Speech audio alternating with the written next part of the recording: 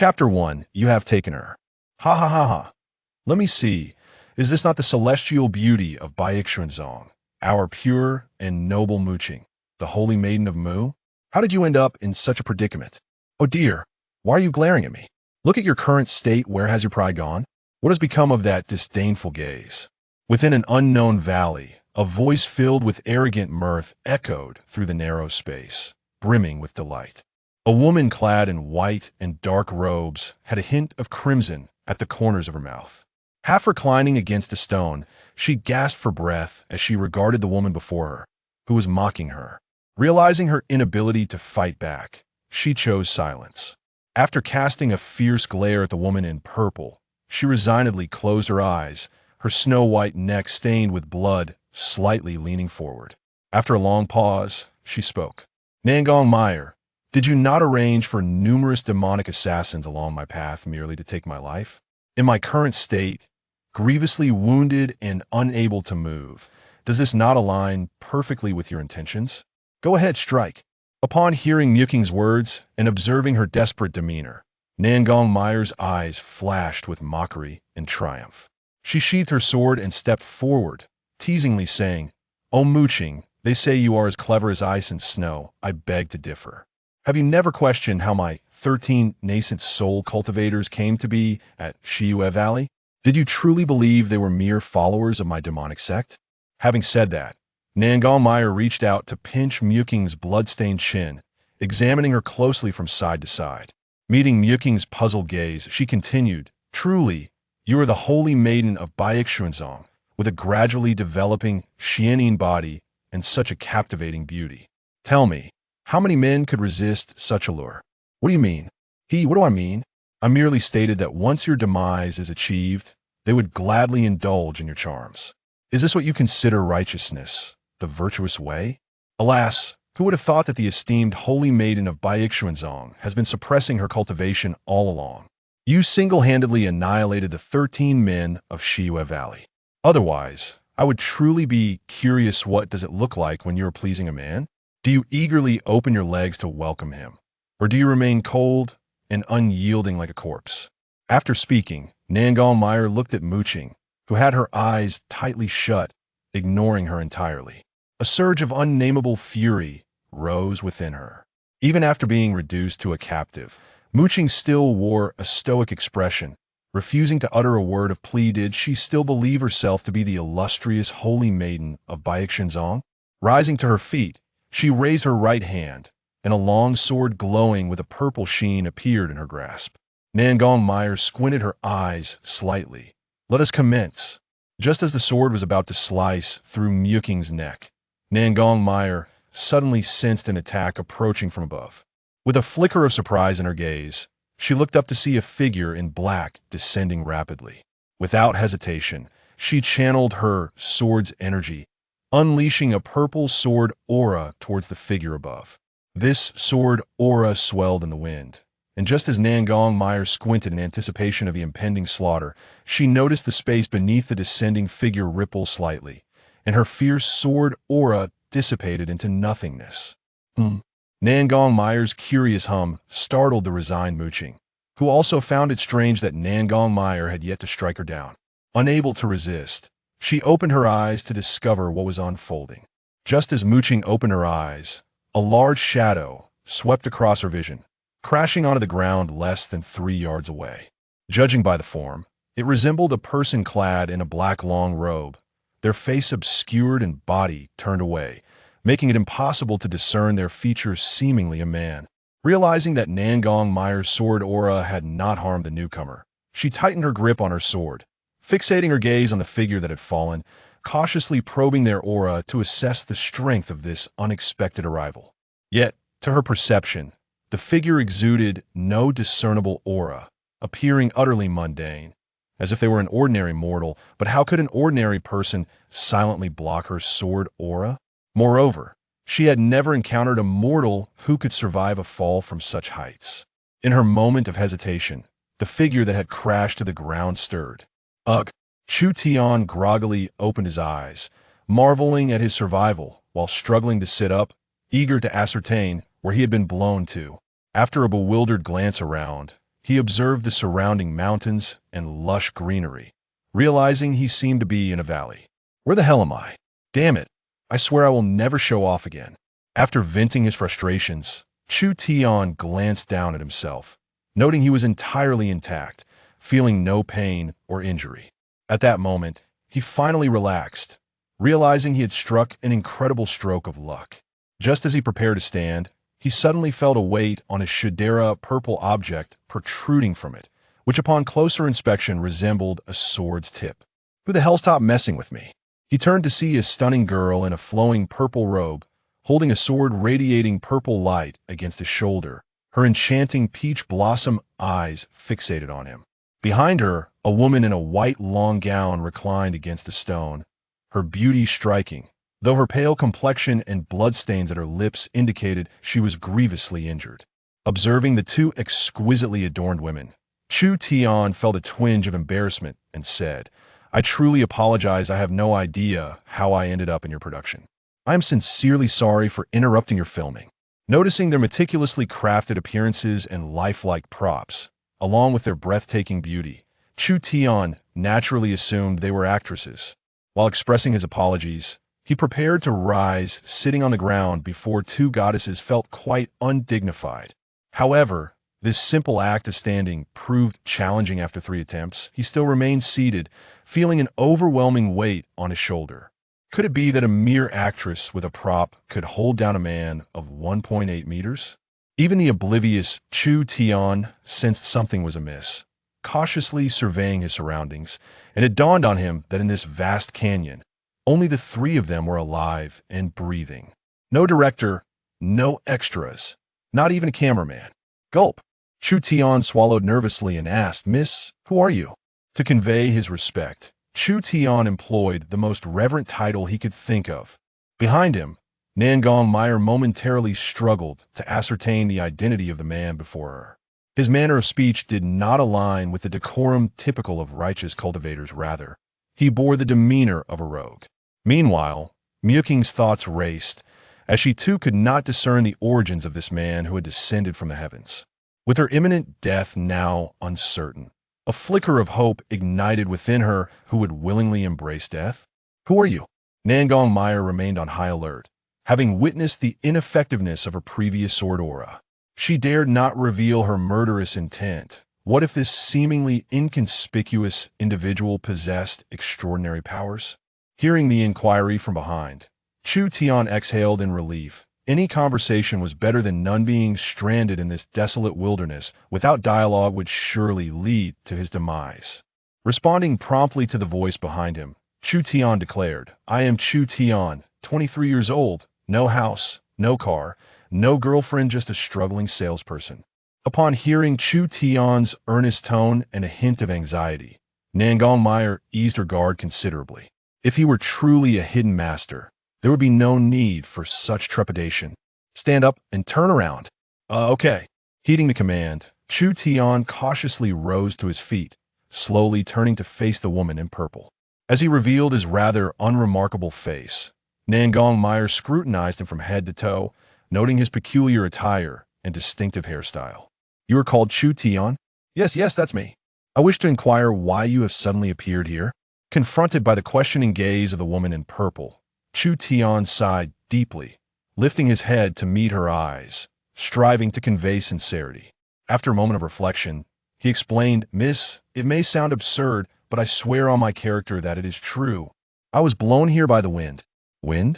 Nangong Meier naturally found Chu Tian's explanation implausible. What kind of wind could carry a person away? A wind strong enough to lift a person. How could an ordinary mortal survive?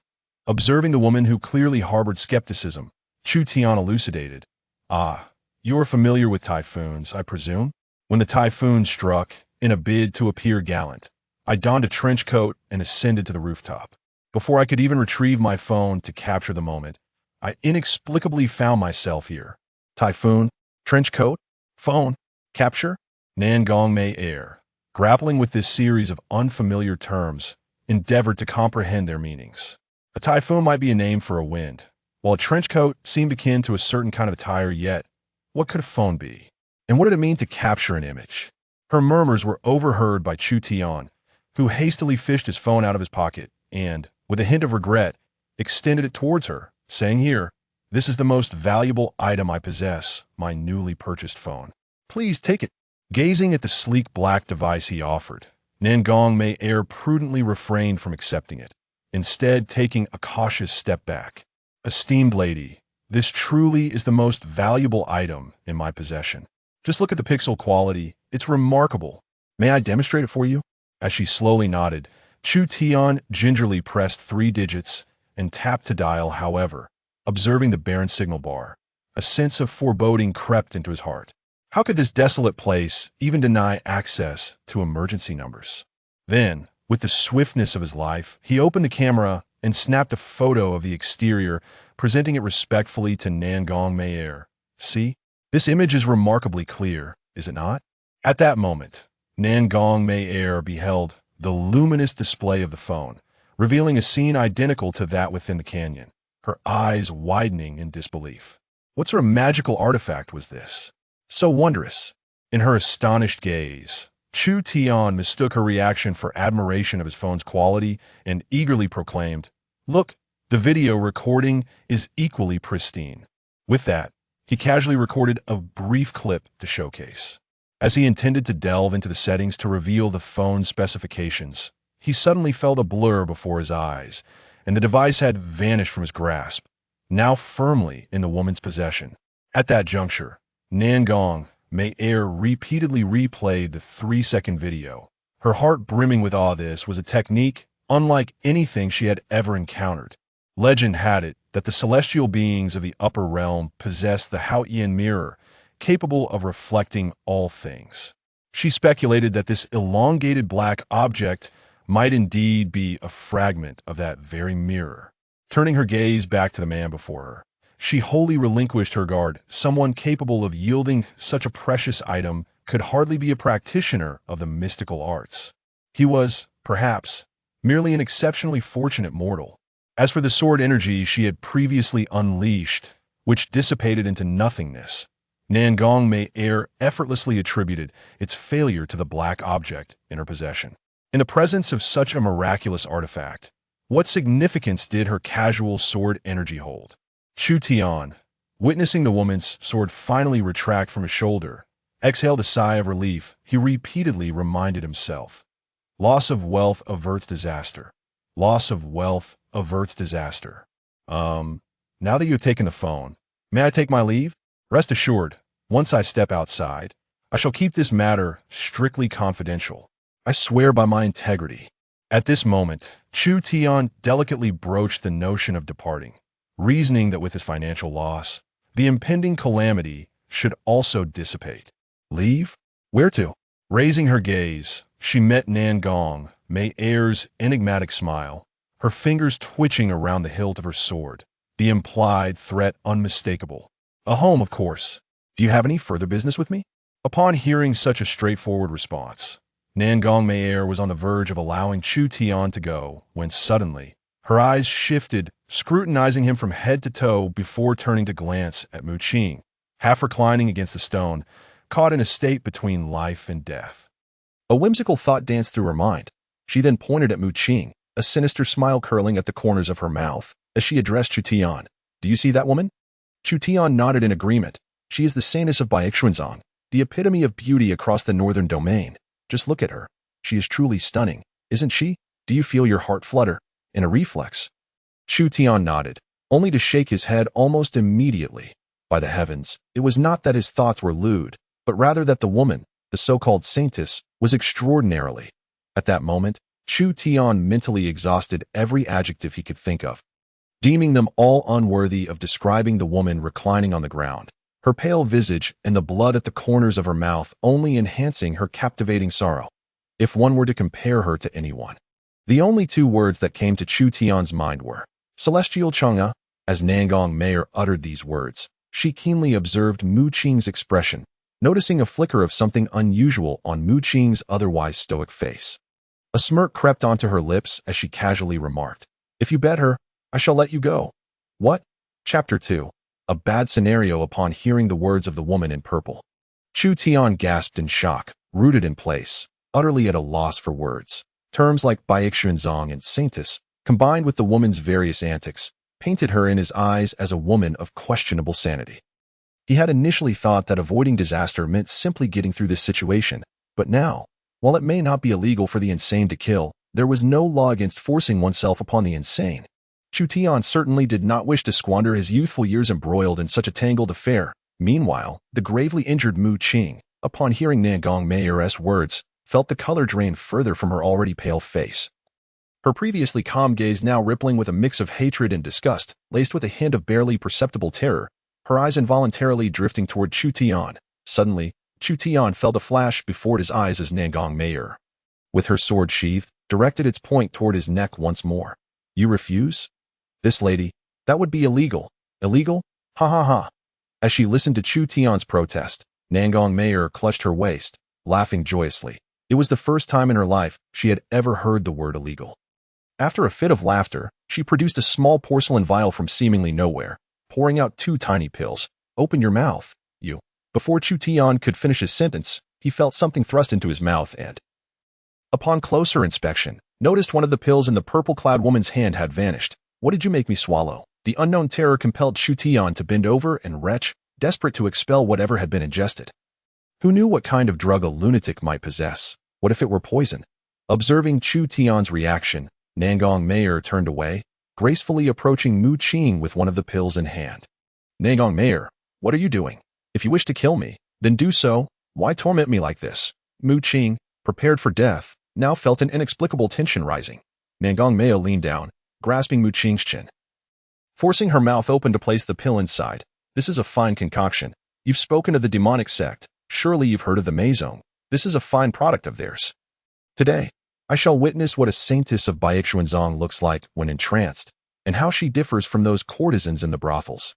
After finishing her sentence, she raised the phone taken from Chu Tian, waving it before Mu Qing's eyes, continuing, this artifact can preserve the Nangong Meier concluded her words, stowing away her phone, and gazed at Mu Qing before slowly speaking.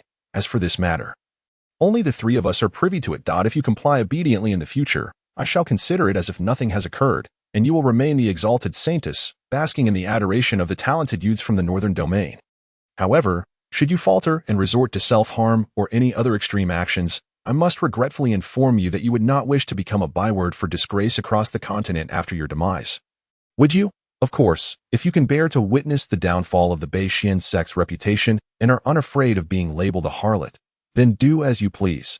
Only upon hearing such a declaration from Nangong Meier did Mu Qing, who had been resigned to her fate, come to a realization. She intended to use the earlier incident as leverage against her, compelling her to act as an insider for the demonic sect among the righteous. Mu Qing, you are an astute individual. You ought to know how to proceed. I shall safeguard your little man for you, and when you yearn for him one day, I will allow him to visit you. Without waiting for Mu Qing's response, Nangong Meier seized Chu Tian by the collar, lightly stepping off the ground to ascend into the air and exit the canyon. Chu Tian, who found himself devoid of agency between the 2 women, was still reeling from the situation when he was abruptly lifted by a woman.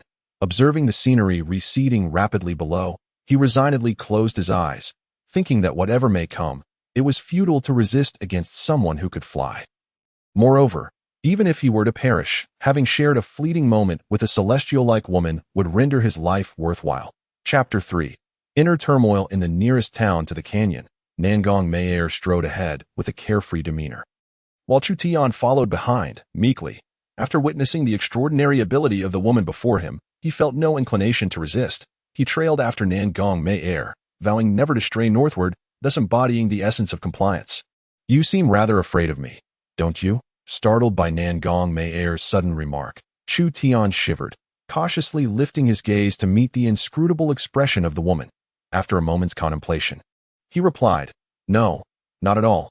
It's just that I have never seen anyone fly before, so I am somewhat astonished. No sooner had Chu Tian finished speaking than he caught sight of Nangong Meier's striking eyes fixed coldly upon him. Despite the bustling street filled with people and vehicles under the bright sky, he felt an icy chill enveloping him, prompting him to quickly amend his statement. No, I fear you might kill me.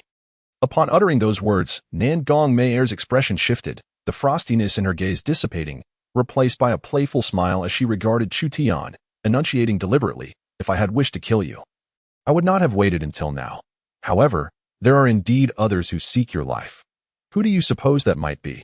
Was it even necessary to guess? He had sullied someone else's purity. Albeit under duress, yet a woman driven to madness retains little reason. The memory of that woman flooded Chu Tian's mind, evoking images of that indescribable scene in the cold visage beneath him, from which 2 lines of tears had streamed forth. The thought sent a tremor through his heart, and mustering his courage, he asked the instigator before him, "You kept referring to her as the Saintess. What is her name? What, have you developed feelings for her after just one encounter? After all, it was my first time too. I should at least know her name." Unfazed by his inquiry, Nangong Meier maintained her nonchalant demeanor, responding in a casual tone, "I didn't realize you were such a sentimental person. Her name is Mu Qing, the exalted saintess of the Beixian sect. At the mention of exalted, the sarcasm in her tone became unmistakable. "All right, let us procure some food in the town, for we must make our escape. If you wish to avoid death, do not hinder me. Otherwise, should your lover's pursuers arrive, you will find it difficult to meet your end in peace. Of course, if you refuse to cooperate, I shall, in light of your defilement of that person, grant you a complete corpse." After Nangong Meier concluded her lengthy admonition and turned to lead the way, a barely perceptible smile flickered across Chu Tian's face. Indeed, when it comes to dealing with women, particularly those of a youthful disposition, the persona of a devoted man proves quite effective. Chu Tian was uncertain what the future held, but for the time being, it appeared his life was not in jeopardy. Back in the canyon, Mu Qing leaned against a rock, her eyes devoid of focus, staring blankly at the azure sky above. Lost in thought, her body, heavily injured and racked with pain, felt insignificant compared to the humiliation brought on by the tearing agony in her lower half. Usually so resolute, she now found herself at a loss for what to do. She longed for an end, yet the contents recorded within the black mirror held by Nangong Meier stripped her of the courage to succumb to death. The thought of that disgraceful scene one day being revealed to the world sent tremors of fear through her already battered body. As the sun gradually dipped toward the horizon, a desperate shout pierced the stillness of the canyon, startling birds preparing to roost. Upon hearing the familiar voice, a flicker of emotion sparked within Mu Qing's empty gaze. As the calls grew nearer, a hint of panic crossed her features. Enduring the agonizing pain, she mustered the strength to sit up slightly, tugging at the hem of her dress to cover her ankles. Then glancing down at her discarded embroidered shoes, she retrieved them and slipped them back onto her feet. At that moment, someone appeared in the sky before her. Naturally, the newcomer spotted Mu Qing lying in the canyon. Upon seeing her in such a state, the visitor gasped. "Miss!" In the blink of an eye, they were at her side, gazing down at the blood-soaked hem of her white dress, urgently exclaiming, "Miss, I have arrived late. Are you all right?" Due to their urgency, a hint of a sob crept into their voice. Hearing the frantic calls of her maid, "Qing Er," Mu Qing turned her head, opening her eyes to reassure her. "Qing Er, I'm fine, miss. I will contact the sect master immediately." With that, she formed a hand seal and pointed skyward, unleashing a streak of crimson light from her fingertip that exploded in the air. The fiery energy coalesced above, forming the characters for Beixian before slowly fading away. The members of the Beixian sect, who had been searching for Mu Qing, converged upon the canyon upon spotting the sect's unique symbol. In mere moments, an elder clad in purple robes with a long beard descended into the canyon. Upon seeing the elder, Qing Er's anxiousness diminished significantly as she hurriedly bowed. "Sect Master, Mu Qing." Catching sight of the newcomer, couldn't help but smile faintly. "Master." The person was none other than Jiang Xianyi, the leader of the Northern Domain's practitioners and the sect master of the Beixian sect. Upon noticing Mu Qing lying motionless on the ground, he swiftly produced a medicinal pill from his robe and placed it in her mouth. Witnessing the pill take effect and color return to her pale cheeks, he felt a weight lift from his heart. Thankfully, Mu Qing had not sustained damage to her essence. Meanwhile, more members of the Beixian sect continued to arrive in the canyon. Upon closer inspection, regardless of the colors of their robes, each bore the embroidered characters of Beixian in intricate gold thread across their chests. They were all elders of the Beixian sect and Mu Qing's fellow disciples. Earlier, Mu Qing's devoted maid, Qing Er, had rushed to the Beixian sect for help, claiming that Mu as the crowd began to disperse. Jiang Xuanya gazed at Mu Qing, who was resting on Xiaoqing's back, and comforted her, saying, "Qing Er, fret not.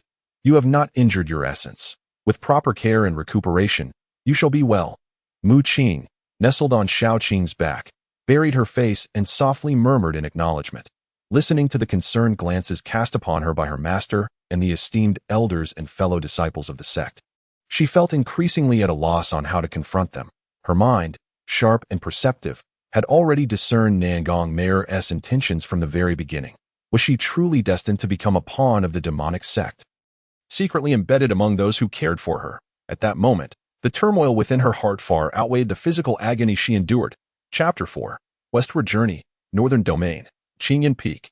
This towering mountain, piercing the heavens like a sword, had at its base a grand gate inscribed with the characters Beixian Sect, written in a flamboyant style, exuding an aura of dominance. Within the Beixian Sect, Jiang Xuanye observed Mu Qing lying on the bed, occasionally glancing at the elder seated beside her, who was checking her pulse. Noticing the elder's brow furrowing multiple times, he couldn't help but feel anxious. Elder Xiao, how is Qing'er's condition? Elder Xiao Wang, the head of the Pill Pavilion, looked at the worried sect leader and reassured him. Sect leader, Mu Qing's condition is not dire. Her current weakness and faintness are merely after effects of forcibly elevating her power using the sect's secret techniques. Additionally, a few injuries have slightly affected her heart and lungs. With proper nurturing, she will recover fully. Tomorrow, I shall concoct 2 gentle vitality-restoring elixirs and send them over, ensuring that Mu Qing is left without any hidden ailments. After speaking, Elder Xiao glanced at Jiang Xuanye, appearing to hesitate. Upon hearing that Mu Qing was not in serious danger, a weight lifted from Jiang Xuanye's heart, dispelling the gloom that had loomed due to his disciple's injuries. Seeing Elder Xiao's hesitance, he smiled and urged, Elder Xiao, please speak your mind. Why the hesitation? Observing the change in Jiang Xuanye's demeanor, Elder Xiao contemplated for a moment before continuing. Sect leader, it appears that Mu Qing's spirit has been shaken, and her resolve is somewhat unstable. I hope the sect leader can take heed. Unfortunately, I am at a loss regarding this matter. Qing'er has always been proud and resolute. Why would her spirit falter and her resolve waver? For a cultivator, instability in one's resolve is a grave taboo. At best, it leads to stagnation in progress, and at worst, it could result in madness, with life hanging by a thread. Hearing Elder Zhao's concerns, Jiang Xuanye's heart sank once more as he furrowed his brow, incessantly speculating what could have transpired with his beloved disciple. If it were merely an assassination attempt against her, such a situation should not arise. The resolve of a cultivator is not so easily shattered. Moreover, Mu Qing had faced numerous battles. As Jiang Xuanye pondered with his head bowed, Elder Xiao quietly exited the room and flew towards the Pill Pavilion. About an hour later, Jiang Xuanye's team, tasked with investigating the battlefield, returned. Upon seeing the lead elder's grim expression, Jiang Xuanye sensed that significant discoveries had been made. The group entered the hall and greeted Jiang Xuanye. Sect leader. Once the formalities were observed, Jiang Xuanye eagerly inquired, Elder, what did you find? In a huff, the elder replied, Sect leader, it seems that our Beixian sect has long neglected worldly affairs, allowing audacious miscreants to strike against us. What do you mean? At the site of the ambush on Mu Qing, 5 corpses remained, and upon investigation, 3 were identified as members of the Xianbing Pavilion from the Northern Domain, while the other 2 were princes of the Daqian dynasty. Sect leader, the sects of the Northern Domain and the secular powers have dared to lay hands on our sect as Holy Maiden. This is truly an affront to our authority. Jiang Xuanye was momentarily taken aback. But then a thought struck him, and he quickly asked, Elder, is there no room for error in this matter? Sect leader, I assure you, there is no mistake. The corpses were clad in black robes, concealing their presence with magical artifacts. Yet their faces cannot be faked. I have long been responsible for our sect's external affairs, and I recognize these individuals. Most importantly, the wounds on their bodies were inflicted by Mu Qing's apprentice's frostfall sword technique. This alone is sufficient evidence that they were opponents of Mu Qing. Hearing the elder's confident assertions, Jiang Xuanye instinctively thought of Mu Qing, musing, could it be that Qing'er recognized them during the fight? Jiang Xuanye surmised that only such a revelation could disturb the usually proud disciple's spirit. After all, in the Northern Domain, these sects were nominally under Beixian sect's command. Betrayal by one's own could very well be the source of her disquiet and the damage to her resolve. Though this explanation seemed somewhat tenuous, it was indeed the most logical analysis available at present. With this thought, Jiang Xuanye's expression darkened, and he turned to the elder who had just returned, asking, Since you were certain of their involvement, what do you believe should be our course of action? After a moment of hesitation, the elder looked at Jiang Xuanye and clasped his hands together, saying, It is entirely up to the sect leader's judgment. If it had been an ordinary disciple injured, he would have taken responsibility, but this time, It was the sect leader's disciple, the holy maiden of Beixian sect. The matter was far from simple. The elder surmised that this time many lives might be lost. Just as he thought this, Jiang Xuanye's calm voice reached his ears. As for the elder of the Xianbing Pavilion, since they are elders, they surely have disciples as for the secular Daqian dynasty. Let not those princes' households remain. With that, Jiang Xuanye rose and strode towards the back of the hall. The elder sighed inwardly, realizing the prince's household surely contained numerous individuals, most of whom were ordinary folk. He could only hope that those few from the Xianbing Pavilion did not have too many disciples. Otherwise, it would be a massacre. Meanwhile, Jiang Tian was dispatched with Jiang Xuanye's orders to the nearby cities to request assistance from the local lords in tracking down the movements of the demonic clan. The local lords were quite cooperative, for in the northern domain, the Beixian sect's word was always heeded. Regrettably, before Jiang Tian could act, Nangong Meier, having anticipated the situation, quietly departed with Chu Tian. The burden she carried. Under the bright moon, in an unknown mountain range, Chu Tian cautiously turned the 2 mountain chickens roasting over the fire, anxious not to scorch them. Having gone a day without food, he relied solely on these chickens to stave off hunger. Otherwise, tomorrow would bring yet another day of starvation. The woman who had fled with him, Nangong Meier, could forego meals, but he could not. By the end of the day, he was already famished. These 2 chickens were only procured after much persuasion on his part with that woman amidst the mountains.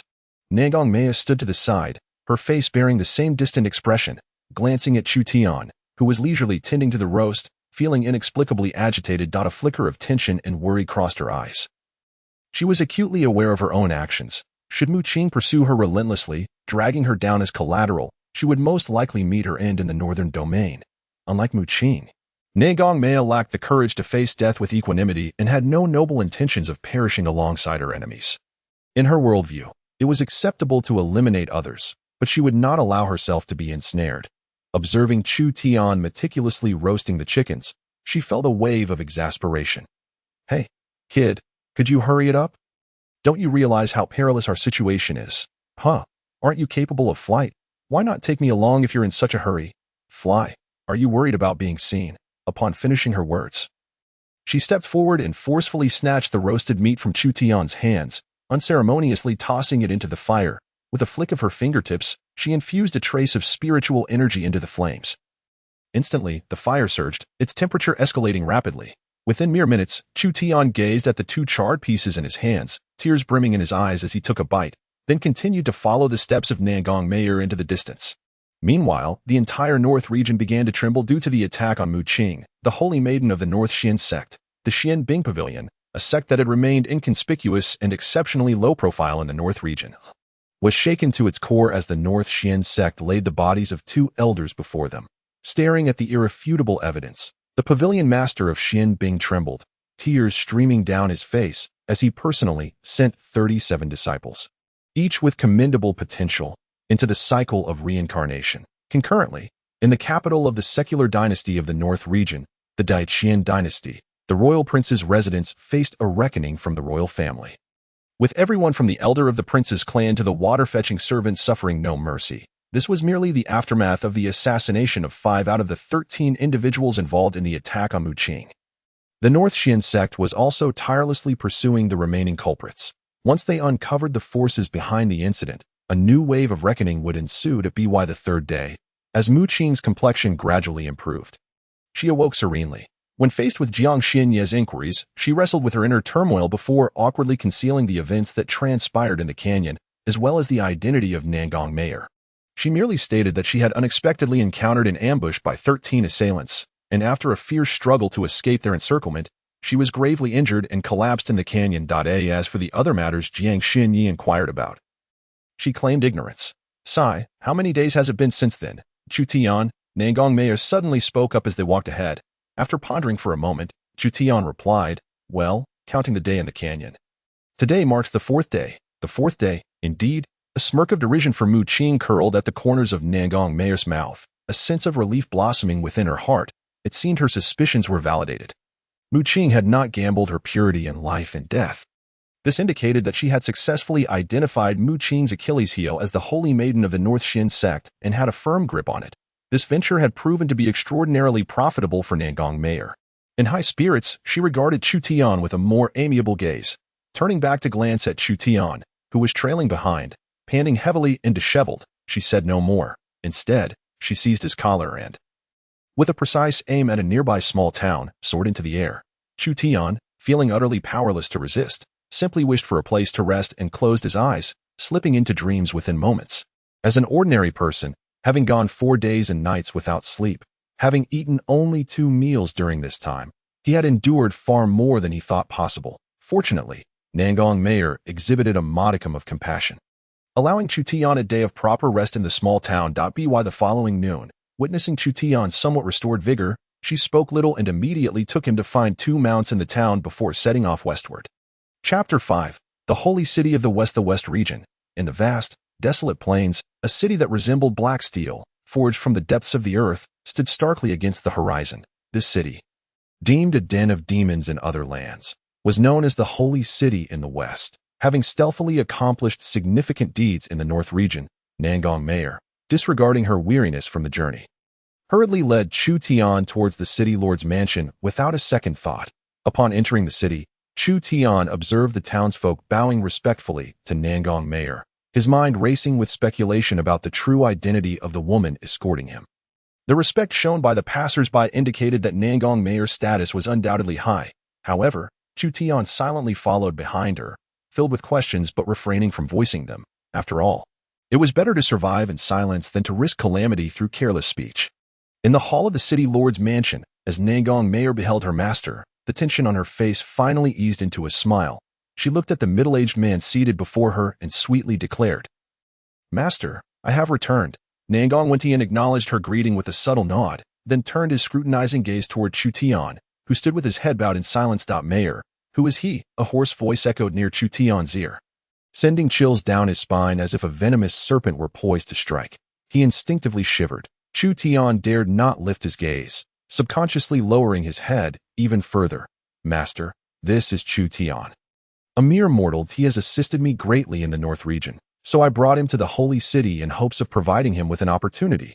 "Chu Tian," Nangong Meier murmured, then fixed his gaze on Chu Tian, his raspy voice commanding once more, "Lift your head." Realizing the command was directed at him, Chu Tian hesitated briefly before cautiously raising his head. Upon making eye contact with Nangong Meier, a wave of terror washed over him. As if he were being scrutinized by a great horror, cold sweat immediately drenched his clothes, and his complexion paled. An overwhelming fear surged from the depths of his soul that it felt as though he were not gazing upon a man, but rather a malevolent and cunning serpent. The man's eyes, shaped like inverted triangles, brimmed with malice, fixated upon Chu Tian, while his high cheekbones and gaunt features spoke of a heart ruthless and unyielding. Just as Chu Tian felt he might falter and collapse, inexplicably, a warm and fiery sensation blossomed in his lower abdomen, coursing throughout his body. This warmth enveloped him wherever it traveled, particularly soothing his racing heart, which gradually settled into a steady rhythm. With the aid of this warmth, Chu Tian found his fear of the man before him diminishing significantly, and the pallor of his face began to fade, returning to a healthy hue. Observing Chu Tian's initial trembling and pallid complexion, Nangong Meier's heart made a decisive turn. He had initially thought this man brought by Meier held some exceptional quality, but it appeared he was merely a silver-plated spearhead. However, just as Nangong Meier dismissed Chu Tian's significance, he noted the latter's remarkable transformation. His trembling ceased, his color returned, and even his breath steadied. This shift piqued Nangong Meier's interest. Such rapid adaptability in a mere mortal was indeed rare. Yet, with no time to spare for Chu Tian at that moment, he turned his focus back to Nangong Meier. "Meier, please recount your journey to the North region. I wish to make a decision." Upon hearing her master's words, Nangong Meier pondered briefly before summarizing her undertakings in the North region, omitting, of course, the events that transpired in the Nameless Canyon.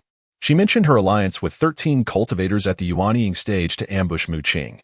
Yet despite their efforts, Mu Qing had fought her way out, gravely injured, and vanished without a trace. This account naturally reached Chu Tian's ears, and although he felt perplexed, he refrained from speaking up, as he had been a participant in the latter events. Thus, he chose to suppress his curiosity and remained quietly in the background. Seated in the hall, Nangong Meier listened to Nangong Meier's recounting, nodding inwardly, especially pleased to hear of her incitement of other cultivators in the North region against Mu Qing. When he learned that Mu Qing had been gravely injured but survived, he did not reveal any additional emotion. After a moment of contemplation, he stated, "Rest for now. According to our agreement, you have half a month before your pact with Yun. He has yet to return, so we shall wait for his arrival to deliberate further." "Understood," Nangong Meier replied respectfully, bowing before leading Chu Tian out of the hall. As the two exited his line of sight, Nangong Meier suddenly spoke softly, "Duh." At his words, a figure materialized in the air, appearing as if conjured from thin air. Clad in black robes that obscured their features, the newcomer approached Nangong Meier and knelt on one knee, declaring, "My lord, investigate the happenings in the North region and ascertain their truth." "Yes," the figure in black assented and, without a moment's delay, vanished from sight as if they had never existed. Upon exiting the lord's mansion, Nangong Meier made her way directly towards a residence situated adjacent to the lord's estate. One glance at the ornate decorations adorning the entrance was enough to discern the extraordinary nature of the abode within.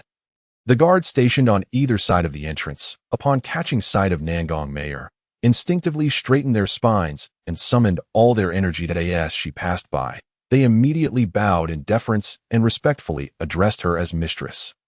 Naturally, Nangong Meier paid no heed to the two inconsequential guards. However, Chu Tian was different. He turned his head with curiosity and scrutinized the situation. "Xiao Wu, this is Chu Tian. Please make the necessary arrangements," she instructed. Without waiting for Chu Tian to respond, she swiftly vanished from sight, leaving him and the young man named Xiao Wu exchanging puzzled glances. After receiving orders, Xiao Wu turned to Chu Tian and, after sizing him up from head to toe, inquired uncertainly, "Chu Tian, what is your cultivation level?" "Cultivation level? Well, I'm just an ordinary person," Chu Tian replied, feeling somewhat embarrassed yet resolutely honest.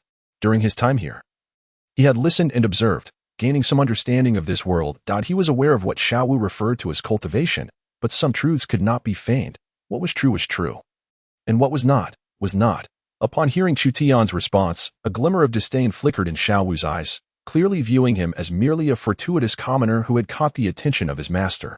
With this thought in mind, Xiao Wu beckoned to two young attendants who approached immediately. He instructed them, "Go. This Chu Tian is new.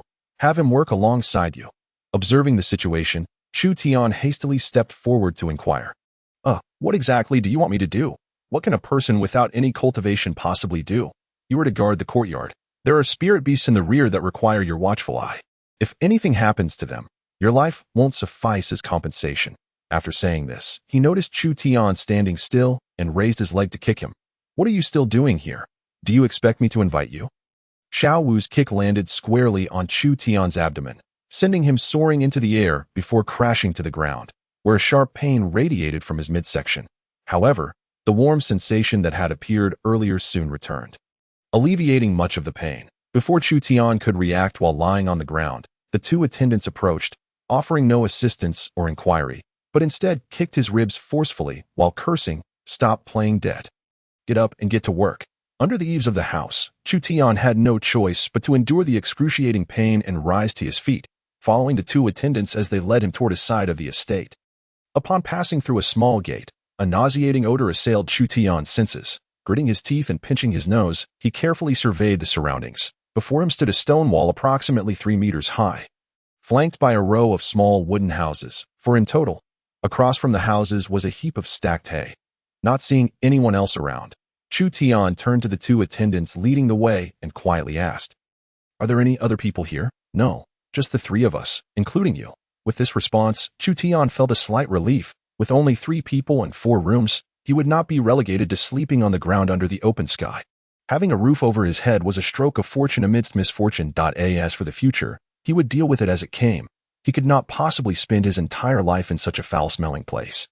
Chu Tian was preoccupied with his thoughts, knowing that his immediate priority was to find a quiet spot to contemplate the warm sensation that had unexpectedly manifested within his body.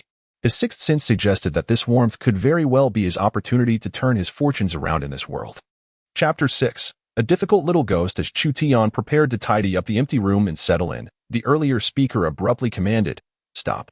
Noticing the puzzled look from Chu Tian, the individual continued with a sinister tone, "Where do you think you're going?"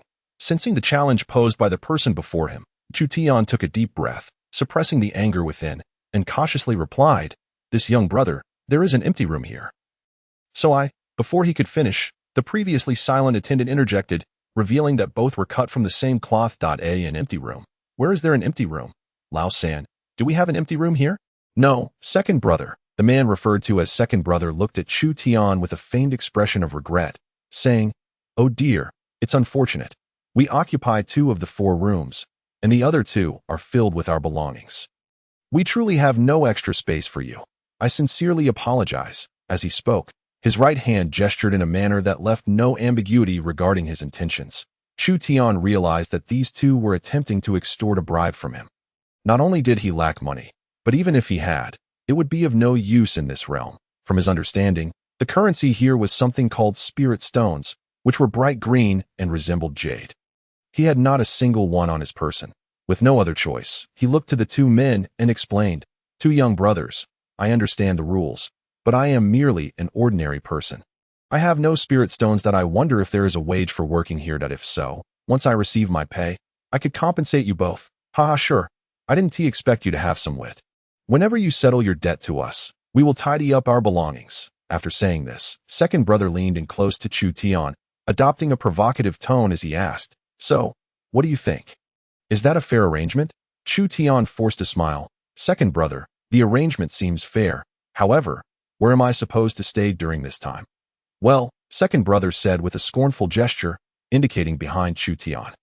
"That's excellent. Hey, don't worry, it won't freeze you." After that, he strolled into the room with Lao San in tow. Chu Tian glanced at the wooden house ahead, then at the mound of hay behind him.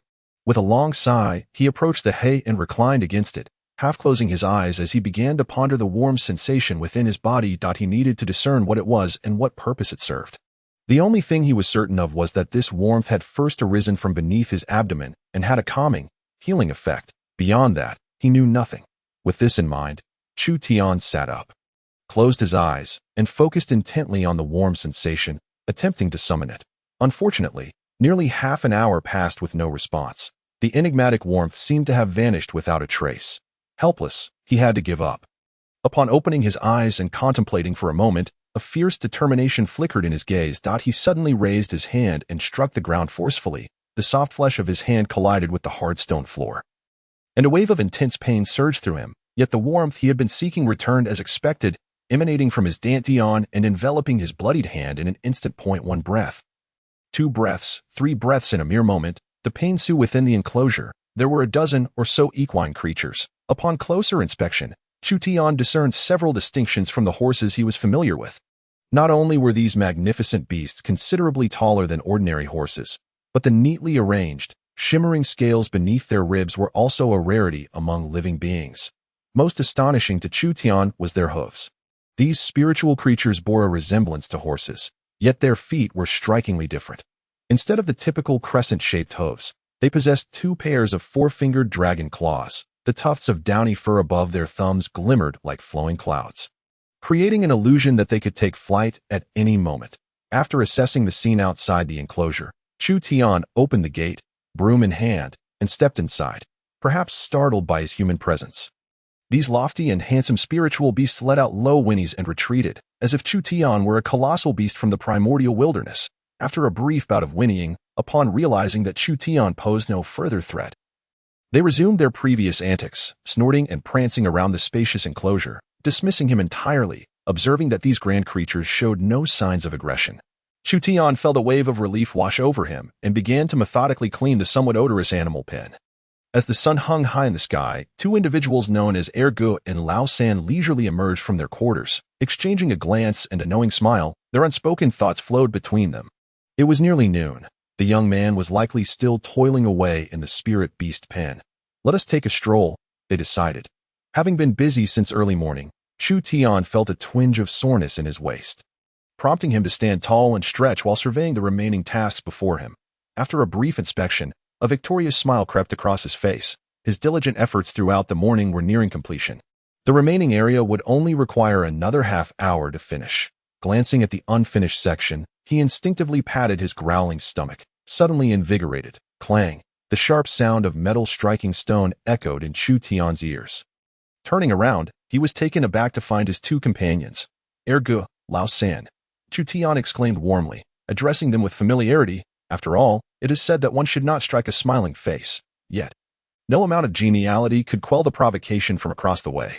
Lao San's beady eye swept over the portion of the pin that Chu Tian had yet to clean, and he pointed, remarking, "Little Chu, your speed is lacking. It's already noon, and you still haven't finished? You're being quite lazy. However, considering it's your first time working, I shall refrain from punishing you. Hurry up and finish cleaning so you can eat." With that, the two of them left, arms linked, sauntering away, watching them depart. Chu Tian took a series of deep breaths, striving to suppress the anger bubbling within him. He repeatedly reminded himself to endure, to be patient, for circumstances were beyond his control, from the force with which they had tossed the broom at him earlier that morning. He recognized that engaging in a confrontation would be futile. Rather than inviting a beating followed by ridicule and bullying, he would bide his time, seeking an opportunity to turn the tables on them. Moreover, Chu Tian had a contingency plan in mind. From Nangong Meier's words the previous day, it was clear she intended to use Mu Qi as a trump card, meant to be deployed at the most critical moment. Her leverage rested solely on a video stored on Chu Tian's phone. However, he had not informed her that the device required charging. Now, it was likely already powered down. Furthermore, he was gambling that Nangong Meier would not impulsively view the romantic escapades captured in that video. It was evident she was naive. Otherwise, she would not have fled in embarrassment from the valley that day. Holding on to this secret, Chu Tian was confident he could persuade Nangong Meier to eliminate a few inconsequential subordinates. With this thought, he muttered, "I hope you don't go too far. Otherwise, none of us will be spared." With a long sigh, Chu Tian alleviated some of his frustration and resumed cleaning the remaining areas. After approximately half an hour, he prepared to exit with the broom in hand, internally praying that some food would be left for him. He grasped the iron door and knocked once, twice, thrice, observing the door remain still. An ominous premonition began to creep into his mind. After a quarter of an hour, Chu Tian confirmed that the two rascals had locked the door from the outside, meaning he would not only go without a meal today, but also be forced to endure the company of these creatures for the remainder of his time, until someone arrived or they had a change of heart. But it was evident that they possessed little in the way of conscience. Praying for someone to come was the only action left to Chu Tian. Chapter 7. Xiao Wu. Wu Yi. When Chu Tian finally emerged the next day, it was already noon, signifying that he had spent an entire day within the filthy spirit beast pen, even sleeping there. As the iron door swung open, he was greeted not by anything other than the sight of his own massive fists. Regrettably, having been locked away and starved for 2 days, Chu Tian lacked the strength to deliver a powerful blow. Before he could strike anyone, his legs gave way beneath him. Lao San, quick on his feet, took a nimble step back while extending his arm to strike Chu Tian. The young man fell to the ground like a bundle of dry twigs, remaining motionless for a long moment. Yet Lao San showed no intention of sparing him. He approached and delivered a kick to Chu Tian's ribs, the sound of cracking bones resonating in his ears, accompanied by searing pain. Gritting his teeth, Chu Tian remained silent, vowing inwardly, "If you don't kill me today, I will surely repay you with vengeance one day." Enduring the blows in silence, Chu Tian harbored his fierce resolution.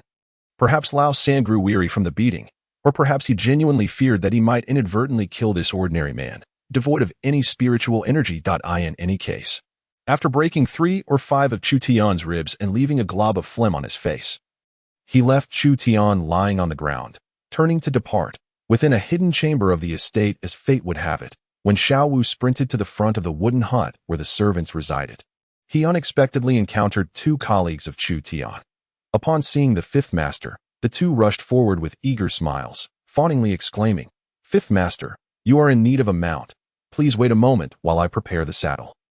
Xiao Wu dismissed their sycophancy, recalling how he had previously observed them chatting and laughing as they approached, their demeanor carefree and devoid of any signs of fatigue. A sense of foreboding suddenly surged within him. Turning to the 2, he inquired, "I must ask, where is young Master Chu?" "Young Master Chu?" The 3rd servant scratched his head, mumbling, "5th master, are you referring to that rascal Chu Tian?" "Indeed. Where is he?" "The master has summoned him specifically." In response to the 5th master's query, the 3rd servant instinctively gestured towards the direction of the gate. Without a moment's hesitation, Xiao Wu dashed off. After rounding a corner, a scene unfolded before him that caused his vision to darken and his legs to weaken. There lay a figure unconscious on the ground, and from the attire, Xiao Wu was certain it was Chu Tian, the very person his master wished to see. That black leather outfit could only belong to Chu Tian. Oh dear heavens, Please do not let anything happen to him. Xiao Wu rushed to Chu Tian's side. Observing his unconscious state, he extended a finger to check for breath, and, thankfully, he was still alive. Miss, Nangong Meier remarked, noticing her curious yet hesitant maid. What is it, Xiaoyu? Why do you seem so reticent? Xiaoyu, her face brimming with curiosity, asked, Miss, who exactly is this Chu Tian you speak of? This was the first instance in her life that her mistress had summoned a man to the estate. Naturally igniting the maid's intrigue, Nangong Meier's expression darkened as she turned to Xiaoyu, asking earnestly, You do not know? Huh? Know what? Xiaoyu's large, innocent eyes reflected her confusion, observing Xiaoyu's current demeanor and recalling Xiao Wu's earlier distraction. Nangong Meier seemed to realize something. Her eyes narrowed, and her consciousness expanded from her spiritual core, swiftly enveloping the entire estate. Upon discovering what she sought, her complexion shifted dramatically, and she erupted in fury, slamming her hand on the table, causing the chairs and teacups to shatter in an instant. Meanwhile, Chu Tian, who was awaiting the warmth that coursed through his body to heal his injuries, felt perplexed as he saw the estate's overseer approaching. Although curious, he squinted his eyes and feigned just waking from unconsciousness, hoarsely uttering, Fifth Master. Upon hearing these words, Xiao Wu's expression shifted, and just as he was about to speak, he suddenly sensed a powerful wind approaching from behind.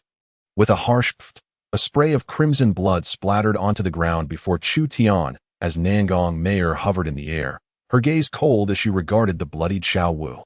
A hint of malice flickered in her eyes as she coldly asked, Fifth Master, you certainly wield considerable authority.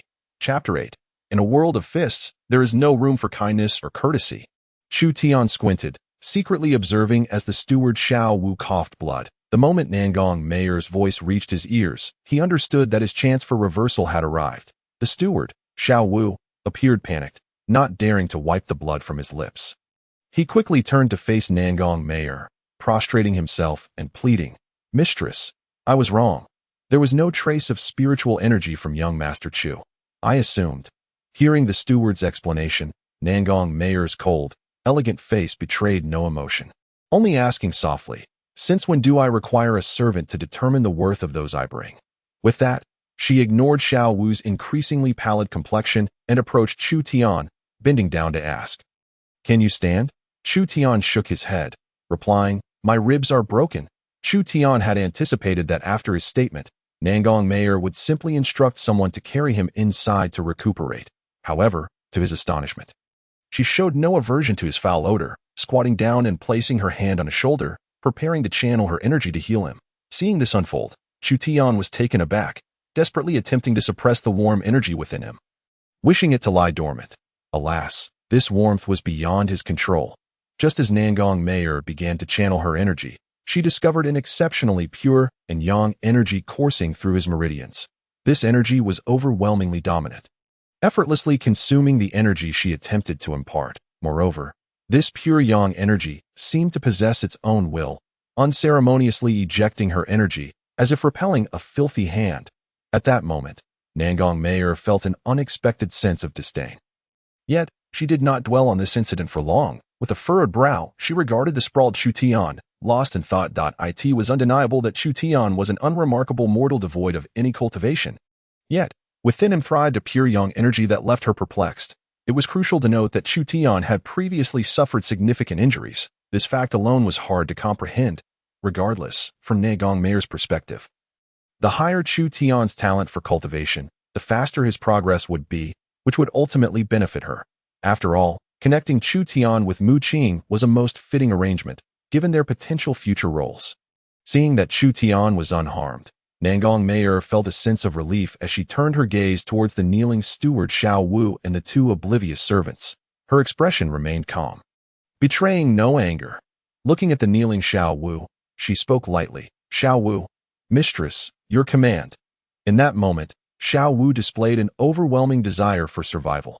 It's fine, rise. Please convey my regards to your father. Thank you. Mistress. Before Xiao Wu could finish his gratitude, a fleeting look of confusion crossed his face, for had not his father passed away long ago? The next moment, realization dawned upon him, swiftly followed by dread. He wished to voice his thoughts but was met with silence. The two colleagues of Chu Tian knelt at a distance, and upon witnessing the steward Xiao Wu's abrupt demise at the mistress's command, They could no longer concern themselves with anything else, repeatedly bowing and pleading for mercy. Mistress, I truly knew nothing of young Master Chu's identity. Please show mercy. Hearing the pleas of his second and third brothers, Chu Tian felt a surge of satisfaction and turned to Nangong Meier, stating, I have but one request. Speak. I have never been bullied like this in my life. Upon hearing Chu Tian's words, the two men trembled. Warmth flooding from their thighs to their heels. Nangong Meier paid them no heed, lifting Chu Tian and soaring away from the foul-smelling, filthy place. After Nangong Meier departed, the maid Xiaoyu, observing the two kneeling men, elegantly stepped forward and removed a hairpin from her hair. That evening, within the pristine and bright dining hall, Nangong Meier watched Chu Tian ravenously consume his meal, a rare expression of embarrassment gracing her features. During their journey through the northern wilderness, she had ensured Chu Tian was not deprived of food, yet upon arriving at her estate, he had been left in a state of utter hunger, which was simply inexcusable. Luckily, she had noticed in time. Had it been 3 to 5 days longer, it was uncertain whether Chu Tian would have survived. After downing a bowl of unknown soup in one gulp, Chu Tian let out a satisfied belch, leaning back in his chair, lost in thought. Are you satisfied? Chu Tian nodded contentedly, then continued, after all your efforts to bring me back, what do you intend for me to do? Is that even a question? You should know. Is it merely to control that woman named Mu Qing? I feel you are somewhat presumptuous. I do not believe Before Chu Tian could finish, he was interrupted by Nangong Meier. Enough. That matter is under my arrangement. Now, let us discuss you. How does it feel to be powerless and at the mercy of the servants? Upon hearing her words, Chu Tian's expression shifted. Do not look at me with such disdain. That was merely a servant acting on their own accord. Had I harbored such intentions, you would not merely have suffered a few broken ribs. At the very least, you would not regard me with such calmness, but rather with fear and reverence. After calming her thoughts, Nangong Meier looked at Chu Tian, her eyes reflecting a rare curiosity as she inquired, Chu Tian, are you aware that a remarkably pure yang energy flows through your meridians? Upon encountering the gaze of Nangong Meier, Chu Tian nodded slightly. Although he was perplexed by Nangong Meier's inquiry, he was acutely aware that she must have sensed something when she made contact with his body earlier that day. In the current predicament, living under someone else's roof, Chu Tian understood all too well that he could not afford to conceal anything from Nangong Meier. Should she discover that he had been deceitful, the consequences would likely extend far beyond merely suffering a few broken ribs. When did you first perceive this pure yang energy? He queried. It must have been just a few days ago. The very day you brought me back. When I faced that man, I was engulfed by fear, as though some dreadful creature had set its sights upon me. That moment, a warm current manifested just below my abdomen, dispelling that fear. After a moment's reflection, Chu Tian continued, yes, it was this warm current that healed my injuries over the past few days. At other times, I cannot sense it. It only appears when I am wounded. Listening intently to Chu Tian's elaboration, Nangong Meier nodded thoughtfully. After a moment of contemplation, she rose and moved behind Chu Tian, resting her palm on his shoulder, carefully channeling a strand of spiritual energy into his body. This time, the infusion was remarkably smooth, encountering no resistance whatsoever. What a peculiar occurrence, she mused silently. With her fingers poised like a blade, she swiftly cut across Chu Tian's forearm, and in an instant, blood stained half of his sleeve. Aware that this was yet another experiment conducted by Nangong Meier, Chu Tian exclaimed, I can feel it. It is navigating toward my wound. Nangong Meier, upon hearing this, resumed her previous position, placing her hand on Chu Tian once more as she attempted to channel spiritual energy again. However, this time, the process was not as seamless as before. The energy was swiftly consumed by that same force, refusing to accept any further infusion. How domineering, she remarked. You cannot control it. Chu Tian inquired, observing his wound, which had ceased bleeding and begun to scab. He shook his head. No, I have attempted to exert control over it, but it does not heed my commands. How intriguing, Nangong Meier thought to herself. She then settled back down across from Chu Tian, her expression serious. You may remain in my residence for the time being. I have not encountered a situation like yours before. Tomorrow, I shall investigate at the city library and share any findings with you. Initially, I intended to guide you onto the path of cultivation today. However, it appears that the techniques I prepared for you may no longer be applicable. Once I ascertain the details, I shall select suitable methods for you. What do you think? Whatever you decide is fine, Chu Tian replied, devoid of any particular enthusiasm. The events of the past few days were crystal clear to him. In this world, there was no such thing as kindness or benevolence. Only the law of the jungle, where the strong prey upon the weak, and might makes right. Nothing more. Seeing Chu Tian nod in agreement without any dissent, Nangong Meier felt quite satisfied. She gazed at him and concluded, "However, this is not something you can take for granted. Do you understand? From now on, you shall work for me, loyal to me alone. Understood?" Nangong Meier's request fell within Chu Tian's expectations. After a moment's contemplation, he turned to her and hesitantly began, "Mistress." Before he could finish, Nangong Meier interrupted, "That's enough, Chu Tian. You are different from them. There is no need to address me as mistress. Within the residence, simply call me Miss, and outside, you may use my name." "Yes, Miss." Nangong Meier smiled at the sound of Chu Tian addressing her as Miss and gracefully departed. The enigmatic energy within Chu Tian had led her to conclude that he was no ordinary individual. Should he excel in his cultivation journey, that moment of calling her mistress would become an indelible stain upon his reputation. Chapter 9. Mu Qing's Western Journey with Nangong Meier gone. Her maid, Yuer, approached Chu Tian and, after a respectful bow, said warmly, "Young Master Chu, I am the Mrs. Maid. Your room has been arranged. Please follow me." "Thank you, young lady. You're too kind. Just call me Xiaoyu." Feeling somewhat embarrassed in the presence of the gentle smiling maid, Chu Tian murmured, "Xiaoyu, I am not really a young master. Just call me Chu Tian. Then I shall call you Brother Chu from now on." "That works." Xiaoyu, quick-witted and perceptive, noted how much her mistress valued the man before her, indicating he was not merely a common subordinate. Even the paper kite lurking beside that man had received less attention during its recruitment as a fellow servant under the Miss. Xiaoyu took the initiative to extend a friendly gesture toward Chu Tian. That night, Chu Tian was finally relieved from the burden of sleeping outdoors, no longer needing to rely on a pile of hay or endure the stench of the spirit beast enclosure. The room assigned to him by Xiaoyu was one of the finest guest rooms in the residence, meticulously cleaned by the household maids well in advance. Chu Tian opened the door. Guided by Xiaoyu, a waft of fragrant smoke rose gently, filling the air with a rich, pleasant aroma that was not at all overpowering. Xiaoyu followed closely behind, accompanied by two other young women, each possessing commendable grace. She addressed Chu Tian, "Brother Chu, these two will serve you from now on. Should you require anything, do not hesitate to let me know that I reside in the front room of the eastern courtyard." "Xiaoyu, this is already more than enough. Your arrangements are quite thoughtful. I'm glad you like it. Brother Chu, I shall take my leave now." After giving a slight wave, Xiaoyu turned to depart, leaving Chu Tian and the two maidens in the not-so-spacious parlor. Exchanging glances, observing the two women clad in deep green robes, Chu Tian felt somewhat awkward. He had never been accustomed to such attentive service. The most he had experienced was perhaps having an extra masseuse during a foot soak.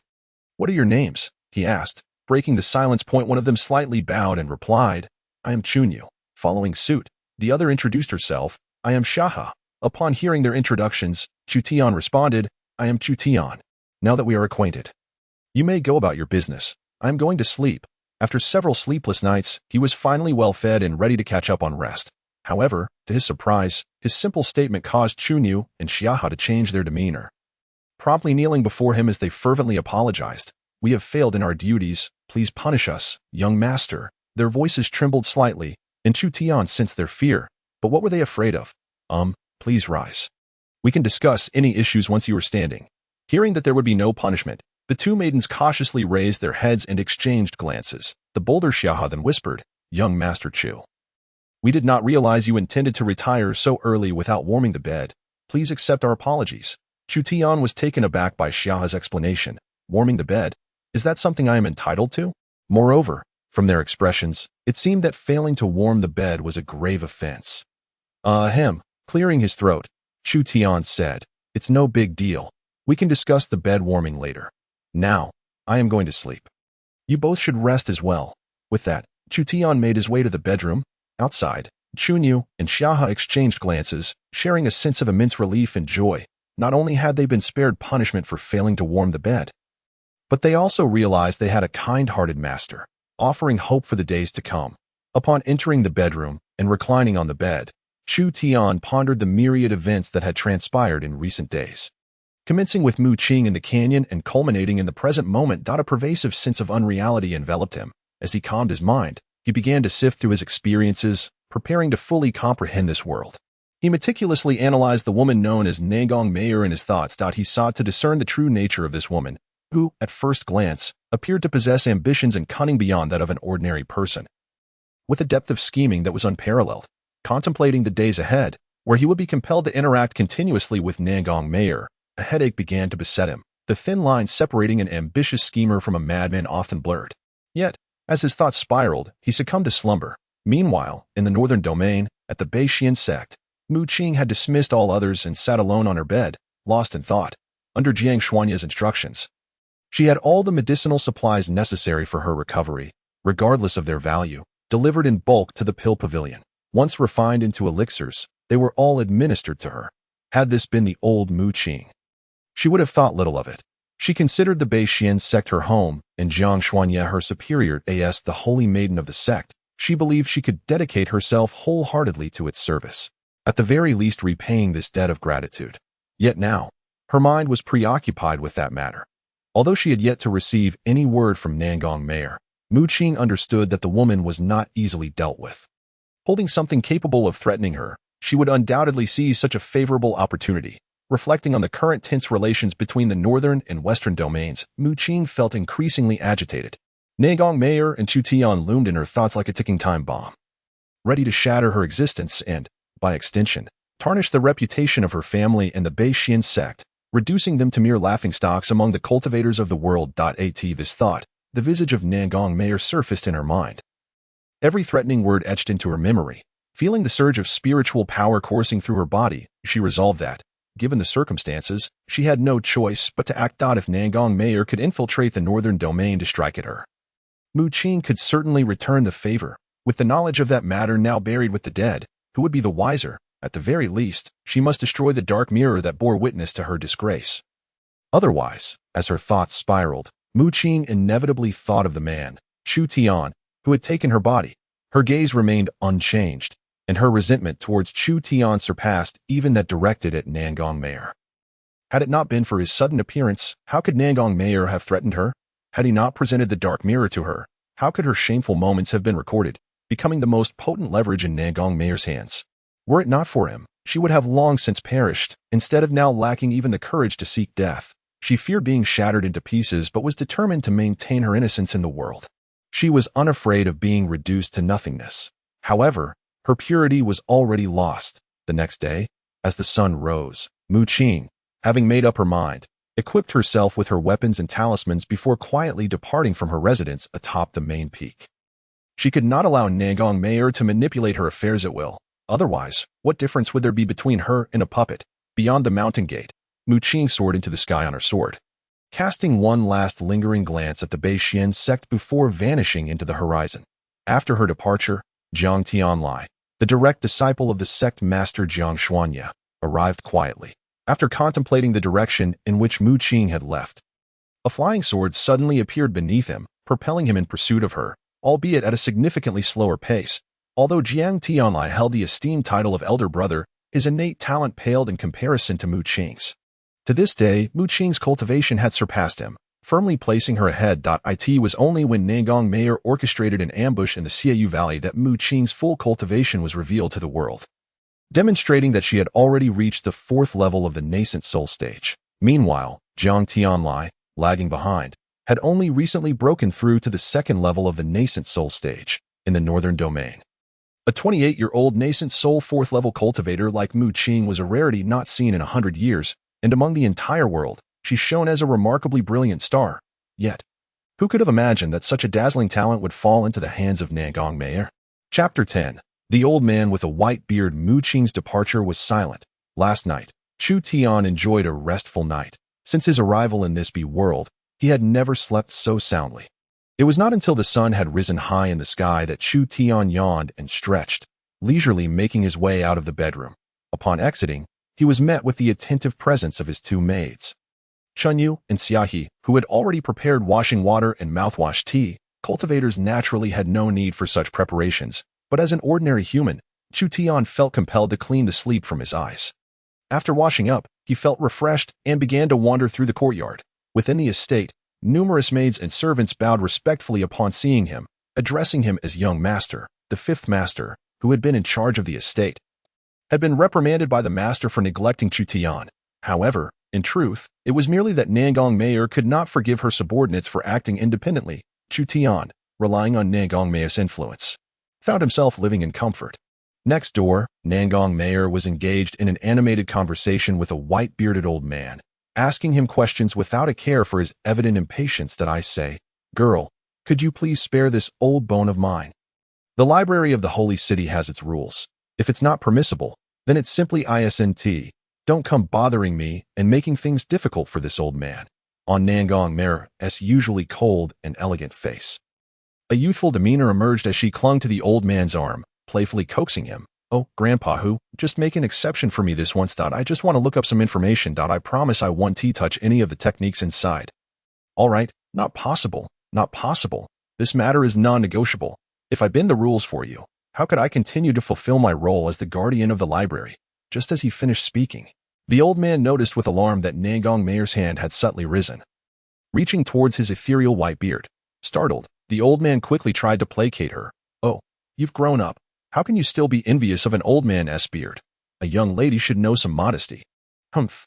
Nangong Meier huffed defiantly. "If you don't let me in today, don't think I want to set your beard on fire." At this, the old man froze momentarily, then seemed to recall something, shivering involuntarily as if haunted by an unpleasant memory.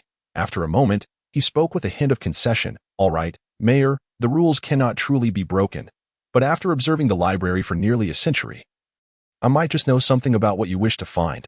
Upon hearing this, Nangong Meier's expression brightened, and she embraced the old man's arm tightly, playfully saying, "Oh, Grandpa Hu, I knew you were the best to me. Ha ha, who else would I support if not you?" The old man chuckled heartily, though a trace of sorrow flickered in his eyes. In the past, he had been known as the Longbeard Butcher, though Butcher was not a flattering title. The moniker of Longbeard had indeed struck a chord with him. "Now, Mayor, do share what you wish to look into," he said. "I still have some knowledge to offer." At this point, Nangong Meier could no longer conceal the matter concerning Chu Tian, and she promptly stated, "Grandpa Hu, I know someone who possesses no cultivation, yet emanates a pure yang energy, as if it possesses a spirit of its own. Whenever he is injured, this energy autonomously roams to heal him. Yet he cannot manipulate it himself. What do you think, Grandpa Hu?" Listening to Nangong Meier, the old man paused, stroking his beard thoughtfully, his brow furrowed as if deep in contemplation. After a while, he did not provide an answer, but instead continued to question her. "Is this person you speak of male or female, and what is his age?" "He's a man, about 25, Nangong Meier replied. Upon hearing this, the old man's tightly knit brow seemed to draw even closer together. His once tender gaze transformed into one of shock and disbelief. "Impossible, absolutely impossible. A 25-year-old man cannot possibly possess something akin to innate vital energy. Such energy can only be cultivated by extraordinary geniuses while still in the womb." "And what do you mean?" Nangong Meier interjected, unable to suppress her curiosity. After a fleeting moment of confusion in the old man's eyes, he revealed no secrets and continued, "Moreover, even if the fetus within the womb possesses innate energy, it will dissipate shortly after birth. Even if great powers pave the way for its arrival, at most, this innate energy will be dispersed within the flesh, nourishing the blood, meridians, and the vital organs. I have never heard of any innate energy persisting within the body indefinitely." Having listened to the old man's words, Nangong Meier remained momentarily stunned. She was aware that the energy within Chu Tian was extraordinary, but she had not anticipated its overwhelming strength. It seemed that by mere chance, she had stumbled upon an exceptional talent. As she processed this revelation, she intended to speak, but the old man interjected, "This matter requires further discussion. Perhaps it is merely a form of pure energy. It's possible that the lad accidentally ingested some extraordinary treasure. My dear girl, I ask you, is the person you mentioned still Chu Yang? Is he still a virgin?" The old man's blunt inquiry caused Nangong Meier to blush deeply. Did she not know whether Chu Tian was a virgin? After all, she had been right there. Although she initially wanted to conceal the truth, the earnestness in the old man's questioning compelled her to suppress her embarrassment and respond. "No. Are you certain?" the old man pressed. Nangong Meier, meeting his gaze, disregarded her flushed cheeks and nodded slightly. "Yes, he is definitely not." Upon hearing her definitive response and observing her blushing face, the old man nodded knowingly, but chose not to pursue the matter further. Instead, he said, "My dear girl, Your words alone leave me somewhat uncertain. Might I have the pleasure of meeting the gentleman in question? You have piqued my curiosity, and if I do not see him today, I fear I shall lose sleep over it." Nangong Meier pondered briefly, a spark of determination lighting her eyes before she nodded. "All right, but grandfather who? After you meet him, no matter what happens, you must keep it a secret. I do not wish for my master to find out. I truly do not want another junior disciple." Clearly, her earlier response had led the old man to misunderstand her intentions. Yet, embracing the error might not be such a bad choice. Who knew how many good bones would remain after handing Chu Tian over to that old coot Nangong Meier? Within the Nangong residence, Chu Tian lay leisurely on a sun chair in the garden. Basking in the sunlight, always tranquil and serene, the servants, well aware that this young man was a guest personally brought by their young mistress, dared not act indiscreetly. By noon, having consumed only a few bites of pastries earlier, Chu Tian felt hunger pangs. Chunyu had prepared a meal for him, while Xiahe stood respectfully by, refilling his tea. An observer, one might easily mistake Chu Tian for the master of this estate. As the previous restraint he exhibited had vanished entirely, this transformation was solely due to the conversation he had with Nangong Meier the day prior, which had completely set his mind at ease. Unless something significant went awry, it seemed he would be working for Nangong Meier for a considerable time, and correspondingly, he would embark upon the legendary path of cultivation, as Chunyu quietly approached to inform him that lunch was ready. Nangong Meier arrived at the courtyard accompanied by an elderly man with white hair and a beard. Observing Chu Tian's relaxed demeanor, the old man felt increasingly certain that there was an intimate, albeit unspoken, connection between the young man and Nangong Meier. He understood her well. This girl would never tolerate anyone behaving so casually in her home. Not even her closest senior brother was permitted entry into her private quarters. Nangong Meier, the mistress of the residence, also noticed Chu Tian's comfortable posture. Regardless of her feelings, she had to feign indifference in this situation. Rather than calling out to Chu Tian, she took the old man by the hand and walked towards him. Coincidentally, as Chu Tian lay sprawled on the chair, Chunyu was just informing him of the meal's readiness, and he was oblivious to the approaching Nangong Meier. Xia noticed them and was about to greet Chu Tian when Nangong Meier immediately gestured for silence. Xia obediently closed her mouth and stepped aside, lowering her gaze to the ground. Chu Tian. Nangong Meier's call startled not only Chu Tian, but also Chunyu and the old man beside her. Hu Xianxing turned his head in disbelief to glance at Nangong Meier, who had grown up before his eyes. When had she ever called someone with such a tone? The way she called out Chu Tian was intimate yet playful, reminiscent of a young girl calling for her beloved. Xiao's heart raced, and Chunyu, unaware of the unfolding scene, visibly jumped at the sound of her voice, quickly turning around. Upon recognizing the visitor, she immediately greeted. "My lord." Chu Tian also heard the call, but perhaps due to the limitations of his mortal form, his reaction was a moment delayed. It was only after Chunyu acknowledged him, standing still like Xiahe, that he sat up from his chair and casually responded with a nemum. Seeing this, Nangong Meier remained composed, wearing a gentle smile, and inwardly praised. "Well done." Hu Xianxing, having witnessed everything, was convinced of the bond between Nangong Meier and Chu Tian. Fearing that Chu Tian might address her as Miss, she stepped forward and introduced, "Chu Tian, this is my elder, grandfather Hu." As she spoke, she moved closer to Chu Tian and gently urged, "Please greet grandfather Hu." Chu Tian, confused, looked at the transforming Nangong Meier. Suppressing his curiosity, he turned to the old man, bowing in respect. "Grandfather Hu." Hu Xianxing regarded the young man who bowed before him and the gentle Nangong Meier standing beside him, nodding subtly. Good. So, you are Chu Tian? Not bad, young man, quite spirited." Nangong Meier, relieved that the introduction had gone smoothly, turned to Chu Tian and said, "Chu Tian, grandfather Hu is here to check on your health, so there is no need to be nervous." Upon hearing this, Chu Tian nodded. He was currently devoid of any power, reliant solely on the mysterious warmth within him as his assurance in this world that he knew he was currently powerless. If he could not showcase his talents on the path of cultivation, he would truly be destined to rely on others for the rest of his life. "Chu Tian, come closer. Let me sense your aura." Hu Xianxing's voice prompted Chu Tian to step forward, feeling a surge of apprehension about his future. As the old man's hand rested on his shoulder, Chu Tian tensed, his heart pounding and breath becoming erratic. He could distinctly feel a cold energy entering his body through his shoulder, igniting a wave of impatience within him. He longed to command the warmth inside him to manifest.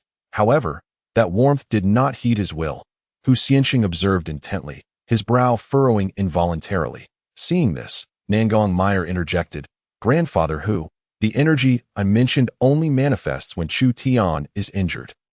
"Ah, I see. I was too hasty," he replied. Realizing what he should do, Chu Tian turned to Nangong Meier, requesting a blade. She handed him a dagger without hesitation.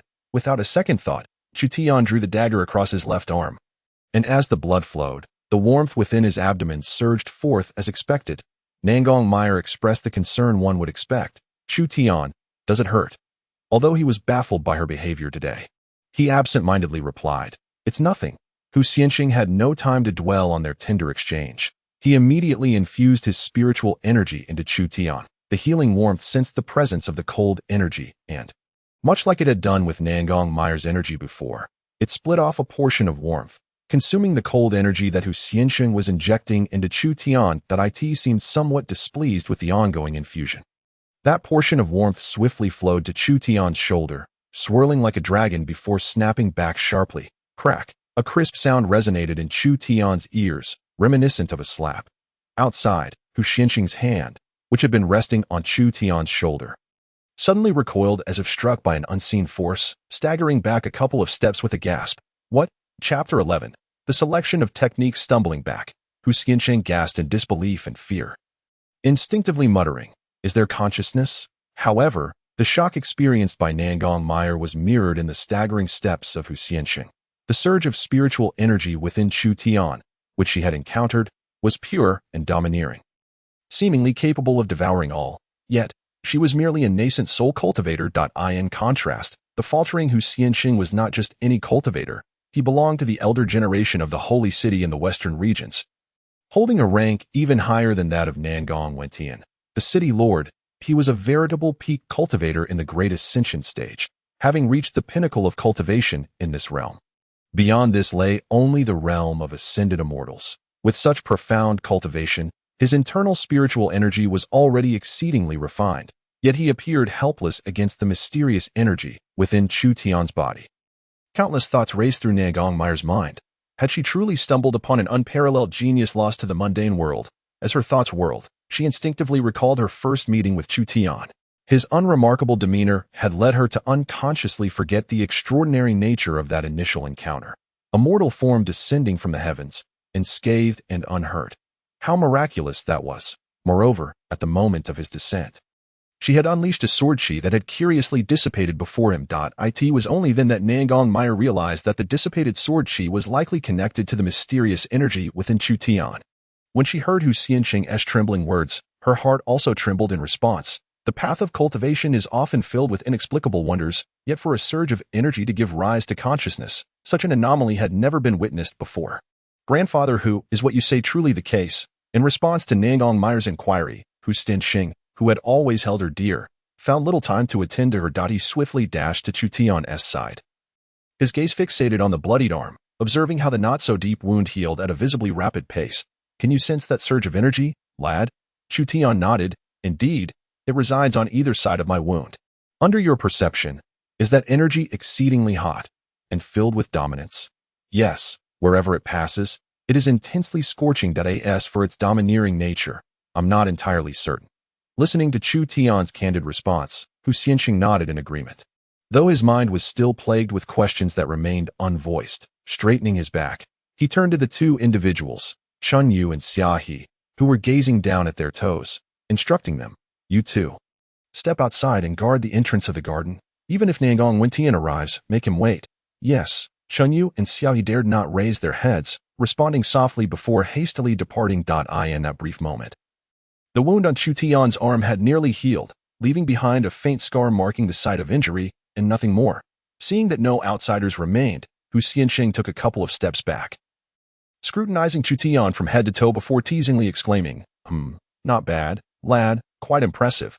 Although you lack abilities at present, you are indeed a remarkable talent." I always said, with Meier's discerning eye. How could she possibly be drawn to mediocrity? "Huh.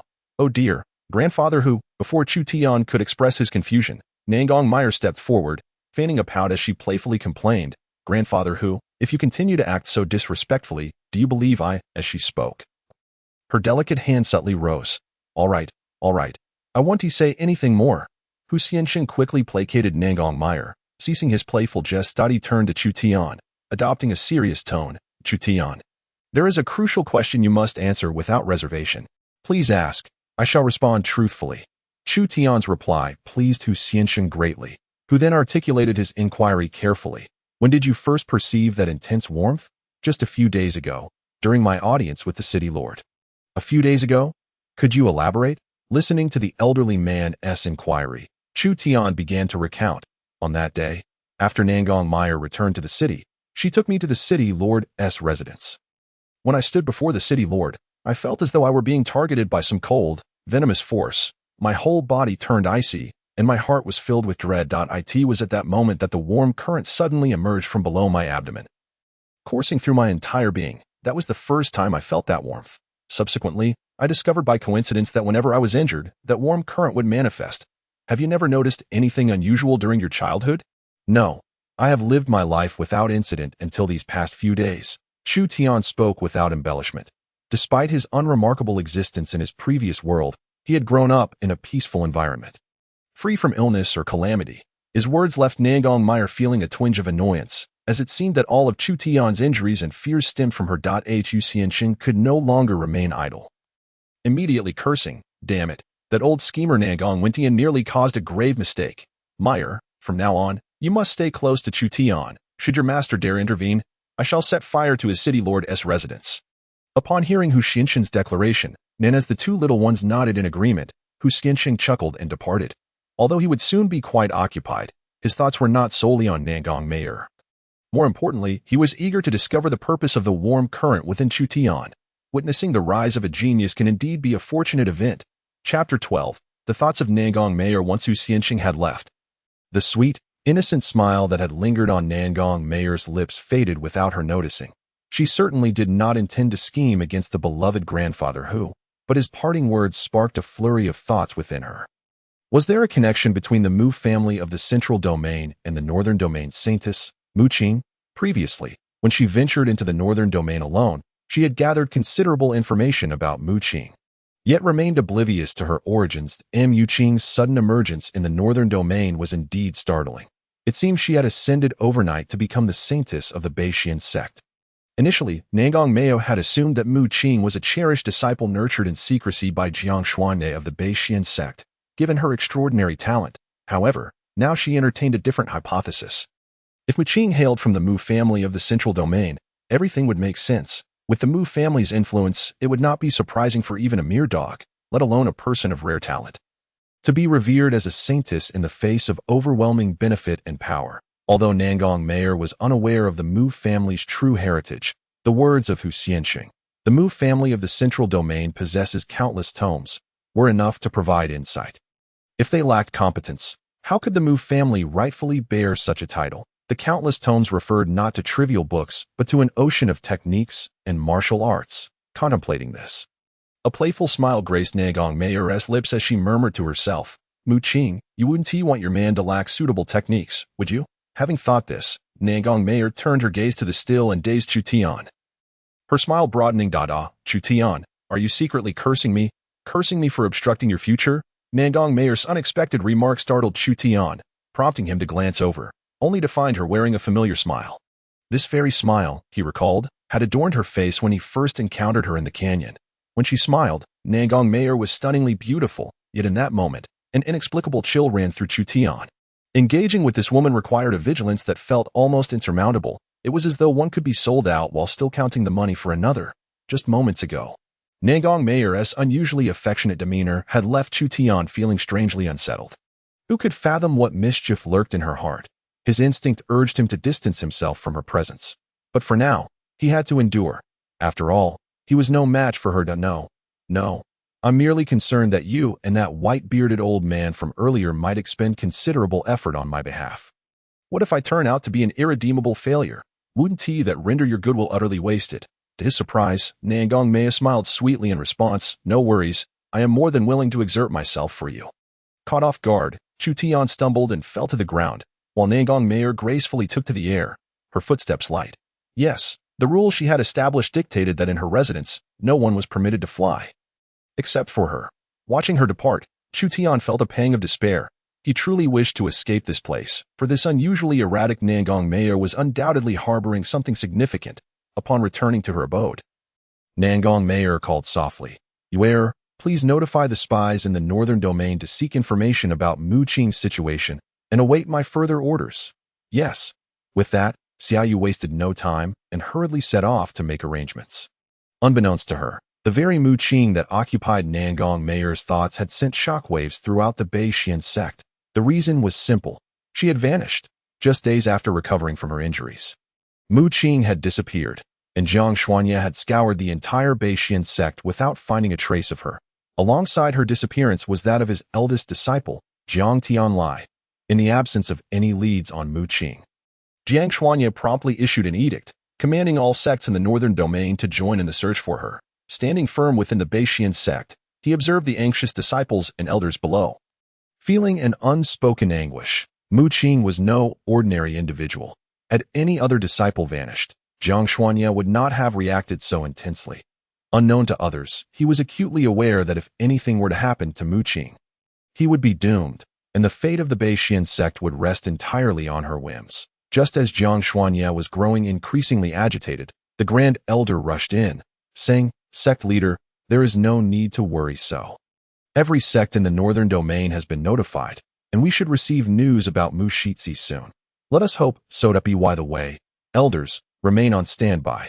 Once we have any leads, we will act immediately." "Yes, sect leader." With that, the Grand Elder hurriedly departed.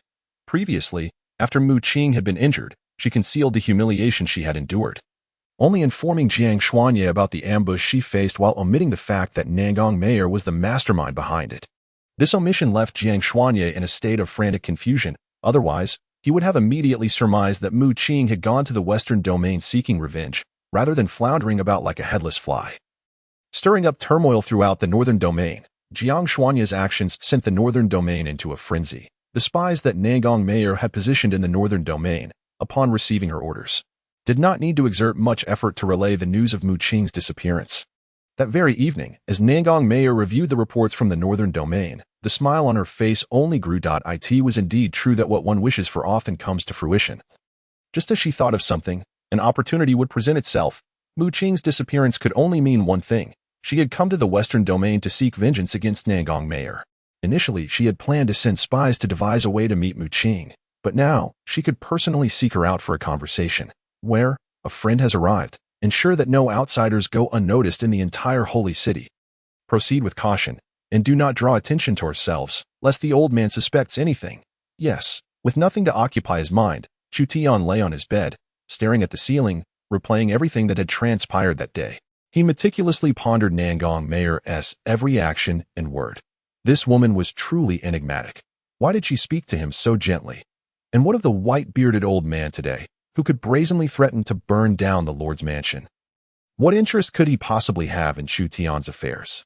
Yet, despite his thoughts, no clear lead emerged, though he considered summoning his maids, Chunyu and Xiaohua, to inquire about Nangong Meier's usual conduct within her residence.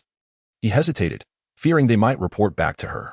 Thus, with a mind brimming with questions, Chu Tian fell into a deep slumber. Chapter 13. The Movements of Mu Qing for 3 consecutive days.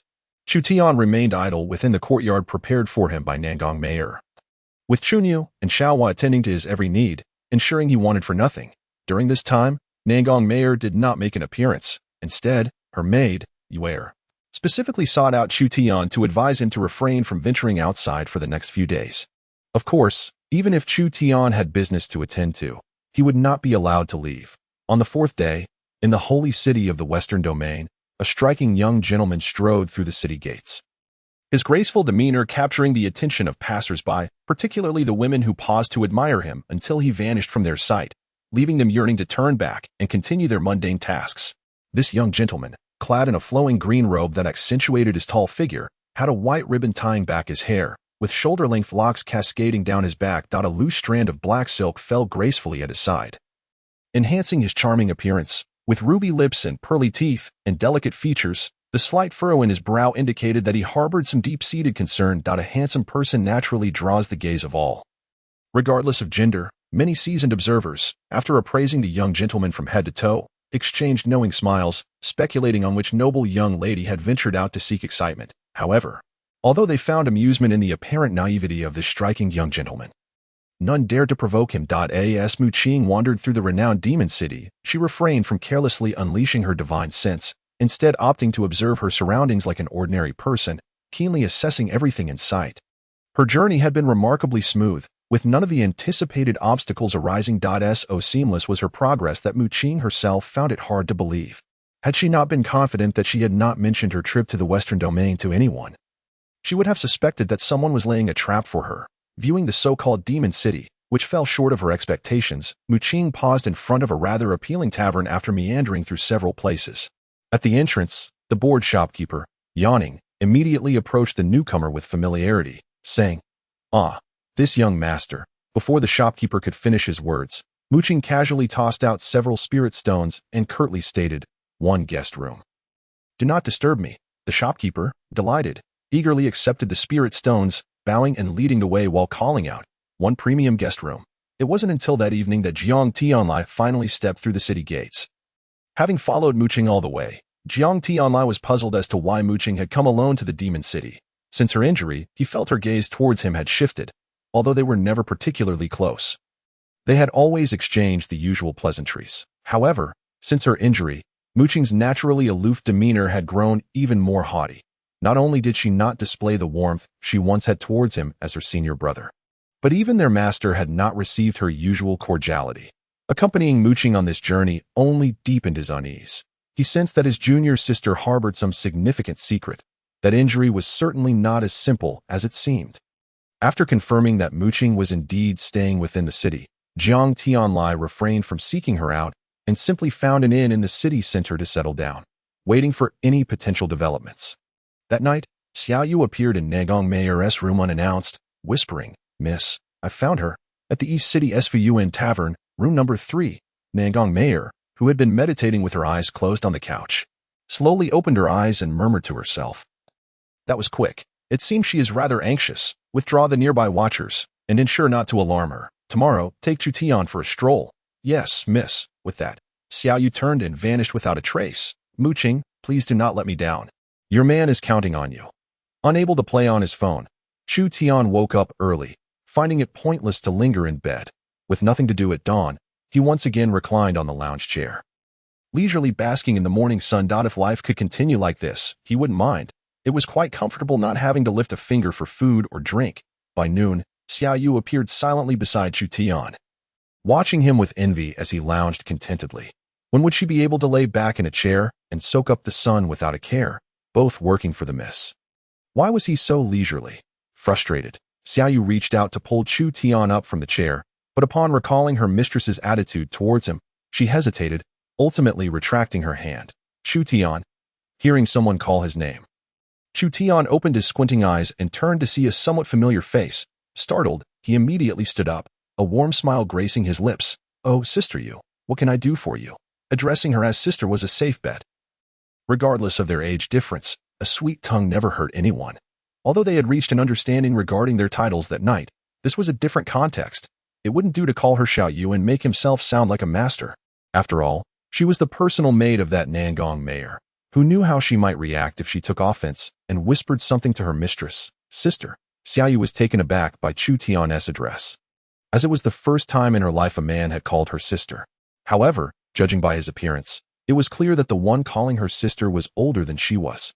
Regardless, Chu Tian's affectionate address made her heart flutter with delight, and somewhat awkwardly, she brushed her hair back, saying softly, "Yes, the missus asked me to take you out for a walk." "Out for a walk?" "Yes, to prevent you from being bored at home every day. You have yet to embark on your cultivation journey. It's not good for your lively spirit to be cooped up." Listening to Xiaoyu's words, Chu Tian nodded in agreement, though he wondered why Nangong Meier would be so kind. He found it hard to believe, yet he was completely at a loss for her intentions. "All right, sister Yu, then I shall trouble you." "Not a trouble at all, it is my duty. Let us go." With that, Xiaoyu turned and led the way, while Chu Tian hurried to keep up. Upon exiting Nangong Meier's estate, Xiaoyu slowed her pace to walk alongside Chu Tian. Observing the bustling street, a long-lost sense of liveliness filled Chu Tian's heart, and his steps quickened with the vibrant atmosphere. Chu Tian? Xiaoyu smiled and pointed to the side of the street, saying, I know you don't have any spirit stones on you. If you see anything you like, just tell me, and I will buy it for you. With a light chuckle, Chu Tian replied, Sister Yu, I do not wish to buy anything. Simply being out here to enjoy the bustle is already wonderful. Oh, I see. Xiaoyu observed Chu Tian, who was scanning the surroundings, thinking that he might be too shy to let a woman pay for him. After all, regardless of their cultivation levels, men usually valued their pride in public. So, with a flick of her wrist, she handed Chu Tian a bulging embroidered pouch. Here, it contains a few spirit stones. If you find something you fancy, just pay for it.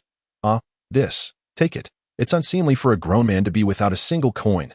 My goodness. Chu Tian nodded in disbelief as he looked at the pouch in his hands and then at Xiaoyu's smiling face.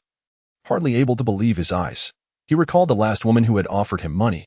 If memory served him well, it was his own mother. And now, the second woman to do so was someone he had only met twice.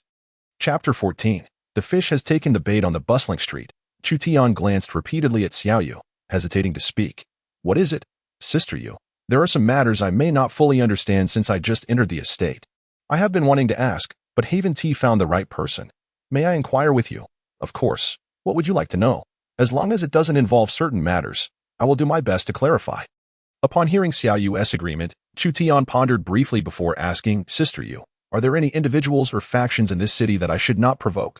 Xiaoyu had expected Chu Tian to ask something peculiar, but she was surprised that his first question was this. After a smile, she replied, Well, Chu Tian, you should know that the Miss is the Saintess of the Holy City. While our estate may not rank highly in terms of strength, our status is undoubtedly among the top tier. Avoid provoking the city lord's manor and the merchants. As for the other individuals or factions, if you offend them, it's no major concern, even if you cross paths with the Yin family. The Saint's family, if the Miss wishes to, she can easily resolve it for you. At this point, Xiaoyu turned to Chu Tian with a serious expression, urging, the key is that after offending someone, you must be able to return alive to the Miss's estate. Understand? Chu Tian clearly grasped the implications behind Xiaoyu's words. No matter how protective Nangong Meier was, she would not choose to wage war for a dead person. He understood that the city lord's manor was not to be trifled with. But what about the merchants? Just how powerful were they in the city to be ranked just below the city lord's manor? Sister Yu, how about these merchants? The head of the merchant family, Shanglingyun, is quite formidable. I don't know the specifics, but it is rumored that he shares a deep bond with the city lord of Nangong, and no one knows his origins. Moreover, no one dares to investigate. Shanglingyun commands the largest visible force in the holy city, the demon army. Even the city lord of Nangong must seek Shanglingyun's approval to mobilize the demon army. Although the demon army is only responsible for maintaining order and security within the holy city and does not interfere with other matters. Exceptions do exist. Chu Tian, the merchant lineage is not numerous. If you encounter anyone with the surname Shang in the city, it's best to steer clear. Upon hearing this, Chu Tian nodded repeatedly, Sister Yu, I will remember. Xiaoyu's words significantly enhanced Chu Tian's understanding of Nangong Meier. He knew her significance in the city was not trivial, but he had not anticipated she would rank so highly. Additionally, he had caught wind of another piece of information. Besides the Saintess Nangong Meier, there was also someone referred to as the Saint's son. Logically, the titles of Saint's son and Saintess should denote equal status. But from Xiaoyu's tone, it seemed she held the so-called Saint's son in low regard. At this thought, Chu Tian suddenly recalled that day when Nangong Meier had taken him to the city lord's manor. And the shadowy man had mentioned a name, Yin Yun. He had said, We will discuss matters further once Yin Yun returns. It seemed that Nangong Meier was indeed competing with that Yin Yun for something. With this in mind, Chu Tian shrugged disinterestedly. After all, what did any of this have to do with him? As he walked alongside Xiaoyu, they engaged in lively conversation, having already explored numerous places. Naturally, Xiaoyu, who had come with the task, led Chu Tian to stroll around the vicinity of Fuyuan restaurant. After completing her assignment, Xiaoyu abruptly turned to Chu Tian, feigning a sudden realization, and exclaimed, Oh no, Chu Tian, I just remembered the matter Miss instructed me to handle. I must return to the residence immediately. Otherwise, Miss will surely punish me.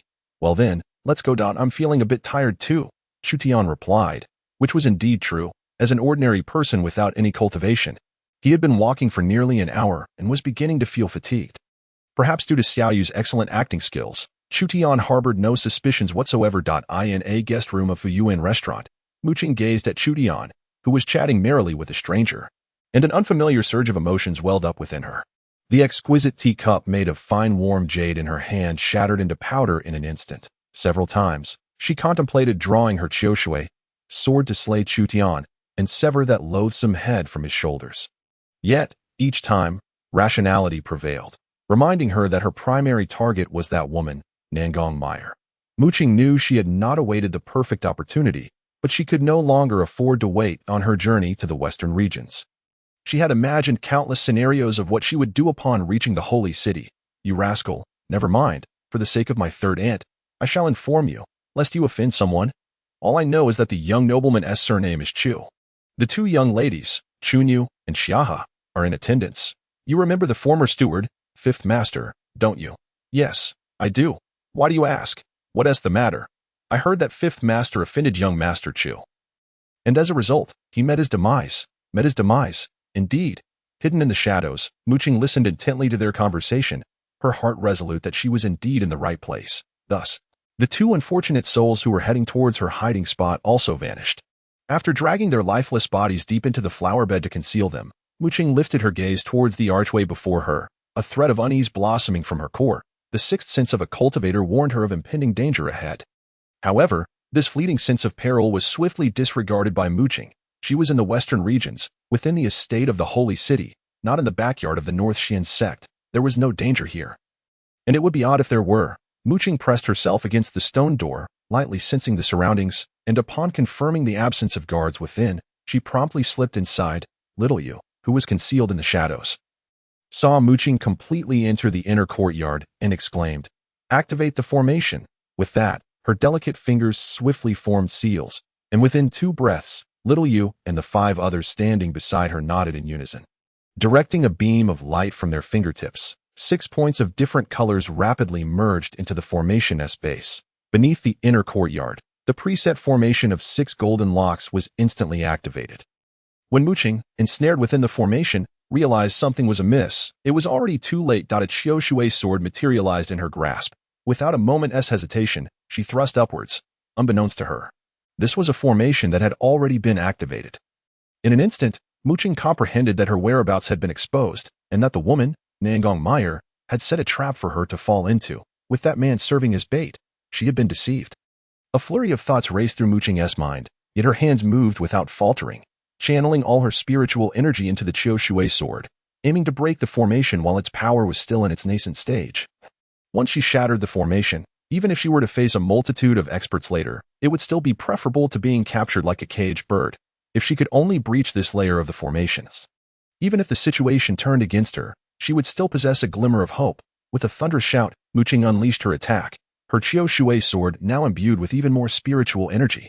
Little Yu, observing the rapid response of the intruder, wore a more serious expression and promptly commanded, "Reinforce the heavenly gate's energy, maintain the formation, and the other 5 gates must immediately press forward to compress the space of those within the formation." The 5 behind her fell silent, and along with Little Yu, they briefly withdrew their hands, then abruptly thrust them forward. Only one individual, upon hearing Little Yu's command, bit down on their tongue, letting a drop of blood mingle with the spiritual energy at their fingertips. Within the formation, after Muqing's sword thrust, she encountered no significant resistance, yet her expression grew increasingly grave. She felt as though she were caught in a turbulent tide, with no foothold to rely upon. As the waves surged relentlessly towards her, the force of her strike gradually waned, while the formation ceaselessly drew in spiritual energy from all directions, aware that this strike would not breach the formation. Muqing chose not to stubbornly persist. Instead, she swiftly withdrew, her Chioshui sword dissipating before her, yet suddenly, points of starlight emerged before her chest. Break! Without any visible movement from Muqing, a resounding shout erupted, and the starlight before her instantly scattered into the sky. A series of thunderous booms reverberated, causing Chu Tian, seated in his chair, to feel a surge of unease, stretching his neck towards the door, only to find nothing but darkness beyond. However, Nangong Meier was different. Upon hearing the thunderous noise and witnessing Chu Tian's restless demeanor, she remarked, "Do not fret, your companion is fighting for her life, having crossed swords with Muqing before," and recalling the terror of her frost blade technique during their initial encounter. Nangong Meier, feeling somewhat uneasy, shifted her form and vanished from the hall, leaving a single phrase in Chu Tian's ears: "Stay seated." What else could Chu Tian do? Despite his overwhelming curiosity, he could only obediently remain in his chair. Chapter 16.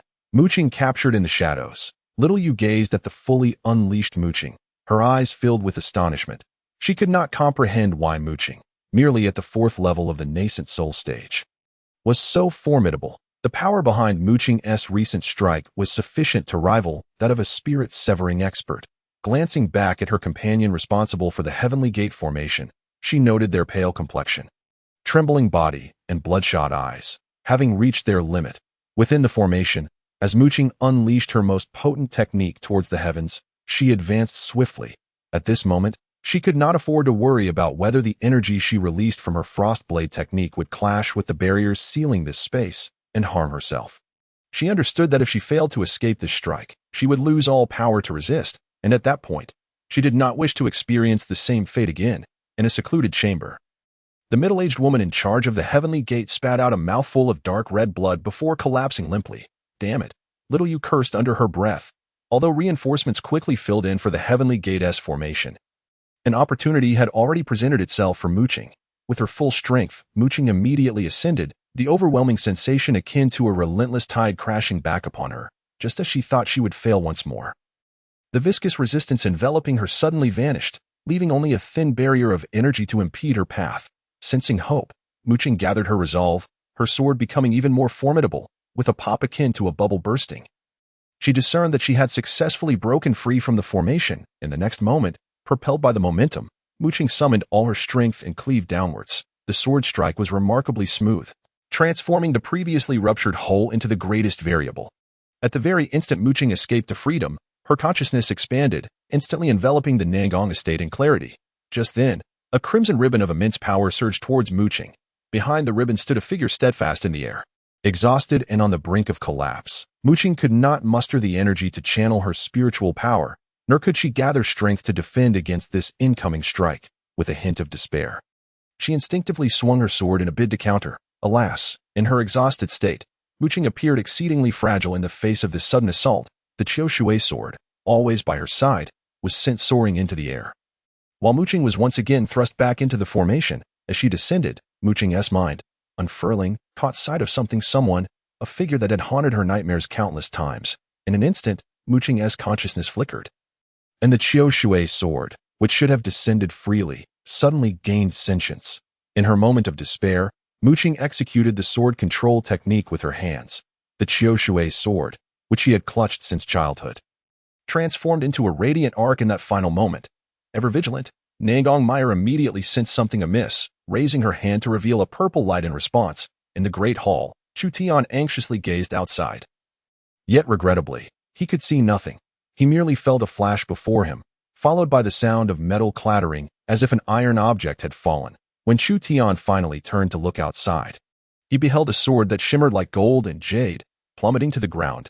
Observing the pale yellow hilt and the white tassel trailing behind, Chu Tian felt an inexplicable familiarity. Isn't this her weapon? Foolish Chu Tian, in that moment, did not consider that the sword might be aimed at him. Instead, he thought of the battle that had transpired, concluding that Mooching must have fought fiercely for her weapon to have been flung here. In the air, gazing at Mooching, once again ensnared within the six-gate golden lock formation, Nangong Meier looked down with a tone of regret, observing Mooching's forlorn expression and lamenting. Mooching, oh Mooching, you are truly ruthless. Tonight, he learned of your arrival and was concerned for you. Yet unexpectedly, amidst such circumstances, you did not forget to attempt to kill him. If he were to know, how heartbroken he would be. You must understand. Your relationship is closer than mine. Humph, he is just as despicable and shameless as you. Utterly revolting. I cannot help but wish to flay you both alive. Mooching, with fierce determination, lifted her head and fixed her gaze upon Nangong Meier's eyes. Declaring fiercely, Nangong Meier, you better kill me, or one day, I will surely kill you, and all of you. Listening to the taunts and threats in Mooching's words, now a cornered beast, Nangong Meier not only felt anger, but instead smiled slightly. Gracefully descending to stand before Mooching, and indifferently replied, why does that sound so familiar? I've heard it before, you've said it before, let me think. Ah yes, it was in that memorable Kanyo-yu. Mooching gritted her teeth, yet felt utterly helpless. TSK. What a remarkably exquisite and beautiful woman. At times, even as a fellow woman, I cannot help but feel a twinge of jealousy towards you. It is one thing to possess such beauty, but to also be endowed with such exceptional talent, backed by a formidable family. It is a pity, however, that such a flawless woman possesses a mind as dull as a pig's. With that, Nangong Meier skillfully sealed all of Mu Qing's acupoints, leaving her without a shred of possibility to mobilize her internal spiritual energy. Once this was accomplished, Nangong Meier gestured for the others to dismantle the formation, then seized Mu Qing by the collar and, while turning to return to her chamber, commanded, "Xiaoyu, no one in the estate is to approach my courtyard. Should any consciousness attempt to spy, regardless of who it may be, execute them immediately." After saying this, Nangong Meier added, with a hint of concern, "If necessary, we may request the elders from the city lord's mansion to intervene." "Yes, miss." Within the hall, Chu Tian sat composedly in a chair, examining the Chiu Shui sword that had fallen at the entrance. The long blade emanated a chilling aura, perceptible even to a mere mortal like him, suggesting the underlying intent to kill contained within. As he gazed at the slender, smooth blade, Chu Tian, almost as if compelled by an unseen force, reached out to touch it. Feeling the icy sensation emanating from the sword, he slowly moved his fingers along its length. Having barely brushed against it for a mere 3 inches, he suddenly felt a coldness in his fingertips. Raising his eyes, he noticed several droplets of blood trickling down the blade, gathering at the tip before falling to the ground. Chu Tian paid no heed to the bloodied finger, remaining in a daze as he stared blankly at the sword in his hand. He was oblivious to the fact that at the entrance stood Nangong Meier, clad in purple, holding Mu Qing, dressed in night attire, by the collar. Observing him as he became entranced by the longsword. Mu Qing, her acupoint sealed and unable to speak, felt an inexplicable emotion welling up from within as she watched Chu Tian tenderly caress his Chiu Shui sword. Lost in thought. At that moment, Chu Tian's gaze was pure and clear, tinged with a hint of compassion. Was he pitying her? This thought flickered through Mu Qing's mind, only to be swiftly overshadowed by a surge of resentment. Why should he pity her? He was the scoundrel who had tarnished her, an accomplice to Nangong Meier. Why should he feel any pity? Perhaps it was this gut-wrenching curse and hatred that could drown out the sudden, unwelcome sentiment, leaving her trembling, fearful, and at a loss. Chapter 17. Mu Qing, holy maiden, you wouldn't want your man to become a useless waste, would you? Enough. What are you staring at with that broken sword? If you like it, take it and play with it. For reasons unknown, upon returning victorious, Nangong Meier felt a wave of displeasure upon witnessing Chu Tian's demeanor. Yet, this vexation had no clear target, leaving her with nowhere to vent her frustration. Nangong Meier's voice roused Chu Tian from his reverie. "Miss." Chu Tian hastily rose, greeting Nangong Meier, his gaze instinctively falling upon Mu Qing, whom she had dragged back by the collar. She remained as regal and beautiful as ever, like a celestial being. Cough, cough. Seeing Chu Tian's behavior, Nangong Meier felt a flicker of dissatisfaction, but, with Mu Qing present, refrained from expressing it overtly, merely clearing her throat to convey her displeasure. After all, she still intended to extort something from Mu Qing, and it was prudent not to appear too excessive. "Don't linger in the hall. Follow me." With that, Nangong Meier led the way, holding Mu Qing as she walked inside. Chu Tian, clutching the Chiu Shui sword, followed closely behind. As they traversed the hall and reached Nangong Meier's boudoir. Just as Chu Tian hesitated on whether to enter, Nangong Meier, having stepped in first, opened a hidden chamber beneath her room and called out, "Come in." "Oh." As Chu Tian stepped into the hidden chamber, Nangong Meier closed the door behind him, casually tossing Mu Qing onto a cushion. She then pointed a finger at a spot an inch below Mu Qing's throat. Seating herself casually, she looked at the closed-eyed Mu Qing and smiled, saying, "Chu Tian, after all these days, don't you wish to indulge in a moment of intimacy with your woman? Rest assured, this time, I won't watch." Just as Chu Tian opened his mouth, Mu Qing, who had been silent, suddenly opened her eyes wide, fixing an intense gaze upon the bewildered man before her, stating each word with conviction. "If you dare to touch me again, I will surely kill you, without fail." "Enough, Mu Qing. Has no one ever told you that when one is in a position of subjugation, making threats is unwise? In this situation, provoking your adversary brings you no benefit, unless, of course, you enjoy the sensation of being bullied. What do you say, holy maiden?" Although Mu Qing felt an intense indignation towards Nangong Meier, she could not deny the validity of her words. observing the verbal duel between the two women. Chu Tian stood there like a wooden post, utterly dazed. At that moment, Mu Qing remained sprawled upon the cushion, retaining the position in which Nangong Meier had unceremoniously cast her aside. Perhaps she did not wish to confront the one who had ensnared her in this predicament in such a humiliating posture. Or perhaps her inherent pride simply forbade her from appearing so undignified.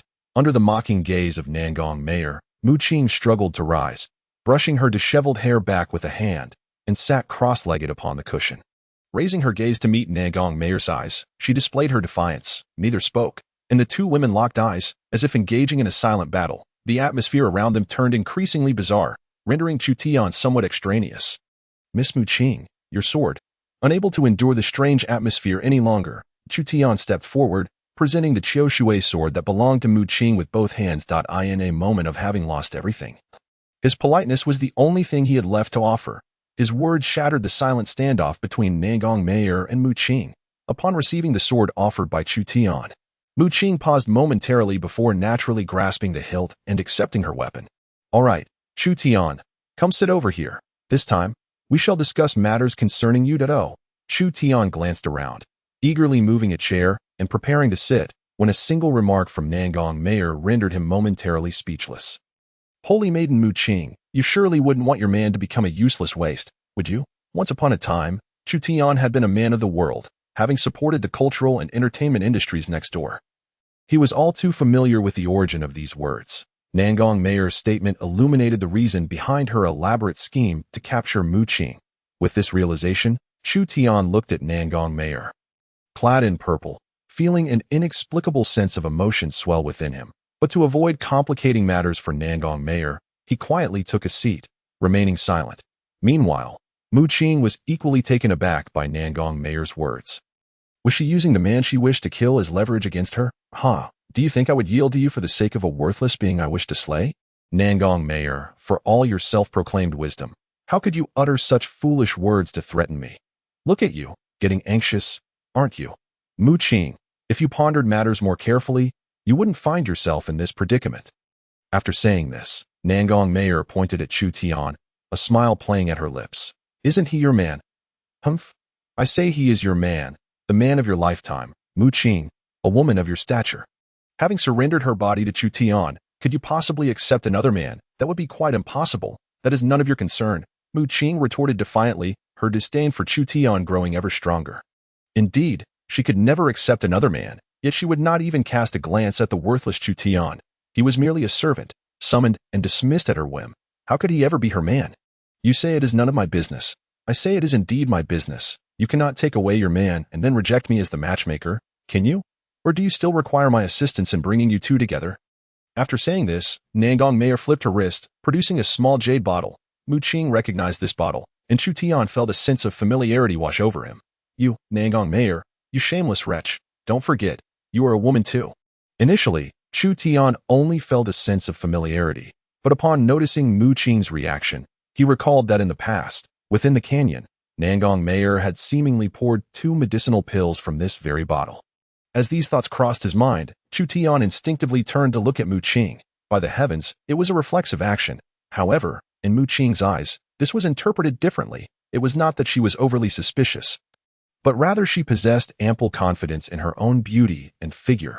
Nangong Meier, with her menacing demeanor, stood resolutely, while Chu Tian loomed nearby with a predatory gaze. Mu Qing's psychological fortifications crumbled. She was utterly unwilling to endure a second encounter of the same nature. At that moment, despite her reluctance, she acquiesced. She disdainfully shut her eyes, turned her head away, inhaled deeply several times, and finally spoke. "Speak. What do you wish to do now, Mu Qing? You may not realize, but your man possesses remarkable potential," Nangong Meier declared, her words falling upon deaf ears as Mu Qing remained silent. Unperturbed, she continued, "Indeed, your man has quite the talent. Within him resides a pure young energy." Silence enveloped the room as Mu Qing remained unresponsive. That energy possesses a consciousness of its own.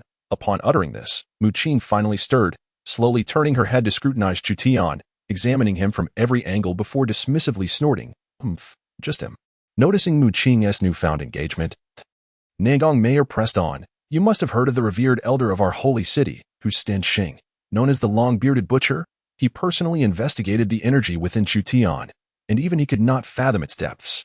Moreover, when his spiritual energy flowed into Chu Tian, it was entirely devoured by that pure yang energy. You should understand what this signifies. Mu Qing, your man may appear to be a failure, someone you disdain.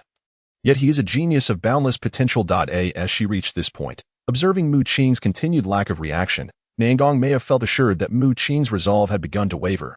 Seizing the opportunity, she swiftly continued, I have heard that the Mu family of the central domain possesses a vast library. It would not be amiss to procure a scroll of cultivation methods for pure yang energy for your man. Would it? What central domain Mu family? I have never heard of it. Oh dear, Mu Qing, it would be wise to remain silent if you cannot speak the truth. Otherwise, you may inadvertently reveal your own deceit. Just days ago, Hu Xianxing personally visited the Mu family in the central domain, seeking a cultivation method for Chu Tian. If you harbor even a modicum of affection for your man, you should send a letter to your family, requesting that your elders provide a top-tier cultivation technique. Nangong Meier, I would gladly end the lives of both you and him. Oh, you truly believe I would squander my family's resources to support my adversary? You should abandon such thoughts. Tisk, Tisk truly resolute. Nangong Meier shook her head slightly, rising to her feet and addressing the silent Chu Tian, who stood like a wooden post. Chu Tian, you see, I have gone to great lengths for your cultivation. My esteemed grandfather who traveled to the central domain at great personal cost to procure a technique for you. Yet, your woman is unhelpful, unwilling to assist you even in this minor matter. I am left with no choice to as she spoke. Nangong Meier retrieved a familiar jade vial, declaring, if your woman refuses to help, it only proves that your relationship is lacking. Come now, use your captivating masculine form to conquer her. This will also serve to strengthen the bond between you two. Upon finishing her words, Nangong Meier swiftly moved in front of Mu Qing, pouring a pill from the vial, grasping Mu Qing's chin with her right hand. Disregarding her struggles and prying her mouth open to administer the pill. Wait, Chu Tian could swear that Nangong Meier was utterly serious in her intentions. Hearing the commotion, she released Mu Qing's chin, straightened up, and said sweetly, oh, look at your man, how he cares for you. Mu Qing, now take a moment to reflect on your own heart of stone. Ignoring Nangong Meier as teasing, Chu Tian observed the prostrate Mu Qing, inhaled deeply, and no longer resisted their gaze. He looked into Mu Qing's eyes, which seemed poised to devour him whole, and earnestly pleaded, Mu Qing, everything she said is true. I am not deceiving you. I truly need an appropriate cultivation method. Seeing Mu Qing's silence, he pressed on, I can provide proof. He then picked up the Qiushui sword from beside Mu Qing, gritted his teeth, and with a determined frown, inflicted a cut upon his own arm. In an instant, blood gushed from his left arm, pooling and dripping from his fingertips in a steady stream. The moment the wound formed, that warm current surged within him, and to Mu Qing's astonishment, the bleeding wound began to visibly heal before her eyes. She did not deceive you, nor did I, he asserted, as the wound began to heal more convincingly than Nangong Meier's declarations, gazing into Chu Tian's sincere eyes. Mu Qing recalled the fleeting flicker of compassion she had witnessed in his gaze upon entering. Damn it, Mu Qing shook her head, dispelling the unwelcome thoughts that emerged within her heart, and resumed her silence. Her inner turmoil hidden from all, the words of Nangong Meier echoed in her ears like an insidious melody, relentlessly battering against the already fragile barriers of her psyche. Chapter 18. A letter from the Mu family. If Nangong Meier's words and Chu Tian's earnest gaze were akin to a tide, repeatedly crashing against the already fissured dam of Mu Qing's heart, then the subsequent actions of Nangong Meier were akin to placing a substantial explosive charge upon that dam, meeting Mu Qing's gaze.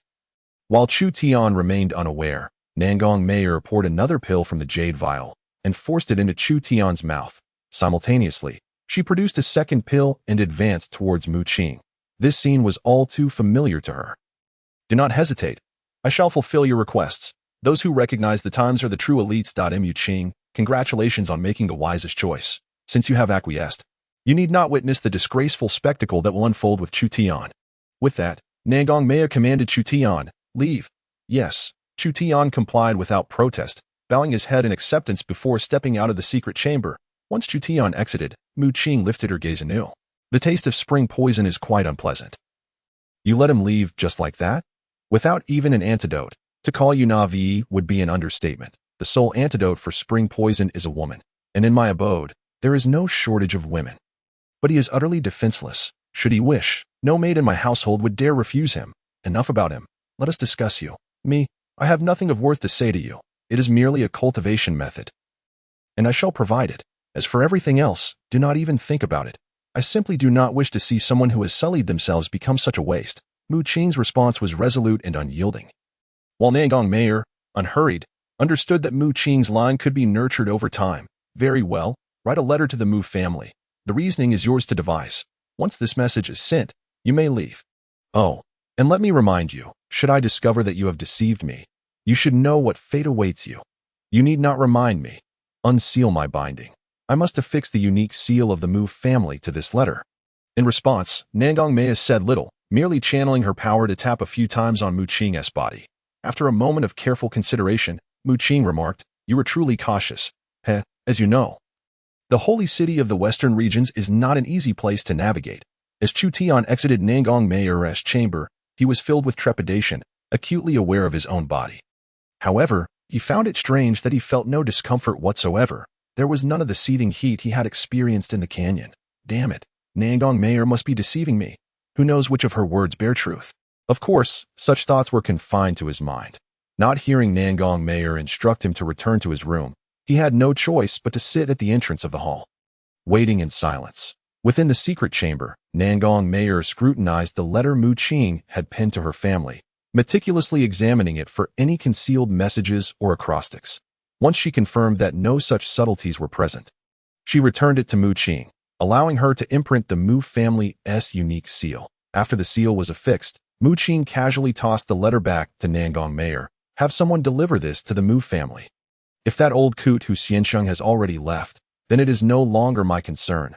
That is not a matter you should fret over. Now, consume this pill, and you may depart. This pill will only suppress your spiritual power for 2 hours. My people will escort you out of the city. Should you encounter any troubles during this time, do not blame me. Consider it your misfortune. Dying outside would suit me just fine when the time comes. The northern domain and the Mu family will surely come to accompany me. Rest assured, before I perish, I will ensure that the vast assembly of cultivators witnesses the former holy maiden of the northern domain, a descendant of the Mu family, in all her glory. I may leave behind a stench for eternity, but your name shall echo through the ages. Do you dare to threaten me with anything else? Using the same tactic repeatedly is rather tiresome, don't you think? Ha. The sudden laughter of Nangong Meier left Mu Qing somewhat bewildered. After her laughter subsided, Nangong Meier remarked, "It matters not whether the technique is novel, as long as it proves effective, wouldn't you agree?" Mu Qing swiftly seized the pill from Nangong Meier's hand and, without a moment's hesitation, placed it into her mouth. "Well then, it's time to lift my seal. Isn't it? Don't be hasty, just a little longer. The effects of the pill take time to manifest, especially for someone like you. With a solid foundation and abundant spiritual energy, it requires even more time." Hearing this, Mu Qing remained unperturbed, comfortably seated on the cushion as she awaited the passage of time. Approximately a stick of incense later, once Nangong Meier confirmed the pill had fully taken effect, she rose to completely undo the seal she had placed upon Mu Qing. Mu Qing immediately attempted to circulate her spiritual energy, only to discover that the energy within her meridians was as thick and sluggish as mud, rendering it impossible to manipulate freely. With a swift motion, a black cloth was tossed to her by Nangong Meier. "Cover your face. I do not wish for anyone to know you have appeared in my residence. Nor do you want them to discover that you have fallen into my grasp, do you?" Mu Qing's response was a mere cold snort, yet her hands acted with sincerity, observing Mu Qing's face, which was now obscured save for her eyes and forehead. Nangong Meier called out, "Xiao Yu." Her voice was not loud, yet it reached the ears of Xiao Yu, who was vigilantly stationed outside the courtyard. "Continue your watch," after which Xiao Yu hurriedly dashed inside. Upon entering, she encountered Chu Tian, who was seated at the entrance of the living room. Though she found it strange, there was no time to inquire further, and she continued inside. "Miss, take this person out of the city shortly. Be discreet." After giving her instructions, Nangong Meier turned to Mu Qing and gestured, "Come, I shall escort you out of the estate." As Mu Qing stepped out of the hall, she beheld Chu Tian, who appeared perfectly composed at the entrance, completely devoid of the signs of having been under the influence of an aphrodisiac. "Rest assured, Mu Qing, after all, he is your man. Out of respect for you, I shall not allow him to act recklessly. How about that?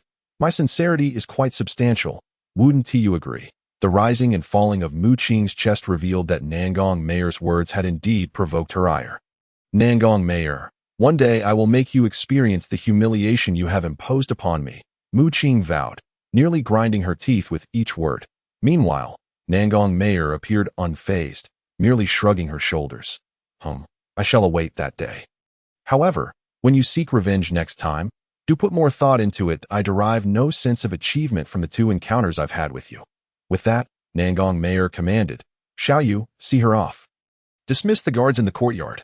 Yes, miss. As Nangong Meier observed Xiaoyu and Mu Qing's figures departing her estate, Chu Tian cautiously spoke up, Miss, may I return now? Nangong Meier did not respond, instead gazing in the direction of Mu Qing's departure. After a moment, she murmured, Chu Tian, do you think that one day you would betray me for the sake of Mu Qing? This question seemed directed at Chu Tian, yet it also bore the weight of her own introspection. Before Chu Tian could respond, she continued, Do you know what was written in Mu Qing's family letter? It stated that you, Chu Tian, are a talented wanderer whom she encountered outside, gifted beyond measure. Consequently, in the eyes of the Mu family in the central domain, you could be regarded as an external disciple of the Mu family. Moreover, they would view you as Mu Qing's absolute confidant, thereby earning their trust. Upon observing Nangong Meier's demeanor, Chu Tian dared not hesitate, hastily declaring, Miss, what you say is unfounded. I, Chu Tian, will undoubtedly remain loyal to you. Were it not for you, I might have perished in some unknown wilderness long ago. Well then, I am pleased to hear you think so. It is getting late. You should rest. Yes, miss. Chu Tian responded with a bowed head before departing. Chu Tian, you must not let me down. Otherwise, I shall be displeased. Chapter 19. The enviable foolishness 3 miles from the main entrance of the Nangong residence. Jiang Tianlai, who had been tailing Mu Qing, now concealed himself in the shadows with a long sword in hand. Unlike Mu Qing, whose mind was clouded by hatred, he proved to be quite astute. The inn he resided in was a melange of individuals from all walks of life. Within half a day, he had gleaned significant insights into the various taboos of the holy city, upon learning that no one was permitted to use divine sense for extensive probing within the city. He understood precisely how to proceed. Currently, he stood at the farthest point within his line of sight, able to observe every movement at the entrance of the Nangong estate. He remained unaware of his dear junior sister Mu Qing's solitary venture to this place. But he had an inkling that it was somehow related to Nangong Meier of the holy city in the entire western region, in terms of status, cultivation, and reputation. Only Nangong Meier and the so-called Saint's son, Yin Yun, could rival Mu Qing.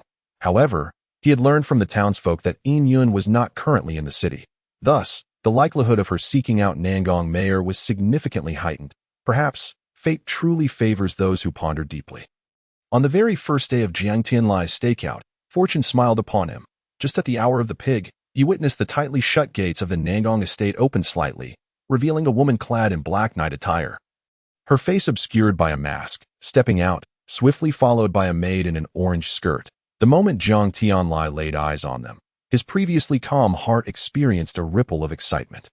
The graceful demeanor, posture, and aura of the woman in the lead were indelibly etched into his memory. Who else could it be but his long-admired junior sister Mu Qing?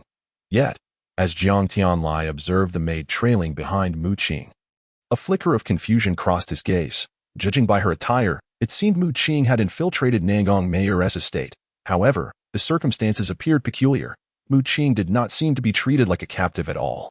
As Jiang Tianlai watched the duo approach, still unclear about the situation, he instinctively shifted his stance, blending further into the shadows. You are Xiaoyu. Mu Qing's sudden voice shattered the silence between them. Let us speak plainly. You must be Nangong Meier's maid, correct? Unfazed by the rebuff from Xiaoyu, Mu Qing continued. If there is nothing to discuss, then hurry along. Xiaoyu maintained her aloof demeanor, her words cold as if she had not heard Mu Qing at all, merely urging her to move quickly. Oh, you know why your mistress has gone to such lengths to capture me. Listening to Xiaoyu's silent response, Mu Qing pressed on. Your mistress's efforts are solely for the sake of Chu Tian's cultivation technique. I am the direct descendant of the Mu family in the central domain. Should the Mu family intervene, Chu Tian could at the very least obtain a scroll of a highly suitable cultivation technique, of at least upper-grade earth level, perhaps even ascend to the heavenly grade techniques. Do you understand what this implies? It signifies that Chu Tian may very well ascend to immortality, or at the very least, enjoy 1,000 years of leisurely existence as a rogue immortal. Yet, shall you remain silent that I know not how many resources your mistress has bestowed upon you, but judging by her attitude towards Chu Tian, it seems she cares for him far more than for you. At this juncture, Mu Qing shifted her tone. I have no ulterior motives in saying this. I can offer you a scroll of upper-grade Earth-level techniques suitable for you, along with the vast resources exclusive to my Mu family. What say you? Humph. Under the weight of Mu Qing's elaborate discourse, Shao Yu finally responded, albeit with a light laugh that left Mu Qing feeling somewhat defeated. Was it possible that even Earth-level techniques in the Mu family's resources could not sway someone like Nangong Meier's maid? I advise you to speak less. With your energy depleted, walking for 2 hours is no light task. Save your strength for the journey ahead. Do you honestly believe I would take the word of someone who has been bested by my mistress? You should defeat her first before speaking. At that moment, Shao Yu's thoughts were filled with the brilliance and meticulous strategies of her mistress, Nangong Meier. Imagining the grand blueprint of the future, she could not help but feel a sense of triumph. It appears I have failed? What do you think? I suggest you abandon any thoughts of pulling tricks against my mistress. In her eyes, your schemes are as childish as those of a 3-year-old. Thank you for the reminder. Just as Mu Qing finished speaking, a deep, thunderous voice resounded. Who goes there? Following this, a squad of armored soldiers wielding long spears appeared before the two, their presence exuding an aura of ferocity and martial prowess. This troop was none other than the famed Tianma army of the city. Upon witnessing the scene, Shao Yu tossed a token towards the leader. Esteemed leader, I am Shao Yu, the personal maid of the Saintess Nangong. On her command, I am to escort this person out of the city. What is his identity? The foremost soldier inquired coldly, his spear aimed at Mu Qing. I do not know. I merely follow the Saintess's orders. Very well, proceed out of the city. After a brief inquiry, the captain of the Tianma army allowed the two to pass through the city gates. The influence of Nangong Meier was indeed formidable within this city. Or rather, throughout the entire western region. Thank you, esteemed leader. Hiss. Jiang Tianlai, who had been lurking in the shadows, felt a sense of dilemma upon witnessing this moment, while his junior sister Mu Qing was being escorted away. How was he to exit? Observing the imposing group of soldiers, Jiang Tianlai believed himself no match for any of the 9. Their intimidating aura suggested they undoubtedly possessed a formidable combined technique. Helpless, Jiang Tianlai gazed upwards at the night sky, realizing that dawn was merely an hour away. Perhaps he could follow Mu Qing's trail once the sun rose. Miss, the task is accomplished. What did Mu Qing say along the way? Miss, Shao Yu began, only to be interrupted by Nangong Meier, who suddenly remarked, she wishes to entice you with high-level techniques. This statement sent Shao Yu into a cold sweat, instantly drenching her back. Calm down, I was merely guessing. Truly, she remains as foolish as ever. I find it hard to believe she has lived this long. Such enviable ignorance indeed. Now, you have worked hard tonight. Rest assured, what you deserve will come to you in due time. Go now, as you wish, Miss. Chapter 20. The Mu family in the central domain within the Nangong residence, peace returned as usual. However, Mu Qing, having been sent outside the city by Shao Yu, found herself in a predicament. At present, she could not mobilize her spiritual energy, although her martial skills remained intact. Without the support of spiritual energy, her combat prowess was only marginally superior to that of an ordinary man. Should she encounter a slightly skilled adversary, her situation would be dire. Moreover, while the plains outside the city lacked high-level spirit beasts, low-level ones and wild animals and packs were no trifling matter. If she were to confront them, she would truly be at a disadvantage. After pondering for a considerable time at the city gate, Mu Qing took a few steps back and sat against the gate. Her mind calculated the time remaining until the effects of the medicinal pill wore off. The scene from her departure had exposed her to the might of the Tianma army within the holy city of the western region. As the first light of dawn began to break, the heavy city gates creaked open, and an anxious Jiang Tianlai rushed out, eager to chase after the already departed Mu Qing. Unbeknownst to him, a figure clad in black, Mu Qing, was crouched not far from the city gate. The sound of the gate startled Mu Qing, and soon after, a silhouette she recognized all too well emerged from the gates. Rising with the wind. What is he doing here? Mu Qing mused, watching Jiang Tianlai hastily depart, yet she forgot to retract her gaze. Initially oblivious to any abnormalities, Jiang Tianlai suddenly sensed something amiss mid-air. His keen awareness as a cultivator alerted him to a gaze fixated upon him. Intrigued, he instinctively turned his head. Oh no! Upon noticing Jiang Tianlai looking back, Mu Qing hurriedly averted her eyes, but it was too late. To Jiang Tianlai, Mu Qing in her dark attire was unmistakably clear at the city gate. Their eyes met for a brief moment, a peculiar interaction, as neither wished for the other to discover their whereabouts. Yet, they could not conceal anything from one another, and Jiang Tianlai could only approach awkwardly. Junior sister Mu Qing, senior brother Jiang, what brings you here? Oh, I came this way to, seek an old friend. Jiang Tianlai spoke with a nonchalant demeanor, then, feigning casual interest, scrutinized Mu Qing's attire, furrowing his brow as he inquired, Junior sister, what is this attire? Not adept at lying. Mu Qing instinctively raised her hand to adjust her hair and lowered her head slightly. I came here to find something. Did you find it? No, senior brother Jiang. Have you seen your friend? Neither. He is no longer here.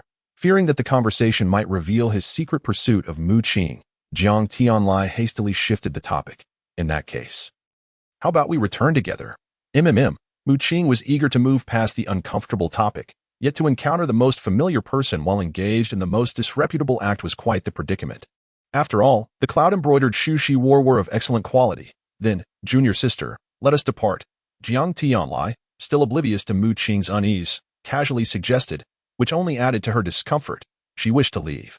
But the effects of Nangong Meier's medicinal pill had yet to dissipate, rendering her incapable of mobilizing her internal spiritual energy.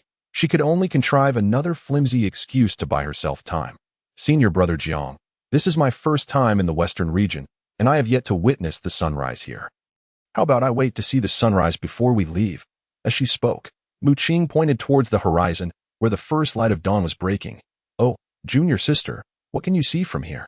We might as well head to the mountain peak ahead. The sunrise there is truly enchanting. No, let us stay here. I have already waited for quite some time. If we go elsewhere now, wouldn't my waiting be in vain? Seeing Mu Qing's reasoning, although it was rather flimsy, Jiang Tianlai refrained from pressing further, yet he felt an inkling of suspicion. With patience, they awaited the rather unimpressive sunrise to breach the horizon, when suddenly, the thick sensation in Mu Qing's meridians vanished entirely. As she felt the robust flow of spiritual energy circulating within her, Mu Qing's face brightened, and she turned to Jiang Tianlai, saying, All right, thank you for waiting. Senior brother Jiang, let us go. With that, Mu Qing no longer hesitated and took to the air. Jiang Tianlai swiftly followed suit. For Chu Tian, none of this mattered. A new day had begun, and he continued to recline in his courtyard, basking in the sun, cherishing this tranquil and ordinary existence. He understood that once the old man with the white beard returned, his journey into cultivation would commence, from what he had seen and heard at Nangong Meier's residence. This path would not be a peaceful one. Having been born in a new nation and raised under the red flag, Chu Tian had truly never experienced violence. However, as things progressed, he feared there would be no escaping it. Comfort, the greatest thief of time, in the central domain, the Mu family, Hu Xianxing boisterously settled into the hall, observing Mu Tianxi's face gradually reddening, and continued unabated. I say, little Mu, one must not be too petty in life. You see, I've traveled all the way from the western region. Was that an easy feat for an old man like me? Mu Tianxi felt a twinge of embarrassment, cursing the old man before him in his heart countless times. Meanwhile, he did not spare a thought for the head of the Mu family, his own father. Damn it, you put me in front of such a person, did you? However, despite his internal grievances, Mu Tianxi maintained a pleasant facade, smiling at the old man chewing on tea leaves. Ah, Elder Hu, I am merely a junior, my father is away, and I truly cannot make decisions regarding family matters. Perhaps you could wait until he returns to discuss it with him? Before Hu Xianxing could respond, Mu Tianxi added, Elder Hu, if you find traveling between the central domain and the western region too cumbersome, you are more than welcome to stay with us at the Mu family. Rest assured, we will host you splendidly. Hu Xianxing, rather unrefined, spat the tea leaves onto the ground, expressing his discontent. I say, little Mu, you are being rather unreasonable. Your Mu family possesses a vast library. What harm would it do to lend me a technique you no longer use? Why be so petty? Upon hearing this, Mu Tianxi quickly interjected, No, my dear Elder Hu, a technique we no longer use. Given your esteemed name, Asking for a ground-level technique is hardly excessive, and I would naturally comply. However, you are requesting a heavenly-level technique, specifically one of pure yang attributes. Not only does my Mu family lack such a technique, but it is also beyond my authority to grant. Are you implying you do not intend to give me this favor? Ah, no, it is not like that. Please, stay in the residence for a few days. Once my father returns, you can discuss it with him, all right? You do know that heavenly-level techniques are not something I have access to. Even if my Mu family had the technique you seek, I could not provide it. Otherwise, you would be pleased, but what would I do? I cannot allow my father to squander our wealth and face dire consequences. Mu Tianxi lamented with such heartfelt sorrow, his expression filled with grievance, that anyone witnessing it would find it hard to believe this was the demeanor of the esteemed heir of the Mu family. Alas, despite Mu Tianxi's emotional display, it failed to move that old curmudgeon Hu Xianqing even in the slightest. The old man merely leaned back in his chair, casually crossing his legs, seemingly unperturbed by the turmoil.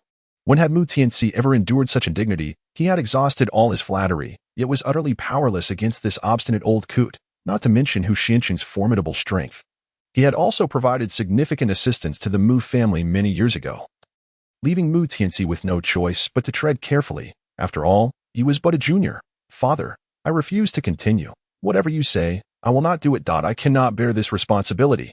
Having finally escaped Hu Xianqing's clutches, Mu Tianxi hurriedly stormed toward the inner hall, where an elderly gentleman, adorned in splendid robes and possessing a youthful visage despite his white hair, reclined leisurely, sipping spiritual tea and humming a tune. Utterly at ease, as Mu Tianxi's voice rang out, he pushed open the door. Upon seeing the elder's relaxed demeanor, a rare look of grievance flickered across his face. The leisurely old man, after savoring a sip of spiritual tea, slowly inquired, "Have you sent him away?" "Huh? How could that be? He came looking for you. Tomorrow, you must deal with him. I cannot withstand it any longer. No, I cannot make an appearance. Although you are my son and have a considerable say in the Mu family. You are still a junior. Be a little thicker-skinned. He cannot say much to you. If I show my face, our heavenly tier cultivation technique will be truly compromised. We owe him a favor from back then. But that favor is not worth a heavenly tier technique. When the time comes, offer him a high-level earthly tier technique. I suspect he will be satisfied with that. Is that feasible?" Listening to his father's suggestions, Mu Tianxi felt an unsettling sense of trepidation. Rest assured, I know that old man well enough. Very well, with his father insisting, what choice did Mu Tianxi have? The following day, Hu Xianqing appeared punctually in the Mu family's reception hall, unceremoniously taking a teacup from a servant. Maintaining his usual nonchalant demeanor, Mu Tianxi felt overwhelmed. Today was just the beginning. While Mu Tianxi and Hu Xianqing engaged in their mutual torment, a lean, agile elder from the Mu family knocked on the door to the inner hall. "Master." After bowing respectfully, he presented a letter with both hands. A letter from the young lady. "Oh, is it a letter from Qing'er? Quickly, bring it to me." Yes, the Mu family patriarch took the letter, carefully inspecting the unique seal of the Mu family to ensure its authenticity before eagerly tearing it open. However, the contents of the letter caused his brow to furrow deeply. Based on his understanding of his granddaughter Mu Qing, she was not one to bow her head and refer to others as the pride of heaven. The forewords spoken by a genius ought to be weighed carefully. Chapter 21. The Rightful Law of the Thunder Department. Ha ha ha, old Hu. Enjoy your tea. Good, good, good. As Mu Tianxi offered tea to Hu Xianqing for the 23rd time, a hearty laugh resonated from outside the door. Before the laughter faded, a formidable elder strode in. His slightly plump face was fair and rosy, and it was hard to imagine that he was indeed an elderly man, were it not for his head of white hair. "Ha ha, old Hu, your unexpected visit truly caught me off guard. I hope my son's hospitality has been satisfactory." A glimmer of surprise crossed Mu Tianxi's eyes. He could not fathom why his father had suddenly appeared. Hadn't they agreed on something? Yet, despite his confusion, his body was honest. He quickly rose and greeted. "Father, you have returned?" "Indeed, when an old friend visits, how could I not return? Even if the sky were to fall, I would still offer my tea to an old friend." With that, he lifted 2 teacups from the table and walked step by step to Hu Xianqing. At this moment, Hu Xianqing displayed none of his previous nonchalance. He hurriedly rose, accepting the teacup with a smile, saying, "To have you, old friend, personally serve me tea. This visit has been worthwhile. I shall have more tales to share." "Ha ha, you remain as you are." merciless in action and candid in speech. I hear from my son that you come seeking a cultivation technique. Indeed, your Mu family possesses countless tomes. Surely, there is something I required. I just wonder if you are willing to part with it? Could I refuse you? Whatever you desire from the Mu family, take it. Just remember to return it once you have finished using it. However, I am curious, in the sacred city of the Western region, can you truly lack a cultivation technique? I have long coveted your spirit absorption technique. Alas, regrettably, the sacred city is not under my jurisdiction. Otherwise, given our friendship, I would gladly let you have the spirit absorption technique. Let it be, let it be. I would be better off hoping to find the spirit absorption technique on the ground while taking a stroll when you become the person of influence in the Western region. Now, let us return to the matter at hand. What cultivation technique do you seek? This is simple. Hu Skianqing stroked his long beard, gazing at the true authority of the Mu family, and slowly stated, "A pure yang technique of the heavenly tier. Pure yang technique? Heavenly tier? Old Hu, you truly dare to ask for such a thing. Nevertheless, I recall there is a thunder department technique in my repository. Its rank is hard to say. To date, no one has successfully cultivated it. Among my family members, anyone attempting to cultivate this technique has been unable to withstand the power condensed within their bodies. This thunder department technique, I wonder if you, old Hu, dare to accept it? Thunder department technique? How does it compare to that 9-calamity thunder gang scroll from your Yin Tian sect? I do not know." Upon hearing the Mu family patriarch's straightforward answer, Hu Skianqing furrowed his brow in contemplation for a moment before nodding in acknowledgement. According to his assessment, this thunder department technique was indeed precarious, with significant risks involved. Furthermore, even if Chu Tian possessed extraordinary gifts and could cultivate this technique, who could guarantee its efficacy? What if it turned out to be nothing remarkable? In all honesty, Hu Xianqing's ultimate goal in coming to the Mu family was merely to find a suitable cultivation technique. As for its rank, an earthly tier would suffice, for every family's technique is not as common as cabbage. His lofty asking price was merely to leave room for negotiation with the Mu family. Yet who would have thought the Mu patriarch's single statement would seal the deal? To argue further would only be to slap his own face. At this point, Hu Skianqing had no choice but to acquiesce. "Very well, Tianzi, go fetch that thunder department technique. Present it to your uncle Hu." "Understood." Mu Tianzi nodded and went to carry out the task. Half an hour later, after watching Hu Xianqing's figure disappear, Mu Tianzi could no longer contain his curiosity. "Father, why did you?" "My dear granddaughter, your beloved daughter has conveyed a message stating that the cultivation technique Hu Xianqing seeks can be the best we have. The one who will cultivate it is the pride of heaven she has acknowledged in the Western region." "Qing'er, father, Qing'er has always been proud. For her to refer to someone as the pride of heaven, that individual must possess terrifying talent. Why not choose a more reliable technique? Enough. I have my own considerations regarding the cultivation technique. This matter is settled." "Yes, father." Seeing his father so resolute, Mu Tianzi refrained from further protest, turning to leave. After Mu Tianzi departed, the Mu patriarch stood in contemplation for a moment before summoning his thoughts. And suddenly, a figure clad in a black cloak with a veiled face appeared, speaking in a hushed tone. "Master, summon Qingwan." Without waiting for a response, another figure garbed in a black cloak soon stood behind the elder. Bowing, "Old master, you will arrange for someone to infiltrate the sacred city of the Western region. After 3 months, seek out an individual cultivating thunder attribute techniques and make contact. If he possesses exceptional talent, find a way to bring him back. If his talent is mediocre, eliminate him. If you cannot find such a person, then take your people to the northern region to protect your master. Remember, do so discreetly. Do not reveal yourselves unless absolutely necessary." "Understood, Patriarch." The clear acknowledgement echoed in the hall, but the figure had already vanished. After issuing all instructions, the elder gazed toward the horizon, murmuring, "What could possibly prompt Qing'er to act so unusually?" 3 days later, in the sacred city of the Western region, within the city lord's mansion, Nangong Meier sat below, while City Lord Nangong Wentian occupied the main seat, observing the assembled crowd with a hoarse voice, inquiring, "What? Is Yun still not back?" Hearing the city lord's words, a barely perceptible smile curved on Nangong Meier's lips as she glanced at the empty chair across from her before resuming her gaze at the ground. Remaining silent, under the inquiry of Nangong Wentian, one of the attendees rose to respond. "City Lord, as per our earlier agreement, the Saintess of Nangong and the son of Yin wagered against each other. each targeting the foremost youth of the north and south regions for assassination. The one who achieves greater success shall be the next city lord, while the title of the other shall be abolished. Today marks the final day of their agreement. However, as of now, the son of En has yet to return, and the outcome is evident. At this moment, an elderly man with a goatee, who sat in the center, hunched his back and stood up. After bowing respectfully to Nangong Meier, he surveyed the room and spoke. I believe Elder Yang's statement is misguided, although the son of En has not yet returned. This does not imply he has failed in his task. If the Saintess of Nangong has successfully slain Mu Qing of the North region, executing her task flawlessly, then there would be no issue.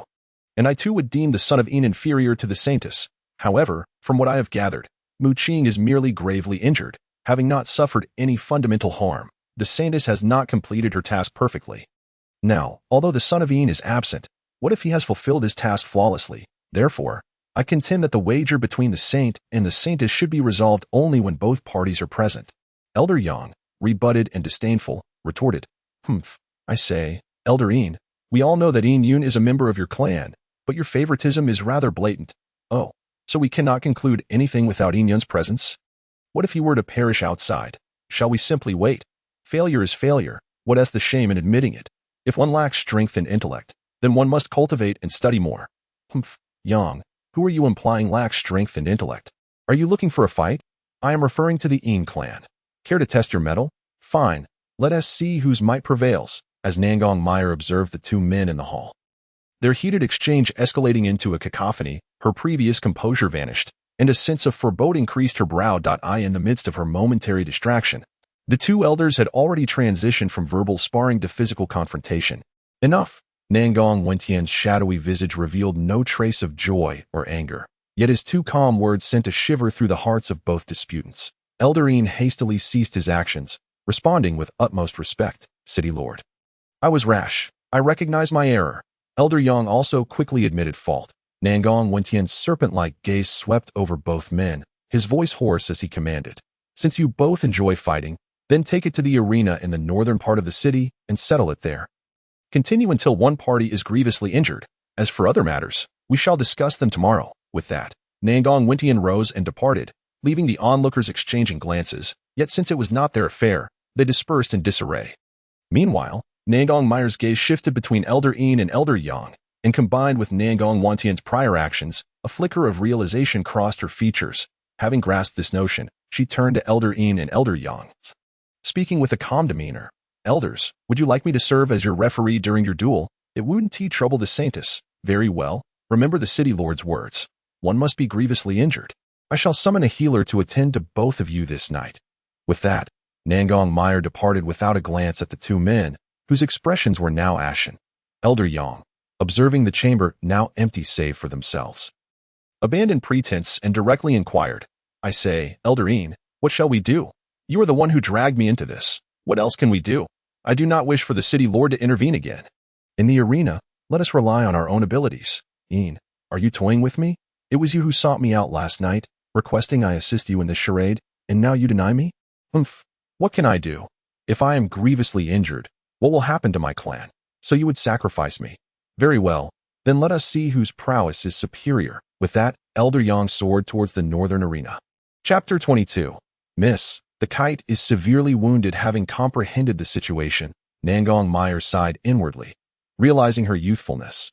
Had it not been for City Lord Nangong Meier, she might have truly believed Elder Yang was advocating for her. Fortunately, she refrained from immediately siding with Elder Yang, or her standing in Nangong Meier's eyes would have significantly diminished. However, with Elder Yang and Elder En embroiled in this dispute, the resolution of the matter would inevitably be delayed. Although she currently held the upper hand, until a definitive conclusion was reached, one could never tell what might transpire. As Nangong Meier stood in her residence, the distant rumble from the northern city grew less concerning. Elder Yin's strategy had indeed bought En Yun an extra day, yet with today's confrontation, enmity between the En and Yang clans was assured, which might be considered a small victory.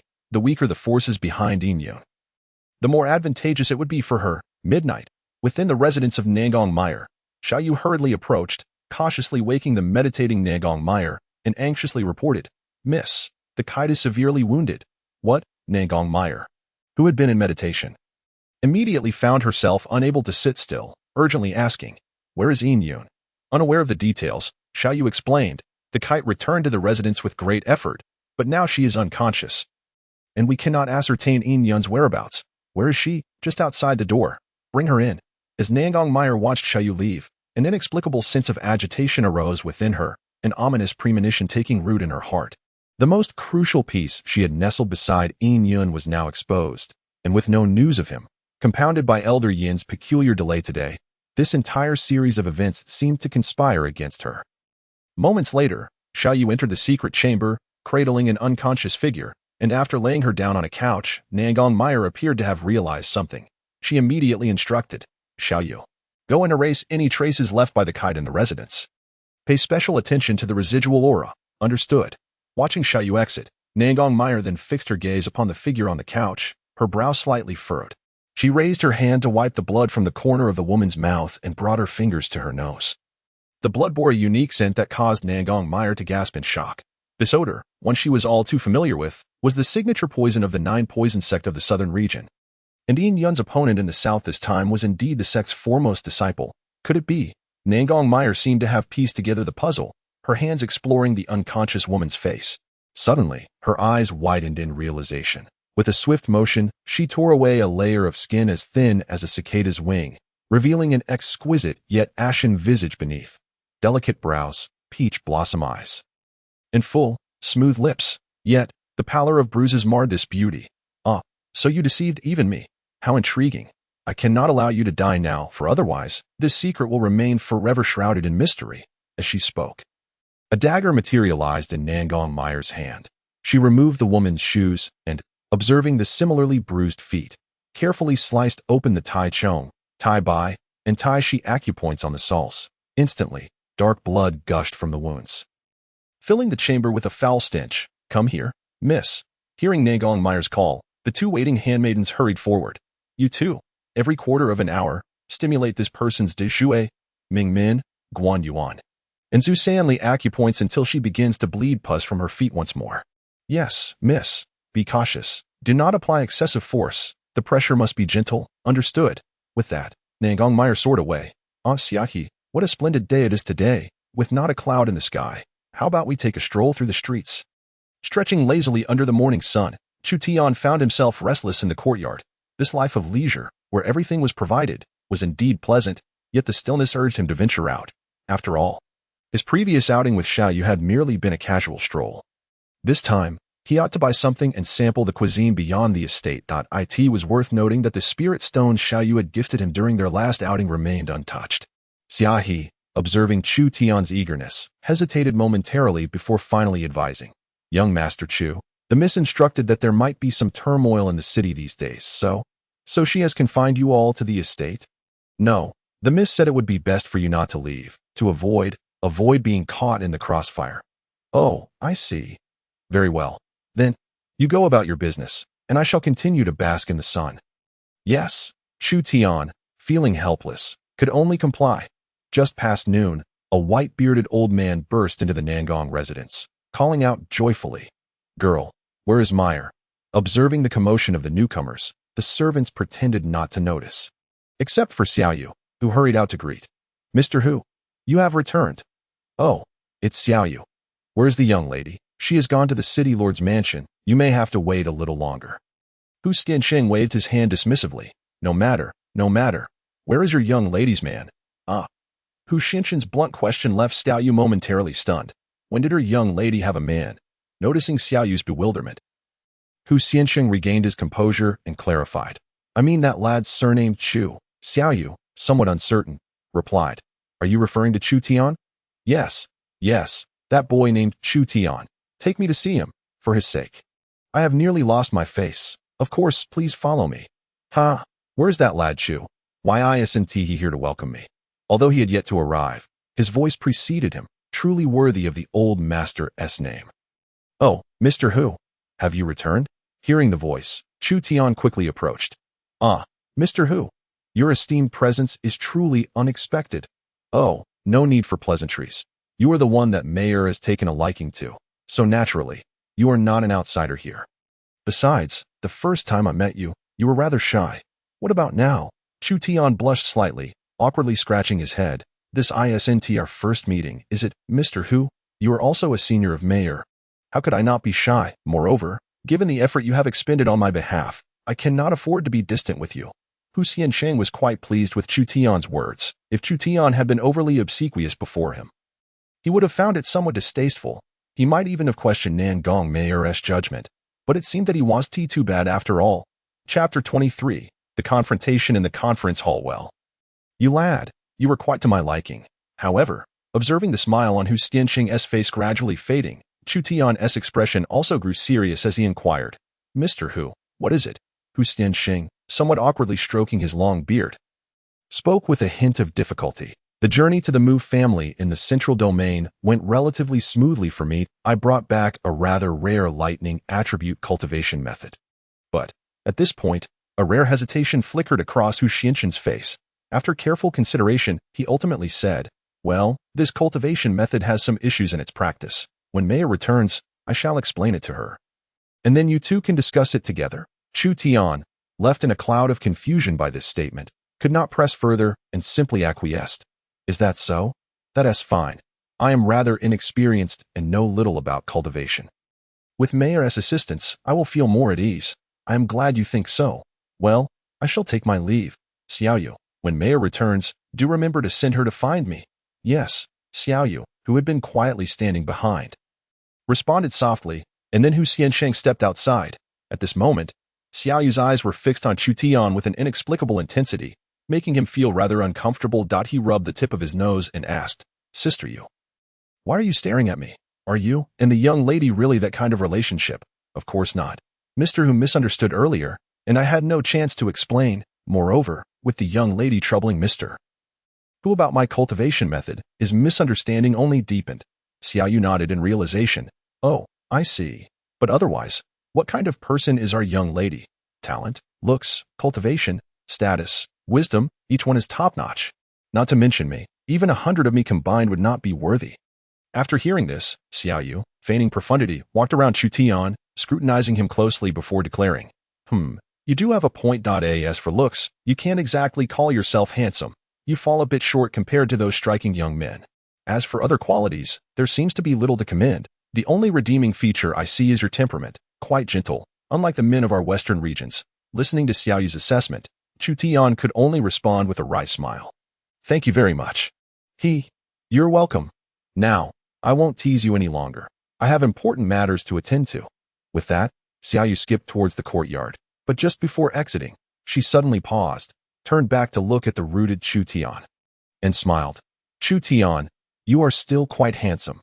Saying this, she turned and vanished from sight. In the vast courtyard, only Chu Tian remained. With nothing else to do, he began to ponder his understanding of cultivation.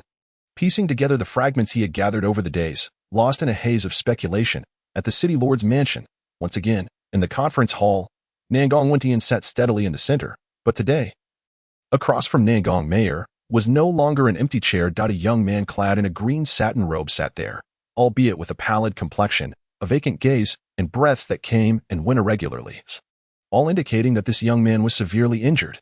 Nangong Meier, just like the previous day, quietly fixed her gaze on the empty space before her, remaining silent. Below, among the 2 rows of chairs, one seat was conspicuously vacant. It belonged to Elder Yang, who had acted alongside Yin Lao, while opposite him, Yin Lao appeared listless, occasionally coughing, drawing the attention of those present. Today, with both Meier and Yin Yun present, no need for silence. Everyone, please share your thoughts. As Nangong Meier's hoarse voice echoed, Yin Lao cast a glance at a man beside him, who nodded slightly before standing up to address the assembly. City Lord, I believe that although Saint's son Yin Yun did not eliminate the target, he did sever its limbs and injure its meridians. In terms of task completion, he should rank higher than the Saintess. Of course, considering that Yin Yun returned 2 days late, I suggest we conclude this wager in a tie. What do the elders think? The several elders in favor of Yin Yun nodded in agreement. Indeed, Elder Su makes a valid point. It should end in a tie. Quite right, quite right. Elder Su's words are fair and just. Listening to the numerous elders' nods of agreement, Nangong Meier remained unfazed, neither pleased nor angered, as if the discussions held no relevance to her. On the contrary, Yin Yun, barely clinging to life, laboriously turned his head to look at the center. Observing Elder Su, who spoke on his behalf, and the others who concurred, a smile creeping onto his lips. The spark in his eyes had brightened somewhat, just as the hall buzzed with praise for Elder Su's reasoned arguments. A burly man with a beard, devoid of hair and eyebrows, slammed his hand heavily on the table. Bang! The sudden noise drew the attention of all the elders, as the conference hall fell silent. This stout middle-aged man spoke leisurely. I, however, do not share this view. Rules are rules. Even if Yin Yun had eliminated the leader of the 9 poison sect in the southern region, he still exceeded the time limit. Moreover, he lacks the capability. Against peers, if one is injured, so too is he. At best, it was a mutual defeat, and he took advantage of the situation to strike. In other words, Yin Yun was defeated by that person. With such a character, how can he be the saint son of our holy city? I, Hu Lai, refuse to accept this. With that, Hu Lai brazenly sat back down, casting a scornful glance at the others. Exuding a provocative air, this seemingly rough and reckless man belittled Yin Yun in just a few words, stopping just short of calling him a fool. Yin Lanner's expression darkened as he rose to face Hu Lai. Elder Hu, you are mistaken. Saint Son Yin Yun returned safely from the southern region, and these injuries were inflicted during a treacherous ambush on his return journey. Thus, it is not as you claim, that he was injured while battling the young master of the 9 poison sect. So I urge you, Elder Hu, to investigate the truth before speaking, lest you merely become the source of ridicule. Oh, is that so? I must have misunderstood. Hu Lai responded nonchalantly, but then shifted his tone. So, you're saying that Yin Yun cannot even ensure his own safety? How can someone like this lead the holy city and command the western regions? If this spreads, it will become a laughingstock. You walk the path of cultivation, facing countless dangers. Everyone here has endured life and death to reach their current level of cultivation. Who among us can guarantee they will never be injured? Injured? I have never been injured. I say, Yin Lao, do not make excuses for your incompetence. Facing the various arguments from Yin Yun's faction, Hu Lai appeared ready for a verbal battle, regardless of what others said. He clung tightly to the undeniable issues of Yin Yun's injuries and his tardiness. Meanwhile, the 2 involved parties, Nangong Meier and Yin Yun, remained resolutely silent, not uttering a single word, uncertain whether Yin Yun's grievous injuries rendered her incapable of speech or if some other factor was at play. Nangong Meier silently calculated the passage of time while listening to the heated debate among the elders. Over half an hour had elapsed, yet the arguments persisted, and the usually outspoken Nangong Tian remained resolutely silent, an unusual demeanor for someone of his typically impetuous nature. Observing the assembly, Meier noted that only a handful of elders sat in silence, while the majority were embroiled in the cacophony of dispute. The tumultuous atmosphere of the council chamber resembled a bustling marketplace. And juxtaposed with Nangong Tian's previous attitude towards the matter, his current reticence was perplexing. Reflecting further, she recalled that this wager against Yin Yun had been proposed by Nangong Tian himself, and prior to this, she and Yin Yun had scarcely contended openly. Suddenly, a chilling realization dawned upon Nangong Meier, and beads of cold sweat began to form on her brow, despite her efforts to suppress her astonishment and dread.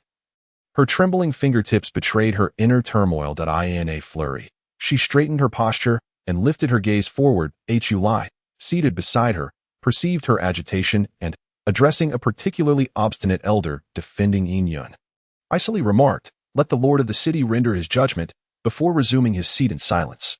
Meanwhile, Yin Lao, observing Hu Lai's sudden quietness, seemed oblivious to the tension, scoffing at him before smugly returning to his own seat.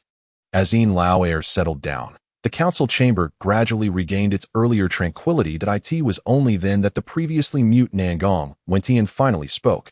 It appears that the elders of our holy city are quite united.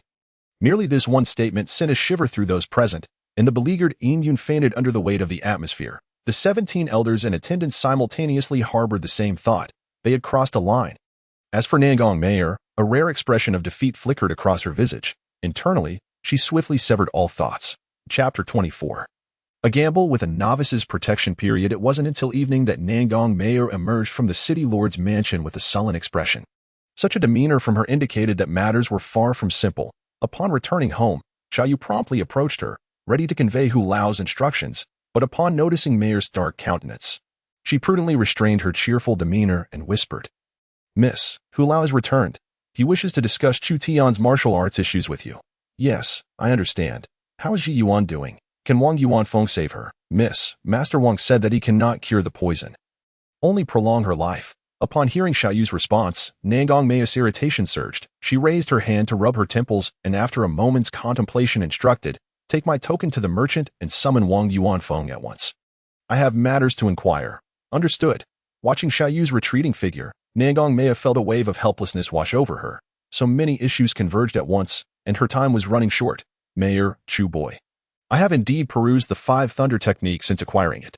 In my old eyes, the grade of this martial art is difficult to ascertain, but it undoubtedly meets the threshold of heavenly rank. However, according to that old coot from the Mu family, those who have practiced it before could not withstand the overwhelming force of the thunder. And none survived. Therefore, Chu boy, Mayor, you both must consider carefully. Although the energy within you is peculiar and formidable, it is not without risk. Nangong Meier comprehended the underlying message in Hu Lao's words. Essentially, given Chu Tian's circumstances, there was no need to take such risks. A slightly less potent martial art would still yield remarkable achievements in the future. However, she chose not to respond and instead bowed her head in silence. Weighing her options, Chu Tian, lacking understanding of the intricacies of cultivation, remained silent, unsure of what to say. His decision was sound. Remaining quiet on matters beyond his comprehension was, from any perspective, the most prudent course of action. Hu Stiansheng, observing their silence, continued, "Mayor, as someone who has walked this path before, if both you and Chu boy were mere mortals, there would be little to discuss, yet you are already at the nascent soul stage. And Chu boy's talent is unprecedented.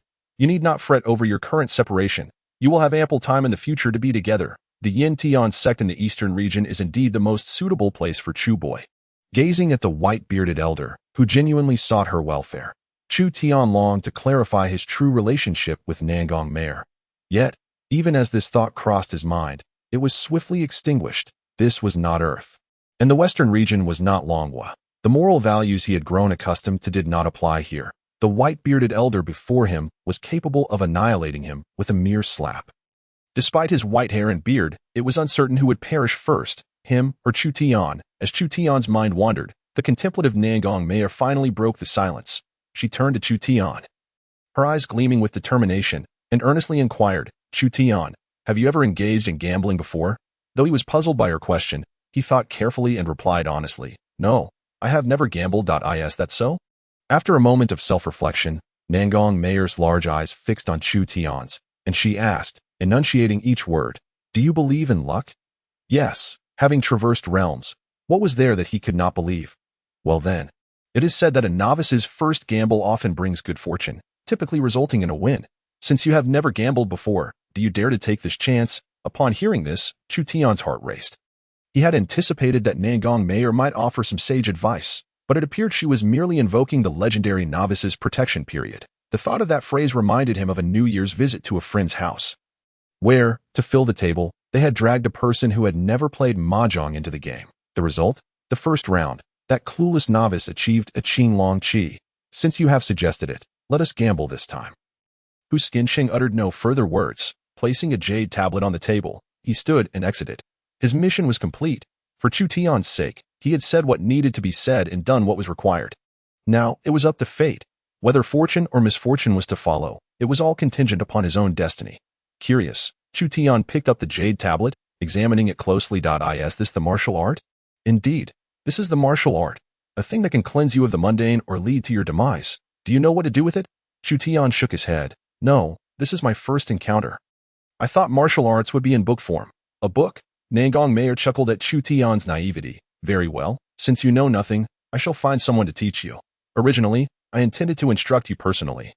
But regrettably, my plans have been thwarted by numerous pressing matters. Therefore, I must call upon Xiaoyu to teach you.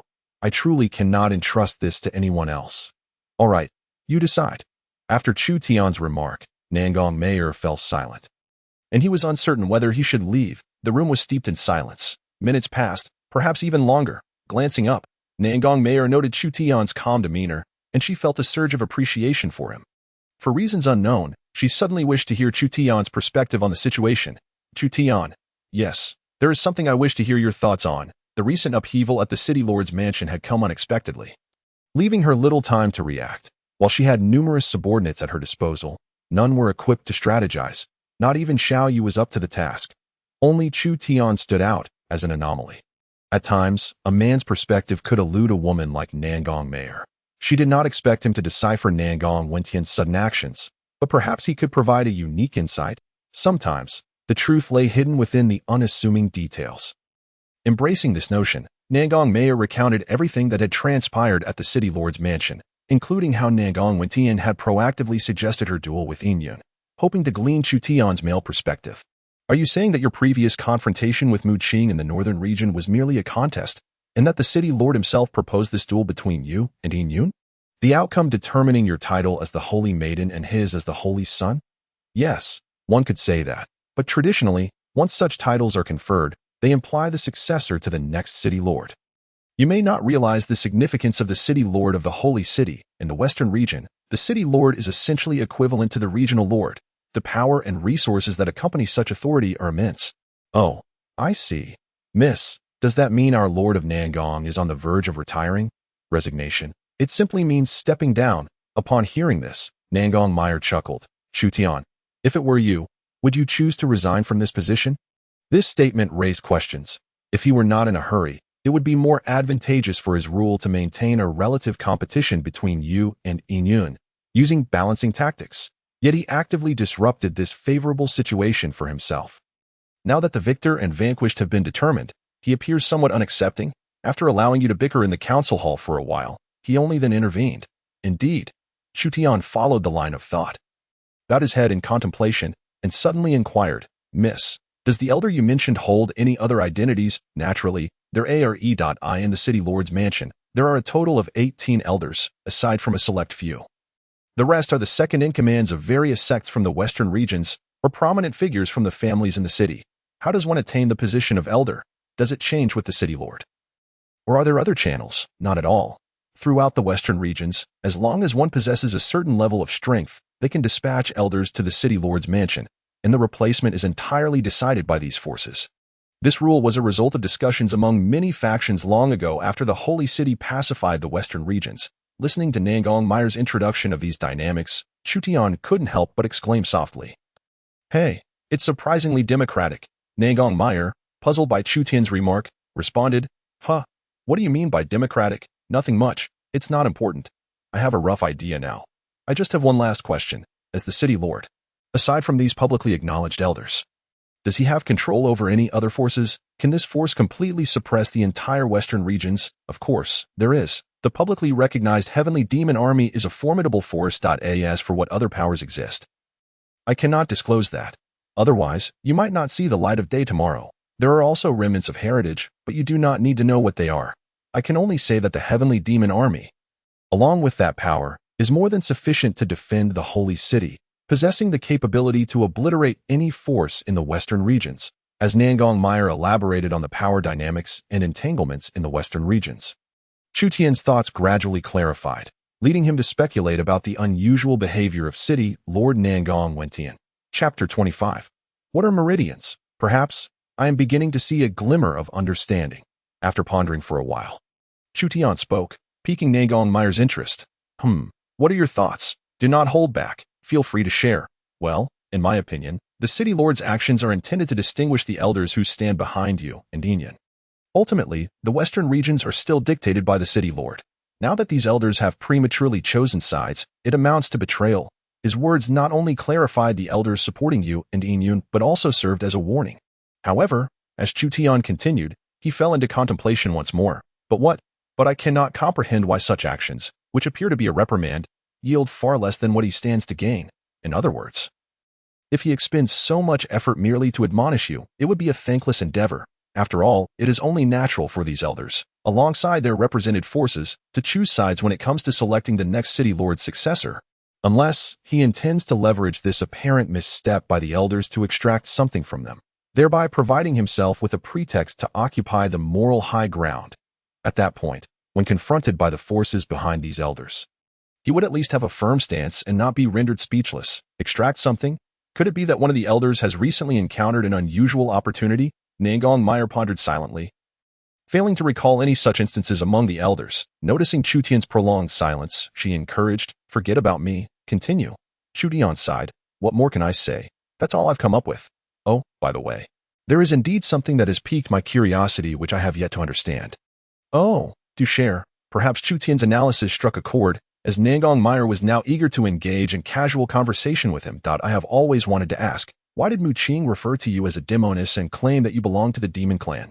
Initially, I thought you all acted ruthlessly, devoid of humanity, but now, it seems otherwise. Is that all?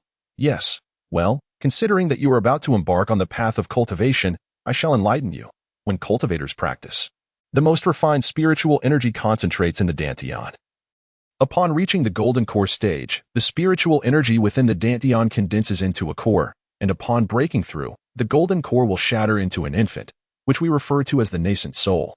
Mu Qing and I are both nascent soul stage cultivators. Beyond that, regardless of the realm, the nascent soul within the dantian remains. When a cultivator falls, the nascent soul, which harbors the refined spiritual energy, gradually dissipates into the world as the physical body perishes, returning the energy to nature. In the Western regions, there exists a cultivation method known as the spirit absorption technique. Its uniqueness lies in the ability to refine the spiritual power from others' nascent souls for one's own use. Humans consuming humans. Hearing the barely concealed tremor in Chu Tian's voice, Nangong Meier chuckled. Well, your interpretation isn't entirely wrong, but you've misunderstood one aspect. The nascent soul is not a human. You may consider it a high-quality spiritual stone brimming with volatile spiritual energy. The peculiarity of the spirit absorption technique is that it can untangle that ferocious energy. Understood? I completely grasp it now, imagining the scene where people from the Western regions, after slaying their foes, reach into the corpses to extract the nascent souls and chew on them. Chu Tian thought to himself that such a portrayal would be nothing short of demonic. Nangong Meier, perceiving Chu Tian's unspoken questions, clarified. Do you think the spirit absorption technique is commonplace? Across the entire Western regions, there are no more than 10 individuals who can practice this technique. And you can. Seeing Chu Tian's cautious demeanor, Nangong Meier broke into a smile.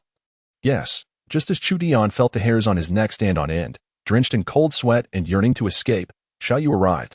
Upon noticing Chu Tian seated with Nangong Meier and engaged in cheerful conversation, a flicker of confusion crossed Xiaoyu's face, yet she still spoke up. Miss, Dr. Wang is not at the merchant's. The young master of the merchant said that Dr. Wang has gone to the city lord's mansion. All right, I understand. Xiaoyu, for the next few days, set aside your tasks. Chu Tian is yet to find a master for his cultivation, and I have been preoccupied lately, so you shall teach him the basics. Yes, Xiaoyu complied, and Chu Tian took the opportunity to exit with her, whether it was a mere illusion or not. After spending an extended period with Nangong Meier, he felt an unsettling sense of insecurity. Far less relaxed than when he was with Xiaoyu, Chunyu, and Xiaha. Sister Yu, I have never been exposed to cultivation before, so I may be a bit dull. You, hearing Chu Tian address her as Sister Yu, Xiaoyu felt a wave of warmth wash over her. Patting her not-so-puffed-up chest, she reassured him. Rest assured, it will be fine. Leave it to me. An hour later, however, Xiaoyu regretted her decision. She gazed at Chu Tian's eyes, filled with an insatiable thirst for knowledge, and felt the urge to flee. Initially, the teaching went smoothly, and she was indeed very patient, but when Chu Tian curiously inquired, what are meridians? She could no longer hold herself together. Xiaoyu found it hard to fathom why a man in his 20s would ask such a simple question. By all that is holy, Chu Tian, as a youth of the new era who had received modern education, truly did not know what meridians were. Nearly gasping for breath, Xiaoyu, exasperated, stormed out. Just as Chu Tian scratched his head, bewildered, Xiaoyu returned, tossing a piece of silk upon Chu Tian's face, leaving behind the words, "Take your time to read." Before turning to leave, all notions of calmness and patience vanished. Watching his own teacher storm off in anger, Chu Tian begrudgingly held the piece of silk that had hit his face, retreating to his room. For the next 2 days, Chu Tian remained holed up in his room, studying the meridian points and human outlines inscribed on the silk, diligently committing them to memory. There was no time for research. Simply remembering was already a feat. Over these 2 days, Chu Tian discovered a second strength within himself, impressive memory. In just 2 days, he firmly etched the chaotic network of acupoints and meridians into his mind. After reviewing with his own body to ensure there were no mix-ups or errors, Chu Tian sought out Xiaoyu once more. After 2 days of reprieve and Chu Tian's repeated address of Sister Yu, all of Xiaoyu's frustrations dissipated, and she felt renewed confidence in teaching him again.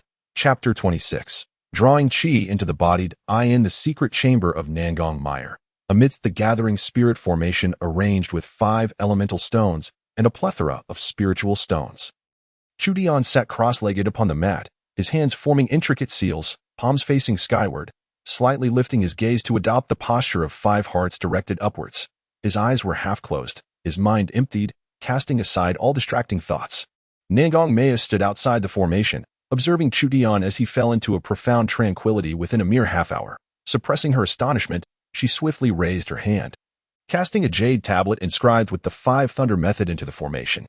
The tablet pierced through the barriers of the array and adhered itself to the midpoint of Chu Tian's forehead, remaining suspended as if glued there.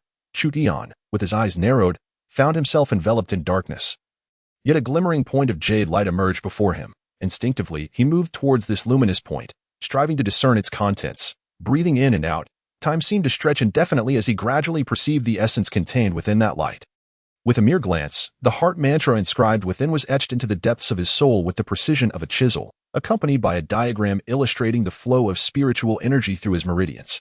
Clutching his spiritual platform, Chu Tian silently recited the mantra that unfolded before his eyes, eager to harness the spiritual energy said to roam around him. His hands, which had rested upon his knees, suddenly transformed as he executed a series of intricate hand seals.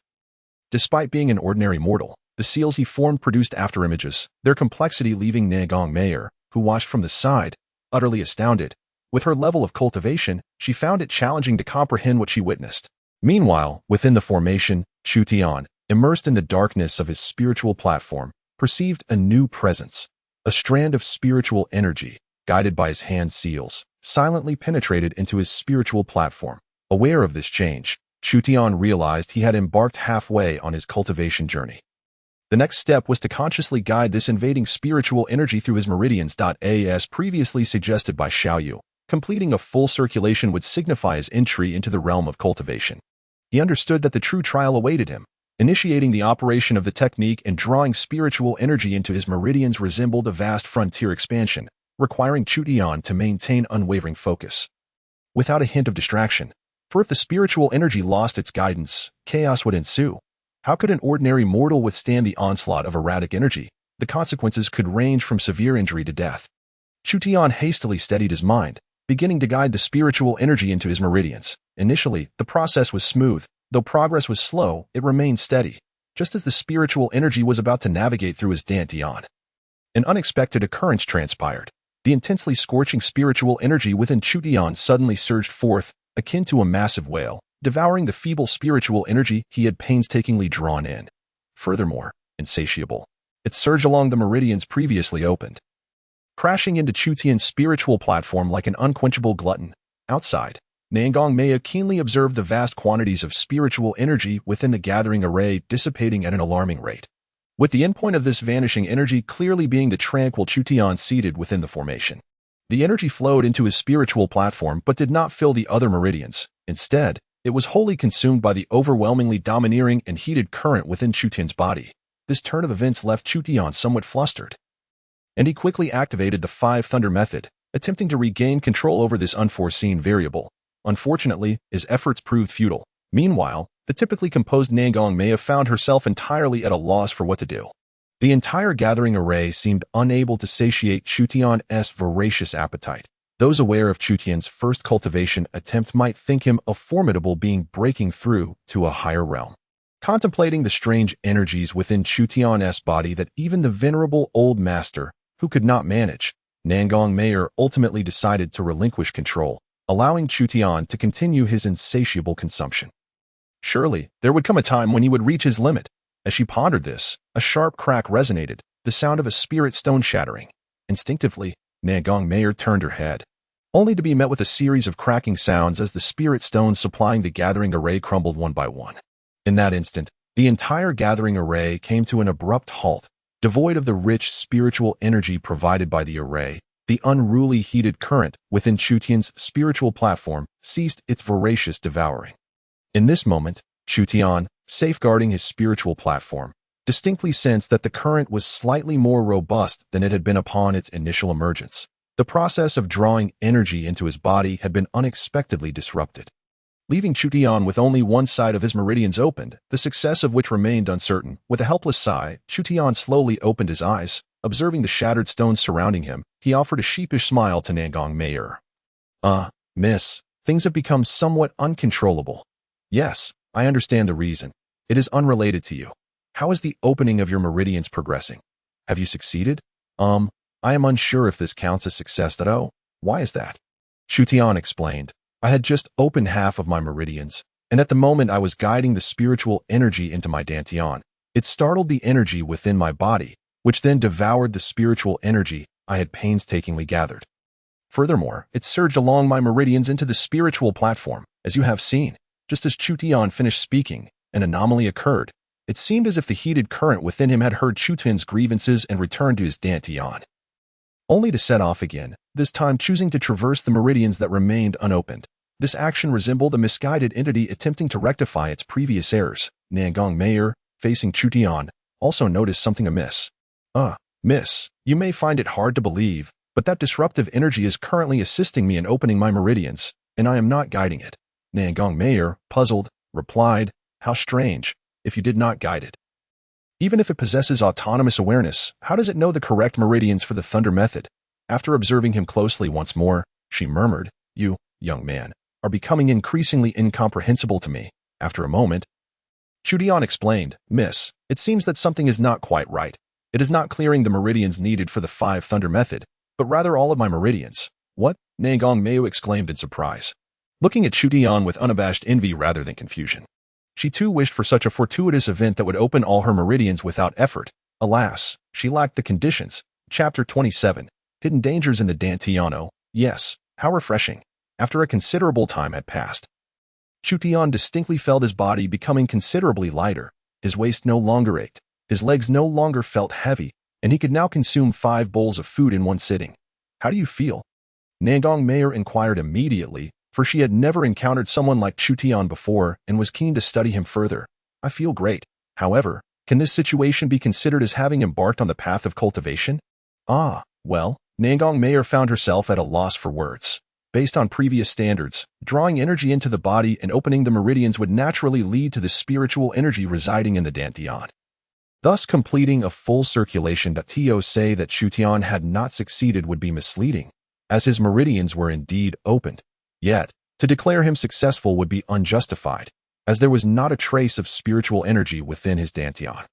You should now be able to absorb the spiritual energy of heaven and earth. Try again to see if you can store the energy within your dantian. All right, I will give it a try. With that, Chu Tian nimbly settled down, beginning to experiment according to the technique's mantra. Even without Nangong Meier's prompting, he was determined to try. After the duration of an incense stick, Chu Tian could distinctly perceive the presence of spiritual energy within his meridians. Yet his dantian remained devoid of sensation. Although he had consciously attempted to guide the energy into his dantian, it was ultimately the domain of that heated current, and his will held no sway. Miss, what should I do in this situation? I do not know. Perhaps this requires time to assess. Once you reach the foundation establishment stage, you will be able to introspect and gain a clearer understanding of your dantian's condition. Listening to Nangong Meier's words, Chu Tian nodded. With matters settled here, he intended to return for some rest. As he departed, Nangong Meier's calm demeanor suddenly gave way to a tinge of concern. Without Chu Tian's ability to perceive the state of his dantian, who could truly ascertain what was amiss? It was crucial to understand that the foundational progression of cultivation involved the continuous accumulation of spiritual energy within the dantian. If his dantian could not store energy, he would never achieve a breakthrough. In other words, the likelihood of Chu Tian being deemed a failure was far greater than that of him being a genius. Upon contemplating this, Nangong Meier resolved not to overexert herself in speculation about matters that would soon become evident. After all, she still had a half-dead paper kite lying in her room. She harbored a profound interest in the woman who had once managed to deceive and conceal her true self. The reasons for this intrigue eluded her. The paper kite had successfully kept her true identity hidden, yet why was she compelled to persist in executing such perilous tasks? It was crucial to acknowledge that if the paper kite were unwilling, once she exited the holy city and removed her mask, no one would recognize her. The art of concealing one's aura was ubiquitous in the streets. As Nangong Meier pondered this, she traversed several concealed doors. Her gaze falling upon the woman whose body was marred with bruises, a wave of agitation surged within her. She needed to save her, but how could she accomplish that? Did it mean seeking the guidance of those from Qingyo Valley? The mere thought of the usual demeanor of the people from Qingyo Valley left Nangong Meier feeling uncertain. Heaven knew whether they would even send someone after receiving their payment if they did not show up. She would be utterly at a loss. Just as Nangong Meier was mulling over whether to take the risk of paying a hefty sum to invite someone from Qingyo Valley, suddenly, the figure of Chu Tian gradually emerged in her mind. Since that enigmatic force could heal external wounds and regulate the mind, perhaps it could also dispel toxins. Within the city lord's mansion, Nangong Meier still bore his usual brooding demeanor, which made him appear anything but benevolent. Before him stood a frail middle-aged man in a long robe, trembling as he faced Nangong Meier, a clear indication that the latter had not treated him kindly. My lord, your request is beyond my capabilities. Such a secret elixir can only be concocted by the most skilled alchemists, and I simply do not possess that expertise. Even the outermost formation cannot be arranged by me alone, Wang Yuanfeng protested. His hands gesturing in despair, yet his plight did not stir the cold-hearted Nangong Meier. Then tell me, who among those I presented to you can accomplish it? The esteemed alchemists of the Eastern Domain, the Qingyo Valley of the Central Domain, and the elders of the Dan Pavilion from the Northern Xuanzong of the Eastern Domain. None of them are anything less than masters of alchemy. In the Western Domain, we have only the Blood Dance sect, which might stand a chance. The Blood Dance sect, you say? Wang Yuanfeng, postpone your return to the Merchants Guild. Stay here at my city lord's mansion until the matter is resolved. Nangong Meier did not afford Wang Yuanfeng a moment to hesitate, and he could only nod in agreement. Upon returning to his courtyard, Chu Tian did not rest but immediately locked himself in his room.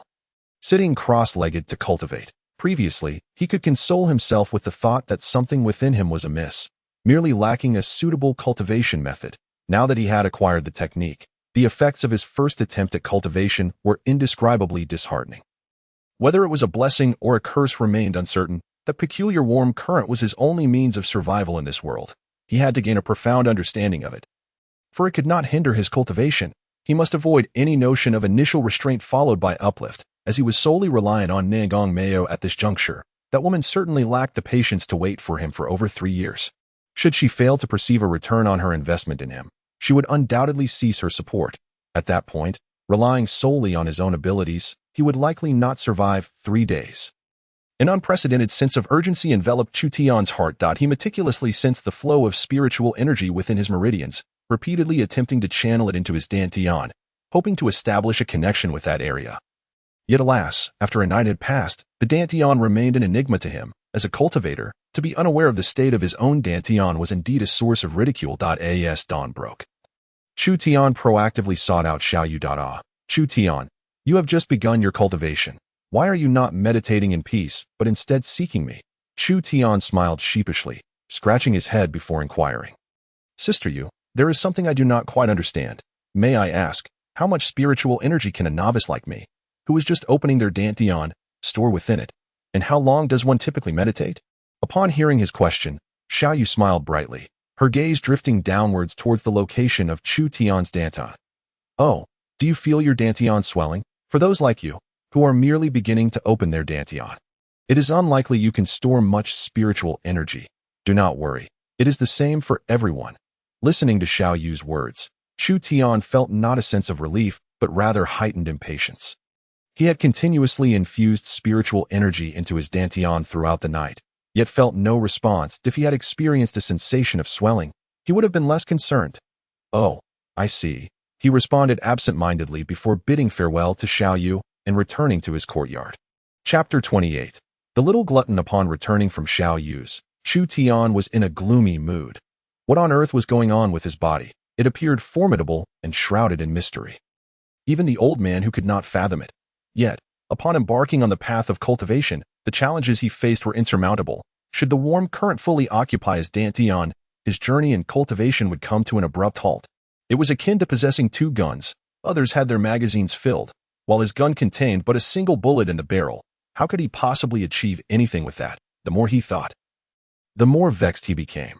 During this period, Chunyu rushed in excitedly to invite Chu Tian for lunch, only to be met with his curt refusal. What was the point of eating if he could not resolve his cultivation issues? As long as Nangong Meier did not devour him, he would consider himself fortunate. Damn it, I advise you to have some sense. Whatever you are that resides within me, do not obstruct me. Otherwise, if I perish, you shall not fare any better. With a fierce resolve, Chu Tian glared at his abdomen, threatening the entity within before launching into another round of nourishing his dantian. He refused to believe that his dantian could truly be a bottomless pit. With that, he retrieved a small jade stone from his pocket, a gift from Xiaoyu, and began to channel spiritual energy into his dantian with fervor. After half an hour, a cracking sound echoed as the stone shattered. Chu Tian frowned slightly, discarding the now useless piece and pulling out a brand new spiritual stone to continue his practice.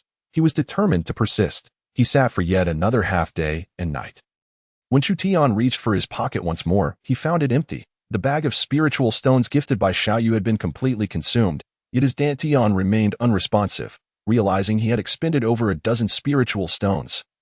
Chu Tian could not help but smile bitterly. No wonder they said that wealth was paramount in cultivation. This truly was an expensive endeavor. Reflecting on the speed at which he absorbed spiritual energy while holding the spiritual stones last night, Chu Tian resolved to ask Nangong Meier for more spiritual stones today. During his first visit to her secret chamber, the abundance of spiritual energy had made it seem effortless to absorb. But upon returning to his room to try again, it was sheer torment. It felt akin to a person accustomed to riding in a luxury car suddenly having to settle for a donkey cart. The disparity was truly staggering. Last night, grasping the spiritual stones felt like riding a bus. Though slow and requiring frequent stops to regain momentum, it was a significant improvement over before. At this moment, Chu Tian remained entirely unaware of the true nature of spiritual stones. He believed them to be as common as dirt. The bag of spiritual stones that Xiaoyu had given him represented nearly 10 days of her cultivation resources, and Xiaoyu was a fully realized golden core cultivator. Just a step away from breaking into the Yuan infant stage, while it may seem somewhat lackluster compared to absolute prodigies like Nangong Meier and Mu Qing, in the eyes of ordinary factions, it was undoubtedly a mark of genius. For maidens like Chunyu and Xiaohe, whose cultivation levels were not particularly high, their monthly salary was merely 5 spiritual stones. Even then, the maidens of Nangong Meier's estate were highly sought after, with scattered cultivators striving to join, desperate to break through the barriers of opportunity. As Chu Tian made his way, he intended to find Xiaoyu first, allowing her to announce his presence before approaching Nangong Meier. However, he did not spot Xiaoyu along the way. It appeared Nangong Meier had specifically instructed her maidens not to impede Chu Tian's path. Chu Tian smoothly arrived at the guest hall of Nangong Meier's quarters, preparing to request an audience when, coincidentally, a maiden exited Nangong Meier's boudoir. Chu Tian approached her with a smile, asking, "Sister, is the young miss in? Could you kindly relay my presence?" "Certainly, young Master Chu. Please wait a moment." Shortly thereafter, the maiden gestured for Chu Tian to enter on his own. Upon hearing this, Chu Tian was taken aback, uncertain as to whether he had truly understood correctly. "Sister, you mean I am to enter by myself? This is the young Miss's private chamber. Indeed, the young miss has requested you to come in." With that, the maiden departed. Gasping, Chu Tian stared at the small door leading into the inner chamber, taking a deep breath before cautiously stepping forward. However, the further he walked, the more unsettled he felt. This scene felt inexplicably familiar. If he remembered correctly, the last unfortunate soul to walk this path ultimately met their fate on Liaoshan. Fortunately, Chu Tian is not the unfortunate Lin Chou.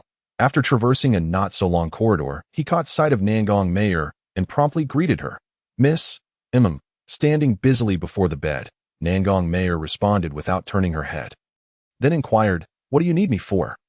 Miss, I have come to request some spirit stones." Upon hearing that Chu Tian sought spirit stones, Nangong Meier was momentarily taken aback but said nothing. She raised her hand and retrieved a bag of spirit stones from her storage ring, tossing it into Chu Tian's hands. "Take this for your USE.by the way. Has there been any change in your dantian?" "Not for now," Chu Tian replied truthfully. While practicing the 5 Thunder True method, have you experienced any discomfort in your meridians? Are you able to control the spiritual energy? I haven't noticed anything unusual for the time being. Good. If anything feels amiss, come to me immediately. Do not push yourself. Many have perished under this technique. If there is nothing else, you may leave for now. After imparting her concerns, Nangong Meier dismissed Chu Tian, who then departed with the spirit stones in hand. Upon exiting her courtyard, he weighed the bag of spirit stones, finding it to be roughly 20 pieces, similar to what Xiaoyu had previously given him. With the spirit stones in his possession, Chu Tian returned to his room and resumed his cultivation. The sooner he nourished his dantian, the sooner he could alleviate the heavy burden in his heart. Although he had only recently begun his journey into cultivation, he was aware that a restless mind was a major taboo in this practice. As the sun rose and set, another day passed. Observing the seemingly unchanged state of his dantian, Chu Tian felt powerless to complain. Gazing at the empty spirit stone pouch, He resolved to embark once more on the quest for more resources. 20 spirit stones were hardly sufficient for anyone's needs, he mused to himself, determined to ask for a larger sum this time. After all, Nangong Meier was a prominent saintess of the western regions. Surely she could afford to be a bit more generous. When he approached Nangong Meier again and clarified his intentions, it was now her turn to be taken aback. You mean to say you've absorbed 20 spirit stones in one night? Faced with the astonishment on her face, Chu Tian was utterly perplexed. Wasn't it merely 20 spirit stones? Yet, since he was there to request resources, he quickly clarified. Indeed, I only discarded them after absorbing every last bit of energy from the stones. I assure you, there was no waste. Nangong Meier regarded him with a mixture of curiosity and amusement. Did he truly think that 20 spirit stones were of any concern for someone who had only recently opened his meridians? How could he possibly absorb such a quantity in one night? Frankly speaking, the spiritual energy contained within those 20 stones could easily empower 21st stage chi refiners. Yet here stood Chu Tian, seemingly unscathed, perhaps even wanting more. Was he a small glutton transformed into human form, coming to her for a hearty meal? Chapter 29. Never enough. Nangong Meier pondered the potential reasons behind Chu Tian's predicament, ultimately centering her thoughts on the unusual energy within his body. A few days prior, she had witnessed him opening his meridians and had seen him dramatically drain her own spirit-gathering formation. If that strange energy was indeed causing issues, it would explain the vast consumption of spirit stones. With this thought, Nangong Meier looked at Chu Tian and said, "Relax your mind, do not circulate your spiritual energy. I need to probe your dantian through your meridians. If your energy begins to circulate, a conflict between our energies could be fatal for you." Chu Tian was no longer the same person he had been days earlier. Previously, when he had no spiritual energy, she could examine him freely. Now, however, full cooperation from him was essential. Hearing her words, he felt a jolt of alarm, wanting to refuse, yet after some contemplation, he nodded in agreement. He was utterly in the dark regarding his cultivation and had no idea where to begin. Having a skilled practitioner like Nangong Meier investigate his condition was certainly advantageous. Moreover, even if he focused solely on nourishing his dantian, he would still need resources, which he would have to obtain from Nangong Meier. Seeing Chu Tian acquiesce, Nangong Meier waited for him to completely relax. Then, she pointed her hand at his forehead, allowing a thread of spiritual energy to enter his spiritual sea and travel down his meridians. This sight brought a glimmer of hope to Nangong Meier's heart. Previously, not only had she struggled, but even the energy of skilled practitioners like Hu Xiansheng had been devoured and repelled by that force.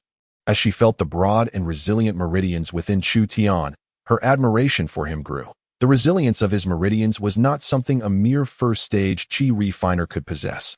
This was a testament to how Chu Tian's path in cultivation had been swifter and higher than others. Before long, a serious expression appeared on Nangong Meier's face. She carefully controlled her spiritual energy, cautiously spiraling it near Chu Tian's dantian, probing ahead with utmost caution. However, when her energy entered his dantian, the anticipated occurrence transpired. This time, she distinctly sensed her spiritual energy being devoured. Not only was the energy she had directed into his dantian consumed, but all the energy that had flowed into his meridians was also not spared. Furthermore, this sensation of being devoured extended all the way to Chu Tian's spiritual sea. Nangong Meier's complexion changed dramatically as she disregarded the potential harm to Chu Tian and forcefully severed her connection with him. With a soft gasp, she felt a wave of fear wash over her. Just moments ago, she had felt that the consuming sensation could follow the connection between them and leave her utterly drained. The sheer dominance of that energy made her realize she would not have been able to resist it. Had she not acted decisively, her fate might have mirrored that of her spirit-gathering formation. To her surprise, Chu Tian stood before her unharmed, looking bewildered, utterly unaware of what had transpired. With lingering trepidation, Nangong Meier addressed him. "I am fine, Chu Tian. You must remember, from now on, never allow anyone to probe your body." After imparting this warning, she considered for a moment and added with concern, "Including Hu Xiansheng and that scoundrel Mu Qing. I say this for your own good." Seeing the gravity with which she spoke, Chu Tian responded earnestly, "Understood. I will remember." After affirming her words, he observed the lingering fear on Nangong Meier's face and cautiously asked, "Miss, is there really a problem with my dantian? Do not ask me. I do not know, nor am I qualified to investigate your dantian." Nangong Meier chuckled self-deprecatingly. Then, reflecting on Chu Tian's current predicament, continued, "Forget it. Since you require a substantial amount of spirit energy to assess your condition, you should stay here to cultivate. I just finished repairing the spirit gathering formation yesterday. Thank you, miss. Go ahead. You are new to chi refining and cannot fast yet. I will arrange for your meals to be delivered here. Your priority now is to cultivate and swiftly understand your issues. Ideally, you should learn to control them. Chu Tian was puzzled by Nangong Meier's urgency, but nonetheless agreed. Yes, miss, if there is nothing else. I shall take my leave. Go on. You know the way. As Chu Tian departed, Nangong Meier turned her gaze toward the bed, her anxiety mounting. After all, she was still waiting for him to save her. Previously, Wang Yuanfeng had mentioned he could prolong the life of the paper kite, yet he had since gone silent, having entered the city lord's mansion without re-emerging. No one could predict how long the paper kite could endure. The sooner Chu Tian comprehended the nature of that domineering energy, the sooner the paper kite would have hope for survival. Thinking of the city lord's mansion and Nangong Meier, her heart sank once more. A wave of frustration washing over her. What was the purpose of the series of actions he had taken earlier? What were the tasks he had assigned her for? Unable to comprehend these matters, a sense of crisis loomed over her, making it impossible to calm her mind during meditation. This marked Chu Tian's second entry into Nangong Meier's training chamber. During his previous visit, he had successfully rendered the expansive spirit gathering formation inoperative. With Nangong Meier's strong support, he was determined not to waste time. Entering the formation, he felt the abundant spiritual energy surrounding him and resumed his practice. Before long, Nangong Meier sensed something amiss outside. Despite the ample spiritual energy within, she could feel the surrounding energy slowly converging inward. Realizing something, she hurried inside, and indeed, her suspicions were confirmed. Chu Tian was once again voraciously consuming vast amounts of spiritual energy. This time, he was not as reckless as before, yet his rate of absorption surpassed that of her own energy at the nascent soul stage. Something was definitely amiss. Nangong Meier sensed that something was amiss, but did not intervene immediately. It was not until the third day, after replacing the spirit stones that sustained the formation, that Chu Tian still had not ceased his efforts. It was as if his dantian were a bottomless pit. In an instant, Nangong Meier felt the weight of the burden. She could no longer afford to support Chu Tian. If this continued, with a daily replacement of spirit stones for the gathering spirit array, it would not be long before she would have to sell her estate. Chu Tian's capacity for absorbing spirit energy was beyond what any ordinary person could possess. Chapter 30. The spirit stones were not wasted as Chu Tian reveled in the abundant spiritual energy. On the third day, he was halted by Nangong Meier. If this persisted, she could not guarantee anything else, but she would undoubtedly face bankruptcy. Chu Tian had not yet reached a level of importance that warranted exhausting the resources of the entire Nangong residence to sustain him. What she had already done was, in fact, more than enough kindness. At noon on the third day, the spiritual energy of the gathering spirit array was once again depleted by Chu Tian, and the exhilarating sensation came to an abrupt end. Sensing the change outside, Chu Tian slowly opened his eyes and instinctively glanced at Nangong Meier, his gaze filled with questions. Nangong Meier shook her head slightly. Chu Tian, let it end here. What have you gained in these 3 days? Has there been any change in your dantian? No, it remains the same, seemingly without any alterations. When he spoke of the lack of change, even Chu Tian felt a twinge of embarrassment. He was unaware of much, but he had certainly felt the change during the times Nangong Meier replaced the spirit stones for the gathering spirit array. Upon awakening this time, he observed the state of the spirit stones surrounding him. They were dull and lifeless, evidently drained of their spiritual energy, rendered useless as mere refuse. Listening to Chu Tian's consistent response, a rare flicker of disappointment crossed Nangong Meier's eyes, and her gaze shifted toward him, no longer filled with eagerness but tinged with regret. Since this is the case, then you shall. Nangong Meier began to suggest that Chu Tian return, but she recalled the broad and resilient meridians he possessed when she had examined him 3 days prior. Thus, she inquired further, what about your meridians? Any changes? Chu Tian keenly sensed the shift in Nangong Meier's attitude towards him and dared not be careless in his response. He knew this was his final opportunity to demonstrate his worth. After a meticulous assessment of his meridians, feeling the surge of spiritual energy within, he realized that he could not utter the words "no change," gazing at the discarded spirit stones around him. Chu Tian made a resolution. At the very least, he had to ensure that the spirit stones he had used bore some semblance of value, or else he might truly find himself bereft of any resources. Without regard for whether he would be discovered for lying in the future, he replied, Miss, I feel that the spiritual energy within my meridians is particularly abundant, and the flow of energy is noticeably more robust than before. Upon hearing Chu Tian's words, Nangong Meier's dimmed gaze brightened slightly. She was curious to probe further, but the thought of that terrifying, devouring energy deterred her from doing so. After a moment of contemplation, she devised a new method of exploration. Chu Tian, in that case, I will teach you a fundamental combat technique. Let us see if you can utilize it. The technique known as palm lightning was the most basic and widely employed combat technique by Qi refining stage cultivators. As Qi refining stage cultivators cannot externalize their spiritual energy, condensing it within their palms is one of the simplest and most practical methods. Typically, cultivators can conjure palm lightning only at the third level of Qi refining. While Chu Tian, based on his displayed phenomena, seemed to remain at the first level. If a first-level cultivator could wield the prowess of a third level, it would indicate that her investment in those spirit stones had not been in vain. Chu Tian still held potential for returns if he failed to do so. However, it would be time to utter an apology. The Nangong residence was certainly not a charitable institution. The technique of palm lightning was not difficult. After a brief explanation from Nangong Meier, Chu Tian grasped the essence of the technique, but on his first attempt to condense it within his palm, he succeeded, observing the luminous orb in his palm, which was larger than that of an ordinary Qi refining stage cultivator and significantly more powerful. Nangong Meier found herself at an impasse, neither smiling nor frowning.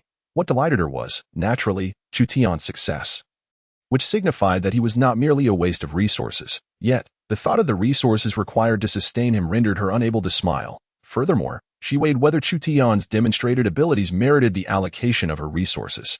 On the other hand, Chu Tian was oblivious to Nangong Meier's inner thoughts. Feeling the spiritual energy within his meridians continuously depleting, he wished to immediately cease this energy-wasting technique. After all, he had absorbed so much spiritual energy to achieve the current state of his meridians, and exhausting it now would be detrimental, at the very least, without knowing where the next spirit stone would come from. Such consumption was truly unwise. Miss, can I disperse the palm lightning? The spiritual energy in my meridians is rapidly dissipating. Oh, Chu Tian, estimate for me. If you were to maintain this technique, how long would it take for the spiritual energy in your meridians to be exhausted? Chu Tian carefully assessed the consumption of his spiritual energy before responding with a furrowed brow. Approximately 2 hours from now, the spiritual energy in my meridians will be depleted. Upon hearing this, Nangong Meier's expression changed drastically. Assuming it was due to his weakness, Chu Tian hastily clarified, Miss, as of now, I have not felt any changes in my dantian. Isn't the dantian merely a subsequent source of spiritual energy for the meridians? Chu Tian's muddled excuse caused a barely perceptible twitch at the corner of Nangong Meier's mouth. Had she not seen the worried expression on his face, she might have suspected he was boasting. A first-level cultivator sustaining palm lightning for 2 hours, with such abundant spiritual energy in his meridians. Would he need his dantian to exert force? As she recalled Chu Tian's remarkably broad meridians, Nangong Meier began to understand. She realized why his meridians were so unlike those of ordinary individuals. His dantian required constant absorption of spiritual energy, and for that energy to reach the dantian, it must traverse the meridians. Thus, Chu Tian's meridians were perpetually being washed clean, in a continuous cycle. Given Chu Tian's substantial spiritual energy, it would be prudent to, with an idea forming in her mind, Nangong Meier said, All right, disperse the palm lightning. I will teach you a finger technique called lingxi finger, which, like palm lightning, is also an essential foundational technique for low-level cultivators. I will impart it to you, and you can see if you can employ it. Okay, I will give it a try. Chu Tian readily accepted. The more combat techniques he mastered, the greater his chances of success in battle. It was fortuitous that Nangong Meier was willing to teach him. Half an hour later, Chu Tian suddenly swung his right arm, and the spiritual energy gathered at the tips of his index and middle fingers surged forth. With a crash, the remnants of the wasted spirit stones before him shattered into pieces. At this moment, Nangong Meier's eyes narrowed. The lingxi finger was a technique exclusive to foundation establishment stage cultivators, primarily characterized by the ability to externalize spiritual energy. Chu Tian had effortlessly executed it, and it appeared to require no effort on his part. This renewed Nangong Meier's interest in him to new heights. Chapter 31. The first task well done. Chu Tian, you performed admirably. When you utilized the lingxi finger, did you sense any changes in the energy within your meridians? Did you experience anything unusual when the energy was released? Unusual? No, not really. It was just that when I initially gathered the energy at my fingertips to release it, I felt a bit of strain, but suddenly, it just worked. Oh, as she listened to Chu Tian's earnest response. Nangong Meier instinctively attributed this phenomenon to the mysterious nature of his dantian. After all, under normal circumstances, the ability to externalize spiritual energy typically appeared only in foundation establishment stage cultivators, and the only thing capable of breaking that limitation would be something extraordinary. If that were the case, Chu Tian had indeed surprised her. Chu Tian, try using the lynxy finger again, but this time, focus intently and discern whether your dantian is exerting any effort.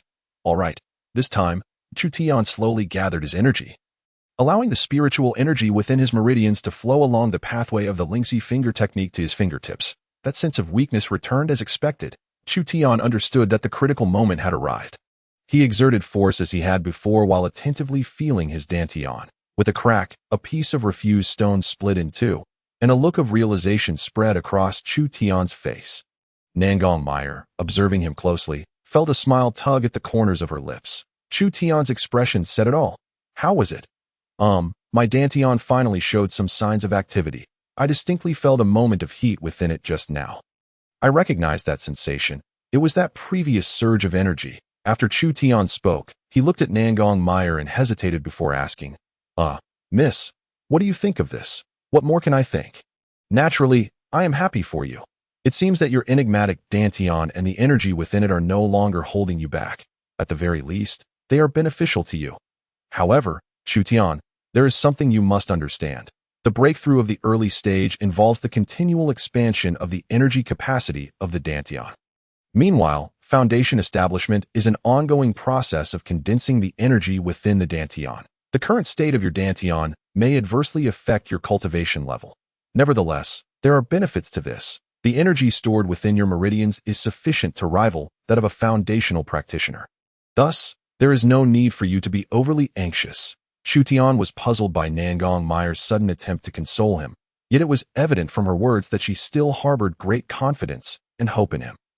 As long as she does not cut off the supply of spiritual stones and resources to him, everything else can be negotiated. After all, where could Chu Tian find another benefactor like Nangong Meier? Very well, Chu Tian, since you possess the means to activate that energy within you, let us set aside your cultivation for now. Follow me, as I have urgent matters to discuss with you. With that, Nangong Meier turned and departed. Chu Tian cast a reluctant glance at the disheveled training room before hurriedly following after her. The exhilarating feeling of greedily absorbing energy within the gathering spirit array was truly delightful. Nangong Meier's boudoir. This was Chu Tian's second visit. Sitting by the bedside was the long-unseen Xiaoyu, who was busily attending to something. Upon hearing movement behind her, she quickly turned and greeted, "Miss, how is she? What is her condition?" Xiaoyu glanced at Chu Tian, who had entered alongside Nangong Meier, a flicker of surprise crossing her eyes. However, seeing that Nangong Meier did not raise the subject, she refrained from asking. Listening to Nangong Meier's inquiry, Xiaoyu's face revealed a hint of distress. "Miss, the situation is dire. Without Dr. Wang to stabilize the spread of the toxins within her, simply forcing the toxins out with spiritual energy is futile. I'm afraid Shi Yuan won't last much longer. Has Wang Yuanfeng not returned yet?" "No, I have been keeping someone on watch at the Shang residence, but there has been no sign of Dr. Wang," Xiaoyu said, turning her gaze towards the woman lying on the bed, her complexion a ghastly shade of green, a hint of pity flashing in her eyes. Both she and Ji Yuan were serving Nangong Meier, and witnessing a colleague lying there helplessly was naturally distressing, especially since this operation had been carried out under her orders. Nangong Meier was well aware of Xiaoyu's thoughts and chose not to comment. Instead, she pointed at Ji Yuan on the bed and said to Chu Tian, "This is the reason I summoned you. She is gravely poisoned, with the toxins having infiltrated her internal organs. This person is very important to me, and I hope you can utilize the energy within your dantian to save her." Chu Tian craned his neck to glance in the direction indicated by Nangong Meier. To his surprise, there lay a woman, completely unclothed, on the bed. However, he lost interest after a mere glance. Regardless of her appearance, even if a celestial being were present, her darkened skin would hardly pique his interest. That being said, one must admit that her legs were indeed long. Miss, Chu Tian hesitated to refuse, not because he was unwilling to help, but rather because he was unsure of how to proceed. The enigmatic energy he possessed might have the potential to neutralize the toxins. However, it was a matter of self-awareness. He knew that it was not something he could easily control. I understand your concerns. If you manage to save her, I will ensure that your Dantian is well fed. Should you allow her to perish? Nangong Meier's words need not be completed, for Chu Tian had already made his decision, or rather, he found himself with no alternative, having spent nearly a month at Nangong Meier's residence. It must be said that aside from the initial 2 days of hardship, the remainder of his time had been quite pleasant, with 2 delicate maidens attending to him. Moreover, he had been provided with a highly esteemed cultivation technique. And over the past few days, Nangong Meier had undoubtedly ensured his satisfaction. From any angle, Chu Tian found no justification to refuse Nangong Meier's request. Whether or not he could succeed was one matter. But whether he would attempt it was another. Very well, miss. I shall do my utmost. With a firm resolve, Chu Tian finally acquiesced. Having enjoyed such lavish treatment, he felt compelled to give something in return. However, after some thought, he proposed his own condition. Miss, I would prefer to work without anyone else in the room. Of course. Xiaoyu, let us step outside. Nangong Meier replied decisively, showing no objection to Chu Tian's request, as she beckoned Xiaoyu to accompany her out. As they were leaving, Xiaoyu cast a worried glance at the serious-faced Chu Tian. Having watched over Ji Yuan for several days, she was well aware of the severity of her poison. This toxin was notoriously difficult to neutralize. Although Xiaoyu had heard of Chu Tian's abilities, he was still merely at the onset of the qi refinement stage. Should he mishandle the situation and allow the toxins to spread, he too might become afflicted. This was a matter of life and death. Chu Tian, please be careful. As Xiaoyu closed the door behind her, she turned to Chu Tian and offered a quiet warning. With a soft click, the door shut, leaving Chu Tian alone and mobile in the not-so-spacious room. Chapter 32. Not picky with food. Easy to feed. After Nangong Meier led Xiaoyu outside, they did not venture far before sitting down in the outer chamber. She was not idle. Her spiritual consciousness enveloped the room before her in an instant, rendering Chu Tian's every move within it crystal clear. Under the surveillance of her consciousness, the rhythm of Chu Tian's heartbeat was laid bare. Xiaoyu, standing beside her, sensed something but dared not look or ask, her head bowed slightly. What? Are you worried about him? Nangong Meier's voice suddenly rang in Xiaoyu's ear. No, not at all. Do you think I do not trust him, that I am monitoring him? Miss his intentions, I dare not speculate. Your actions must surely have deeper significance. A hint of panic flickered in Xiaoyu's heart as she lowered her gaze to her feet, cautiously replying to Nangong Meier's inquiry. Nangong Meier turned her head and scrutinized Xiaoyu for a moment before finally explaining. Do not be foolish. I fear he may get into trouble and perish in there. As for you, I advise you to temper your thoughts. This man is not as simple as he appears. He is quite astute. Miss, I do not quite understand what you mean. It is best that you do not understand. Inside the boudoir, once the door closed, Chu Tian rubbed his cheeks, exhaling deeply, and with a touch of curiosity, he slowly approached the bed. Though the woman on the bed was completely naked, and as he gazed up her legs, her figure was indeed appealing, Chu Tian found himself devoid of any lewd thoughts. The woman resembled a peeled century egg in color. What beauty could there be in that? Chu Tian had seen and experienced much in life. Big brother, if you wish to partake in a feast, you must work.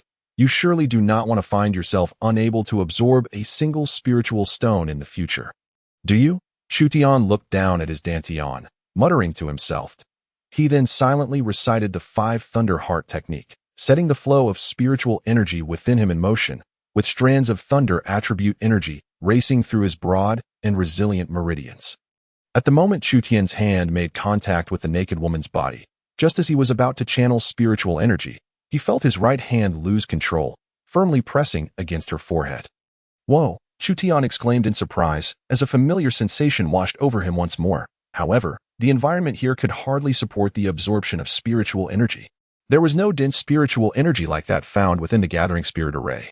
Just as Chu Tian was momentarily lost in thought, the door burst open. Nangong Meier rushed in, ignoring Chu Tian, and quickly focused on his hand resting on Ji Yuan's forehead. In that brief moment, Chu Tian's palm had turned pitch black and was visibly spreading up his arm. Quick, let go. Nangong Meier's voice trembled as she called out to Chu Tian. In that instant, she finally panicked. Her previous composure shattered. The expression on her face warmed Chu Tian's heart.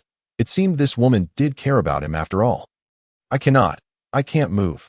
Chu Tian shook his head in a wry smile. Xiaoyu, filled with anxiety, rushed forward without a second thought. Intending to pull Chu Tian away, Xiaoyu's sudden and swift movement caught Nangong Meier off guard. Just as Xiaoyu reached for Chu Tian, a powerful and overwhelming energy erupted from him. With a resounding bang, Xiaoyu was hurled backward, crashing against the door. Facing Xiaoyu's astonished gaze, Nangong Meier spoke calmly. "Get up."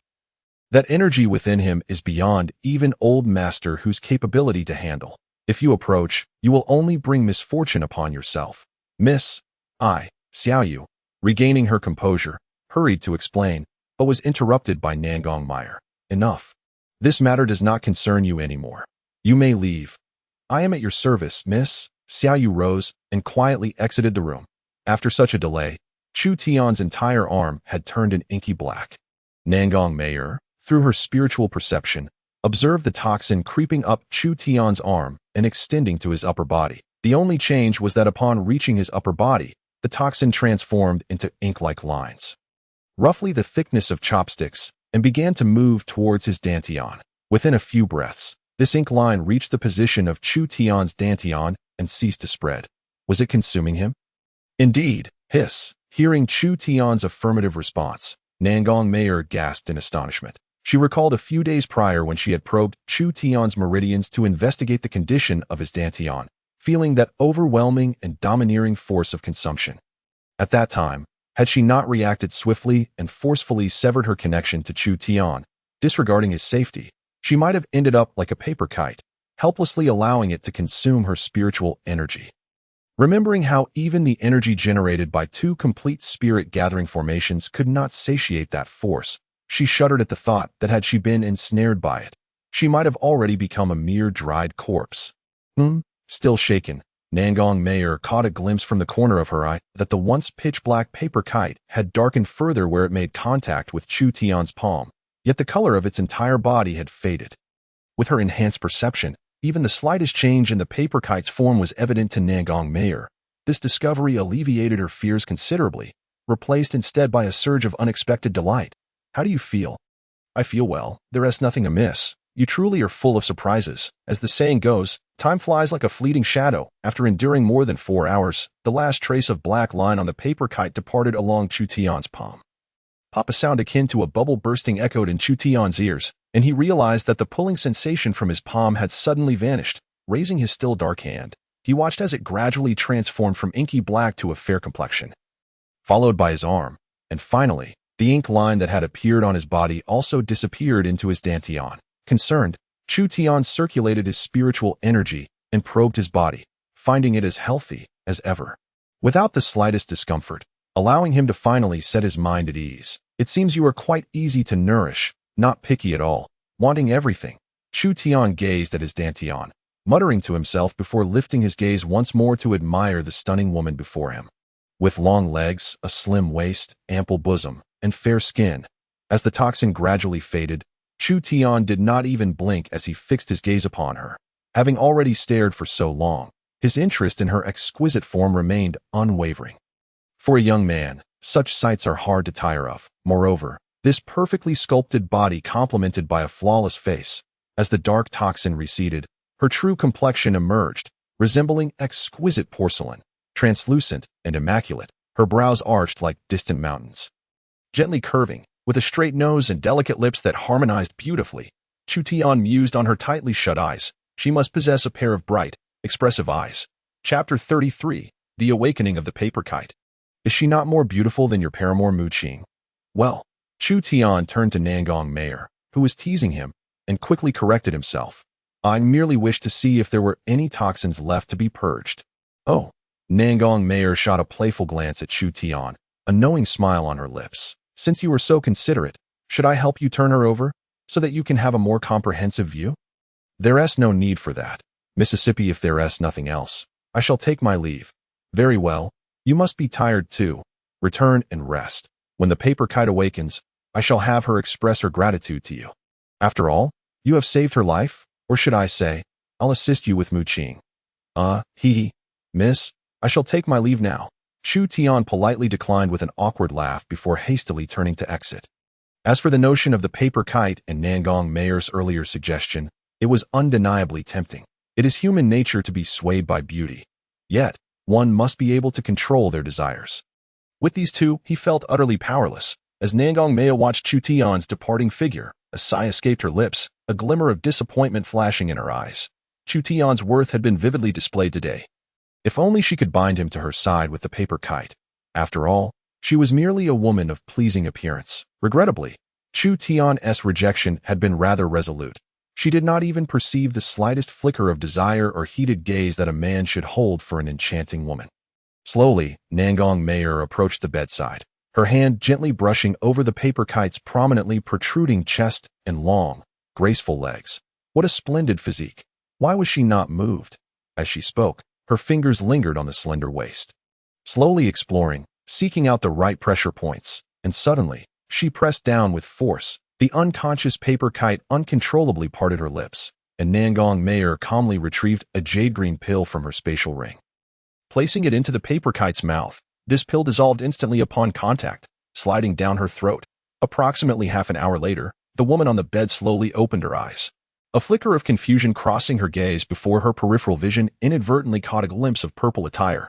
Her dazed eyes instantly sharpened, and without even checking her own body, she struggled to rise and knelt on the ground. Paper kite, I pay my respects to my master. Humph. Nangong Meier let out a cold snort, causing the kneeling paper kite to shiver involuntarily. Sensing Nangong Meier's displeasure, the paper kite timidly admitted her fault. I have disappointed my master's expectations, failing to complete the task assigned by you.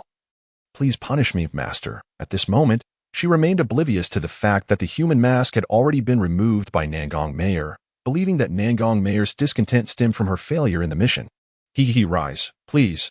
Paper kite has let down her master's trust. Please punish me. The paper kite still knelt on the ground, unwilling to stand. You are the paper kite? No, I say you are not the paper kite. Rise and see for yourself what face you now possess. Then you may explain to me the things I wish to know. What do you say, you who deceived me? Miss, hearing Nangong Meier's words, the paper kite was struck with alarm, hastily raising her hands to feel her face, panic evident in her eyes. She was all too familiar with this woman's temperament, facing one who had deceived her. She feared she would meet a dire fate. Yet, she had to defend herself. What if, just perhaps, it could soften Nangong Meier's heart? Moreover, she had just recently broken through to the nascent soul stage. Having a subordinate at the nascent soul stage should be useful, right? Master, please allow me to explain. Enough. Look at what you've become, disheveled and unkempt. As a woman, especially a beautiful one, do you not find this disgraceful? Clean yourself up and choose an appropriate, splendid outfit to wear. During this time, think carefully about how to provide me with a reason that will not infuriate me. Otherwise, I trust a woman as lovely as you must also possess a nascent soul as beautiful as yourself. With that, Nangong Meier stood and departed, leaving the paper kite, disheveled and bare, kneeling awkwardly on the floor, slightly dazed. Nangong Meier's last words haunted her thoughts, reminding her of a terrifying reality. This was the holy city of the Western region, and Nangong Meier was the Saintess of this city, the infamous soul absorption technique, which had established the Western region's fearsome reputation, and the consumed nascent souls were conscious and aware. Just imagining that sensation sent chills down her spine, causing her to break into a cold sweat. At that moment, Xiaoyu entered with several garments, and upon seeing the paper kite naked and seated on the ground in a daze, she could not help but feel a twinge of sympathy. After all, this woman had worked alongside her for over a decade. Taking a deep breath, Xiaoyu said, Paper kite, rise, at least put on some clothes. The familiar voice rekindled a fierce desire for survival in the paper kite's eyes. Disregarding her dignity, she crawled a few steps frantically and grasped Xiaoyu's leg, tears streaming down her face. Xiaoyu, no. Sister Yu, you are the master's confidant. He trusts you. Please plead for me, will you? For the sake of our shared service to the master, please, I beg you. I have just broken through to the nascent soul. I do not wish to die. I do not want to experience the feeling of being devoured alive as a nascent soul. Witnessing the paper kite in such a frenzied state, Xiaoyu's gaze flickered with compassion, but she quickly steeled her resolve. Regardless of the circumstances, she had deceived the young lady, deceived herself. Moreover, one cannot fathom the immense risks that Chu Tian undertook to rescue her. Had it not been for his extraordinary abilities, the outcome could have been dire. Regaining her usual cold demeanor of professionalism, Xiaoyu forcefully wrenched herself free from the grasp of Ji Yuan, who clung to her stubbornly and admonished sharply, Ji Yuan, You have deceived the young lady, yet she bears no grudge against you. Do you have any notion of the tremendous effort the young lady expended to save you? Are you truly oblivious to the poison that afflicts you? If you wish for her to forgive you, I advise you to speak the truth and reveal everything you know. Otherwise, even if the young lady were to spare you, I shall ensure you do not leave the estate. With that, Xiao Yu cast aside the garments in her hand, turned, and strode away. Ji Yuan, however, stood there in a daze, staring blankly at the exquisite clothing on the ground, pondering whether the secret she had guarded since childhood would finally be unveiled today.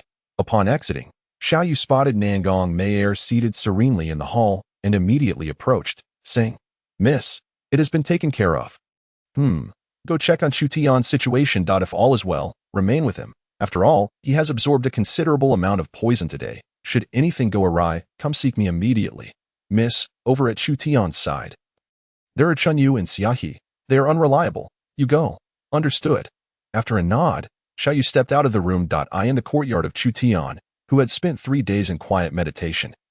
He now sat at the dining table, indulging in a hearty meal. Hunger had gripped him.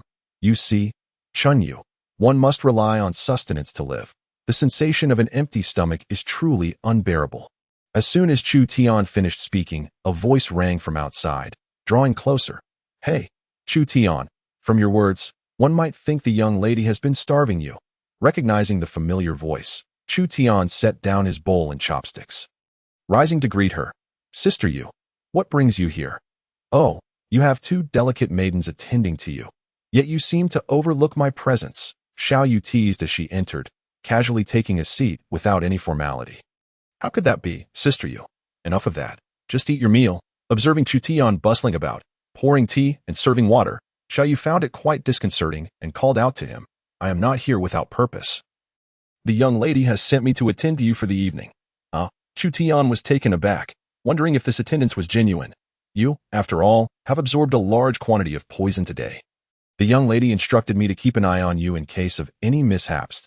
You truly wish for me to warm your bed? Chu Tian chuckled foolishly, eliciting a series of eye rolls from Xiao Yu. In the main hall of Nangong Meier's residence, Ji Yuan, adorned in a resplendent red robe, faced a dilemma between safeguarding her secret and ensuring her survival, ultimately choosing the latter.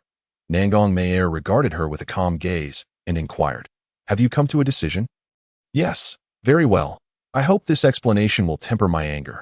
Otherwise, you are aware of the consequences. Summoning her courage, Ji Yuan met Nangong Meier's gaze, hesitating for a moment before finally speaking. However, her first words sent tumultuous waves through Nangong Meier's heart. I am not truly named Ji Yuan. When you rescued me, I concealed my identity from you, but I had my reasons. I never intended to harm or betray you. My true surname is Wu, and I am Wu Luo, with a crack. Nangong Meier's grip faltered, sending the teacup crashing to the floor, shattering into pieces, tea splattering everywhere. Wu. That surname carries weight, and significant weight at that. At this moment, Ji Yuan, no, Wu Luo, continued to explain her past concealment of her true name and appearance. But Nangong Meier's thoughts were no longer on this matter. The implications of the Wu surname were far too grave for someone of her standing as merely a saintess of the holy city. Considering the entire holy city, it was simply untenable unless she could gain complete control over the entire western region. But was that even feasible? For the first time, Nangong Meier regretted her relentless pursuit of the truth regarding Ji Yuan's true identity. Had she merely accepted her as Ji Yuan, it would have sufficed. Now, she found herself entangled with a hot potato, neither able to discard it nor keep it. Listening to Ji Yuan's fervent declarations of loyalty and her background, Nangong Meier bellowed, Silence, mistress. What is the matter? Everything I say is the truth. After calming her turbulent emotions, Nangong Meier enveloped the entire Nangong estate with her spiritual awareness, ensuring that no one could overhear their conversation, and let out a sigh of relief. Ji Yuan, do you realize that your kin have compelled you to conceal the truth of your surname and appearance?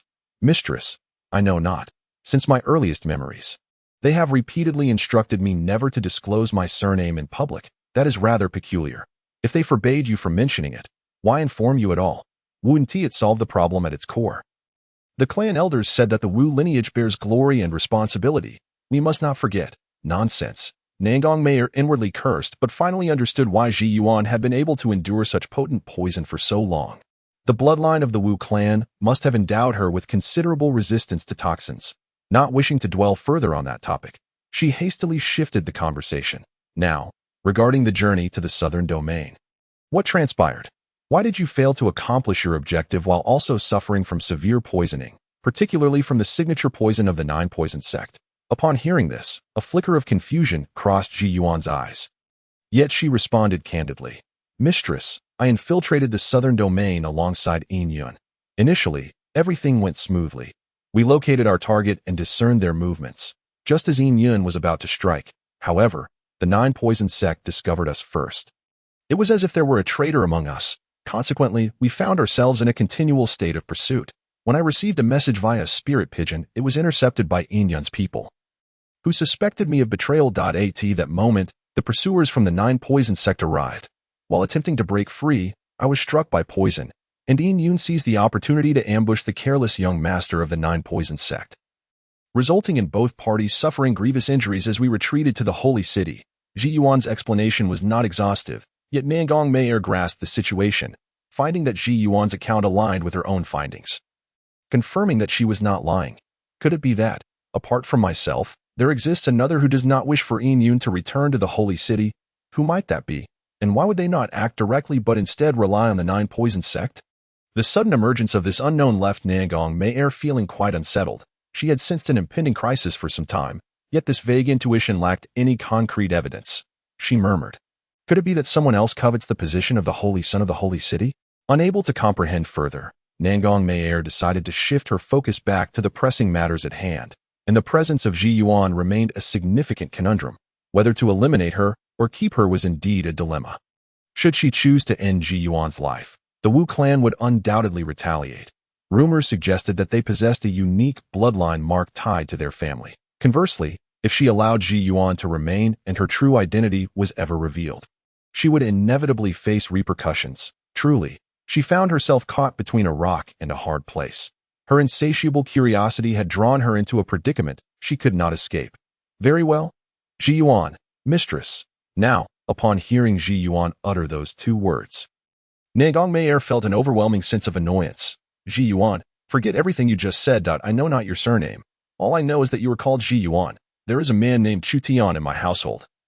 Starting tomorrow, you shall go to his side, protect him, serve him, and heed his commands. Understood? After a quiet acknowledgement, Ji Yuan tentatively inquired, Mistress, this Chu Tian, do not be so discontented. Your survival hinges entirely upon him having extracted the toxins from your body. In other words, he is your savior. Ji Yuan, remember this. Starting tonight, you need not call me mistress. I am no longer connected to you. As for your relationship with Chu Tian, you may navigate that on your own. Suddenly recalling something, she glanced at Ji Yuan and added, oh, and one more thing. When Chu Tian was detoxifying you, your naked form was entirely in his view for over 4 hours. Chapter 35. Ji Yuan's arrival, a night of tranquility. Is this true, Sister Yu? You are serving tea and pouring water. Are you not putting me to shame?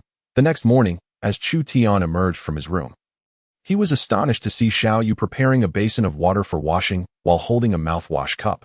This treatment was something Chu Tian felt he did not deserve, as the personal maid of Nangong Meier. It was no exaggeration to say that Xiao Yu was indeed the second in command of the Nangong estate. Stop your banter and wash up quickly. Don't bite the hand that feeds you. I haven't done this sort of work in years. Now that I occasionally serve you, you wish to tease me. Hee. I shall not stand on ceremony with Sister Yu. Without a moment's hesitation, Chu Tian bent down to scoop a handful of water and splashed it on his face. The invigorating chill of the water instantly dispelled his lingering drowsiness. Just as Chu Tian and Xiao Yu were about to step out of the room to enjoy a chat in the courtyard, a strikingly beautiful woman clad in resplendent crimson attire stood poised at the entrance. Upon spotting her, both Xiao Yu and Chu Tian exchanged a knowing glance, each feeling perplexed. Chu Tian, with a hushed inquiry, asked Xiao Yu, what brings her here? I have no idea. Xiao Yu replied, a hint of irritation in her tone, which did not escape Chu Tian's notice. It was clear she held a disdain for this woman. However, with the visitor standing right before them, Chu Tian could not feign ignorance and thus asked, Ji Yuan, presumably, you are Chu Tian. The one who saved me and, shall we say, beheld my form? Ji Yuan approached without considering retreat. Yet, a flicker of doubt lingered in her mind. Could someone at the first tier of Qi refinement truly possess the ability to cure my ailment? Though skeptical, she reasoned that since Nangong Meier had spoken of him, there must be some merit to it. As Chu Tian regarded her, she too scrutinized him from head to toe. However, her conclusion was less than flattering. While his stature was acceptable, his short hair was rather unconventional. Clad in a black coat, he exuded a certain quality, yet his appearance was quite ordinary, lacking any remarkable handsomeness. The slightly rounded face and a modestly protruding belly contributed to Ji Yuan's unfavorable impression of him. And as for his cultivation level, well, it was hardly worth mentioning. Yes, I am Chu Tian. As for having seen you, that was unavoidable. After all, nothing is more precious than your life. Wouldn't you agree, Miss Ji Yuan? Upon hearing the accusatory tone in Ji Yuan's voice, Chu Tian did not hold back, promptly retorting. After all, he was her savior. One would expect at least a courteous greeting or a smile of respect. However, Ji Yuan's impolite remark irked not only Chu Tian but also Xiao Yu, who had been quietly observing from the side. Xiao Yu stepped forward and declared, Ji Yuan, are you not going to pay your respects to me, your elder sister? Or have you forgotten me entirely since your breakthrough to the nascent soul stage? Of course not, Sister Yu. I believe there has been a misunderstanding. Ji Yuan hastily approached Xiao Yu, slightly bowing in a gesture of respect, her tone laced with flattery and deference. Sister Yu, I have come at the behest of my mistress, and besides, since Chu Tian has seen me in my entirety, what hope do I have of marrying in the future? Surely, I deserve an explanation. Xiao Yu felt a surge of anger, yet found herself without grounds to counter Ji Yuan's claims, with a resentful glance. She threatened, Ji Yuan, I advise you to abandon any ulterior motives. Your deceit towards my mistress has not gone unnoticed. Should I discover that you deceive or manipulate Chu Tian, I will not let you off easily. Rest assured, Sister Yu, I shall maintain my proper place. Ji Yuan replied earnestly. That is good to hear. My mistress instructed me to attend to Chu Tian. Now that you are here, I shall take my leave and fulfill my duties as a maid. After issuing her warning, Xiao Yu turned to Chu Tian and said, Chu Tian, I shall return to my mistress. If this woman engages in any underhanded schemes, do not hesitate to inform me. Feeling warmth in his heart at Xiao Yu's protective words, Chu Tian smiled and replied, Sister Yu, do not worry about me.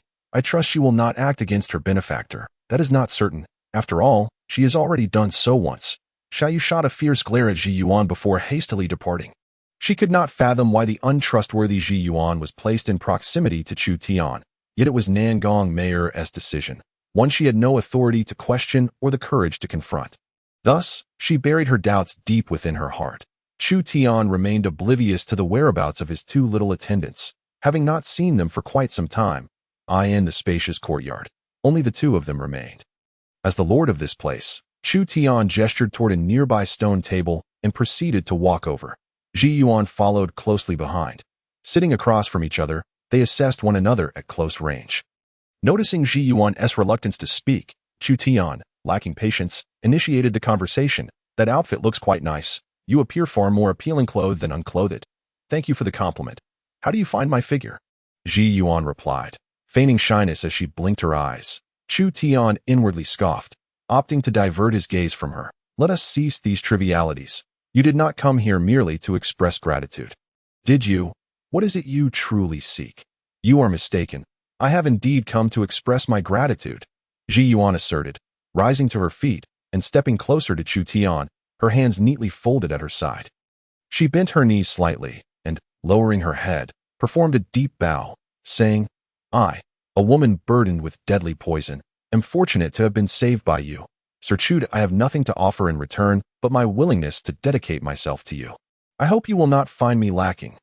Good heavens! Chu Tian could not contain himself. Exclaiming in disbelief, he realized that women in this world were far from simple. Managing one Nangong Meier was already exhausting. And now he had to contend with Ji Yuan as well. This life was becoming unbearable. At that moment, he deeply missed his obedient little attendants, Chun Yu and Xiaohe. Their gentle natures were a breath of fresh air. While Chu Tian was lost in his thoughts, Ji Yuan was reveling in his reaction to her words. Good heavens! If that is what you wish, I would not be opposed, my lord. With this statement, Chu Tian's composure shattered completely. What kind of respectable woman would utter such words? Fine. Do as you please, he muttered before rising to his feet, dusting himself off, and wandering over to a nearby lounge chair to bask in the sun.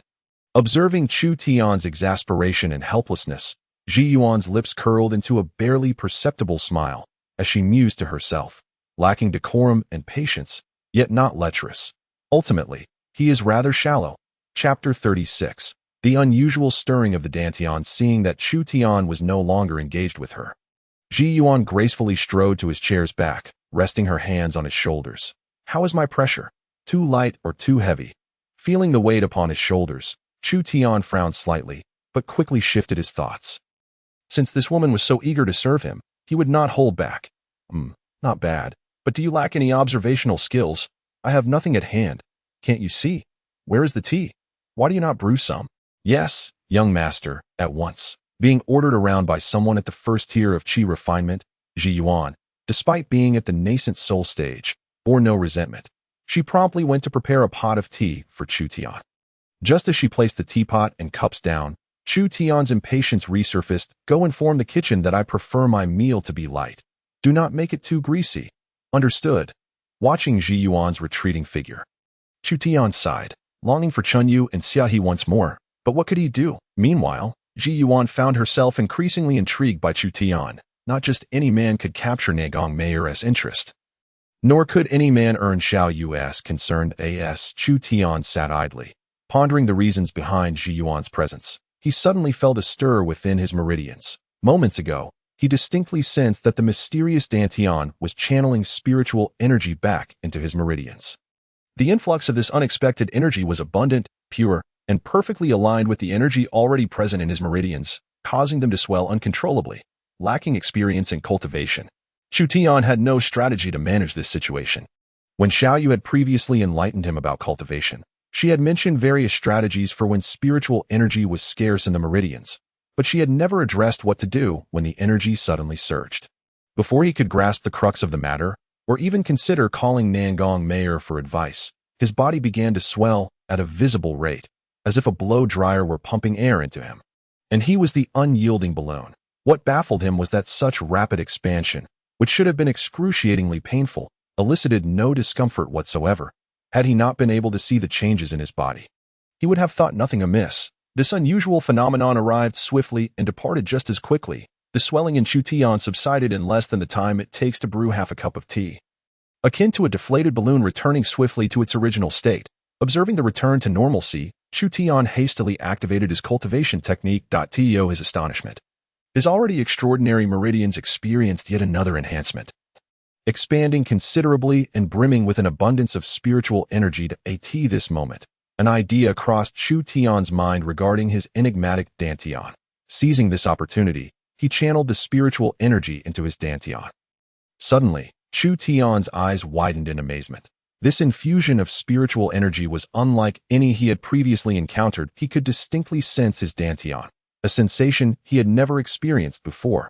With renewed determination, he focused intently on his dantian, striving to perceive all its intricacies. Indeed, this time, he was not left empty-handed. As he directed his spiritual energy into his dantian, he clearly discerned a small, ebony bead, roughly the size of a yellow bean, rotating within, surrounded by an entirely different kind of scorching spiritual energy that spiraled around it like a dragon. Chu Tian, captivated by this intense energy, murmured to himself, "Is this my golden finger? Is this truly my dantian?" It seems different from what Xiaoyu described. Hearing footsteps approaching from outside, Chu Tian ceased his practice, opened his slightly squinted eyes, and resumed his languid rocking in the reclining chair. The discovery he had just made was enough to send him into a state of ecstatic delight. If his conjectures were correct, that dark bead within his dantian was the poison he had devoured from Ji Yuan the previous day. Unlike pure spiritual energy, poison could be absorbed, but not without considerable effort. After some time, he intended to investigate the size of the black bead further. Everything would soon be made clear. Ji Yuan, entering from outside, observed Chu Tian swaying as he had before, a flicker of doubt crossing her eyes. She sensed that something about Chu Tian had changed. But what exactly had changed? She could hardly fathom that just moments ago, Chu Tian had dispelled the shadows of his cultivation journey and was now brimming with vitality and confidence. "Young master, Everything has been arranged. Very well. Chu Tian adopted the demeanor of a privileged heir, allowing Ji Yuan to knead his shoulders from behind. The contrast between Chu Tian's leisurely enjoyment and the busy demeanor of Nangong Meier was striking. Nangong Meier sat quietly in her room, her delicate brows furrowed tightly as she pondered the increasingly mysterious circumstances surrounding the Lord's residence. Just moments ago, she had received news that the Blood Pill sect from the western regions had nearly its entire sect enter the holy city, without stopping elsewhere, heading directly for the Lord's residence. Unlike other sects in the western regions, the Blood Pill sect was renowned for its mastery in alchemy and formations, particularly in the realm of alchemy, where their prowess was exceptionally high. Many of the pills she possessed were produced by the Blood Pill sect. If only one or two individuals from this sect had arrived, she would not have thought much of it. However, the mobilization of an entire sect was exceedingly rare. What could have transpired at the Lord's residence, from Wang Yuanfeng, who had not been seen since entering a few days ago, to the Blood Pill sect's full-force action today? Could it be that Nangong Meier harbored a hidden ailment? That seemed unlikely. Nangong Meier pondered, suddenly widening her eyes in realization. She recalled an inconspicuous detail. Nangong Meier had appeared healthy just a few days prior, not resembling someone suffering from severe injury or illness. Yet, the leader of the city's demonic army, Nangong Meier's sworn brother, Shang Lingyun, had not been seen in public for quite some time. No news had emerged from the Shang family either, particularly from the flamboyant young master of the Shang family, who had also been absent from the streets for the past 2 years. What if Shang Lingyun was seriously injured? Suddenly, everything began to align. However, this could only explain the Blood Pill sect's entry into the holy city. What then of Nangong Meier's earlier statements in the Lord's residence? What purpose did it serve to replace the elders who had already taken sides with him in the shadows? Nangong Meier found herself utterly perplexed. Chapter 37. Tempering muscles and bones. The following month passed with remarkable tranquility, since the day Nangong Meier reprimanded the elders at the Lord's residence. He had not made an appearance, and any necessary affairs were handled by the household servants. Initially, Nangong Meier was baffled by the underlying intentions behind Nangong Meier's plans, but as time passed without any discernible clues, she gradually set her worries aside and devoted herself to her cultivation. The most comfortable of all was Chu Tian. At first, with Ji Yuan by his side, he felt somewhat uneasy, missing the gentle and obedient demeanor of Chunyu and Xiaohong. However, as time wore on, he realized that with heightened cultivation, the experience of being served felt quite different. Despite Chu Tian's impressive cultivation, articulating it was somewhat challenging. After the black poison pill he had absorbed in his dantian was thoroughly decomposed, he could still glimpse into his dantian. Yet, he never quite captured the sensation of a breakthrough, often described in legends. Whether it was Ji Yuan, Xiaoyu, or Nangong Meier, all had introduced him to the methods of breaking through to the qi refinement stage, which revolved around the mere accumulation of spiritual energy. Chu Tian diligently amassed the spiritual energy within his dantian, working tirelessly for a month without a single moment of negligence. Despite Nangong Meier generously providing him with resources, there was no visible progress. Strangely enough, while everyone perceived him as a mere first-stage qi refinement practitioner, he could effortlessly wield techniques that only those in the foundation establishment stage should master, ranging from the fundamental spirit finger to the increasingly powerful fiery sun palm and mountain-shaking fist. Simultaneously, under Ji Yuan's suggestion, he began learning a sword technique. Interestingly, when selecting his weapon, Chu Tian chose a knife rather than a more common sword. However, it was not the typical large saber or broadsword, but a rather rare three-edged twin-blade knife. When he first laid eyes on the dusty three-edged knife in the weapons repository of the residence, he was utterly enamored, refusing to let go despite Nangong Meier and Ji Yuan's attempts to dissuade him. Ultimately, Nangong Meier had no choice but to acquiesce. What else could she do but indulge his choice? Consequently, Nangong Meier diligently sought out information and finally discovered an intricate knife technique from a small sect in the western regions, specifically tailored for the three-edged twin-blade knife, perhaps due to its secretive nature. She only provided him with the knife manual without revealing its name. As for why Chu Tian was so adamant about selecting the three-edged twin-blade knife, it was a long story that traced back to his life before transmigrating. As a child, he had watched a television series titled The Lotus Lantern. There was no way around it. Who could resist the charm of the character residing at the mouth of the Guan River? Weapons were not rare treasures. It was merely a long knife forged from iron. Yet, when held in hand, One could still feel the chilling aura emanating from the blade's teeth in the courtyard, facing the morning sun. Chu Tian held the knife in both hands, firmly assuming a horse stance that as someone who had never wielded a weapon before, he naturally had to begin training from the most fundamental level. Upon witnessing Chu Tian's potential, Nangong Meier was more than willing to invest the resources of the residents. Fully aware of the significance of a solid foundation for cultivators, she prepared a high-quality medicinal bath using the residents' herbs to assist in his body refinement. Drip, drip, drip, sweat streamed down his forehead, unable to be contained, falling to the ground, followed by the second and third drops. Over an hour passed, and as Chu Tian held the knife in a horse stance, every muscle in his body trembled, particularly his legs, which shook with a frequency rivaling that of a pile driver. Ji Yuan, seated on a reclining chair nearby, hummed an unknown tune, occasionally glancing at Chu Tian while urging him.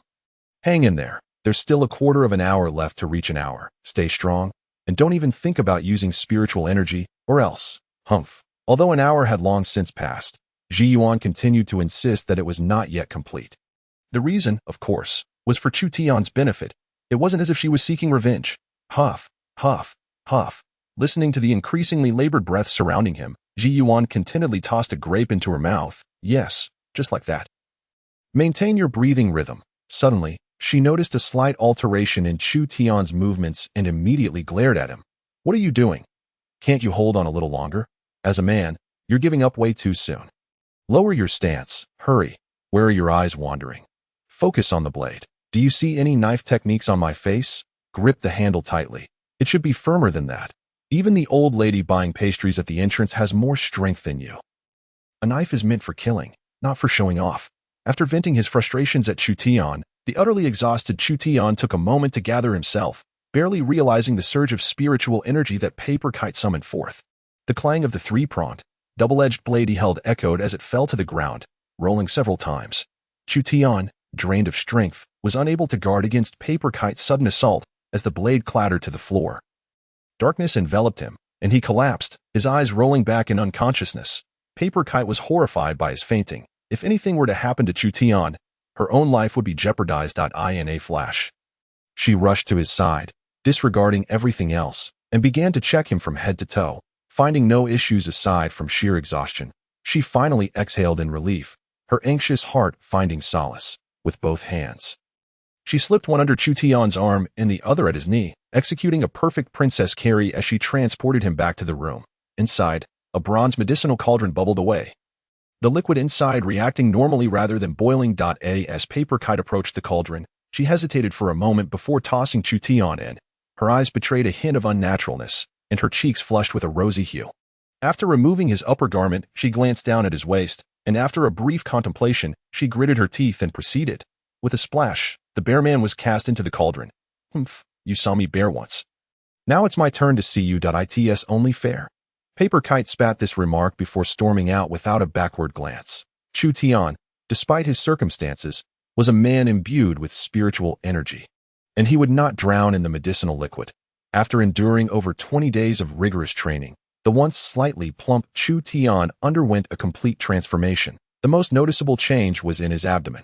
Where he once had a slight paunch, now muscular lines defined his figure beautifully. In modern terms, he possessed a model's physique, slim with clothes, yet toned without them. Chapter 38. Month after month at Paper Kite's insistence, the following days were devoted to refining his fundamentals rather than practicing other techniques. Starting from the basic stance with the blade, he progressed through various moves, slashes, chops, jabs, flicks, thrusts, and sweeps, with no prior experience or foundation in wielding weapons. Chu Tian's base was alarmingly weak. Without the support of fundamental skills, no matter how exquisite the technique, it remained merely a decorative facade devoid of practicality. Under Paper Kite's stringent guidance, a feeling of regret began to swell within Chu Tian. Why had he chosen to learn the Yang family's dual blade techniques? Handsome. Such aesthetics wouldn't fill one's stomach. Why, out of all the choices, did he select the three-pronged, double-edged blade, a weapon so challenging for an average person to master? It looked impressive in action, but was undeniably difficult to practice. A long weapon requiring both hands. It incorporated the characteristics of blades, spears, swords, and halberds, shifting from nimble to domineering. Its weight and urgency were anything but ordinary. yet it demanded harmony throughout the body. Nonetheless, the path had been chosen, and the weapon selected. With no one else voicing disapproval, how could Chu Tian himself abandon the endeavor? He was a man of dignity. To declare an end to his practices or switch weapons now would tarnish his reputation within the Nangong estate that a man must stand by his word. Fortunately, through daily dedication and the unique medicinal concoctions provided by Nangong Meier, Chu Tian grew increasingly robust. No longer was it merely a physical change, but a significant enhancement in his spirit and vitality. In the courtyard, Chu Tian stood bare-chested, wielding his blade, not rushing to swing but rather adjusting his energy and spirit. Once he reached his peak state, he finally made his move. With both hands gripping the blade, his steps shifted sideways, his movements fluidly following the power of his waist. He alternated between flicks and slashes, cuts and stabs. In the blink of an eye, the blade danced in a flurry, the air alive with the sound of whistling wind. In mere moments, he unleashed 66 strikes, each seemingly equal yet uniquely different.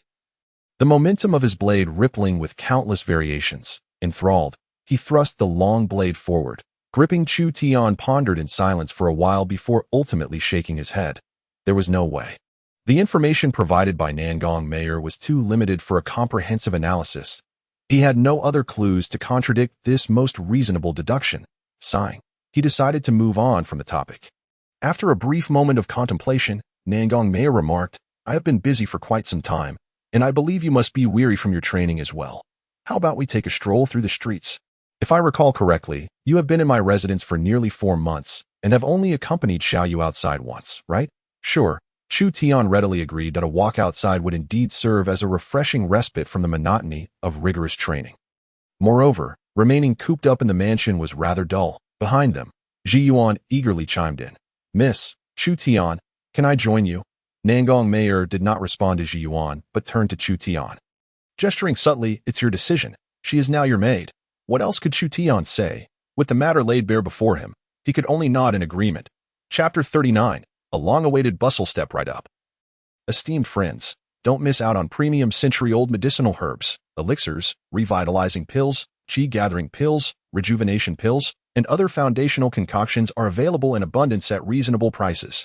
You simply cannot afford to overlook this opportunity. Weapons galore: swords, spears, halberds, axes, and hooks, every type of armament crafted by master blacksmiths, truly exceptional for combat. Upon exiting the gates of the Nangong residence, as they turned onto the main street, the sounds of vendors hawking their wares filled the air.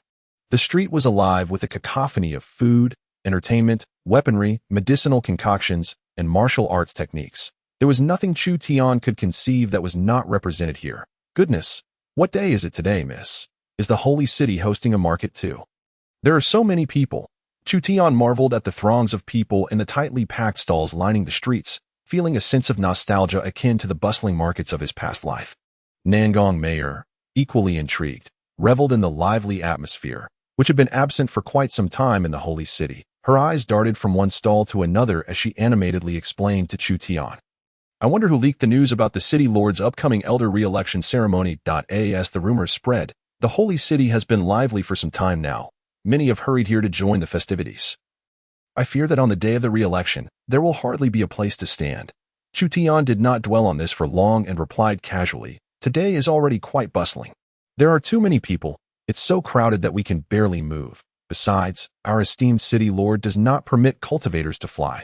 Are you not worried about being stepped on?"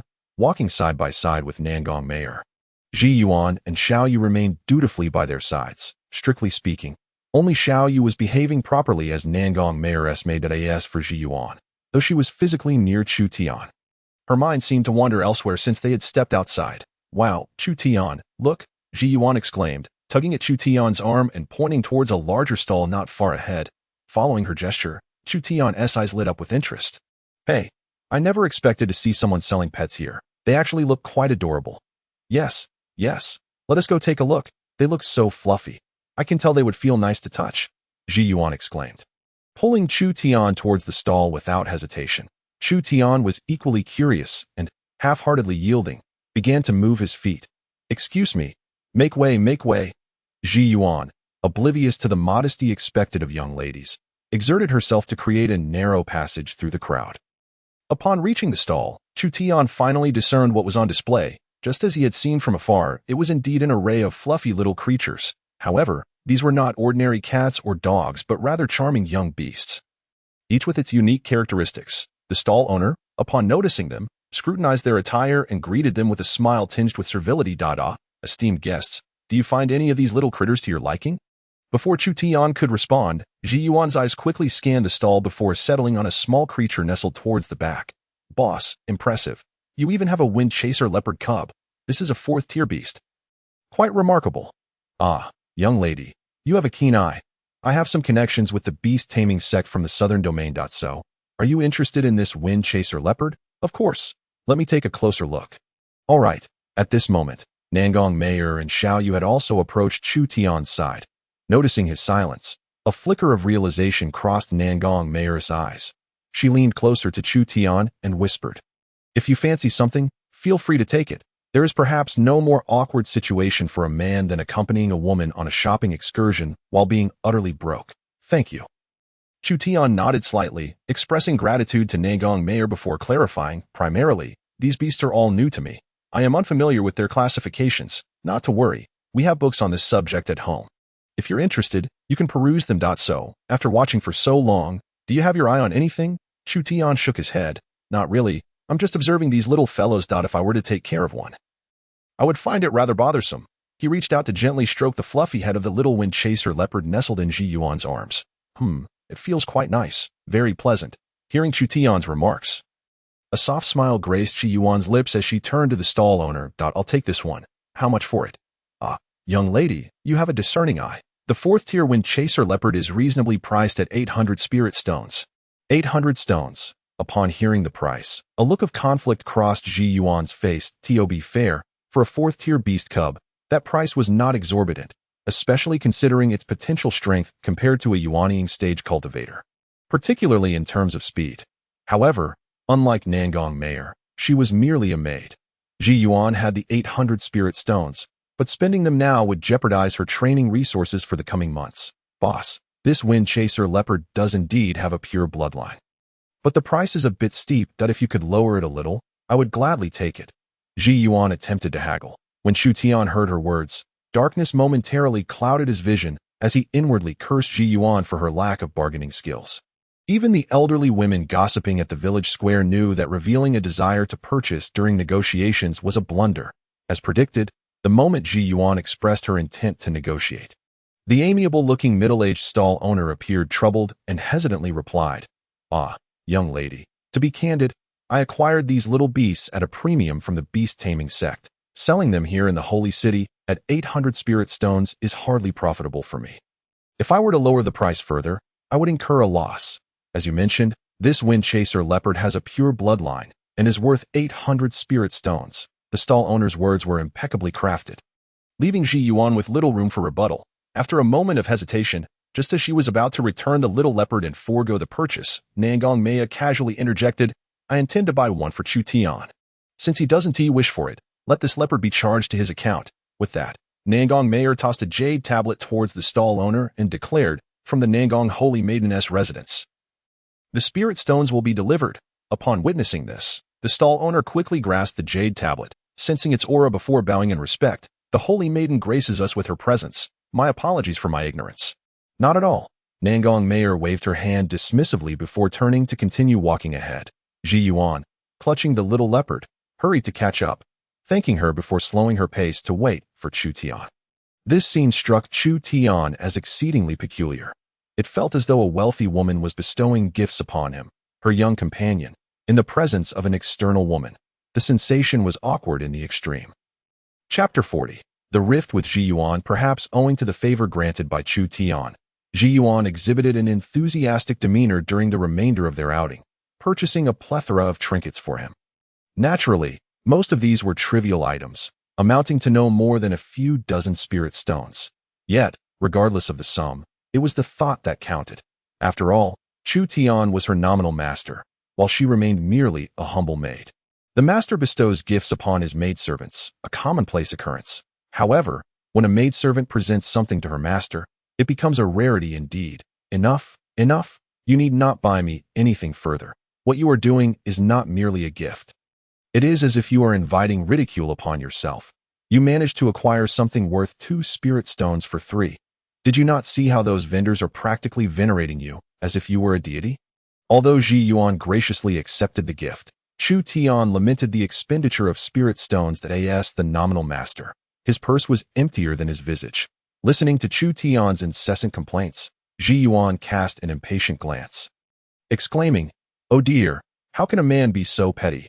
What does it matter if it's just a couple of spirit stones?" Just as the two were bickering, a high-pitched male voice pierced through the bustling street. "Standing out remarkably. Limited time offer, only one available. You know the essence of a goddess." This sudden and shrill cry for attention successfully garnered the interest of numerous onlookers, including Nangong Meier and Chu Tian. Turning to see, they noticed the stall was devoid of any substantial goods, with only a few pieces of pale pink satin laid upon a pristine cloth. The vendor, matching his shrill voice with an appropriately thin and weaselly appearance, had sharp features and a gaunt figure, his shifty eyes darting about at the gathering crowd. Most striking, however, was the pink flower adorning his ear. Upon sighting this individual, Chu Tian recalled a rather uncommon phrase, "a monkey in a crown."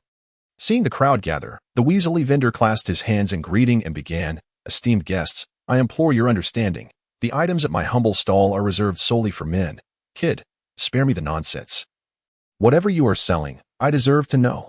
Goddess essence, you say? If you do not elucidate, I shall dismantle your stall." A particularly irate man, having pushed his way forward, threatened the vendor. "Hey, good sir, do not be hasty. The term goddess is not one to be taken lightly. However, I must ask, does the name Mu Qing, the Saintess of Beiyu Xian sect, not embody such divinity?"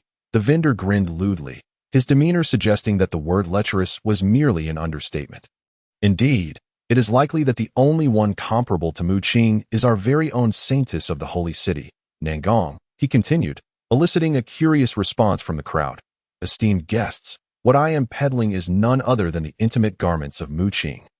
The Saintess," he finished with another lewd chuckle, casting a knowing glance at the onlookers before settling into silence, listening to their hushed whispers. Upon hearing this proclamation, the light-hearted smile on Chu Tian's face faded, replaced by a growing shadow of discontent as Ji Yuan animatedly criticized the vendor's repugnant behavior.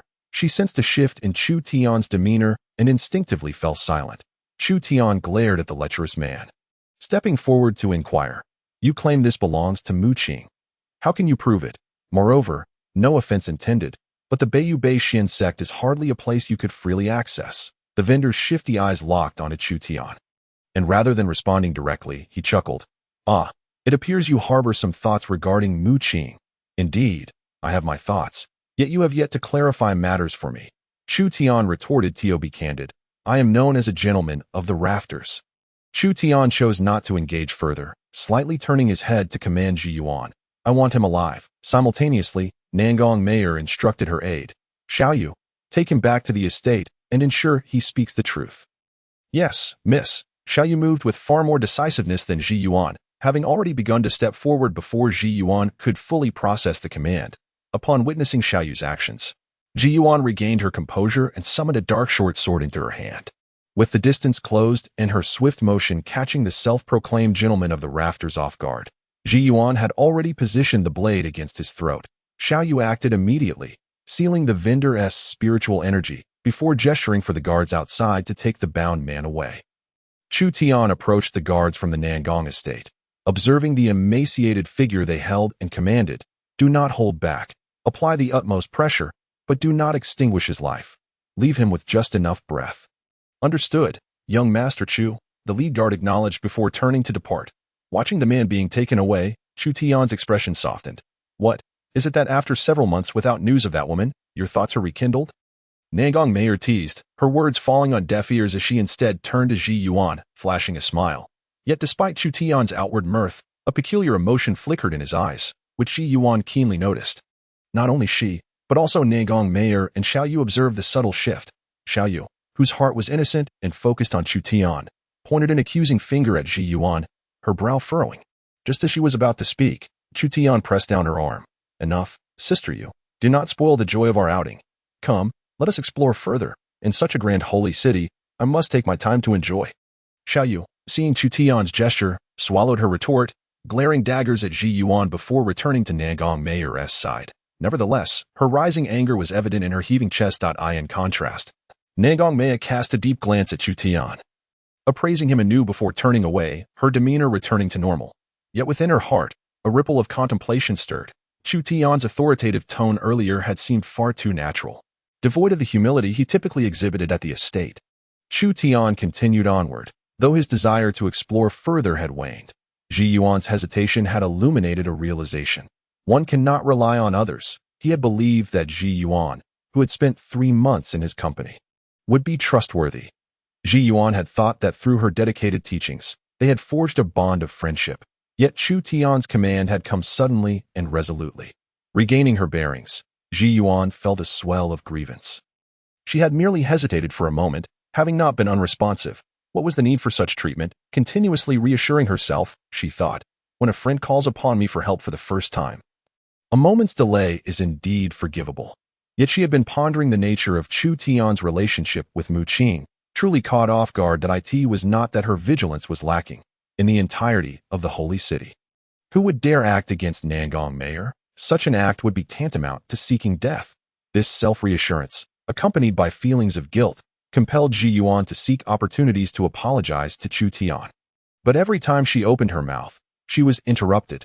Even her attempts to purchase small gifts for him, as she had done before, were met with Chu Tian's cheerful refusals. Sister Yu. What is it? Chu Tian, I was inquiring about Chun Yu and Xiaohe. Where are they? At the estate. Why do you ask? It has been a while since I last saw them. I find myself missing them. Hearing Chu Tian's words, Xiaoyu was about to respond when Nangong Meier interjected. Xiaoyu, let them return to Chu Tian's courtyard. Understood. With that, Nangong Meier did not cast a single glance back at Ji Yuan as she strode forward. Chu Tian quickly followed suit, leaving Ji Yuan standing alone, an overwhelming sense of indignation washing over her. She was acutely aware of her dismissal, yet no opportunity was afforded her for explanation. Simultaneously, Nangong Meier misunderstood Ji Yuan's silence, believing it was a refusal to heed Chu Tian's commands. Little did she know that Ji Yuan was lost in her thoughts regarding the gossip surrounding Chu Tian and Mu Qing. In Nangong Meier's eyes, as a subordinate and maidservant, some matters required no contemplation. The only duty was to execute commands. In her heart, she had marked Ji Yuan's name with a cross. A foolish ally is far more perilous than a cunning adversary. In contrast, Chu Tian gained a clearer understanding of his own sentiments. This man was not at all as humble and gentle as he had portrayed within the estate. Chapter 41.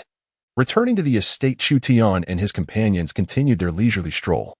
But the atmosphere among them was starkly different from before. Chu Tian and Nangong Meier exchanged laughter, with Xiaoyu chiming in occasionally. The cheerful ambience flowed amongst the trio, while Ji Yuan trailed behind like a wooden post, stubbornly pursing her lips in silence. At a stall, Nangong Meier eagerly browsed the talismans, engaging in light conversation with the vendor.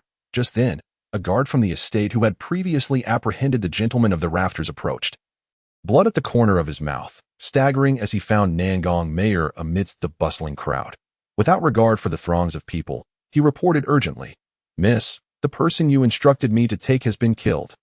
I barely escaped with my life, while 17 perished. Did you catch a glimpse of the assailants? How many were there? Of the 3 attackers, 2 restrained 17 and me, while 1 struck down the target. They wore veils, but judging by their figures, they were 3 women." Nangong Meier immediately stated, "Xiaoyu, escort him back to the manor. Inform the Tianma army and instruct them to pursue the culprit." "Yes," Xiaoyu replied, lifting the severely injured attendant and soaring into the sky. Once Xiaoyu departed, Nangong Meier did not dwell on the matter. Turning to Chu Tian and casually inquired, "What do you think? This is the person you wanted to capture." "What else can I think? Just a common thief, engaging in disgraceful acts unworthy of mention. Perhaps the women who attacked him are his victims. As you know, when women encounter such situations, very few can maintain their composure." You have a point." This time, it was Chu Tian who was astonished. He turned his head and said, "So, do you hold a different view? The assailants are likely individuals arranged by your lover within the city. Upon witnessing someone degrading their master, they took action." Chu Tian reflected on Nangong Meier, the grievances between him and Mu Qing, and considered the forces behind Mu Qing that could mobilize individuals to the city. It seemed entirely plausible. Chu Tian expressed his gratitude, saying, "Fortunately, I ventured out with you today. Otherwise, it would not have been that thief who suffered, but I, the rightful target. Rest assured, you will not perish. Even if they strike, it would merely be to abduct you. However, once in the northern domain, your fate may be uncertain. What you say is true. A woman scorned is indeed a formidable adversary. Nangong Meier jested with Chu Tian, but suddenly recalled something, raising her head to survey the surroundings. Seemingly in search of something strange, why hasn't the Tianma army arrived yet? With so many people gathered, wouldn't they be busy coming here? Indeed, let us go. Without Xiaoyu, Chu Tian walked alongside Nangong Meier, and the paper kite trailing behind them increasingly resembled a bodyguard. In the city, not far from the Nangong Manor, a leading figure cautiously surveyed the surroundings before entering a modest dwelling. Ensuring there was no danger, they stepped inside. Elder sister, two women within the room rose to greet her. Awaiting instructions. 3 months ago, our master commanded us to infiltrate this city and locate an individual practicing thunder-based cultivation. If their talent was unremarkable, we were to eliminate them. However, if their talent shone brightly, we would seize them. Regrettably, despite our extensive inquiries over the past 3 months, we have yet to uncover the whereabouts of this person. Now that the 3-month deadline set by our master has arrived, we must head to the northern domain to protect the young lady. Chang Wan gazed at her companions, Qing Niao and Qing Ke, as she relayed the task assigned by the old master of the Mu family. Logically, the two individuals should act independently, yet one hesitated and finally spoke. Elder sister, based on the information we've gathered over the past 3 months, our target is likely within the Nangong Manor. What? Do you intend to infiltrate the Nangong Manor to abduct and kill someone? In response to Qing Wan's inquiry, Qing Niao stammered, I saw today that the target we speculated upon was right beside Nangong Meier, but I cautiously assessed their aura and found it to be merely at the first level of Qi refinement. According to our mission, we are to eliminate them. A first-level Qi refinement cultivator is easily dispatched. What? You still wish to kill her in front of Nangong Meier? This mission from our master is rather lenient. It is an optional undertaking. Our primary objective is to covertly protect the young lady in the northern domain. I hope you can discern the priorities of this mission. Moreover, I do not wish for any of you to perish over this optional task. Do not forget, we are in the holy city of the western domain. Qing Wan's words left Qing Niao feeling ashamed. She had been so focused on completing the mission that she had not considered the safety of her sisters. All right, Qing Niao, there is no need for such distress. After all, this is our first solo mission, and your desire to excel is understandable. You too, go inform the rest of our sisters in the city. We will depart in groups. 2 days hence, we shall convene at the Wolf Valley, 100 miles outside the western gate. Yes, Qing Niao and Qing Ke responded before exiting in succession, watching her sisters leave. Qing Wan's expression turned troubled. She hesitated, contemplating whether to inform the family head. After all, from what she had observed over the past 3 months, it was evident that Nangong Meier was indeed an enemy of their young lady. Even going so far as to venture alone into the northern domain to assassinate her, how could someone so close to her adversary persuade the young lady to pin a letter-seeking cultivation techniques? Qing Wan concluded that there must be something amiss. Yet, was this secret something that a mere Shadow Guard leader could comprehend? After some contemplation, Qing Wan shook her head, suppressing her unwarranted thoughts, and began to arrange for her sister's retreat. As the day turned to dusk, Chu Tian returned home invigorated. The fatigue from months of confinement in the manor was entirely dispelled. Coupled with the presence of spiritual energy, he felt no weariness after a long day of exploration. Having encountered many novel experiences that broadened his horizons, upon arriving at the manor's entrance, the equally elated Nangong Meier suddenly retracted her smile, hastening toward the figure standing outside. Uncle Wu, what brings you here? The lean old man, whom Nangong Meier referred to as Uncle Wu, chuckled before responding, Holy Maiden, I come bearing a message from the city lord. Thank you. Please, let us discuss this inside the manor. No need. The city lord instructed me to tell you that your journey to the southern domain must be expedited. You are to leave the holy city no later than 7 days from now. I must also remind you that your trip to the southern domain may involve conflicts, so ensure you bring the guards from the manor. Nangong Meier noted that Uncle Wu's demeanor was particularly solemn as he conveyed this message. Uncle Wu, do you have any further news? What exactly is the purpose of my trip to the southern domain? What kind of danger could arise from simply visiting a place? The gravity with which the city lord's steward delivered his words rekindled Nangong Meier's suspicions. Ever since she learned of her impending journey to the southern domain, her unease had only grown. Seizing this opportunity, she was determined to extract more information from Uncle Wu, as she could not remain in the dark any longer. Seeing Nangong Meier continue to press for answers, Uncle Wu stifled a chuckle, donning a facade of difficulty as he quietly communicated. It is said that an ancient immortal site in the southern domain will soon be unveiled. This time, the ominous clouds will not stir. Hiss. Uncle Wu's whispered revelation startled Nangong Meier, who gasped in disbelief. An immortal site. If what you say is true, this would indeed be a tremendous fortune. But why have I not received any news? Thank you, Uncle Wu. It is nothing. Holy Maiden. I hope you do not disappoint the city lord. He has placed the hopes of revitalizing the western domain upon you. With that, Uncle Wu waved his hand and suddenly vanished. Upon hearing such shocking news from Uncle Wu, Nangong Meier maintained her composure as she bid him farewell, then turned to face Chu Tian, her mind resolute. Chapter 42. The Coming Storm. Chu Tian. Come with me. All right. Although unaware of what Nangong Meier wanted, Chu Tian surmised it was related to the dry old man. The paper kite once again felt overlooked, pouting in annoyance as she strode directly toward Chu Tian's courtyard. Truth be told, she had grown quite fond of staying in Chu Tian's courtyard over the past few months. In just a short time, she had become accustomed to it. However, upon entering, she was confronted by two unexpected figures busily engaged in the courtyard, none other than Chun Yu and Xiaohe, whom Chu Tian had mentioned earlier. What are you two doing here? In response to the paper kite's inquiry, Chun Yu gently replied, Sister Yu instructed us to return and serve young Master Chu once more. If they were to serve Chu Tian, what would she do? The paper kite felt a surge of irritation, waving her hand dismissively. Go back. Chu Tian has me to take care of him. But this is Sister Yu's arrangement. We must bear the consequences of leaving the manor. Sorry. Chun Yu and Xiaohe, unfamiliar with the paper kite, did not wish to provoke her. Chun Yu spoke softly in response, trying to avoid angering the paper kite.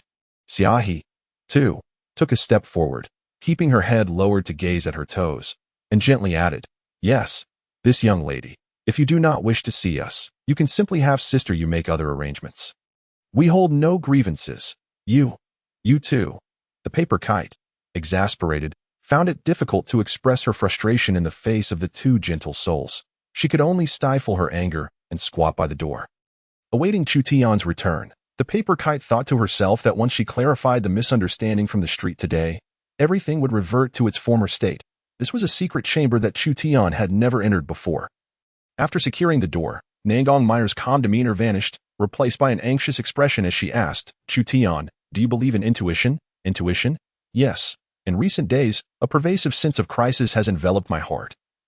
As if foreboding a significant event, today, after a conversation with Uncle Wu, my conviction has only deepened that this sense of unease is not without cause. Miss, I have a question, though I am uncertain if I should voice it.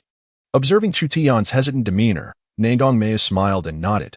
No worries, feel free to ask. I shall withhold what you ought not to know. You bear the surname Nangong, and the city lord shares the same name. What is the nature of your relationship? Furthermore, what did that emaciated elder say to you at the entrance? I am Nangong Meier, and the city lord is Nangong Meier. He is my master. I was an orphan he took in. Thus, he may be regarded as my adoptive father. Does the city lord have any offspring? No. Therefore, by relation, you are his closest descendant. Indeed, regarding your second question, it is not that I distrust you, but I harbor doubts. Uncertain of the truth, however, Uncle Wu has delivered the city lord's decree, instructing me to leave the holy city within 7 days at the latest, and to gather sufficient personnel. Is that so? Listening to Nangong Meier's words, Chu Tian muttered, It is indeed peculiar.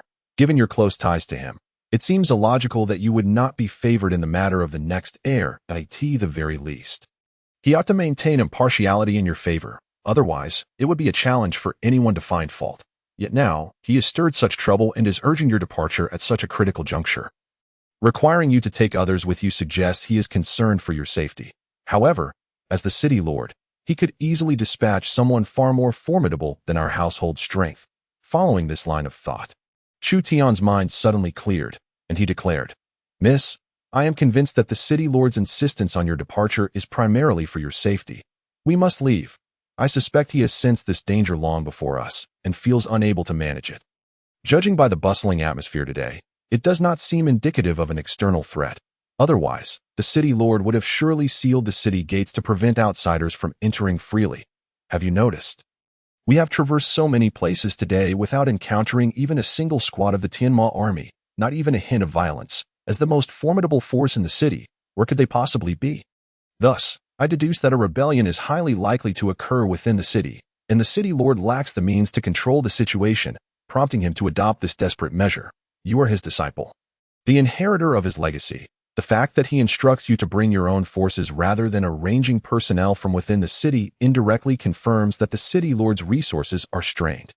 Chu Tian's reasoning was sound, appearing to be the most fitting explanation. Moreover, prior to Uncle Wu's departure, he had whispered to Nangong Meier, "Revitalize the western regions. It seems everything aligns perfectly." Yet, Nangong Meier remained unconvinced that Chu Tian's analysis reflected the true nature of the situation. Suddenly, an image of a white-haired elder flickered in her mind. Of course, I could inquire with Grandpa who, if there are circumstances, he would surely be aware, given his status as one of the most powerful forces in the holy city. This thought remained unvoiced in Nangong Meier's heart. Very well, Chu Tian, let us cease this discussion. Regardless of our desires, we must depart in 7 days. Use this time to prepare. I suggest you refrain from practicing and instead immerse yourself in reading. For once outside the Nangong estate, you will possess no survival experience. Nangong Meier's words were indeed heartfelt. Once outside the city, one might encounter thieves, beasts, or formidable bandits. It would be folly to charge headlong into the unknown.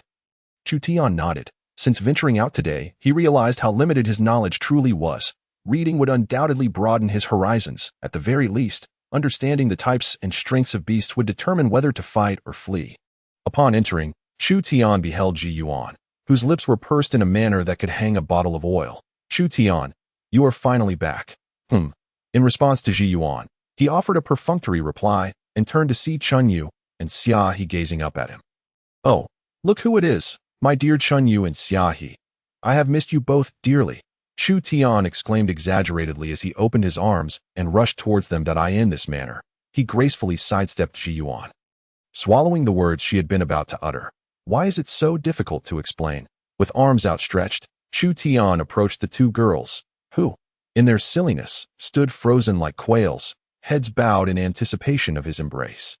Ultimately, Chu Tian restrained himself from teasing these two innocent girls, feeling a pang of guilt. They were too obedient, to the point of not understanding the concept of refusal. You two have arrived just in time. Tomorrow, procure for me as many books as possible on medicinal herbs, beasts, and elixirs. Understood. All right, you may go. I require some rest. Upon hearing this, Chun Yu and Xia He exchanged glances and chorused, Young master, we shall attend to your bedding. With that, they scampered off towards Chu Tian's chamber. Chu Tian discreetly cast a glance back at Ji Yuan and smugly remarked, Now this is what a maid should be like. Take note. Ji Yuan seethed with frustration. Chapter 43. She bears the surname Nangong, and so do I. In the city's scripture repository, Nangong Meier sat opposite Hu Xiansheng, one exuding charm and playfulness, while the other remained silent. At times, silence speaks volumes. Afterwards, Nangong Meier returned home, her mind laden with thoughts as she began to prepare for their impending departure from the city. Hu Xiansheng's demeanor had been enough to send alarm bells ringing in her heart. At the city lord's estate, Nangong Meier walked alongside Hu Xiansheng. I knew it. Meier is quite astute. It is good for her to discern something, as it will keep her vigilant. In due time, our identities as demons will be firmly established. Nangong Meier's voice remained hoarse, yet there was an undeniable lightness in his words. Hu Xiansheng sighed inwardly, gazing skyward, murmuring, As old codgers, we might as well take a gamble. It is unfortunate that soon Meier will find herself surrounded by enemies, making her life far from easy. Is it my disciple that you are concerned for? Do you think I relish these undertakings? The old merchant can hardly bear it anymore. Otherwise, I would not resort to such risky endeavors. Moreover, you have been on the verge of ascension for nearly 2 centuries, yet still no sign of it. Waiting idly for death is not your style.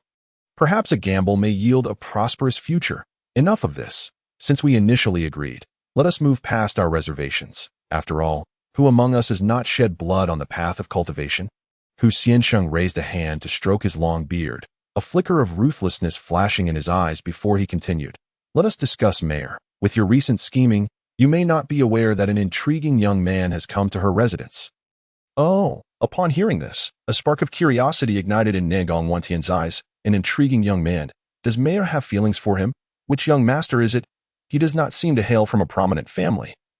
However, the lad possesses considerable talent, and I cannot decipher the secrets he carries. He is indeed a fascinating young man. As for whether Meier is fond of him, I cannot say for certain, but it is evident that she cares for him. You old fool, why did you not mention this sooner? I would have to meet this person regardless. Hearing this, Nangong Tian's icy gaze revealed a rare hint of regret. Chu Tian glanced at him inadvertently, pondering deeply before suddenly asking, "Tell me, is Meier truly just your disciple?" Sigh, she bears the surname Nangong, and so do I. Who among us does not have a past? Enough of this. If we delve deeper, I might find it hard to maintain my resolve. Sensing Nangong Tian's somber mood, Chu Tian erupted into hearty laughter, teasingly saying, "Meier calls me grandpa. What of you? Tian, will you not make a gesture? My father has been dead for many years. Can you bear the weight of such a title? Then let it be. It is ill-fated." After Chu Tian's jest, a prolonged silence settled between them. Yet, both understood that the one they could not let go of was the same person.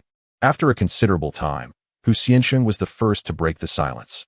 "With so many treasures in the city, have you not thought to bring something for Meier? With these items, her future endeavors may proceed more smoothly." Having contemplated, yet hesitated to act, at times, the possessions one carries may indeed bring harm upon oneself. Should an unscrupulous elder covet these items, it could only lead to her downfall.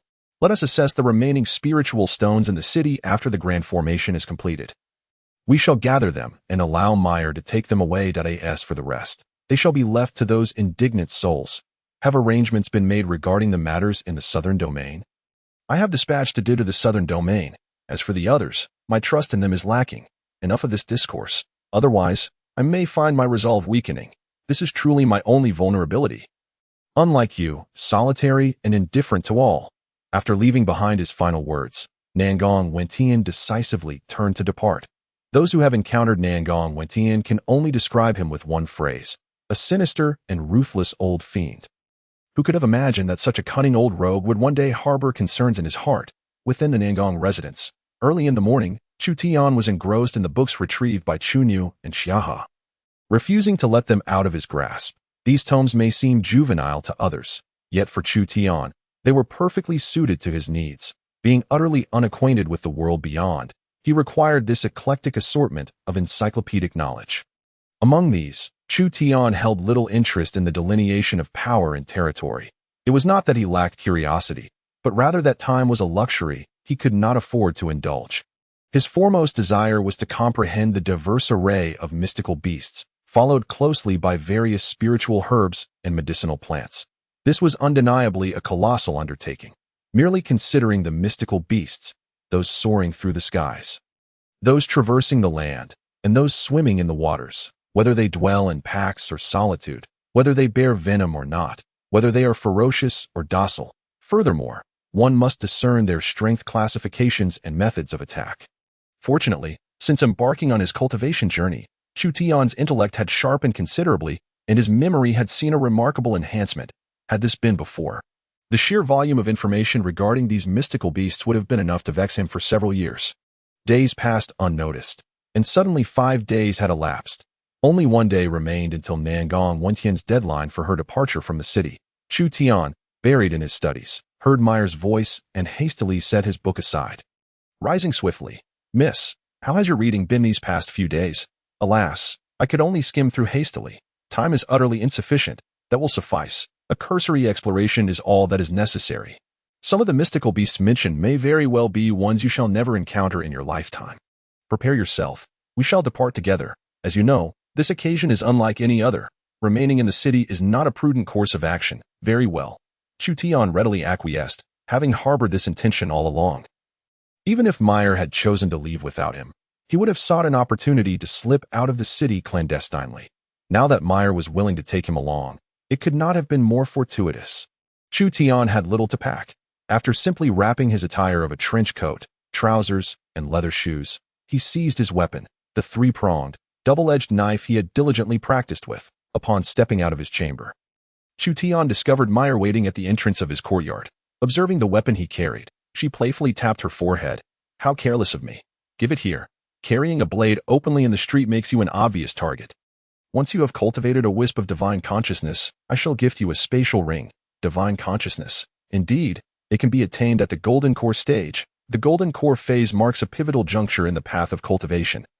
The chi refinement and foundation establishment stages are merely the groundwork and do not constitute true cultivation. Only upon condensing the golden core does one officially embark on the journey of cultivation. Meier casually took the bundle and weapon from Chu Tian, stowing them away in her spatial ring, continuing as she walked. It is not that I am stingy. Spatial rings require divine consciousness to operate. Chapter 44. Anomaly. Upon exiting the residence, Chu Tian noted the absence of others and turned to Meier with confusion. Let us proceed. It is impossible for us to exit the city together. Such actions would create too much commotion and make us conspicuous. If our suspicions hold true, there are already many lurking within the city, and excessive noise could attract unnecessary trouble. One cannot deny that Meier's arrangements were indeed meticulous. As she spoke, 2 stable hands led forth 2 dragon steeds, those very spirit beasts that Chu Tian had personally tended to upon entering the Nangong estate. The saddles were already prepared, their vibrant adornments gleaming alongside the sparkling scales on either side. Let us mount and ride forth. Excellent. Chu Tian was no longer the naive newcomer to the Nangong residence. Facing the dragon steeds, he felt no trepidation, grasping the reins from the stable hand.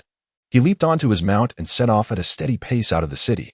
The streets were still abuzz with life, the throngs of people even more numerous than in previous days. Men and women, young and old, shoulder to shoulder, foot to foot, with the dragon steeds leading the way. The crowd instinctively parted to allow Chu Tian to exit the city with greater swiftness. Upon passing through the city gates, the vast expanse of the wilderness greeted Chu Tian with refreshing clarity. In the distance, many were hastening toward the city, eager to partake in the unfolding spectacle.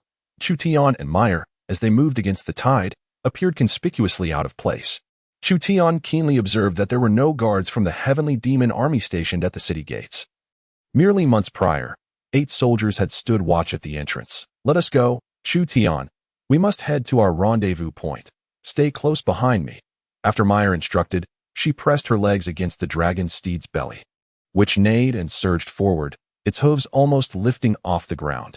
Chu Tian, mimicking Meier's movements, exerted his legs and kept pace with her.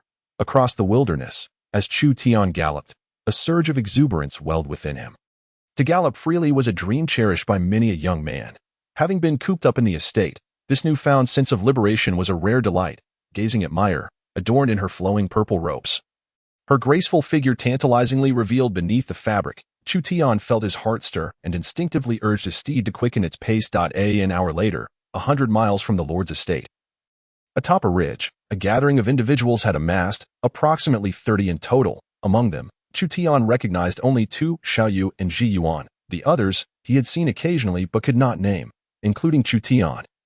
There were merely 5 men present. Upon seeing Meier and Chu Tian arrive, the crowd greeted them in unison. Mr. Chu. It was evident that Meier had bestowed upon Chu Tian a position of high regard, one that placed him just below her. Xiaoyu. Miss. How many remain unaccounted for? Xiaoyu, well aware, promptly replied. There are 2 final groups. According to the established timeline, they shall arrive in batches after nightfall.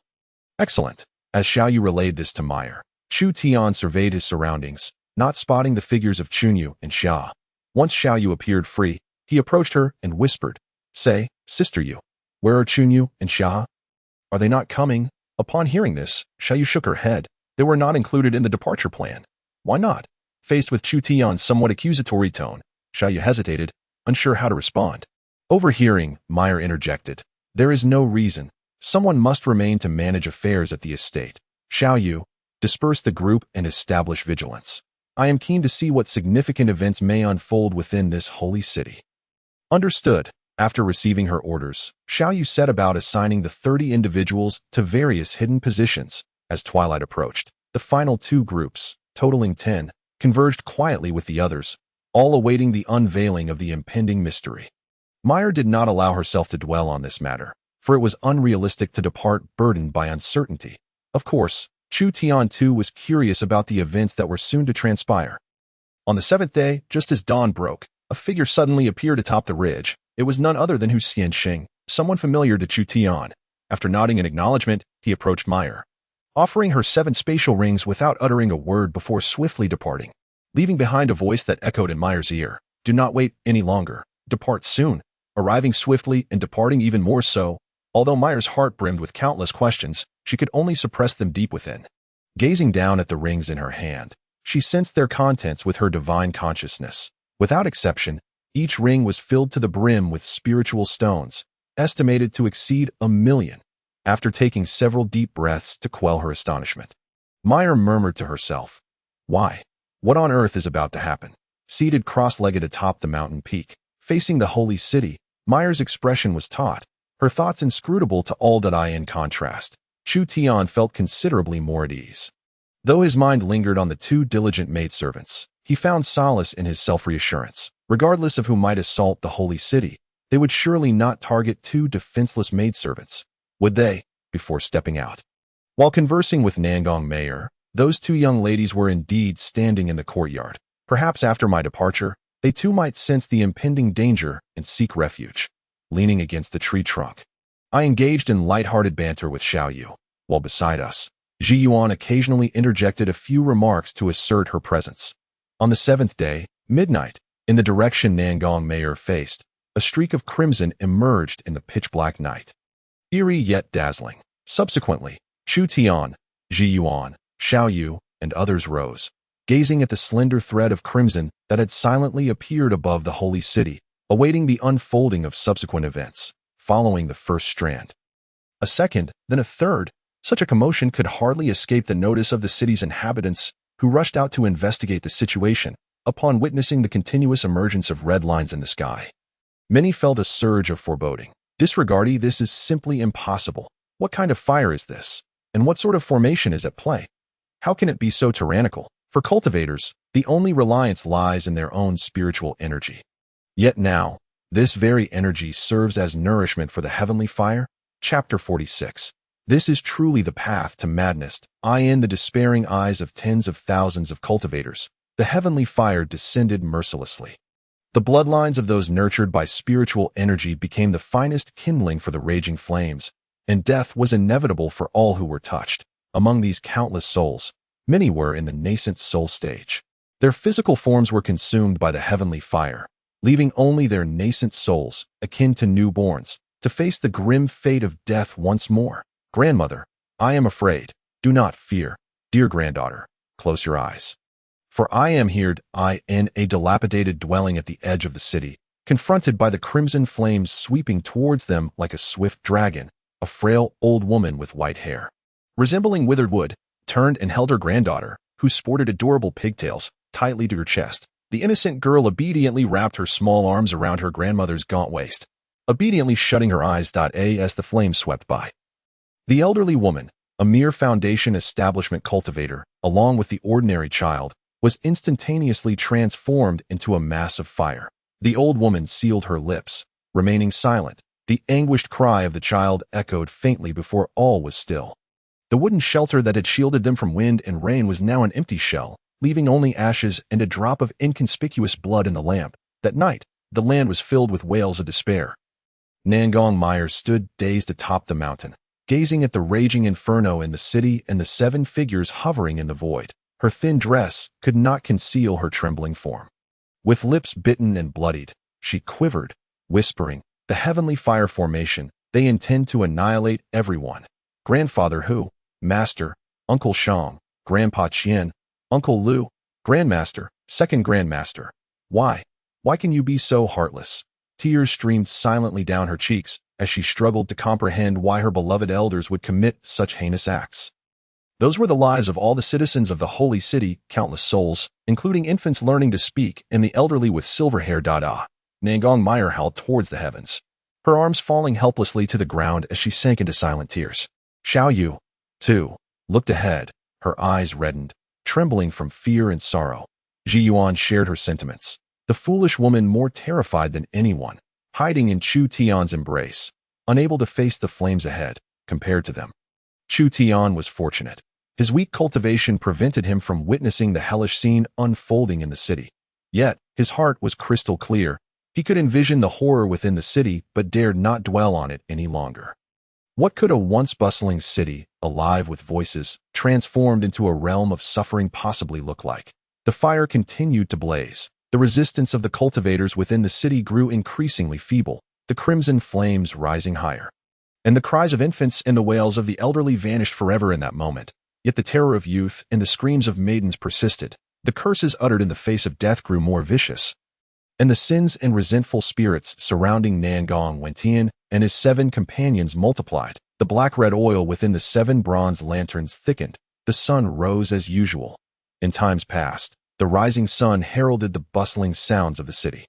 But today, such clamor had vanished entirely. In its place lingered the foul stench of blood and the thick smoke of raging flames. In a single night, millions were consumed in flames. Drip, a drop of rain fell upon the scorched earth, producing wisps of steam. Rain. How could rain possibly fall upon a city locked within such a formation? Drops of blood fell like rain, and this bloody deluge only intensified, staining the blue stone slabs and turning the ground crimson. The blood flowed steadily, unable to seep underground, pooling on the surface, transforming from mere droplets into a river of crimson. This rain grew ever heavier.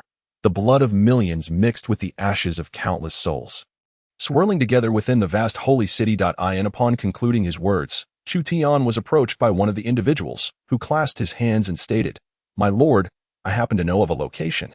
It lies approximately 800 miles from here, a secluded gorge. Within this gorge, there exists a natural cavern. It is devoid of any inhabitants, and within the gorge and the cavern, there are no demonic beasts." "Very well, please lead the way," replied Chu Tian. "Before we depart, ensure that all traces of our presence here are erased." Having spoken, Chu Tian was met with an immediate response from Ji Yuan. "Indeed. I shall take care of this matter. Then I entrust it to you." With Ji Yuan assuming responsibility, Chu Tian felt reassured. Those with advanced cultivation often accomplish tasks with remarkable efficiency. He mounted his dragon steed, while Xiaoyu held Nangong Meier tightly in her embrace, maintaining her balance on the horse's back. In an instant, over 30 individuals vanished from the mountaintop. As Ji Yuan gazed at the retreating figure of Chu Tian, she pondered for a moment before letting out a heavy sigh. "Very well, at worst, I shall return this life to you." Subsequently, she relinquished her original intentions and began to erase the traces left by the group. She was acutely aware that Nangong Meier's heinous deeds would provoke the relentless pursuit of countless self-proclaimed righteous sects, and that they, as remnants of the city lord's estate, faced dire consequences. Of course, the 7 individuals led by Nangong Meier fixated intently on the blood pearls undergoing the divine baptism of thunder, not daring to let their minds wander for even a moment.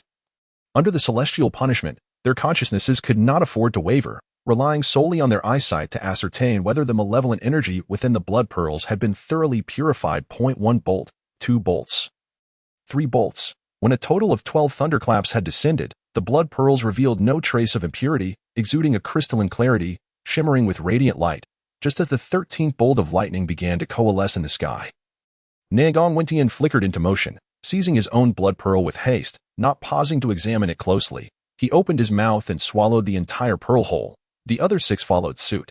The gathering thunder in the sky did not relent upon the consumption of the blood pearls. The lightning struck instantaneously, aimed directly at Nangong Meier and his companions. Chu Tian and the others had long been prepared, casting forth a brass mirror that immediately transformed into a 3-zhong-sized shield.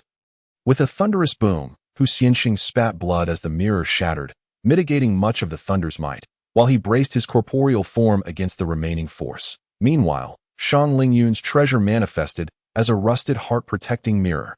With a splatter, Hu Xianxing's black blood stained his long beard, yet he dared not hesitate or tend to his wounds.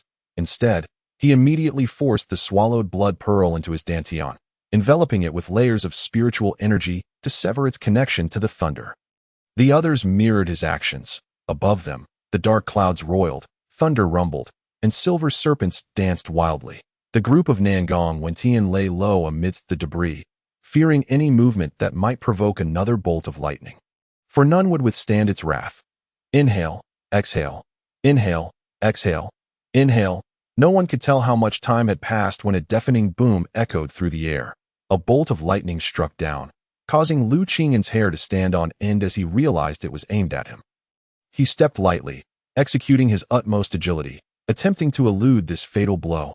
Alas, The divine punishment had locked onto him, leaving no avenue for escape.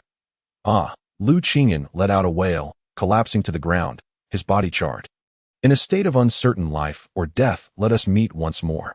Those who are able to come now are familiar faces, and even without the offering of tea, I trust they would not mind. After Hu Xianqing spoke, he moved forward, facing the city outskirts, and called out loudly, "Since you are here, why not come in and have a chat?" Li Yuanyi lingered in the air, his gaze directed ahead. The one who arrived the quickest, halted by the heavenly tribulation outside, upon hearing his words, did not advance, but instead spoke. "My heart is kind, and I cannot bear to trample upon the countless souls within the city. It is better for me to come out and converse that I, Yang Dingtian, shall host you both." Upon the utterance of his name, the voice of Yang Dingtian resonated like a grand bell, echoing in all directions. Yang Dingtian, I wondered who had arrived so swiftly. It turns out to be him, which is no surprise. Come on, old manly, let us step outside and greet old acquaintances, as Hu Xianqing flew outward. He beckoned Li Yuan to join him. Chapter 50. Failed smuggling Yang Dingtian. It has been ages. Old butcher, if you have had enough of life, why not simply find a rope to hang yourself? Why create such a scene, leaving not even a soul behind? Hu Xianqing shook his head in resignation, explaining, "Alas, perhaps I have lived too long, yet often, those unafraid of death do not meet it.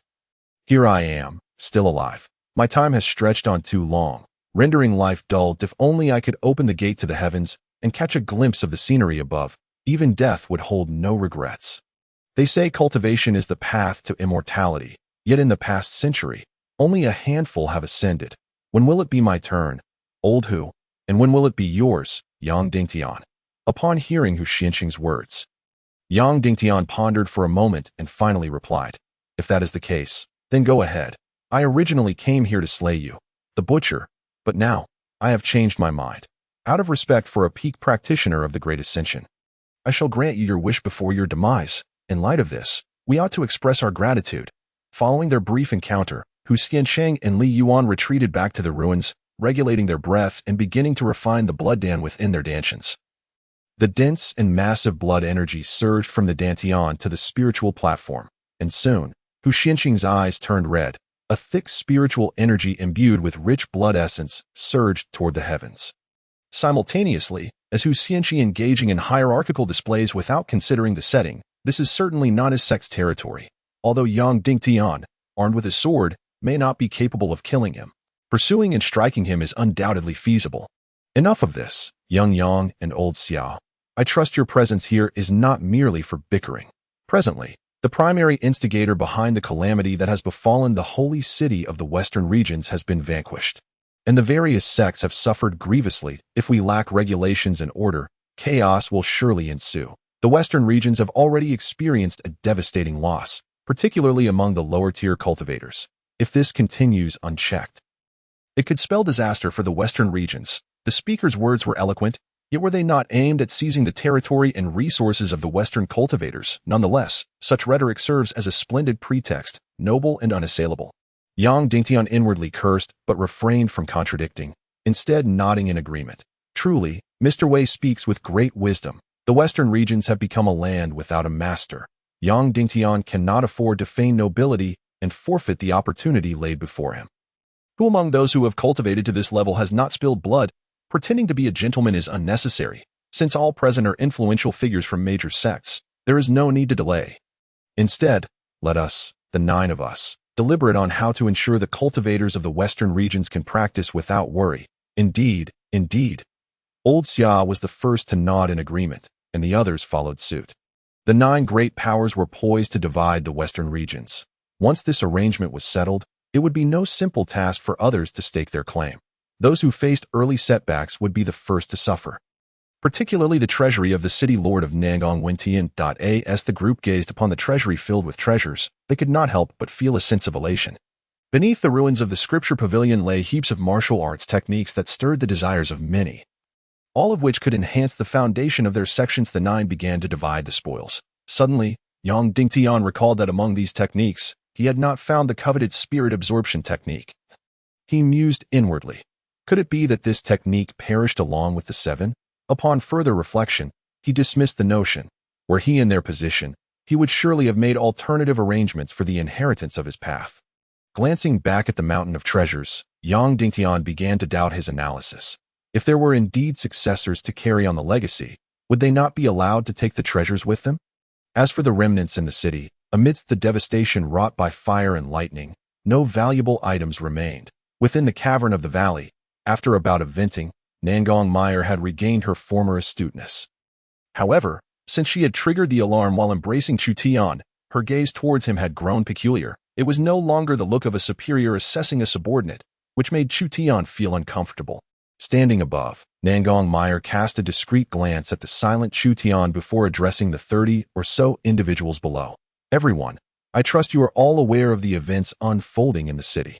Now, as the former Saintess of the holy city of the Western regions, I have become a target. I may not have reached the point where everyone desires my downfall, but once my identity is exposed, it is inevitable that righteous individuals will seek to eliminate us, the remnants of the demon den.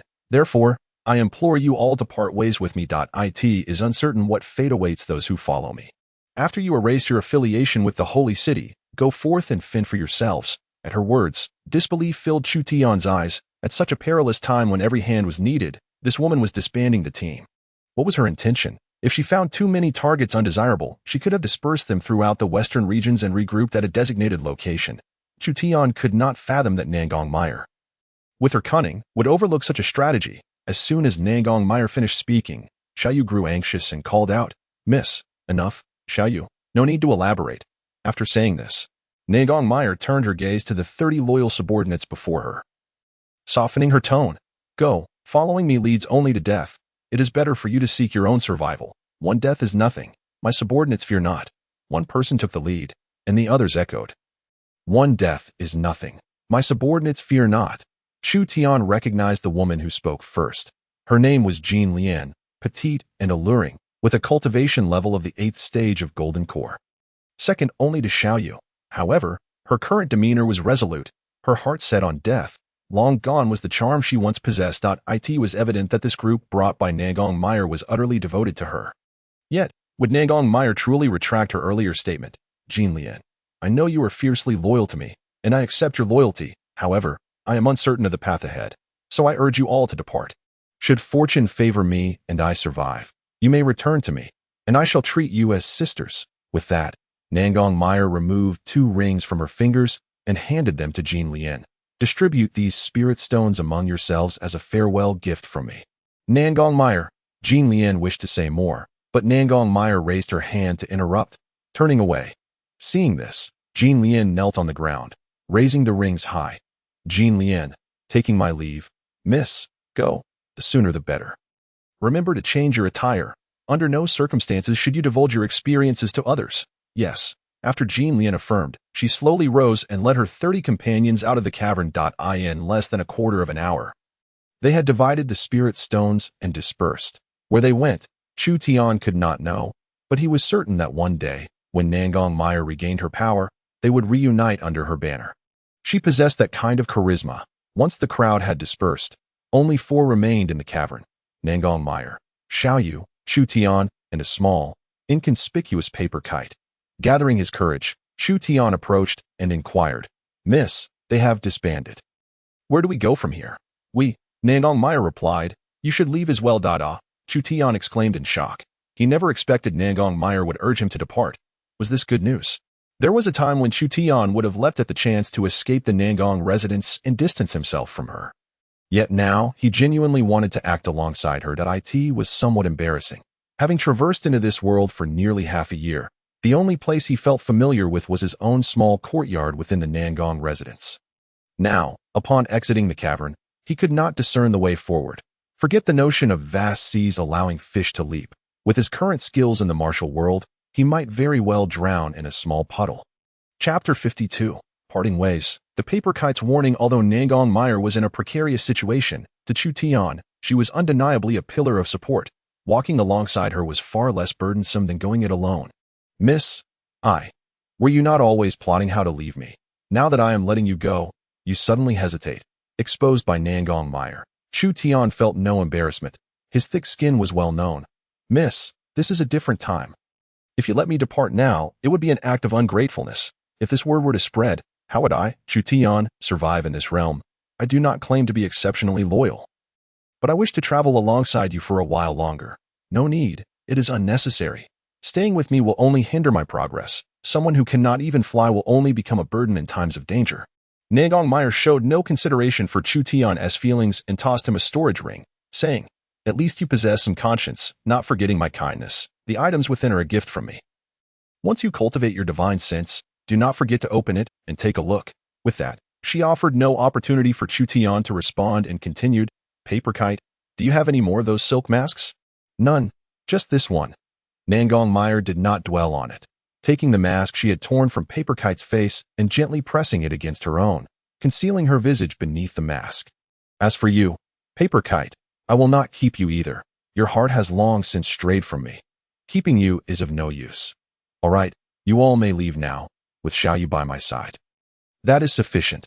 Paper Kite remained silent, implicitly agreeing. Nangong Meier turned, revealing her newly disguised face to the two, smiling as she said, "Remember this face. Should we cross paths again in the martial world, do not fail to recognize me." Paper Kite replied coldly, "Rest assured, I will remember my own face clearly. Do not forget, many in the southern region have seen this face, and I have made quite a few enemies. Thank you." Nangong Meier, with a carefree demeanor, expressed her gratitude to Paper Kite before turning to Chu Tian. "Chu Tian, remember, if you find yourself in a desperate situation, you may seek refuge with your mistress, but do not go lightly. Once you are there, leaving will not be easy. As for your life, I doubt she will take it. Understood. It is indeed time to part ways now, sister you. Until we meet again." Xiaoyu nodded reluctantly. "Yes. Chu Tian, we shall meet again. I look forward to seeing how far you have progressed by then. With your talents, you will surely leave me in awe. Even if I ascend to immortality, you will still be sister you." Listening to the rather affectionate farewell between Xiaoyu and Chu Tian, Nangong Meier felt an inexplicable surge of ire. She exclaimed, "Enough, Xiaoyu, we are leaving." With that, Nangong Meier shot a fierce glare at Chu Tian before turning on her heel and striding out of the cave. Xiaoyu, reluctant to part, cast one last lingering glance at Chu Tian before hurriedly following suit. Inside the cave, only Ji Yuan and Chu Tian remained. The two exchanged wide-eyed stares, each unsure of what to say. Once they estimated that Nangong Meier had walked far enough away, Ji Yuan muttered under her breath, "Damn it, am I not her companion? Why do I not receive a parting gift? Does she not realize I am in need of funds?" Suddenly, a sharp beam of light shot through the cave entrance, aimed directly at Ji Yuan. Calmly, she leaped up, clasping her hands together to firmly catch the incoming light. When she finally opened her hands, Chu Tian could see that the light was a storage ring. Ji Yuan's mind stirred, and she immediately began inspecting the contents of the ring. Upon seeing what was inside, her lips parted in surprise, and after glancing at Chu Tian, she exclaimed, "What generosity from my lady." Within the ring, there were no other items, just an abundance of spirit stones. "Hey, Chu Tian." Still pondering where to go next, Chu Tian instinctively replied, "Have you decided on a destination?" Shaking his head, he responded, "No. I only know of the holy city, and nothing else that I have no idea where to head next. What about you? Do you have any recommendations?" "How coincidental. I don't know where to go either, that I am familiar with the western region, and it is likely that turmoil will soon arise there. I think staying in the west might not be a bad choice. After all, it is often darkest just beneath the lamp. Why not stay with me?" After considering Ji Yuan's suggestion, Chu Tian shook his head in refusal. "The west will be in chaos. You are strong enough to protect yourself. I, on the other hand, should find a relatively stable place. That makes sense. All right, take your time to think it over. When you decide, just set off. There is a dragon steed outside. You can ride it when you leave. For now, I shall enjoy the feeling of newfound freedom." With that, Ji Yuan spread a blanket from her storage ring on the ground, lay down contentedly, crossed her legs, and began humming a tune, basking in relaxation. Chu Tian, less particular, leaned casually against the ground, closing his eyes to contemplate the scant information in his mind. Suddenly, a thought struck him. He recalled that when he first embarked on his cultivation journey, Hu Xianxing had mentioned that the most suitable place for him to cultivate was in the eastern region, specifically a place called Yintian Sect. Repeating Yintian Sect in his mind, Chu Tian felt a sense of direction take shape. However, how would he get there? If all went according to plan, Nangong Meier would head to the southern region, while Muqing would be in the northern region. It seemed the only route for him to travel from the western region to the eastern region was through the central region. Yet, Who knew how vast the eastern region was, or what dangers lay ahead? Ji Yuan. Chu Tian disregarded the trivialities and asked, "Is the central region large? Do you have a map? What? Are you planning to go to the central region?" "Yes, but I can't navigate." Ji Yuan laughed in exasperation. "Your mouth beneath your nose only knows how to eat, not how to ask for directions. Getting to the central region is simple. Just head east."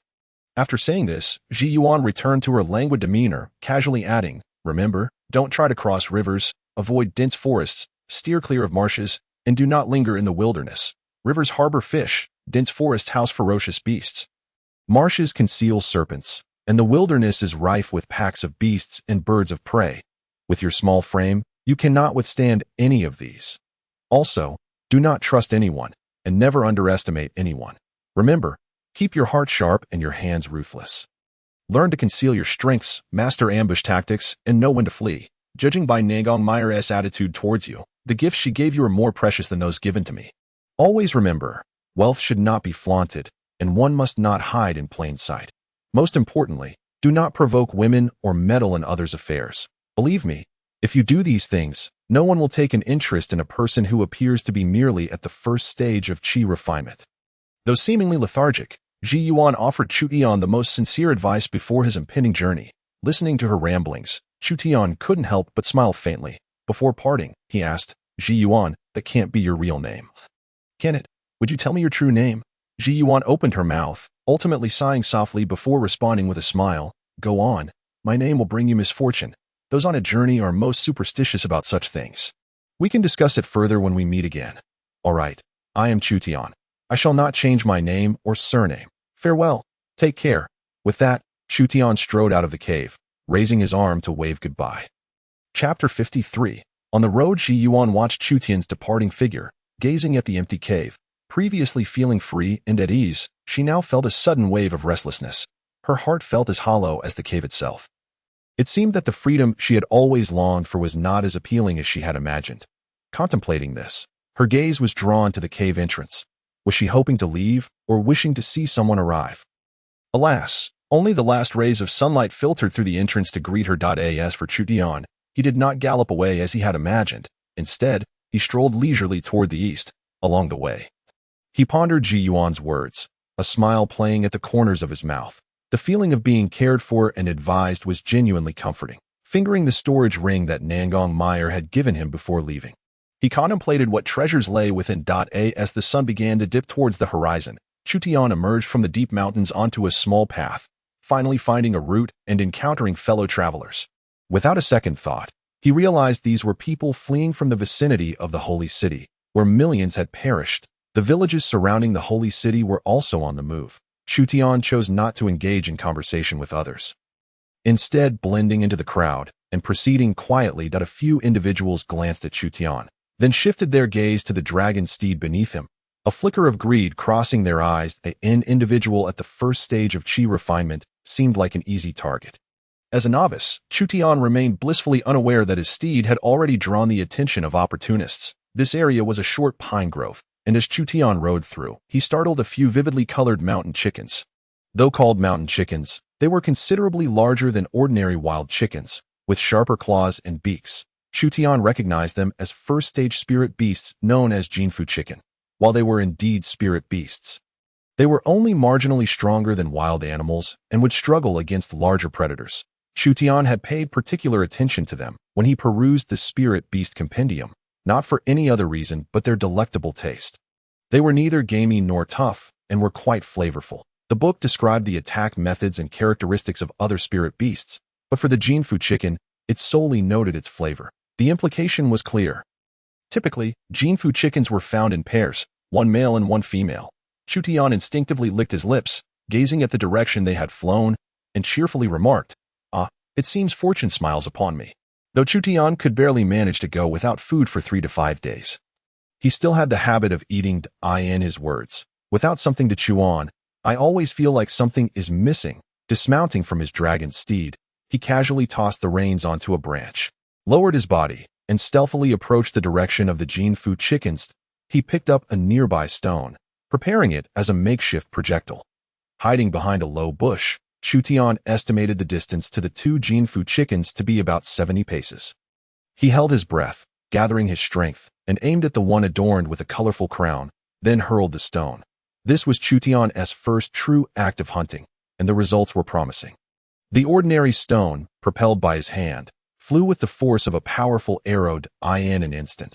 The rooster's head exploded, and the stone continued on, colliding with a nearby rock and disintegrating into dust.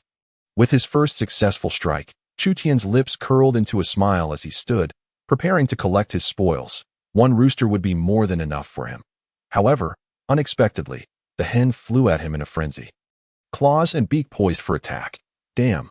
Chu Tian had not anticipated that his prey would come charging at him. He sidestepped slightly and seized the hen by the neck, twisting with force. Crack. It seemed Chu Tian would have more than enough to eat tonight.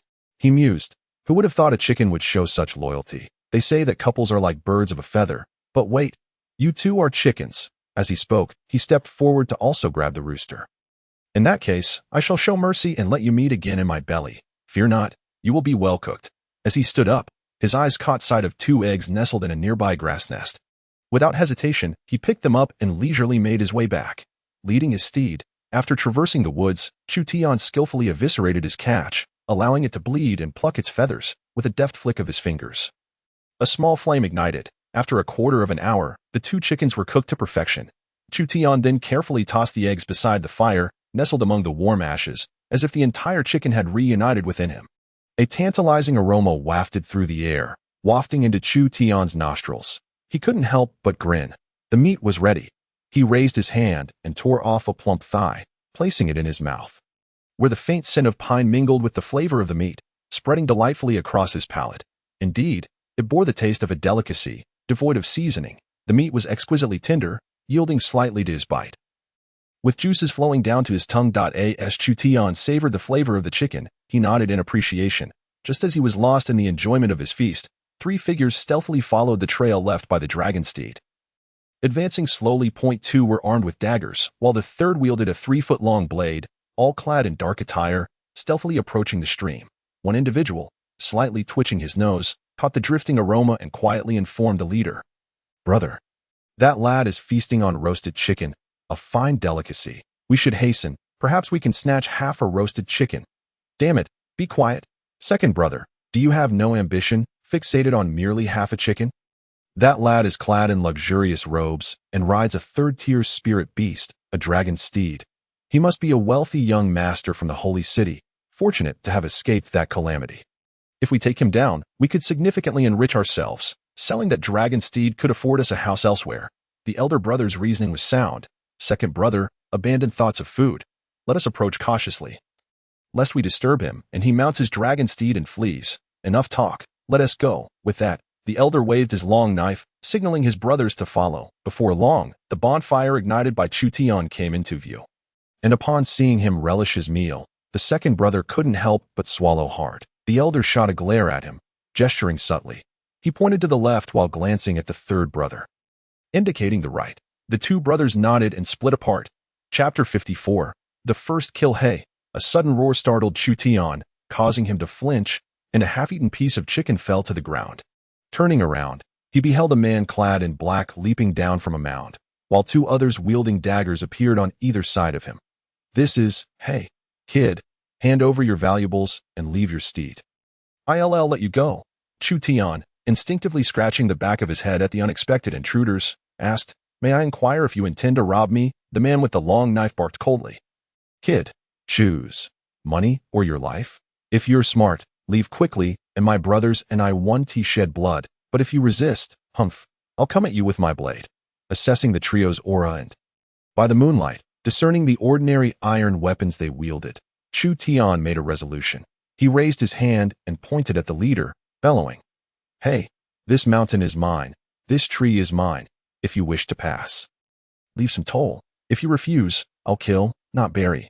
Chu Tian's sudden proclamation left the leader momentarily stunned. The audacity and rhetoric seemed more polished than that of the 3 thieves. At that moment, the dim-witted second brother glanced around and uttered a foolish query. But there are no trees here. Chu Tian couldn't help but chuckle. What a foolish bandit. Turning to the side, he taunted, There are no trees here. But there are trees in my heart. Kid, I advise you to hand over the toll or I'll take your little life. Otherwise, The elder, witnessing Chu Tian mock his dim-witted brother, felt a surge of anger rising within him. Raising his long knife, he channeled his energy, manifesting a 3-foot shadow of the blade. Second brother, third brother, take him down. With that, he gathered strength and leapt high, delivering a powerful downward strike aimed at Chu Tian's head. Simultaneously, the two flanking him brandished their daggers, rushing towards Chu Tian. In an instant, Chu Tian found himself besieged by the trio, judging by the imposing presence of the man wielding the long knife. He appeared to be at the foundation establishment stage, while the other two, their daggers barely glinting, seemed to be merely at the chi refinement stage. Chu Tian, having long since prepared, bent his knees and leapt backward, creating distance from the attackers, while simultaneously forming a seal with his fingers on his chest. With a flick of his hands, he unleashed 2 streams of energy targeting the 2 chi refinement robbers. Not good, it's a spiritual technique. Quickly evade. The elder, having missed his strike and realizing Chu Tian's movements, was alarmed and hurriedly warned his brothers, but it was too late. Thud, thud. The 2 men, their eyes filled with bewilderment, looked down at the gaping holes that had erupted in their chests, confusion washing over them. Wasn't it said this person was merely at the chi refinement stage? With their minds clouded by questions, they collapsed, their heads lolling to one side, lifeless. Second brother, third brother. Ah, I'll kill you. The elder's fury erupted, and he charged at Chu Tian, attacking with wild abandon. Each strike seemed ferocious, yet lacked any semblance of technique. Chu Tian, however, gathered his energy once more, shooting 2 streams of energy toward him. Clang. One stream was deflected by the long knife. Yet the force of Chu Tian's robust energy pushed the elder back 3 steps. The second stream followed swiftly. The long-armed robber had no time to block it. Thud. The energy pierced through his right side. The outcome was clear. Observing the gravely injured man, Chu Tian did not rush in nor feel any pang of pity. From a distance, he channeled his energy again, shattering the man's heart. Gazing down at the 3 corpses lying on the ground, Chu Tian exhaled deeply. He had killed for the first time. How should he describe it? It was not as unbearable as he had imagined. While there was a natural discomfort, he maintained a semblance of calmness, devoid of overwhelming terror or nausea. After all, one cannot read Chu Tian harbored a profound disdain for these weapons. Yet he recognized that having them was better than being unarmed. They would prove useful for slaughtering pigs and sheep along the way. It was far preferable to the brutal act of tearing open the belly of a broiler chicken. As he had done earlier, reflecting on his own weaponry, Chu Tian brushed the ring adorning his finger, uncertain whether Nangong Meier had packed his arms and clothing within her belongings. His trench coat, crafted from fine calf leather, was of the same style as the renowned Yin Shuangying's.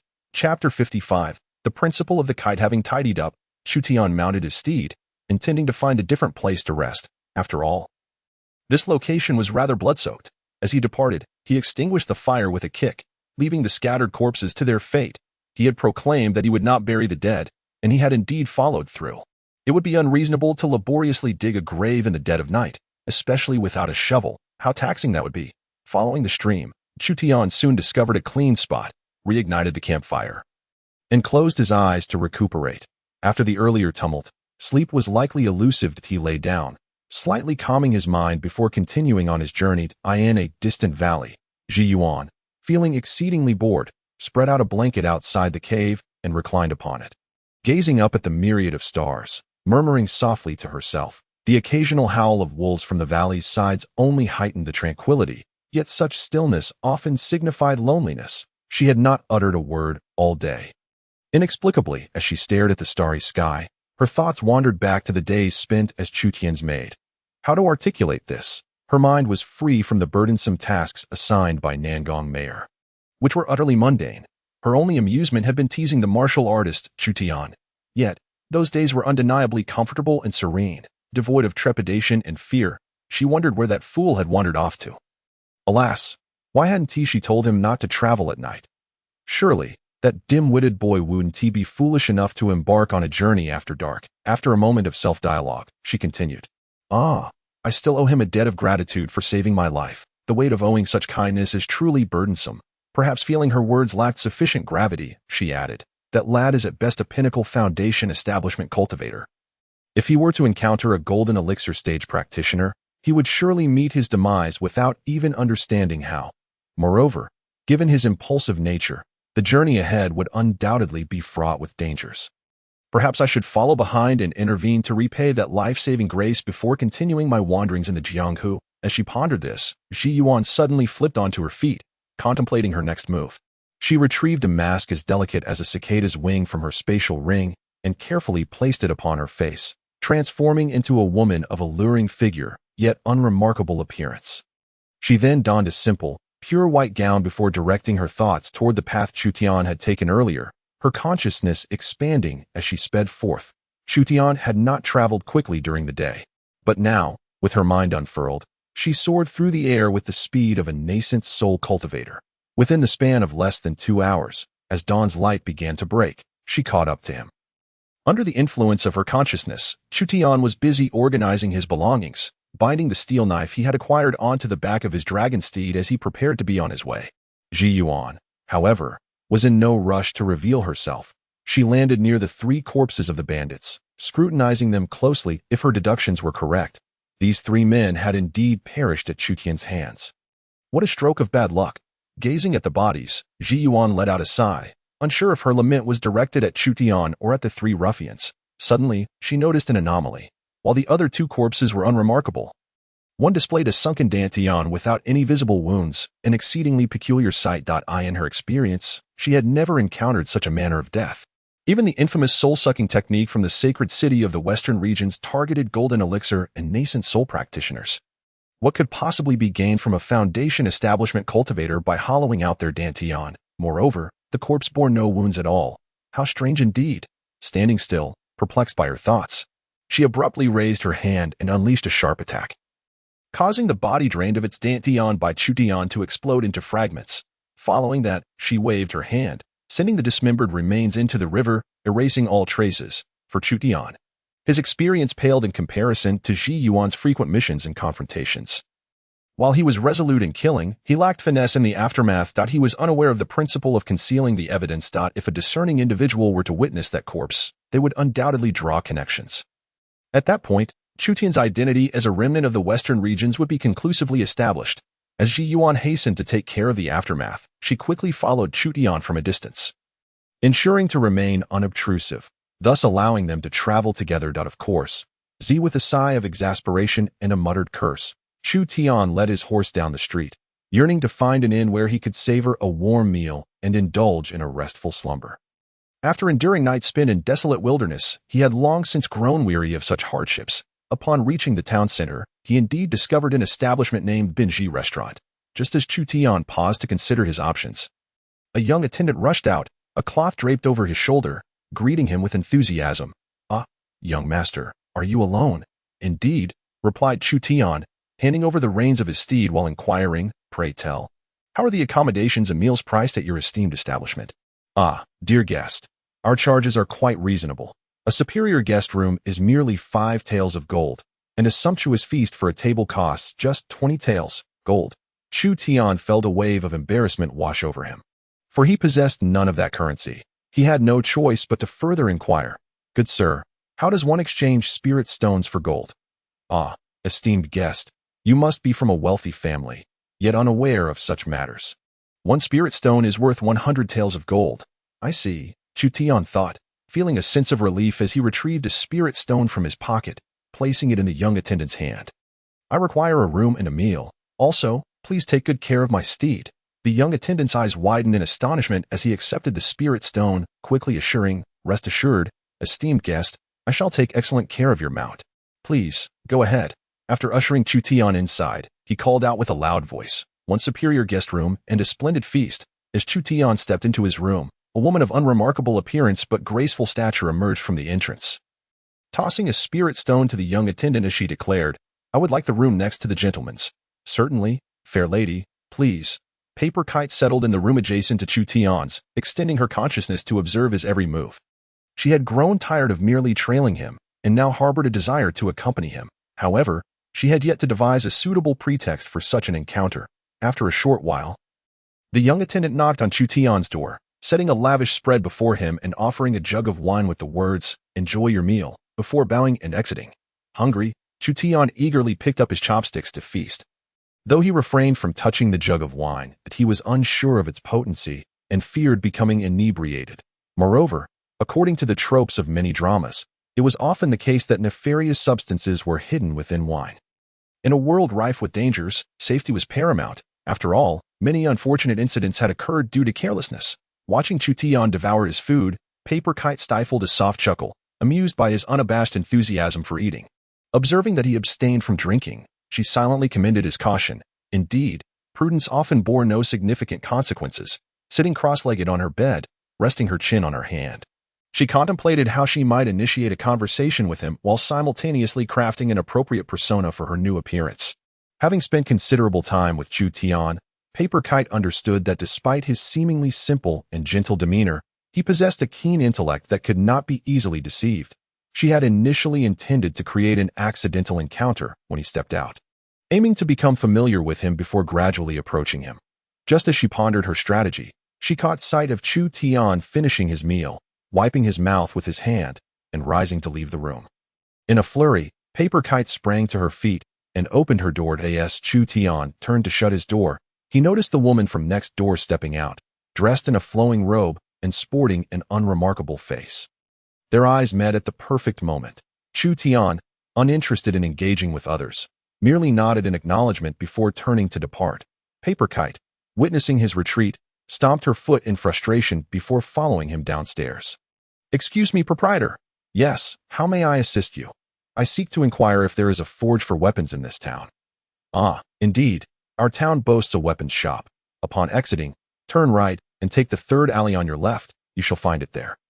However, I cannot guarantee its current operation, as many have not returned to our town for some time. I trust you understand the reasons." "Thank you, kind sir." "Not at all." Having clarified her inquiries, Chu Tian expressed his gratitude to the proprietor and proceeded in the direction indicated. The long sword he had acquired from the bandits was ill-fitting, and he had never trained in its use.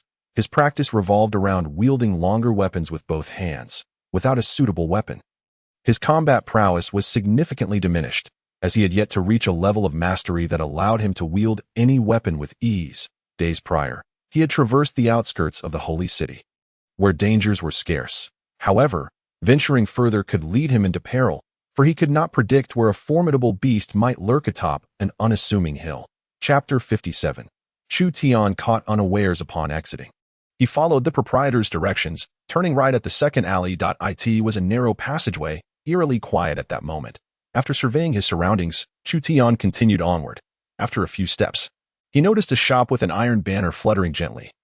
Its door shut tight, and the weapon display outside completely bare. Approaching, he listened intently, but no sounds emerged from within.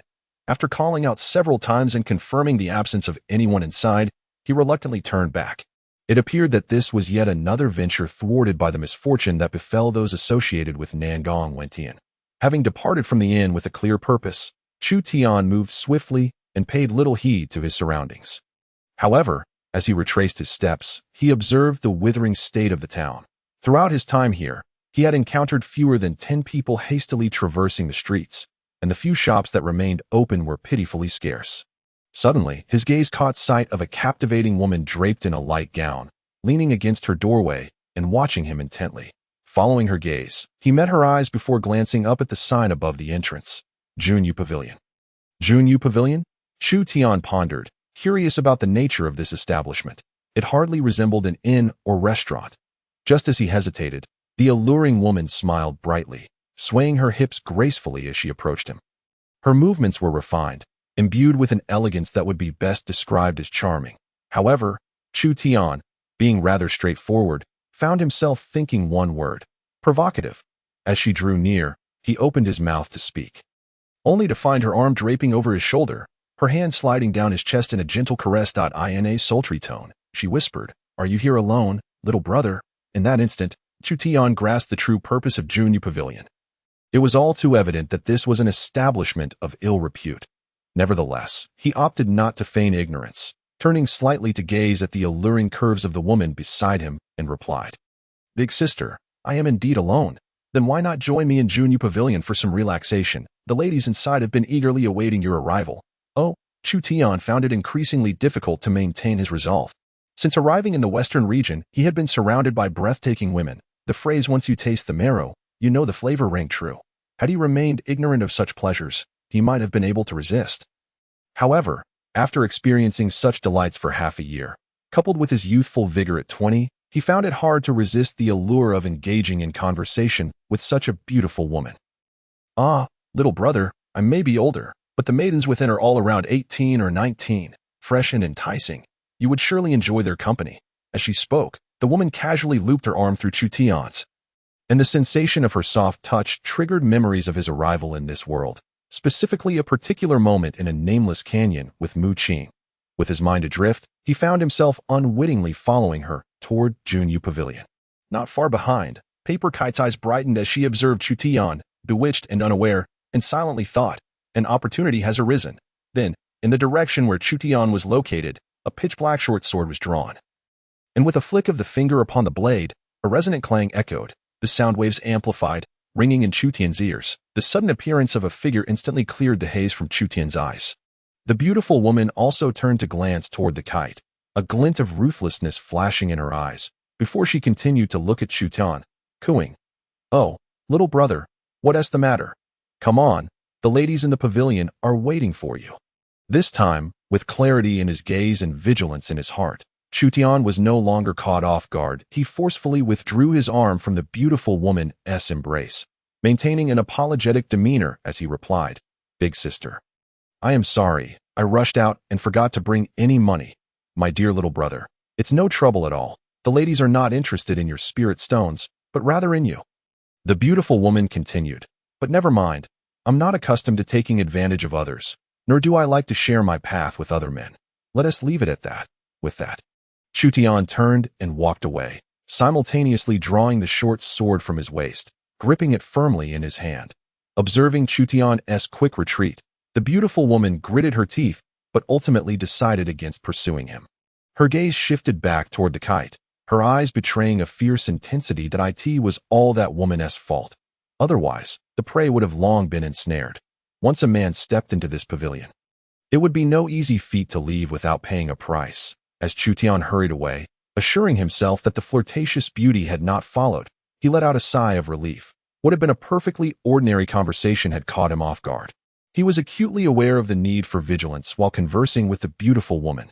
Truly, one must not underestimate others. After reminding himself of this, Chu Tian swiftly walked up to the white-clad woman who had alerted him, expressing his gratitude. "Thank you very much for your assistance just now." Upon seeing him, Zhayong stifled the excitement bubbling within her, feigning indifference as if it were their first encounter, and replied coolly, "It was nothing." "No need for thanks." With a pretense of concern, she continued, "This is the territory of the charm sect. Be cautious around women, especially in places like brothels." With that, Zhayong turned to leave, internally urging, "Silly boy, come chase after me." Sure enough, in the next moment, Chu Tian did indeed catch up. "May I ask for your name, fair lady?" Zhayong chuckled inwardly, turning back with an expressionless face.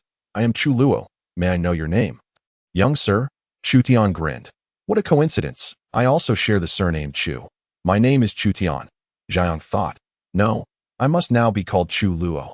She feigned contemplation for a moment before saying, "I previously noticed that you, Chu Gongzi, were also staying at the Bonji Tavern. Are you also a traveler? Also, could it be that Miss Chu Luo is also a traveler?" Chu Luo pretended to be sorrowful, lowering her head slightly, tucking a loose strand of hair behind her ear, her voice low. "Yes, my family has encountered misfortune in the holy city, leaving me alone. Alas, I have no choice but to seek refuge in the central domain." This declaration firmly established her character. Chu Tian, after grumbling inwardly about the troublesome Nangong Meier, nodded in agreement. "Alas, I am in a similar predicament. I'm heading to the eastern domain to seek refuge as well." Upon hearing this, Chu Luo raised her head slightly, a glimmer of hope in her eyes as she opened her mouth, only to hesitate before speaking. After a while, she lifted her head again, her bright eyes gazing at Chu Tian with a hint of anticipation. "Young sir, since we are both heading to the central domain, may we travel together? My cultivation is not high, and I fear that I might not reach the central domain alone." Chapter 58. What you mistake for coincidence is all part of someone's design. Upon hearing the words from the woman before him, Chu Tian hesitated. By heaven's conscience, he had approached her solely to express his gratitude for her earlier help, yet he had not anticipated her proposal. What happened to the modesty of a young lady? A woman inviting a man she had just met to travel together. There was something amiss. After all, Chu Tian was no dashing youth who left women speechless. He was merely an ordinary person of unremarkable appearance. Chu Tian felt that there was more to this than met the eye, yet he could not discern the truth. The most pressing concern was that this woman named Chu Luo was staring at him intently. Awaiting his response, to refuse her would seem ungrateful, given her assistance earlier, yet to agree felt equally irrational. Well, all right, traveling together does offer some protection. Chu Tian steeled himself and nodded in agreement. After all, she had helped him before, and he had concealed the spatial ring gifted by Nangong Meier before her departure, opting not to wear it openly. This woman couldn't possibly be drawn to him solely for his physical appearance. Could she? Initially, it was Zhao Yong who posed this question, her heart racing with anxiety, fearing Chu Tian might reject her. Upon hearing his acceptance, she let out a breath of relief. Her meticulous planning had not been in vain. Zhao Yong, or rather Chu Luo, smiled, her lips curving in appreciation. Thank you, Chu Gongzi. However, let us establish a condition first. Throughout our journey, I shall make the decisions on how we proceed. Should any disagreements arise, we shall part ways. Agreed. Chu Luo nodded vigorously. Everything shall proceed as you say, Chu Gongzi. Good. I shall return to the tavern to rest now. We will set out at dawn tomorrow. Is that acceptable? Absolutely. She had come to accompany Chu Tian, so there was no chance of her creating any further trouble. Upon returning to the tavern, and after retiring to their respective rooms, Chu Tian found himself devoid of the desire to meditate or cultivate. Instead, he lay in bed, replaying the details of his encounters with Chu Luo throughout the day. The first was their shared glance as he exited, a fleeting moment that had transpired without a single word exchanged. It was an extraordinary coincidence. The second was in the street, where he had been entranced by the alluring beauty, only to be roused by the sharp sound of the sword striking. It was evident that this woman was not merely a member of the charm sect. While it seemed reasonable to attribute her actions to kindness, the timing was far too fortuitous. She had exited just as he had, and he had taken his time wandering the weapon shop. Meanwhile, she appeared to have done nothing but wait for him at that spot. How could she possibly know he would be entranced by that alluring woman? If this were mere coincidence, it was far too coincidental. Moreover, the woman named Chu Luo had an unremarkable appearance, neither ugly nor particularly striking. Her height was commendable, yet her flowing robe concealed her figure entirely. It was perplexing. The following morning, as Chu Tian enjoyed his breakfast, the woman named Chu Luo appeared punctually at his side, unceremoniously grabbing a pastry from the table to eat. Chu Tian paid her no mind and gestured for the innkeeper, stating, "Innkeeper, please pack some of your kitchen seasonings for me. I'll take them with me." Certainly. Before long, Chu Tian received a gourd filled with seasonings from the innkeeper, taking the reins of his steed. At that moment, Chu Luo felt a pang of awkwardness. She had forgotten that Chu Tian had a mount.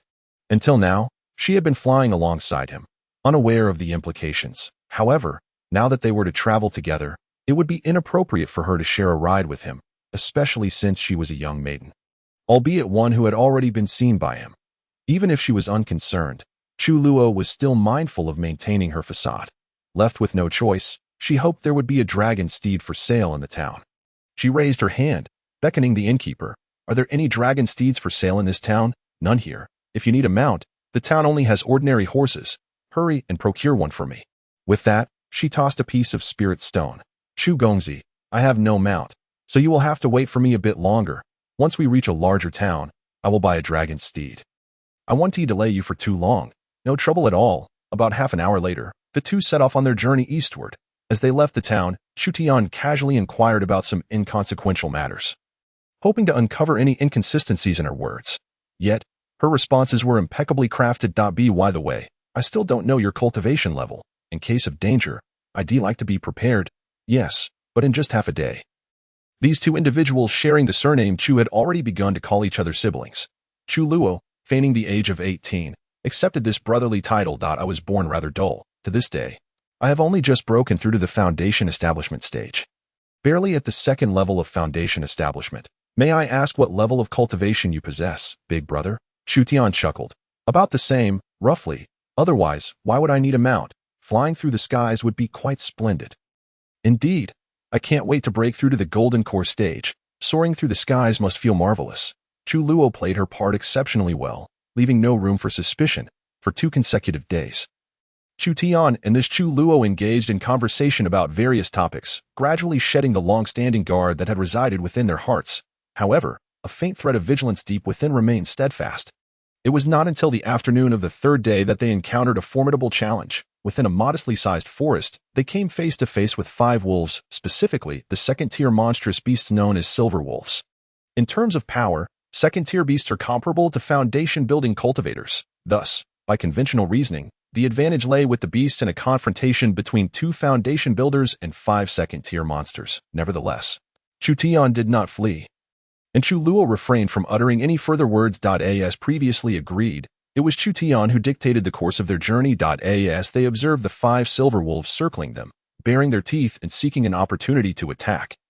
Chu Tian slowly drew his steel blade, channeling his vital energy through his meridians. He then addressed Chu Luo, saying, "Sister, these creatures have surrounded us. It seems we may face difficulty in our escape.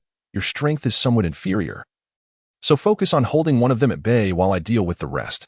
"Understood," Chu Luo nodded, drawing a dark short blade from her waist and dismounting with agility.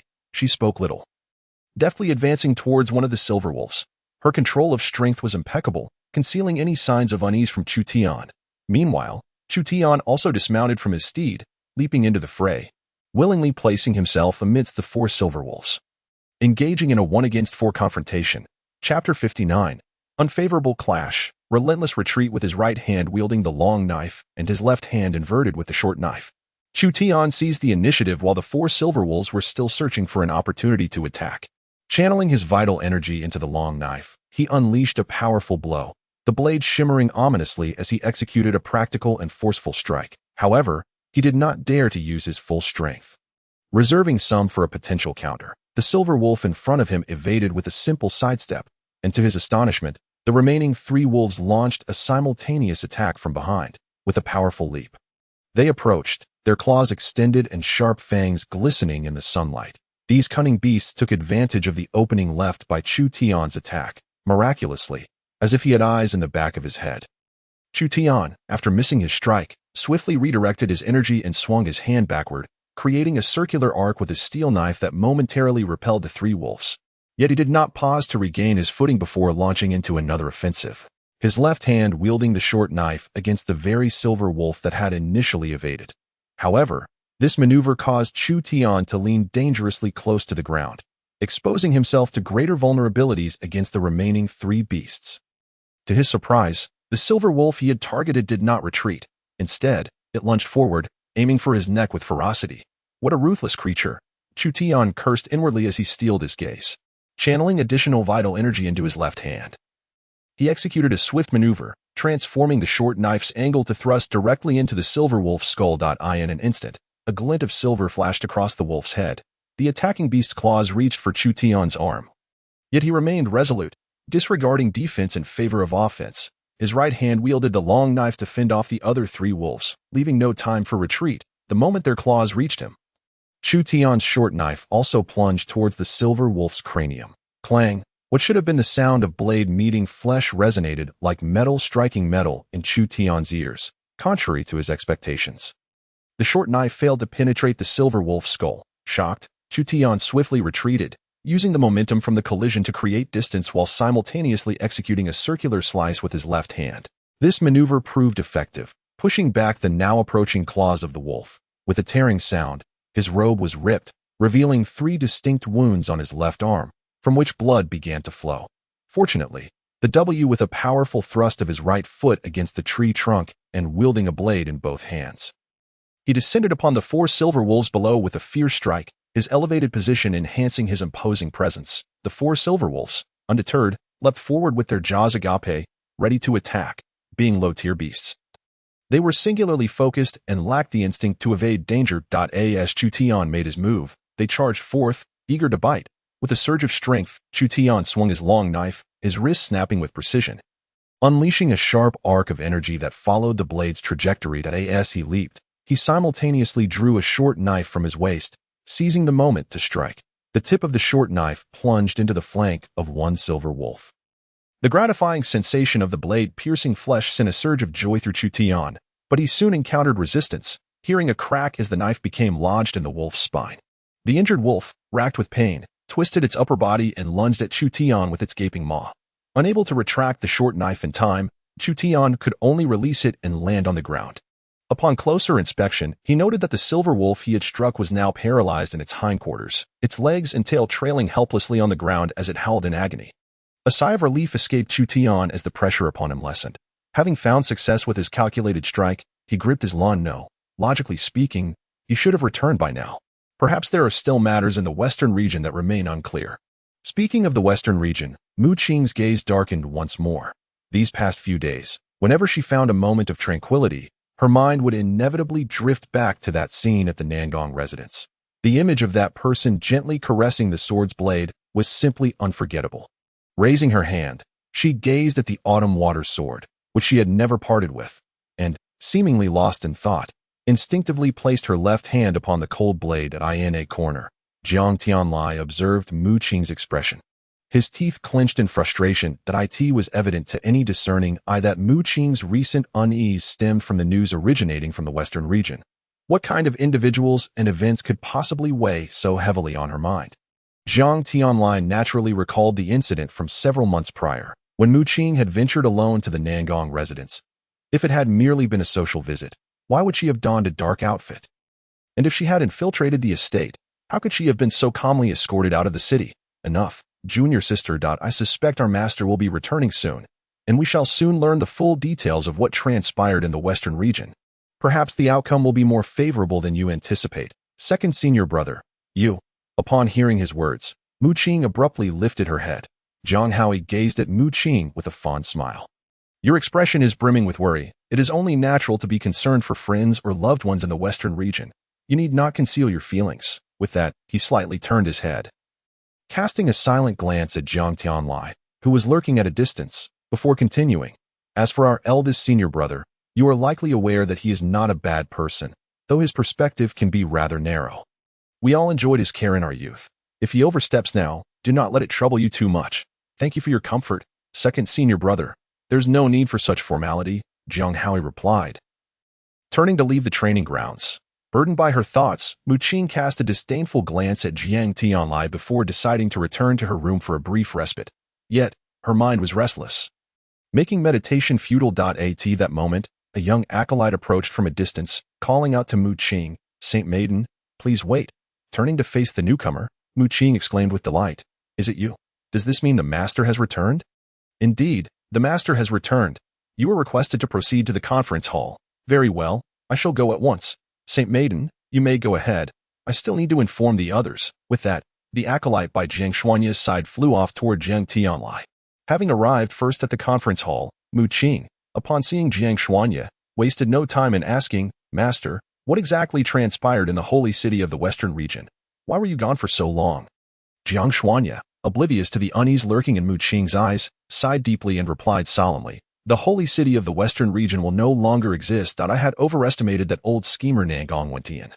But I underestimated his ruthlessness. It no longer exists. Mu Qing murmured in disbelief before inquiring, Master, what truly happened in the western region? According to our conjectures, Nangong Meier, Shanglingyan, Hustiansheng, and 4 others set up a blood slaughter formation, harvesting the essence of countless lives to forcibly open the heavenly gate. To gather enough people, he used the pretext of the elders' re-election to summon the top experts of the western region to the holy city, only to ensnare them all in one fell swoop.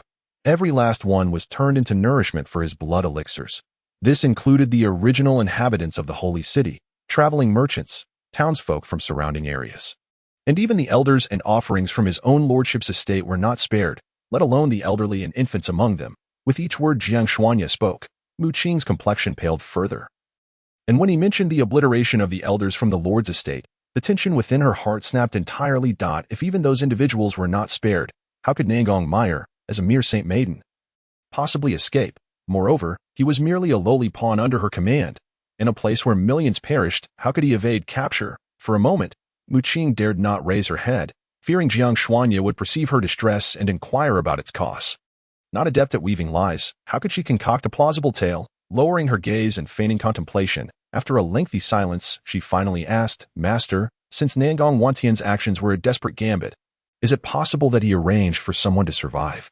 To preserve the lineage of the western region, what you propose is indeed a possibility. At the scene, we old fellows discovered many unique martial arts techniques belonging to the western region amidst the rubble. Yet we found no trace of that spirit absorption technique. Enough of this. Chinger, do not dwell on it. Although Nangong Meier committed heinous acts, he has received his just punishment, under the divine punishment of heavenly lightning. His spirit has been annihilated. Let us not fixate on the fates of some juniors. Even if a remnant heir still exists, their survival is fraught with difficulties. As Jiang Xuanye concluded, footsteps echoed from outside, followed by a robust voice proclaiming, "Master, your words are misguided." Chapter 62. Jiang Tianlai's malice. As Mu Qing recognized the familiar voice, a flicker of disdain crossed her face. It was none other than Jiang Tianlai, the very one who had just contradicted Jiang Xuanye. "Oh, Tianlai, if you disagree, then please share your perspective on this matter. As for whether Nangong Meier has left behind any heirs, we remain uncertain, since we are on this topic. Let us each express our views." Jiang Xuanye remained calm, lifting his cup of spiritual tea and taking a sip, patiently awaiting his disciples' opinions. With the master's permission, Jiang Tianlai surveyed the room, his gaze briefly lingering on Mu Qing before turning forward. Speaking confidently, "Master, I propose that our North Xin sect take the lead in issuing a decree to eradicate the remnants of the Nangong lineage. We should unite with various sects to ensure that not a single one of them survives." "And what is your reasoning behind this?" Jiang Tianlai hesitated for a moment, reflecting. "Little junior sister, I shall bear this burden, allowing you to remain untroubled." After considerable thought, he finally articulated his reasoning. From the events of several months ago, concerning little junior sister's solitary venture into the holy city, to her recent distraction, he deduced the only plausible explanation. Mu Qing must possess some critical leverage held by Nangong Meier. It was this very concern for the one who wielded that leverage that caused her current preoccupation. With newfound determination, Jiang Tianlai fixed his gaze on Jiang Xuanye. "Master, although Nangong Meier has met his end by heavenly retribution, we cannot allow his remaining disciples to live. The dangers of the spirit absorption technique are self-evident. If one who practices it can produce a Nangong Meier, another could easily arise. Should someone seek to open the heavenly gate years later, committing further atrocities, what then? Therefore, I believe we must find and eliminate any potential remnants to sever their lineage and prevent future calamities." At this point, a hint of ruthless resolve appeared in Jiang Tianlai's eyes, one that belied his youth. Believing he had struck a chord with little junior sister, Jiang Tianlai turned his gaze toward her, seeking her approval. However, to his surprise, Mu Qing remained utterly still. In a place where Jiang Tianlai could not see, Mu Qing's fingers intertwined, the pressure causing her knuckles to turn white. While it was true that Jiang Tianlai's assumptions held some validity, her thoughts were far from focused on Nangong Meier. Jiang Tianlai noncommittally acknowledged before turning to the others, inquiring, "The eldest brother's position is to eradicate the root of the problem to prevent future threats. What do you brothers think?" As he spoke, he directed his gaze toward Jiang Howie and the others. The second brother. Jiang Howie was the first to respond. After a brief pause for thought, he finally said, "Master, I hold a different perspective. Please, share your thoughts." "The technique depends on the practitioner, not the technique itself. Indeed, while the spirit absorption technique seems cruel and unjust, once the practitioners are eliminated, the distinction between their nascent souls becomes irrelevant. Even if they are not devoured, they will eventually dissolve into the essence of the cosmos. I believe there is no need to expend effort over such matters. The news of Nangong Meier's fate will soon spread across the continent. Even if a few heirs remain, they would not dare risk a repeat of such heinous acts, knowing the consequences of divine punishment." Upon concluding, Jiang Howie immediately garnered the support of his fellow brothers.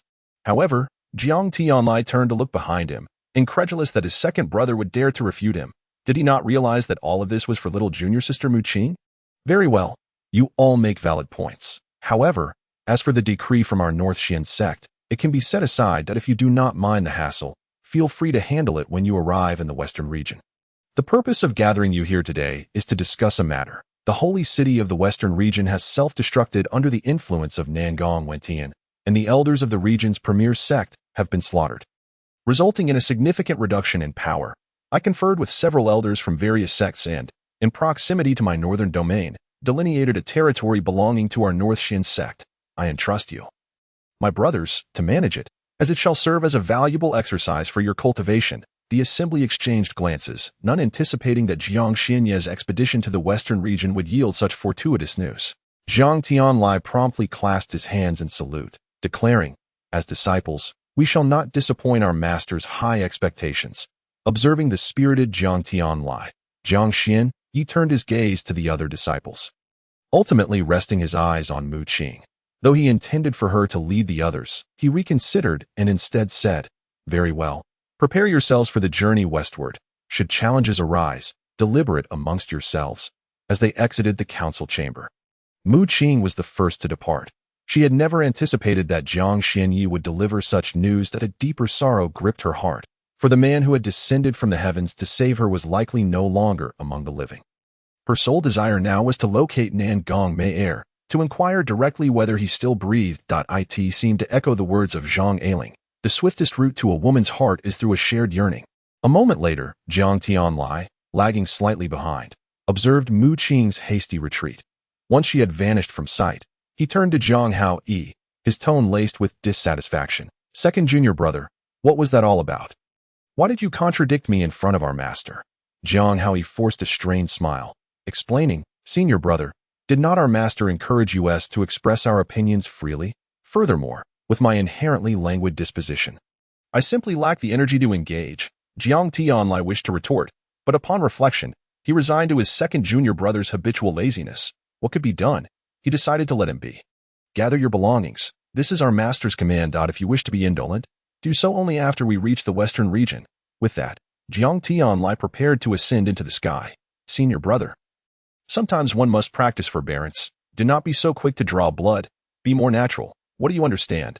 I do all this for our junior sister," Jiang Tianlai declared as he soared into the air. Meanwhile, Zhang Haoyi gazed at his departing figure, murmuring, "Junior sister does not mean it that way.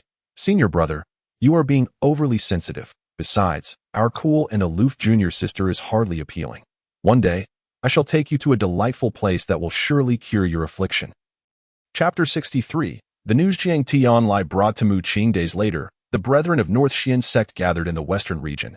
Upon their arrival, Jiang Tianlai eagerly proclaimed, "Brothers, junior sister Mu Qing, you all shall oversee the foundational cities, sects, and mineral resources allocated to our North Xian sect. I shall venture forth to investigate, seeking any remnants of Nangong Tian's lineage," just as he was about to set off.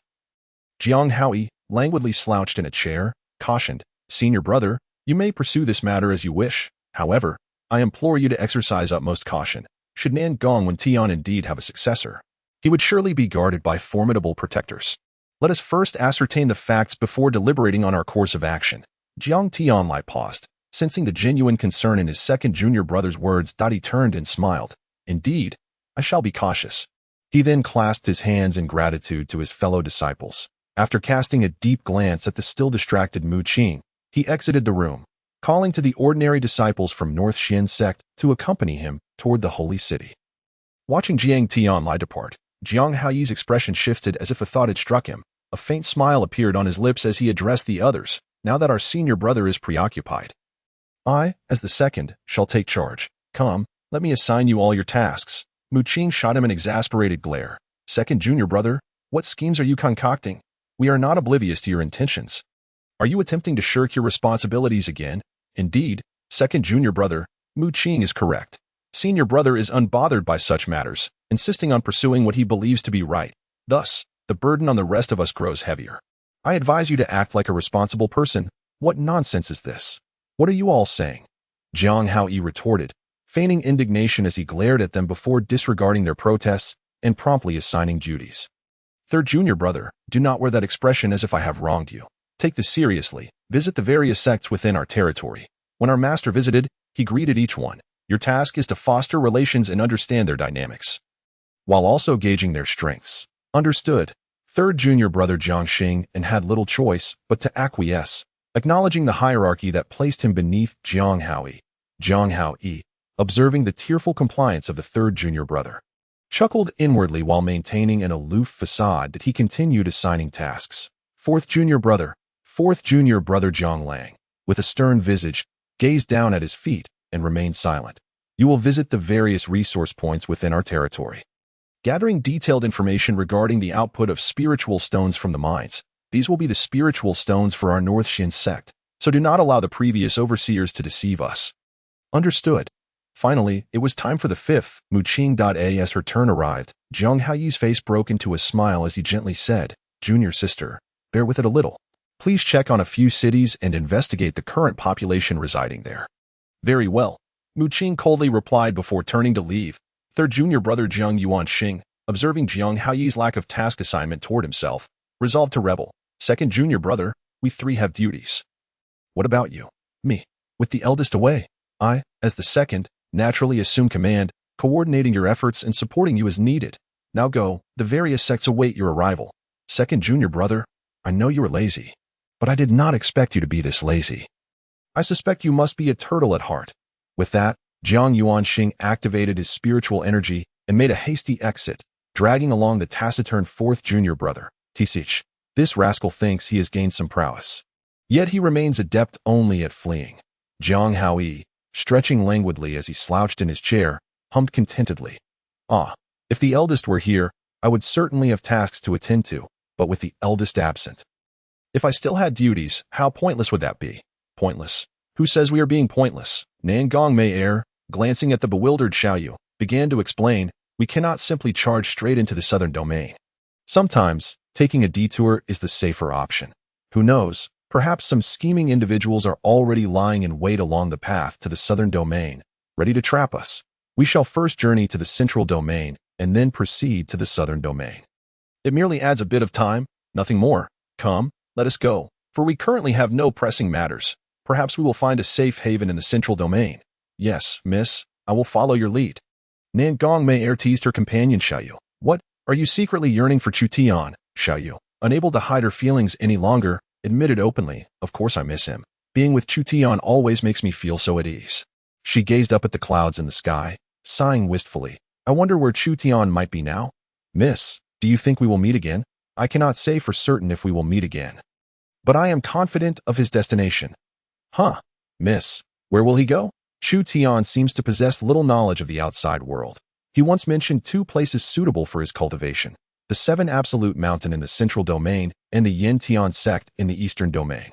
I believe he will choose the Yin Tian sect. Do not forget what a tribute of cultivation he practices. Ah, I see. Xiaoyu's expression turned enlightened, prompting a chuckle from Nangong Meier. Now, let us hasten our journey. First, we head to the central domain, and then we shall see. Xiaoyu hurriedly followed closely behind. In the central domain's holy city, amidst the rubble and debris, Jiang Tianlai wandered thoughtfully, furrowing his brow in contemplation. Suddenly, clarity dawned in his eyes as he instructed the disciples accompanying him. You all shall disperse around the city, in the surrounding towns and villages, seeking those who departed the holy city early. Gather information from them, and see if you can uncover any leads regarding Nangong Meier. Jiang Tianlai analyzed internally. If Nangong Meier had indeed left prematurely, she would have inevitably encountered others. Given her former standing in the holy city and her breathtaking beauty, it was unlikely she would escape notice. Similarly, anyone who had laid eyes upon her would surely remember her vividly, leaving no room for casual forgetfulness. As long as one knows the direction from which she departed the holy city, the route she took can be discerned. With this realization, Jiang Tianlai's eyes narrowed slightly, a flicker of ruthlessness flashing across his gaze, murmuring, Nangong Meier, we bear no enmity towards each other. However, for the sake of my little junior sister, do not let me find you. Indeed, as Jiang Tianlai had deduced. On the third day, a disciple discovered a survivor from a small village south of the holy city who had seen Nangong Meier leaving through the southern city gate prior to the incident.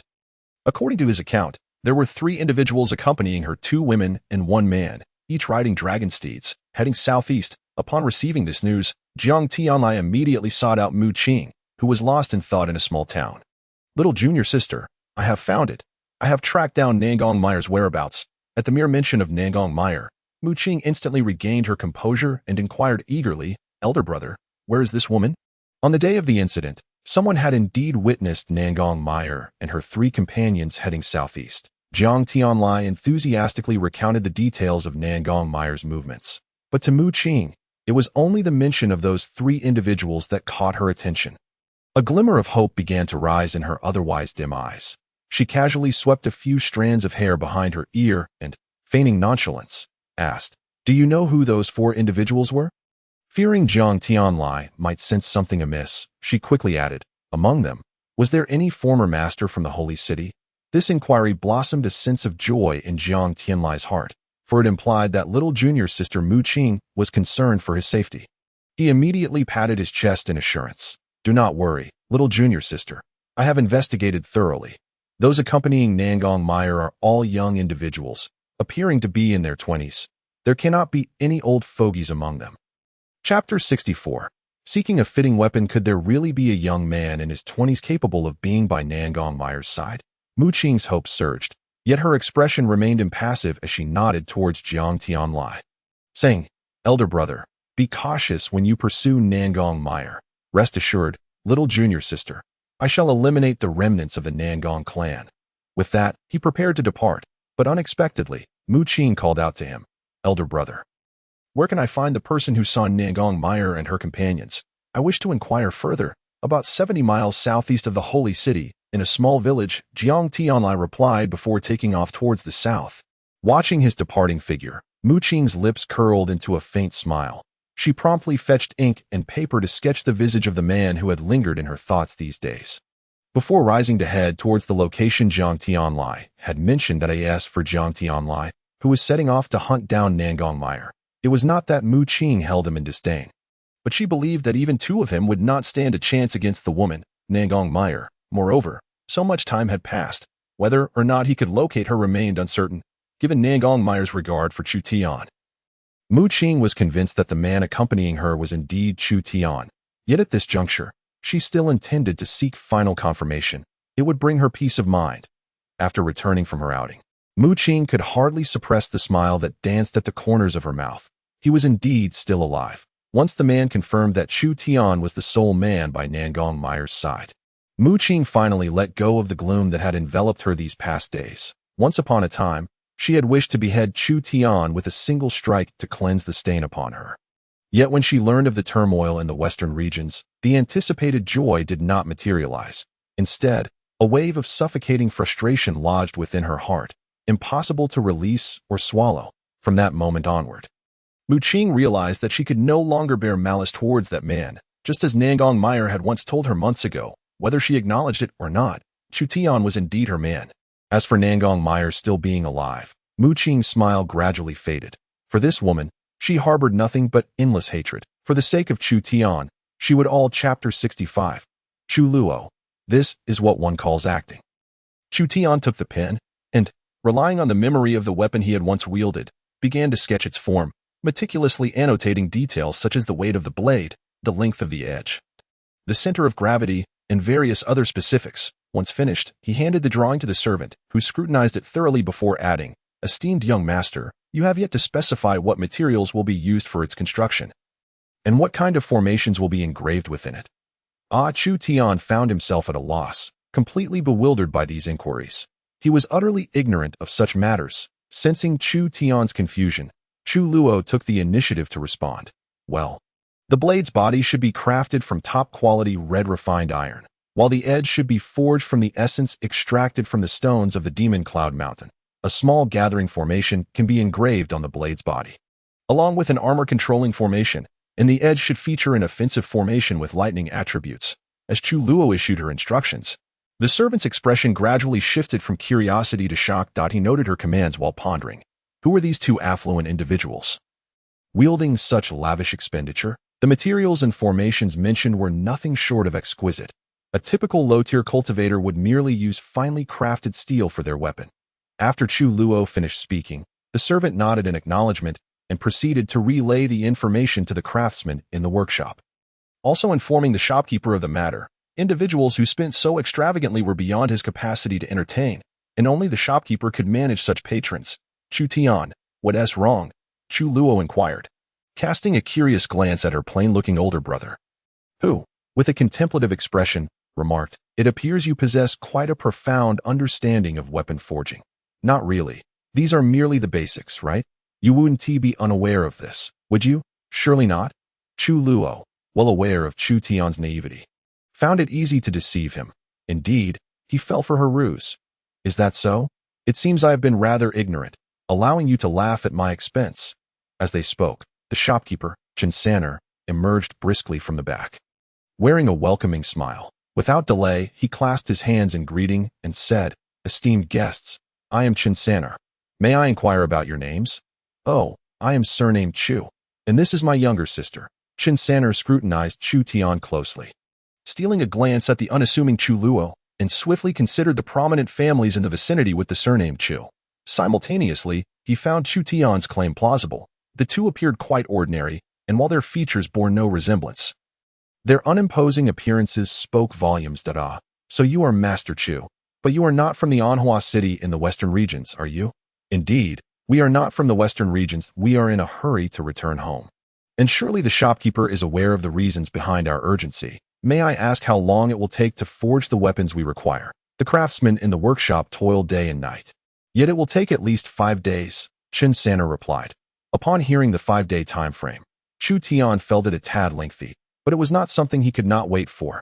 After a moment's thought, he said, in that case, my sister and I shall return in 5 days to collect them. Having said this, Chu Tian intended to stand and leave when he heard Chen Sanner call after him. Master Chu, please wait.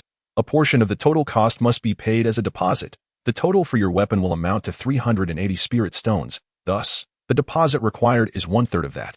Chu Tian's expression faltered at the mention of the price, and as he prepared to explain, he was interrupted by Chu Luo, shopkeeper. 380 spirit stones is a fair price. Please wait a moment while I retrieve the deposit. With that, she exited the shop, swiftly extracting a large pouch of spirit stones from her storage ring and handing it to Chen Sanner, while also instructing, I will not haggle over the price. But the weapons we require must be of the highest quality, and the formations must be absolutely stable, including the lightning attribute formation, which must exhibit exceptional power. Chen Sanner, grinning broadly as he accepted the spirit stones and verified their authenticity, assured them, rest assured, I will personally oversee the formations. That is reassuring. Shopkeeper Chun, we shall meet again in 5 days. With that, Chu Luo led the way out, leaving Chu Tian, still in a daze, to follow behind. Xiao Wang. Yes, shopkeeper. Be sharp, follow them and find out where they are staying tonight. Upon hearing this, Chen Sanner lifted a cup of tea from the table and drank it in one gulp. Shopkeeper, are you planning to? A glint of ruthlessness flashed in Chen Sanner's eyes as he shot a glare before scolding. Why are you still standing there? Go now. Yes. Heh, so many young masters have perished in the holy city. Even if you have an immense background, who will know where you meet your end? Chen Sanner could not suppress his greed. He had observed closely that neither of the two possessed storage rings, and that they were carrying spirit stones in a bag, truly a plump target. It would be a disservice to himself not to take advantage of such an opportunity. In a secluded corner of the street, Chu Tian cornered Chu Luo. Confronted by his imposing presence, the Yuan Ing level Chu Luo trembled, unable to meet his gaze, and lowered her head to explain timidly, you know I lack strength, and carrying so many spirit stones is unsafe. If we encounter bandits or demonic beasts, they would simply take them. The acting skills of this paper kite would have earned her a small golden figurine before Chu Tian's reincarnation. Her timid demeanor was reminiscent of a sheltered, introverted girl, utterly oblivious to the world. It bore no relation to the carefree, bold persona she had adopted while serving as a spy under Nangong Meier, nor to her defiant attitude towards disobedient maids.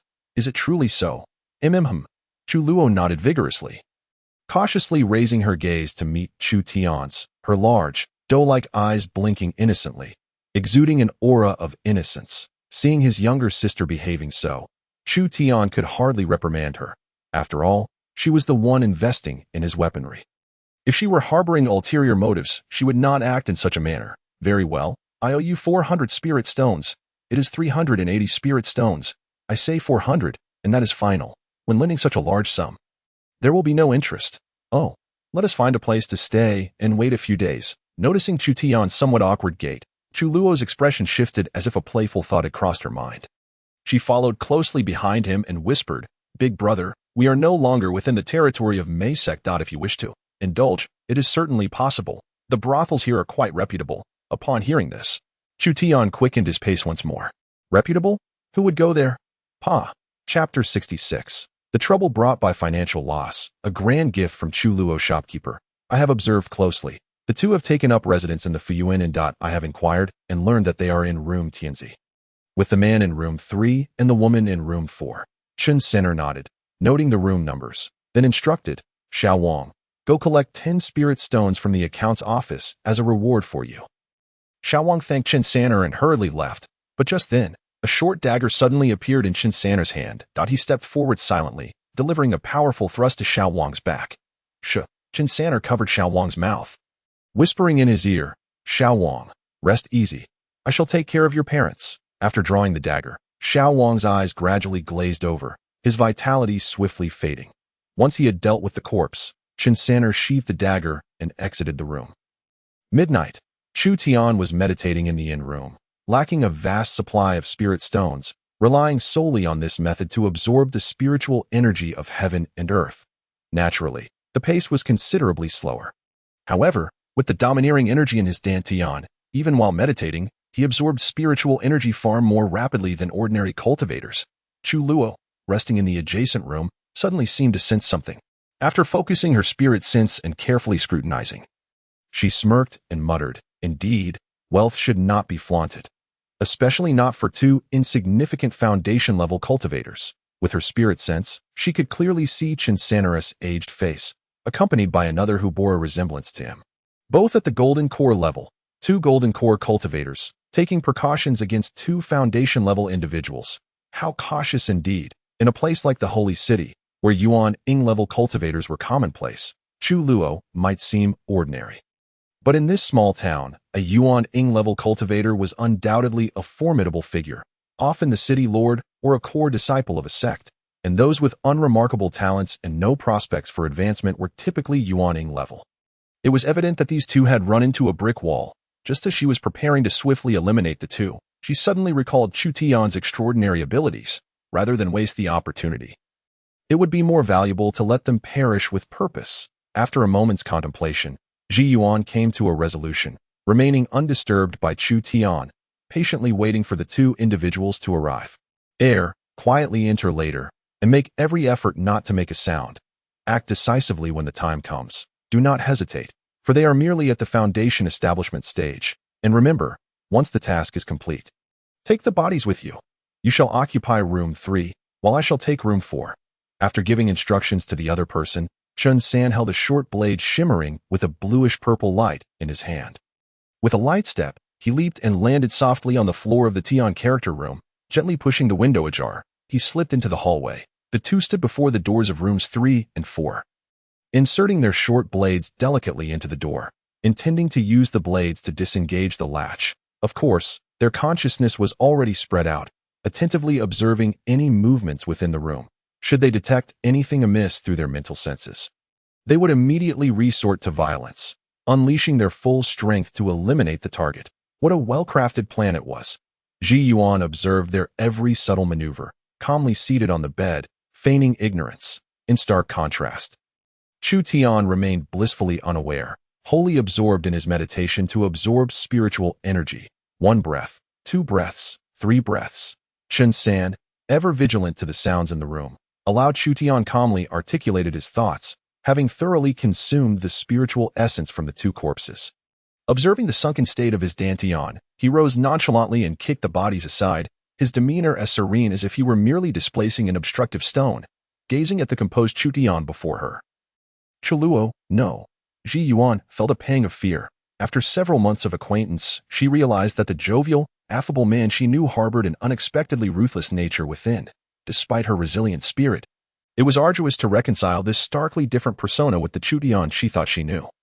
As if he had transformed overnight into a stranger, the fervor in Chu Tian's recent words revealed a suppressed madness, leaving her perplexed as to which visage of his was the authentic Chu Tian. This is not a performance," she stammered, utterly at a loss for how to respond to his declarations. What she perceived as a mere act of cruelty, when articulated by Chu Tian, sent shivers down her spine, evoking a chilling dread. "Very well, take your time to ponder this evening. If you can accept who I am, we shall continue our journey together. If not, you may leave on your own." Ji Yuan, in a daze, exited the room and retreated to her own quarters. Indeed, she needed to reflect deeply on whether she would follow Chu Tian. His words had upended her previous understanding of him. Had he remained silent today, or merely stated that one should not squander spoils of paper kite? Hee. Chu Tian quickly chuckled and offered an apology. "Well, what I mean is, in case we encounter something we cannot handle, you could lend a hand and carry me away. You know me, I cannot fly." Oh, some people were just full of anger earlier, kicking open my door. Upon hearing this, Chu Tian hurriedly stepped forward to close the door. Oh, some people were just calling someone good sister, and now, Chu Tian immediately put on a big grin. Hee hee, Sister Jiuan, oh how cheesy. A shiver ran down my spine. Roll away quickly. All right, my dear sister, you take a rest. I shall take my leave. Chu Tian nodded and bowed as he exited the room. Watching Chu Tian's comical demeanor, Jiuan ultimately could not hold back and burst into laughter. Chapter 69. Jiang Tianlai has arrived. Chu Tian spent a delightful night with 2 corpses. The next morning, Chu Tian gazed at Jiuan's exquisite face and softly suggested, "Hey, how about we put on that mask? Why, that mask is quite ugly. We did not come here for sightseeing. If you do not wear a mask and do not change out of your previous attire, with that face of yours, that figure and those long legs, how could anyone not glance back at you? Too conspicuous. Besides, you did not appear like this in front of the shopkeeper yesterday. If someone is a bit observant, who knows what they might think? Times have changed. Safety comes first."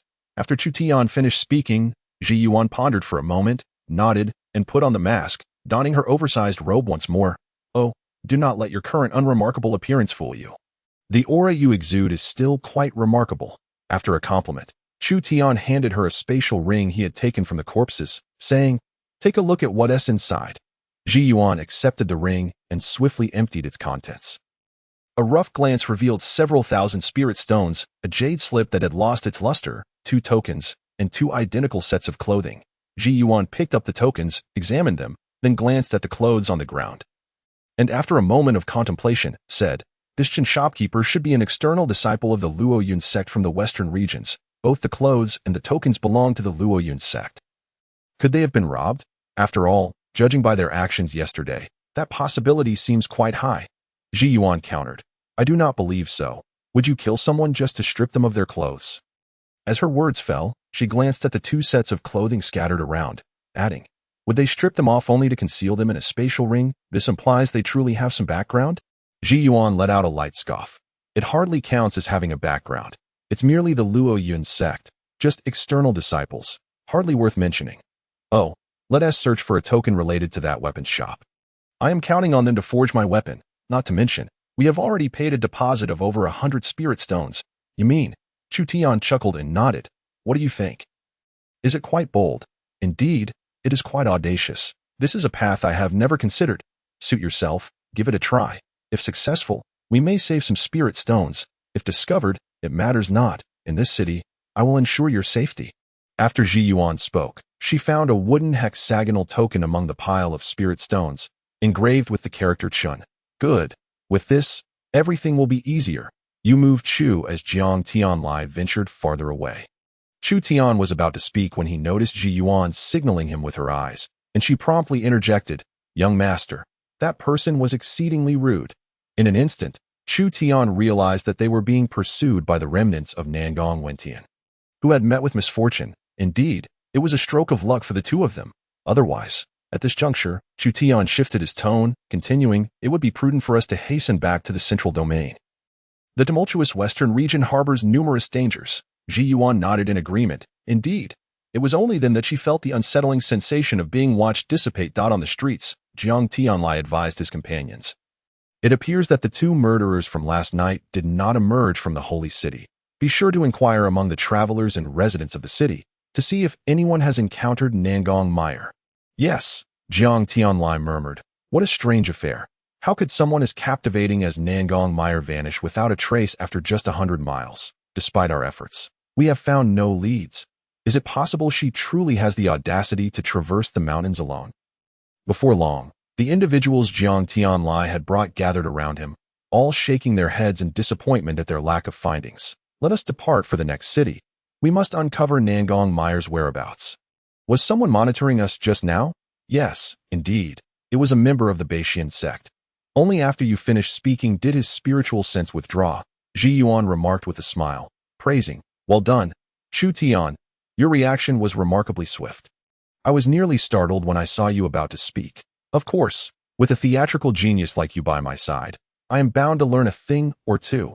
Chu Tian's flattery elicited a fit of giggles from Jiuan. "Enough with the laughter.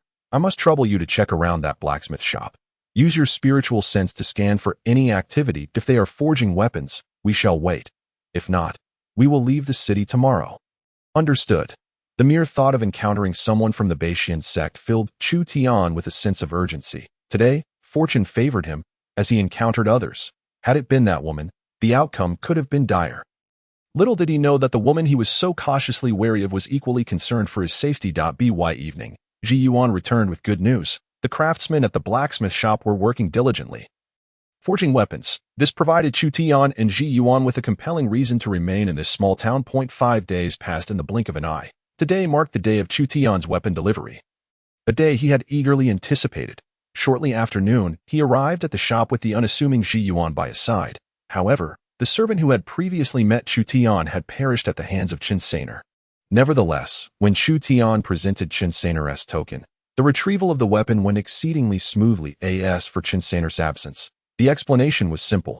He went to Luoyun Gate. The remaining doubts of the others dissipated, and the remaining spirit stones were seamlessly brushed aside by Chu Tian. When two young servants approached, shouldering a rather hefty trident double-edged sword, Chu Tian's gaze was instantly captivated by the weapon. Not to mention its functionality, its design alone was striking. The silver-white blade glimmered in the sunlight, adorned with two intricately carved dragons, their heads forming the guard. The frost-tipped 2-foot blade was embedded with 7 dark purple flecks of gold. The protruding 3 blade tips resembled a viper poised to strike. Eagerly, Chu Tian grasped the hilt. The weight felt non-existent in his hands. As he caressed the dragon scale patterns on the hilt, a surge of spiritual energy coursed through him. And in an instant, blue-purple arcs of electricity danced along the blade, radiating brilliance. He was thoroughly satisfied. Chu Tian could distinctly perceive that the spiritual energy unleashed from this blade would possess at least 30% more power than his usual output.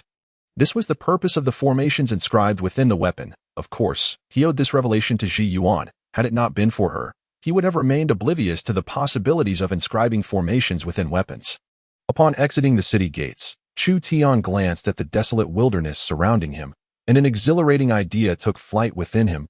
He leapt from his steed, grasping the hilt of the sword tightly.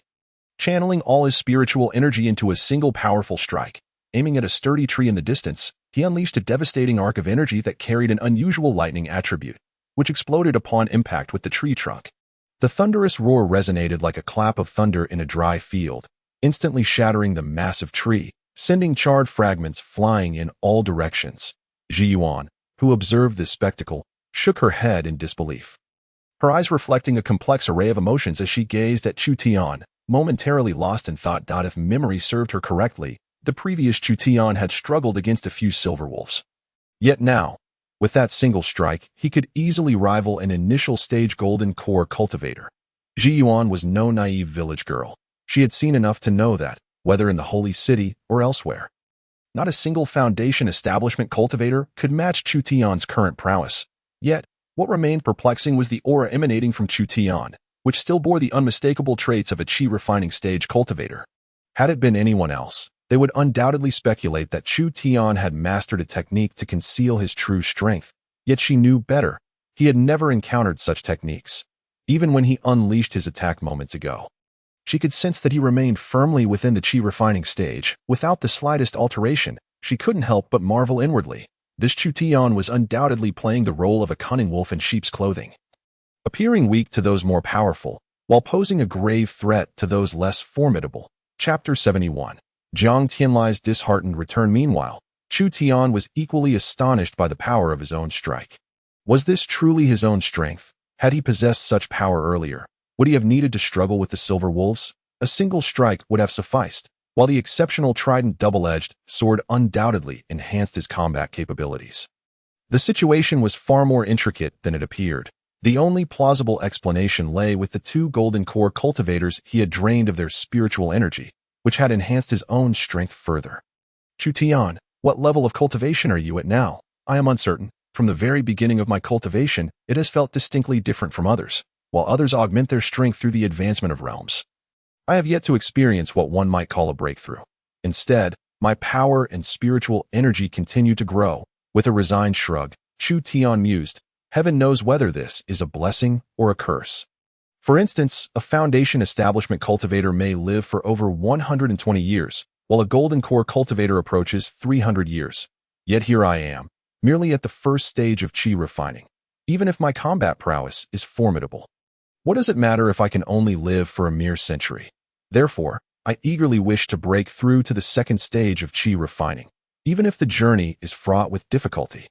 Yet all this time, his Dantian remained unchanged, save for the mysterious spiritual energy that was growing ever more robust. Observing the furrowed brow on Chu Tian's face, Ji Yuan inquired curiously, "Is Nangong Meier aware of your situation?" "Of course. And has she offered any solutions?" Chu Tian shook his head. "She mentioned it, yet she has never encountered anything like it. If even Nangong Meier, with her resources and familiarity with the hidden intricacies of cultivation, was at a loss, then the situation could indeed be quite dire. At the very least, I believe my knowledge pales in comparison to hers. Enough of these discouraging topics, Ji Yuan. When we reach the mountains, a path will surely appear. Perhaps my cultivation is inherently free of bottlenecks, allowing me to surge ahead and ultimately surpass you all, standing atop this world, invincible, enjoying tea brewed by that woman, and complaining about how hot it is. Ha ha ha ha. If that day ever comes, you must remember me, the little lady." Of course, as Chu Tian roared with laughter, he urged his steed onward, galloping across the desolate expanse of the western region, leaving behind a resonating echo of joy in the vastness of the heavens. The Yuma city, located near the northern domain, was the largest city in the vicinity. Mu Qing was bustling within, having regained her vigor upon learning that Chu Tian was unharmed. In a short span, she had managed to organize several cities, dispelling the gloom left by the massacre in the holy city. As the sun set that day, Jiang Tianlai, who had been unable to locate any trace of Nangong Meier, approached Mu Qing with a downcast demeanor, his face flushed with embarrassment, unable to meet her gaze. Just days prior, he had set out with unwavering confidence, his words brimming with arrogance, as if hunting down Nangong Meier would be a simple endeavor. Yet, what was the outcome? He had not found a single trace of her. Aside from the knowledge that Nangong Meier was still alive, he was left with nothing. Mu Qing noticed Jiang Tianlai's dejected expression, chuckling inwardly but maintaining a facade of concern. "Senior brother, was this journey unsuccessful?" Upon hearing Mu Qing's inquiry, Jiang Tianlai's face flushed with a hint of embarrassment. With a deep sigh, he responded, "Little junior sister, I must confess my shame. Ever since I learned that Nangong Meier and her companions had ventured southeast, I have pursued them relentlessly, believing it would be a smooth journey. However, alas, beyond 100 miles from the holy city, there was no trace of that woman, Nangong Meier. I inquired far and wide, yet not a single soul had laid eyes upon her." Although Mu Qing was certain that Jiang Tianlai was no match for Nangong Meier, who could have anticipated such incompetence, he could not even locate her. Perhaps this is for the best, sparing us from further calamities that might implicate that person. As for Nangong Meier, Mu Qing had her own resolution. She felt a subtle conviction that despite the vastness of the world, there would indeed come a day when she would encounter Nangong Meier again. At that time, she only hoped that no one else would be by her side. All grievances would be resolved with the sword in her hand. "Senior brother, it matters not. She is merely Nangong Meier, and if she wishes to leave, let her do so. Little junior sister, you." "What is it?" Mu Qing feigned ignorance. "Isn't it you who intends to hunt down Nangong Meier? Why does it involve me?" "All right, senior brother, let us put this matter to rest. If you remain unsatisfied, you can pursue her once you uncover her whereabouts later. Besides, the grand competition occurs once every 30 years and is merely 2 years away. Undoubtedly, Nangong Meier will make her appearance then. Surely, senior brother, you can wait for 2 years." Upon hearing her words, Jiang Tianlai's expression stiffened, muttering, "Then I shall heed my junior sister's counsel." "Very well, senior brother. During your absence, my siblings and I have been quite burdened. You know well how our second senior brother is. The labor of 5 has fallen upon us 3. You ought to rouse him from that reclining chair." Jiang Tianlai, fuming, strode towards the exit. Watching him depart, Mu Qing set aside her tasks, rising to gaze toward the southeast, murmuring, "In 2 years' time, I wonder to what level you will have cultivated the 5 thunder rites, and what strength and realm you shall attain. The time allotted to you is but 2.5 years. Alas, being by Nangong Meier's side, you likely face trials as well, uncertain of how abundant your resources may be." "Abundant, indeed. How could it not be?" Ji Yuan shot a glance at the curious Chu Tian, advising, "You best suppress those thoughts. It is wise to steer clear of any beastly tribes that I have no desire to be chased like a rabbit.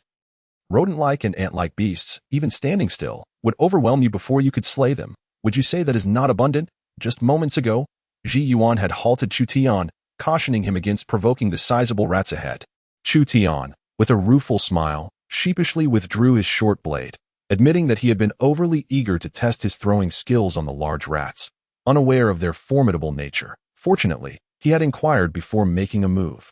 Chapter 72. The Young and Ambitious. Defeated by the third stage black-spotted jackal, Ji Yuan instantly discerned Chu Tian's intentions. Having acquired a capable weapon and made significant progress in strength, it was only natural for him to feel restless.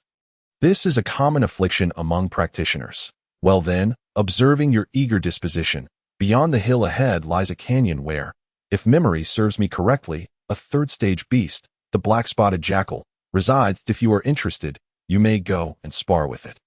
It would serve as an outlet for your pent-up energy. A third-stage beast, golden core. Indeed, and what of it? Are you feeling timid, or do you only dare confront rats? Ji Yuan had initially thought that a man, spurred by challenge, would bravely assert, no problem, but she was taken aback when Chu Tian, at times, could be utterly shameless. He declared with righteous bravado, a mere third-stage beast, I have a formidable ally in the nascent soul stage by my side, capable of easily subduing such creatures.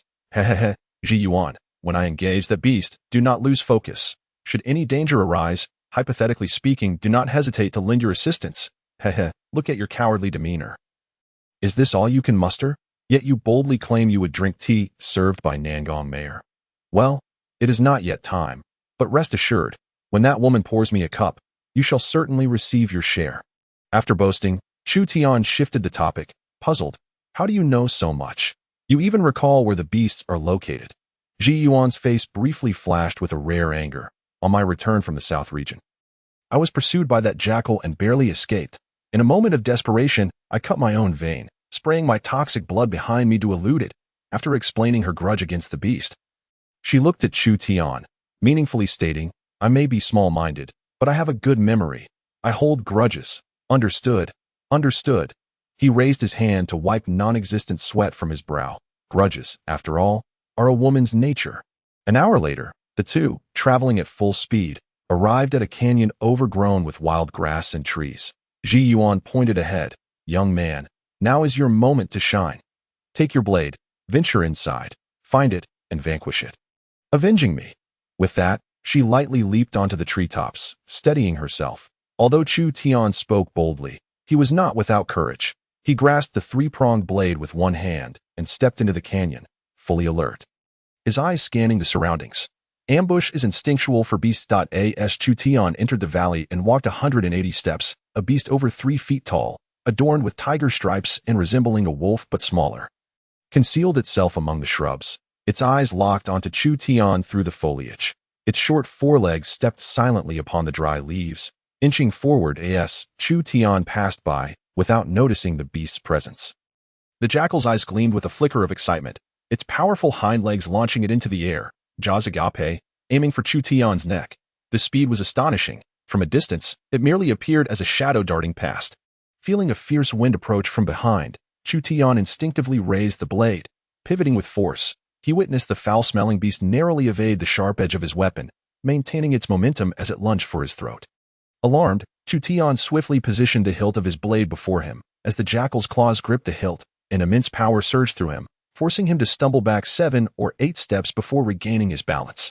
The cunning black-spotted jackal, unwilling to grant Chu Tian a moment to regroup, propelled itself forward with powerful hind legs, simultaneously unleashing 2 wind blades from its small forelegs. What the heck? Can beasts use spells?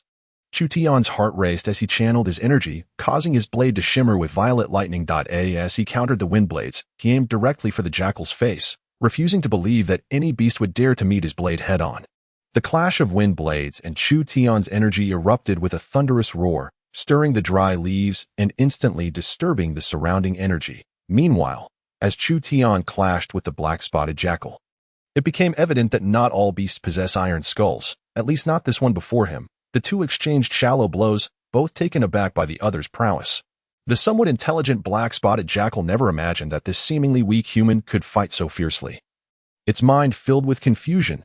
Chu Tian, too, was bemused. A third-stage beast dared to launch a sneak attack on him. Merely a first-stage Qi practitioner on the surface.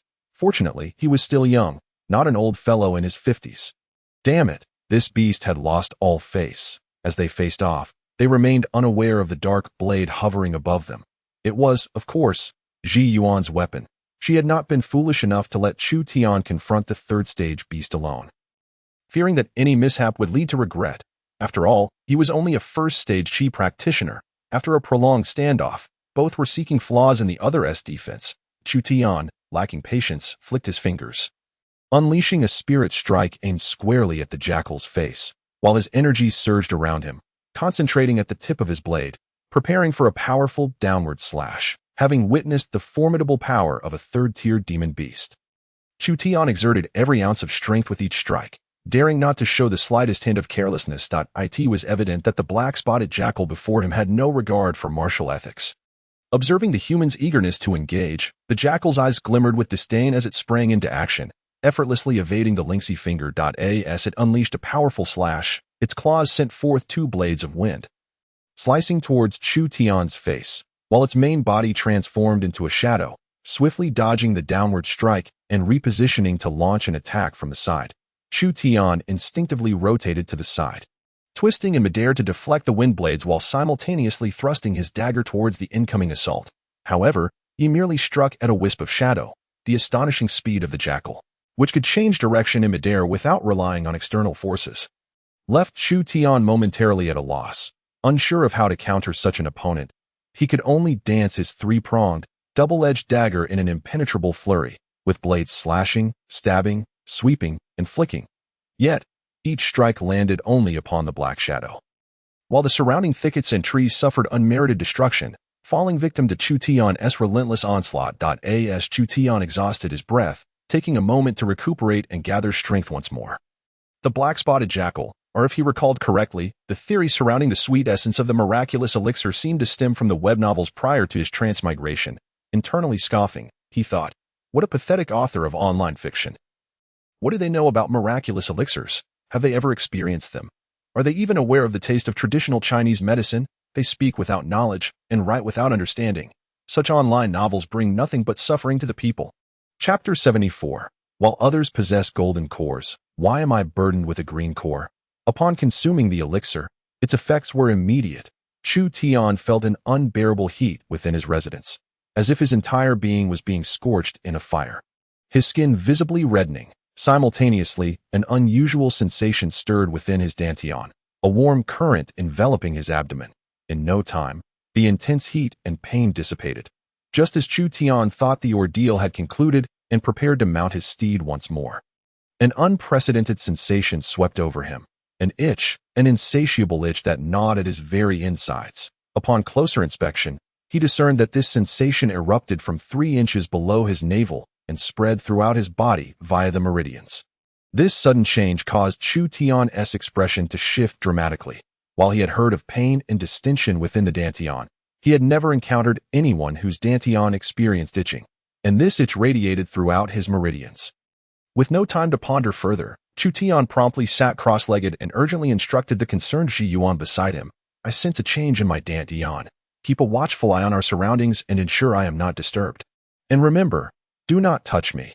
There are certain matters beyond my control. Without waiting for Ji Yuan's consent, he endured the itch coursing through his meridians, activated his cultivation technique, and directed his thoughts through the meridians to investigate what had transpired within his dantian. As he began to perceive his dantian, he immediately identified the source of the upheaval. The unknown force that had previously resided within his dantian was now swirling frantically. With each rotation, that aura dispersed strands of spiritual energy, which, rather than scattering, appeared to be drawn together by some unseen force, coalescing towards the center. They intertwined and gradually formed a delicate, fibrous membrane. Chu Tian was taken aback, as he could not help but think of silkworms spinning their cocoons. Although the situation bore no true relation to silkworms, the resemblance was uncanny. As he tentatively reached out to touch it, he discovered that the spiritual energy within his meridians could not enter his dantian. It was as though a thin membrane had formed over the once clear dantian. Left with no choice, Chu Tian could only wait. Outside, Ji Yuan, observing Chu Tian's peculiar condition, understood the gravity of the situation. Standing beside him, she expanded her nascent soul's consciousness to envelop the entire gorge, leaving no room for complacency. Gradually, she noticed an unusual phenomenon. It seemed that the spiritual energy in the surroundings was gradually converging towards the gorge. Initially, Ji Yuan, focused solely on vigilance, dismissed it as the natural ebb and flow of spiritual energy, nothing extraordinary. However, she soon detected an oddity. It appeared that the direction of the energy flowed exclusively towards their location. Realizing that Chu Tian was the catalyst for this disturbance, she instinctively took a couple of steps away from him, creating distance. Unbeknownst to them, half an hour had passed. The swirling spiritual energy had transformed into a gentle breeze that could be faintly perceived. Meanwhile, Chu Tian remained fixated on his dantian for the better part of half an hour. Within his dantian, that mysterious gas, after expelling countless strands of spiritual energy, ceased its rotation, curling up obediently in the center of his dantian. The layers of membranes that had gradually adhered around it formed an orderly and intricate arrangement, as though orchestrated by an unseen hand. As the final membrane settled into place, it formed a cold, white sphere the size of half a fingertip, slowly hovering within his dantian. Suddenly, Chu Tian's expression shifted. He realized that the barrier obstructing the influx of spiritual energy into his dantian had vanished. Immediately, pure and copious spiritual energy surged into his dantian. This sudden influx of energy bore an overwhelming urgency, as if it disregarded Chu Tian's well-being, causing even his broad and resilient meridians to feel inadequate. The itch within his meridians paled in comparison to the surging pain, as Chu Tian, immersed in the transformation of his dantian, contorted his face and trembled. His body, as described by Ji Yuan, began to swell gradually. Ji Yuan, filled with anxiety, contemplated several times whether to investigate what had transpired within Chu Tian's body, questioning the nature of this transformation. The spiritual energy within the gorge seemed to be irresistibly drawn towards Chu Tian, forming a vortex above his head. This unnerved Ji Yuan. Given her nascent soul cultivation, she recognized that the energy entering Chu Tian's body was sufficient to rupture the meridians and dantian of someone at her level. Although Chu Tian persisted, the swelling of his body was undeniable. If this continued, even if he managed to endure, his meridians would inevitably be shattered by the influx of spiritual energy that in such a case.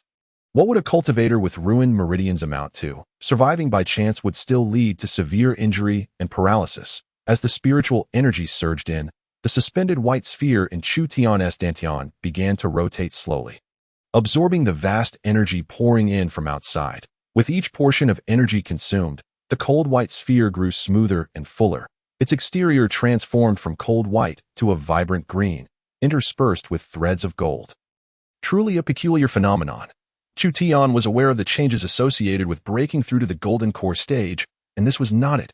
Moreover, the golden core is typically golden in hue. Otherwise, how could it be called a golden core? It was merely the size of a soybean. In contrast, his sphere, half the size of a fingertip, was at least twice the size of a proper golden core. And considering its color, it might be attributed to the absorption of vast spiritual energy. Save for the occasional glimmer of gold, this sphere resembled a high-quality spiritual stone, while others possessed golden cores. He had inadvertently cultivated a green core. What a jest. No matter how he viewed it, Chu Tian felt that this green, oily object was anything but legitimate. The influx of spiritual energy persisted for a full quarter of an hour, during which Ji Yuan's heart raced alongside the passage of time. As she gazed at the turbulent energy within the gorge, her anxiety grew. The magnitude of this disturbance, triggered by spiritual energy, would be difficult to conceal from others. It would not be long before curious onlookers arrived. Once they witnessed Chu Tian's extraordinary abilities, it was impossible to predict the outcomes. The acts of murder, theft, and coercion for cultivation techniques were commonplace in this realm. Fortunately, at that moment, Chu Tian ceased his voracious consumption of spiritual energy, and the swelling of his body began to subside. Just then, he slowly opened his eyes.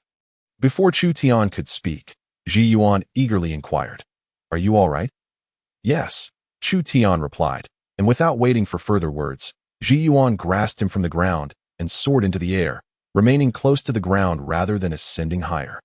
The reason was clear. Within her consciousness, she had sensed individuals approaching, none of whom possessed particularly high cultivation. Several were at the golden core stage, while the rest were at the foundation establishment stage, or even lower. Yet their numbers were overwhelming.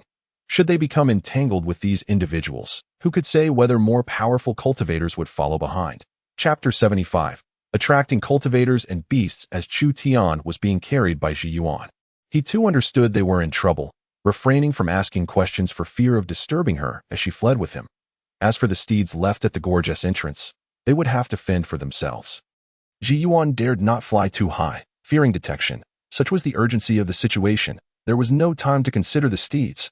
Not even a valuable third-tier spiritual beast, the dragonfoal, could be prioritized. Not even the heavenly king could warrant such consideration. Just as Ji Yuan concealed their forms behind a thicket of bushes and thorns, flying out of the gorge and into the dense forest ahead. The group of individuals who had witnessed the anomaly in the gorge, led by 7 golden core cultivators, ventured into the valley.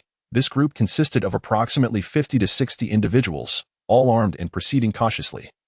With the 7 golden core cultivators leading the way, weapons in hand, their consciousnesses extended in careful exploration. Soon, they discovered the area where Chu Tian had battled the black-spotted jackal, as well as the lifeless corpse of the creature. Upon witnessing this scene, one of the 7, a young man clad in coarse cloth yet exuding an air of nobility, stepped forward to examine the area closely. After a moment, he addressed his companions, esteemed friends. This demon beast, the third-tier black-spotted jackal, met its demise quite decisively, with only a single fatal wound through its head. However, the traces of the struggle are unmistakable. The severed bushes bear signs of burning. I surmise that a novice golden core fire cultivator initially engaged it in combat, and upon finding themselves outmatched, their elder intervened to slay the beast. A young man in a black robe stepped forward, a smile gracing his lips. Brother Ma, your reasoning is quite sound, yet we are not here to solve a mystery. We came to investigate the surge of spiritual energy that arose in the valley. In your opinion, what could have caused it, or rather, who might be responsible? I am not a warlock capable of divine foresight. How could I possibly know? However, it is certain that a cultivator's breakthrough will never cause a vortex of spiritual energy. The boy of the Ma surname, who spoke first, pondered with narrowed eyes after responding briefly. I fear that only the maturity of a peerless elixir or an extraordinary treasure from heaven and earth would necessitate such an immense influx of spiritual energy. Upon hearing his words, the companions around him inhaled heavily, their eyes betraying an insatiable greed. The phrases peerless elixir and extraordinary treasure incessantly tugged at the strings of their avarice. Among them, only 2 remained unfazed. One was the Ma surname youth who had shared this news, modestly attired yet exuding an air of nobility, and the other, a black-clad boy of about 15 or 16 years. Just as the others could hardly contain their desires, a voice from the fringes of the group exclaimed. Capturing everyone's attention, he pointed at the ground beside him, breathing heavily. That very spot was where the kite had previously harvested the spiritual herbs. Indeed, it must be that this beast was guarding the precious herb, which had coincidentally matured, drawing forth a torrent of spiritual energy and allowing a fortunate individual to seize the opportunity. The black-robed boy maintained a calm demeanor, stating steadily, What? Does Brother Ma believe that such a place could yield an elixir capable of attracting a torrent of spiritual energy? Brother Wang, is that not a rather narrow view? From shallow waters emerges the true dragon, and from a chicken coop flies the phoenix. Why should this place be incapable of nurturing a precious herb? After saying this, he turned his gaze forward, murmuring, I wonder who has claimed such a monumental fortune. As soon as his words fell, the crowd surged forward like madmen, pushing and shoving towards the valley's end. Fearful of being left behind, the black-robed youth regarded the coarse-clad young man standing firm in place, exclaiming in astonishment, Brother Ma, can you truly endure this? What else can I do? I lack the means to slay the black-spotted jackal in one strike. Without that kind of power, I dare not provoke it. Perhaps in the past, I might have rushed forward to compete, but ever since that incident in the holy city, living is far more valuable than anything else. After a brief pause, he turned to the black-clad youth beside him and inquired, Brother Wang, why do you not join in the fray? No need. After all, it is merely a single herb. My life is far more precious than anything else. Though I may be lacking in talent, my family possesses considerable wealth. I trust that Brother Ma's family is not in one of such a so-called herb, is it? Since that is the case. Let us continue on our journey then. Brother Ma, why do you hesitate? Chu Tian asked curiously, observing the kite that had just entered the forest but had come to a halt. I cannot proceed. I underestimated the commotion you caused. Beasts of the demon lineage are highly sensitive to spiritual energy, and the vortex of spiritual energy in the valley has actually attracted powerful demons from deep within the mountains. There are 3 4th-tier demon beasts approaching us rapidly. 4th-tier demon beasts. That equates to the nascent soul stage. Should we turn back? We are merely dealing with some golden core and foundation establishment cultivators. You can handle the golden core while I take on the foundation establishment, and we can escape from the other side. What are you thinking? If we cannot go back, there is still the option to the left and right. Have you never experienced a chase? The kite quipped, grasping Chu Tian and, after determining the direction, veered to the side. You were indeed correct. Chu Tian had never experienced such a pursuit before. Then you were quite fortunate. After flying a short distance to the side, the oppressive sense of danger pressing upon the kite gradually receded. Once the pursuers encountered the arriving demon beasts, the matter would no longer concern them. When demon beasts pass through, it becomes exceedingly difficult for low-tier cultivators like them to find even a morsel of good meat. 50 or 60 low-tier cultivators facing 3 4th-tier demon beasts. What a stunningly beautiful sight that would be. If they were to encounter some 3rd-tier demon beasts, they might have been able to manage, but 4th-tier beasts were clearly beyond their means. They would never comprehend why, upon entering, they encountered 3 4th-tier demon beasts. Shouldn't they be fighting for territory rather than coexisting? Once the crisis had been averted, the kite finally had the chance to ask, turning to Chu Tian, "What transpired with you just now?" Chu Tian was momentarily at a loss for words. He couldn't possibly admit to achieving a green elixir. Could he? That would only serve to make him the laughingstock. What? Is it inconvenient to speak? Upon closer inspection, there was a hint of acidity in the kite's voice. That's not it. I simply do not know how to begin. Kite, let me ask you, do you think there is a possibility? What possibility? Just say it without keeping me in suspense. Chu Tian cleared his throat and earnestly stated, "Do you think that under a sufficiently vast influx of spiritual energy, it could dye one's dantian green?" Upon hearing this, the kite couldn't contain herself and burst into laughter. Then, meeting Chu Tian's resentful gaze, she quickly explained, "I apologize. I'm not laughing at you. I merely recalled something amusing." This explanation from the kite. It sounded so familiar. What? Did someone in your family give birth? What nonsense is that? The kite thought to herself. Even if someone in her family did give birth, how could she possibly know? Chapter 76. The Kite's Enlightenment on the Golden Core. After uttering this, seeing the kite's head filled with questions, Chu Tian lost his train of thought. Should she somehow answer, he would then have to inquire of the kite. Palace jade liquid wine. Heavy hammer how much? Returning to the matter at hand, it was neither the time for jokes nor banter. They were still in flight. Chu Tian gazed at the kite, who had finished laughing, and seriously said, "I speak the truth. Within my dantian rests a pill the size of a fingertip, initially suspended in a cold white hue. Then, with the influx of spiritual energy, it was wholly absorbed by the pill, transforming into a green color. Reminiscent of a spiritual stone but even more vibrant, it is merely adorned with a single thread of golden line." After explaining this to the kite, he turned to her and asked, "You are well versed and have traveled further on the path of cultivation than I. What does my situation amount to? Can it be considered a breakthrough into the golden core stage?" This question truly stumped the kite. In all her experiences, she had never encountered such a scenario. Historically, golden cores were akin to yellow beans in size, glimmering with a golden hue. A green one. Subsequently, the kite appeared to recall something, and after a careful assessment, she could not discern the cultivation level of Chu Tian. Prior to this matter, she could sense the aura of his first stage of qi refinement. Yet now, Chu Tian exuded no aura whatsoever, and she could perceive no trace of his realm. Upon closer scrutiny, the kite sensed a faint pressure emanating from Chu Tian. This was the result of her holding him closely, allowing her to perceive it intimately. What a strange occurrence. How could Chu Tian instill a sense of pressure in her? A being of the nascent soul stage? By what means? She flipped her right hand and swung Chu Tian, sending him into a daze. Yet she could not discern any difference in him. Internally, she pondered, there is nothing unusual about him. 2 eyes, 1 nose, and not even handsome. He bears no resemblance to one harboring an ancient bloodline. Besides, I possess the bloodline of the 5th noble family myself, equally noble. Why can he make me feel pressure?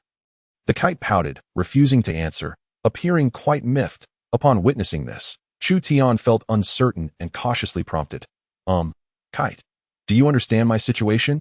I do not. It is vexing, so be quiet." The kite's rebuke left Chu Tian stunned. Reflecting on their prior conversation, he found no fault with it. Even when she had tossed him about, he had not been irked. Why had her temper flared?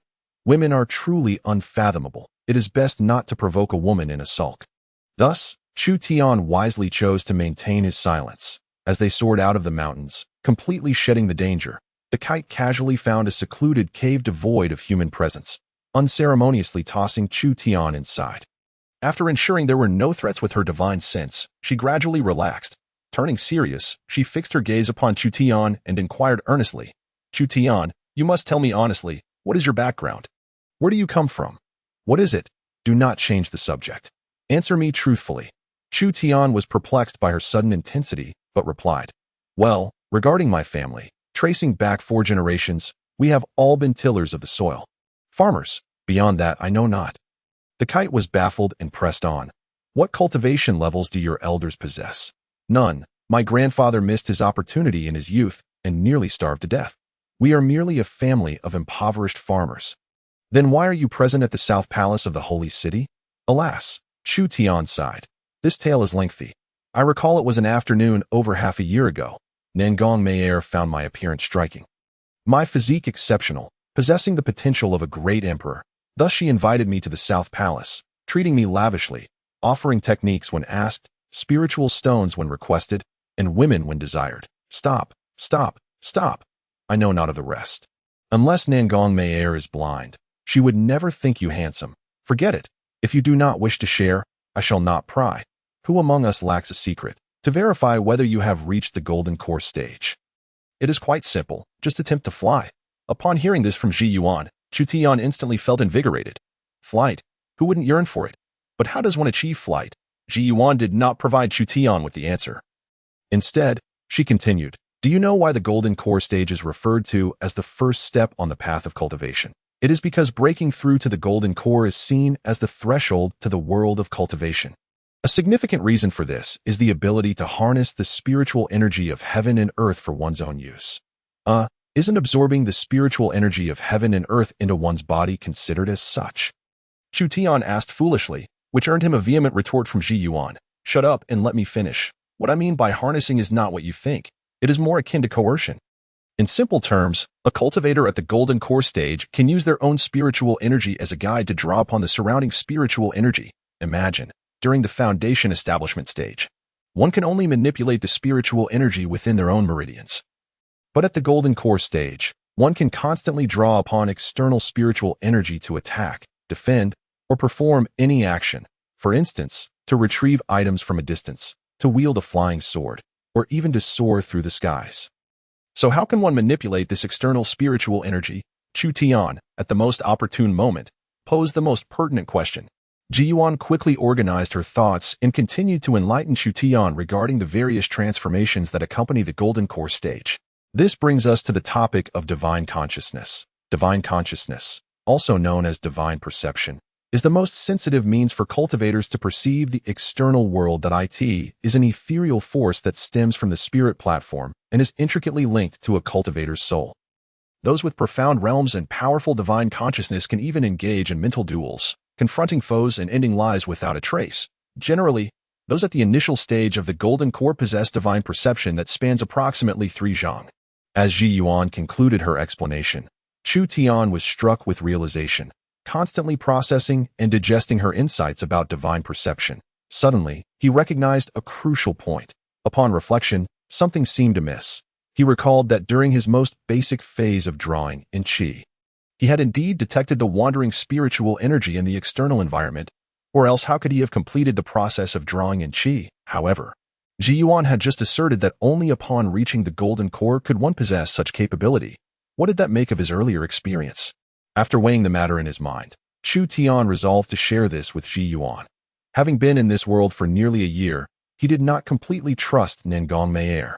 Although she treated him well, it was predicated on his own worth. The other woman, Mu Qing, with whom he had interacted only twice, had expressed hostility towards him, making it difficult to speak of trust. Only Ji Yuan, who often displayed a silly demeanor yet remained steadfastly by his side, was someone he felt he could truly trust, even if he still did not know her real name. This was precisely why he had confided in her regarding the peculiarities of his dantian. Had he not found at least one trustworthy individual in this lengthy period, it would have been rather disheartening.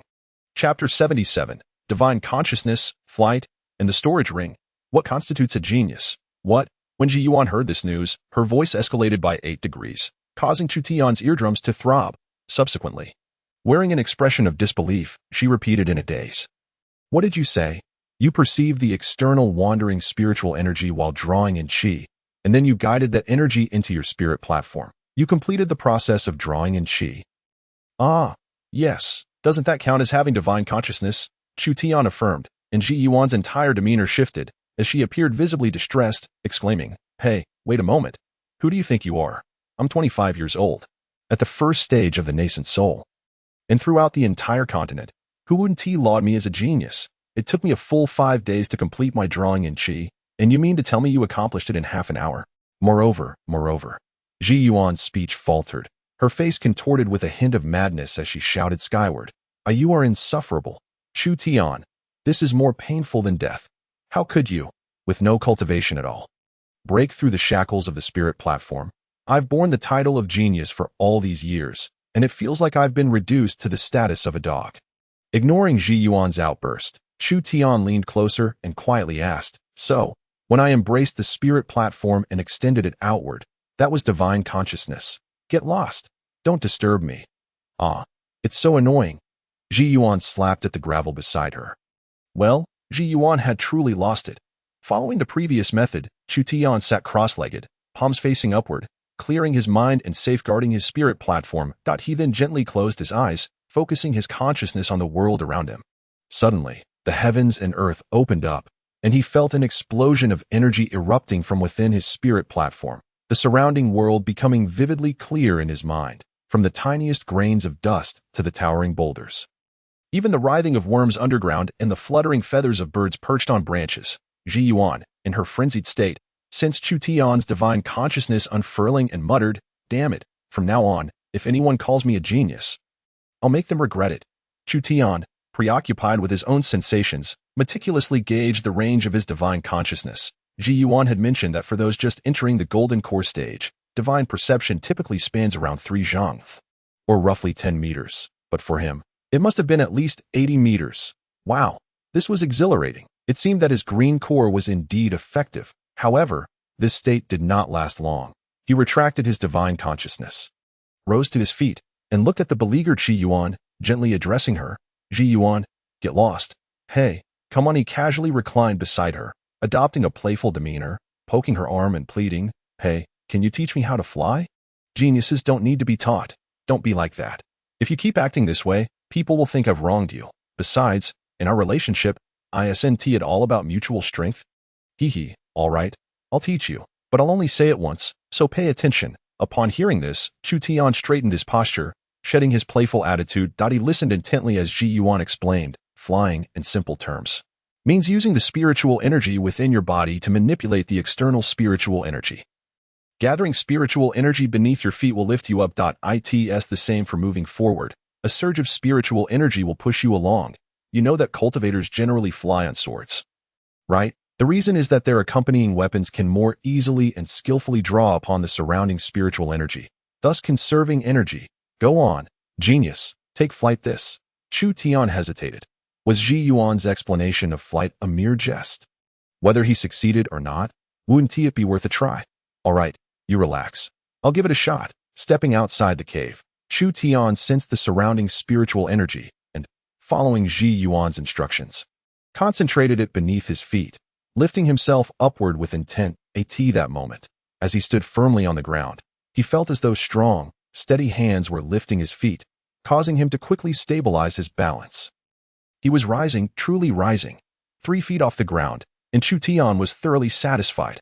Just as he contemplated summoning more spiritual energy to propel himself, he neglected to consider the ground beneath him. Thud. Fortunately, the fall was not too great, and Chu Tian was resilient enough to endure it. Rising from the ground, he brushed off the dust from his body, ready to continue his flight practice. Truth be told, he was beginning to relish the sensation of being airborne, unaware that Ji Yuan, who had previously been in a frenzy, was now standing gracefully at the cave entrance, a smirk playing at the corners of her mouth as she watched Chu Tian tumble. Thud, thud. After falling a few times, Chu Tian gradually mastered the necessary precautions, such as multitasking, controlling speed, and turning. As he grew more accustomed, his enthusiasm surged, and he seized a 3-pointed, double-edged knife. intending to brandish it in midair. But this time, he fell the hardest. He had become a bit too overconfident. Is it fun? Yes, it's delightful. Chu Tian scrambled up from a small ditch, instinctively responding. Can you play? You haven't played before. Have you? I haven't. Hee hee. The feeling of flying is truly indescribably wonderful. Oh, then you go ahead and play. I still need to tell you how to use the storage ring, since you enjoy flying. You might as well indulge. Huh. It suddenly dawned on Chu Tian that he still did not know how to use the storage ring. He hurriedly grabbed Ji Yuan's sleeve. No, Ji Yuan, just tell me how to use it. Okay, not playing anymore. You tell me, I'm listening. Seeing Chu Tian's earnest demeanor, Ji Yuan nodded in satisfaction. Well, that's more like it. The storage ring is quite simple. Just leave a trace of your divine consciousness within it. And you can see everything inside clearly. If you want to retrieve something, just move your divine consciousness, and it will come out. And the same principle applies for storing items. Chu Tian nodded in understanding. Pulling out the storage ring that Nangong Meier had given him, holding it in his hand as he eagerly anticipated discovering its contents, a wisp of divine consciousness settled upon it. And in an instant, he beheld the treasures within. Wow! Chu Tian's mouth fell agape as he gazed into the spatial ring, where emerald green spirit stones were piled high, filling the ring to the brim. As his consciousness swept over them, he counted a staggering total of 248,651 spirit stones. 240,000 spirit stones. Lacking in experience, Chu Tian did not comprehend the true value of these stones. Yet, he knew that crafting a weapon with which he was remarkably adept would require no more than 380 stones. The young cub of a fourth-tier demon beast was worth merely 800 spirit stones. And even that seemed somewhat inflated, and this woman, Nangong Meier, had handed over a staggering 24,000. TSK.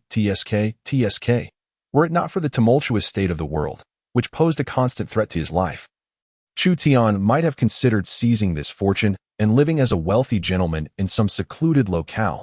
Within the spatial ring, alongside these spirit stones, lay his original set of leather attire.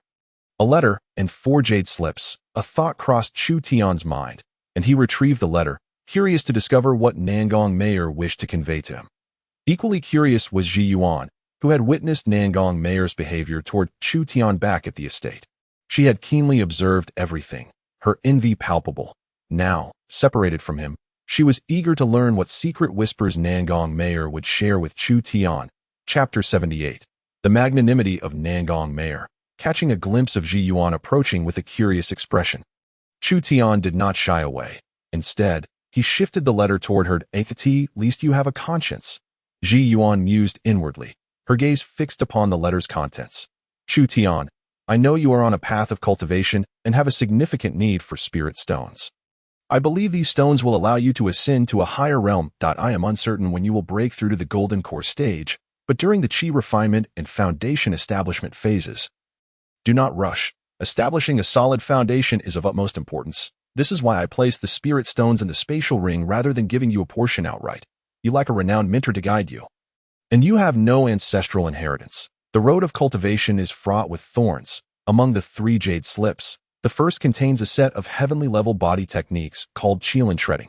It is said to have been inspired by the ancient powerhouse's battles with the holy beast Qilin, creating a technique that is the most treasured body art of our holy city in the western regions. This is a method of aerial movement that you may contemplate at your leisure.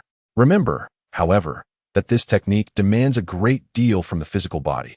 You must be resolute in tempering your bones and muscles, lest your body be unable to withstand the overwhelming force of this technique, which could result in backlash. Secondly, the knife technique you practice is an advanced earth-level technique named 9 transformations of the soul severing blade. The technique you have learned at your estate is merely the prelude to this scroll. It can only be practiced after reaching the golden core stage. Lastly, there is a set of spirit techniques known as Wind Thunder Palm, also an advanced earth-level technique. This was personally selected for you by Hu Xianxing from the Holy City's Scripture Pavilion. Harmonizing with the 5 Thunder Righteous method you are cultivating. I hereby pass it on to you. Finally, this spirit absorption technique can be cultivated according to your circumstances, but be sure not to demonstrate it before others, lest you attract covetous eyes and endanger yourself. This is concerning your cultivation. Additionally, if you recall my feelings for you, should you break through to the 3rd tier of the nascent soul stage in 2 years, you may come to the Wuji sect in the central domain to seek me. I have a matter to request. If you have not reached the nascent soul stage, then there is no need to come. The letter concluded with, Nangong Meier. After reading the letter, Chu Tian fell into silence.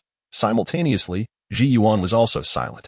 The two advanced earth-level techniques and one heavenly-level technique made the mountain of spirit stones seem trivial by comparison.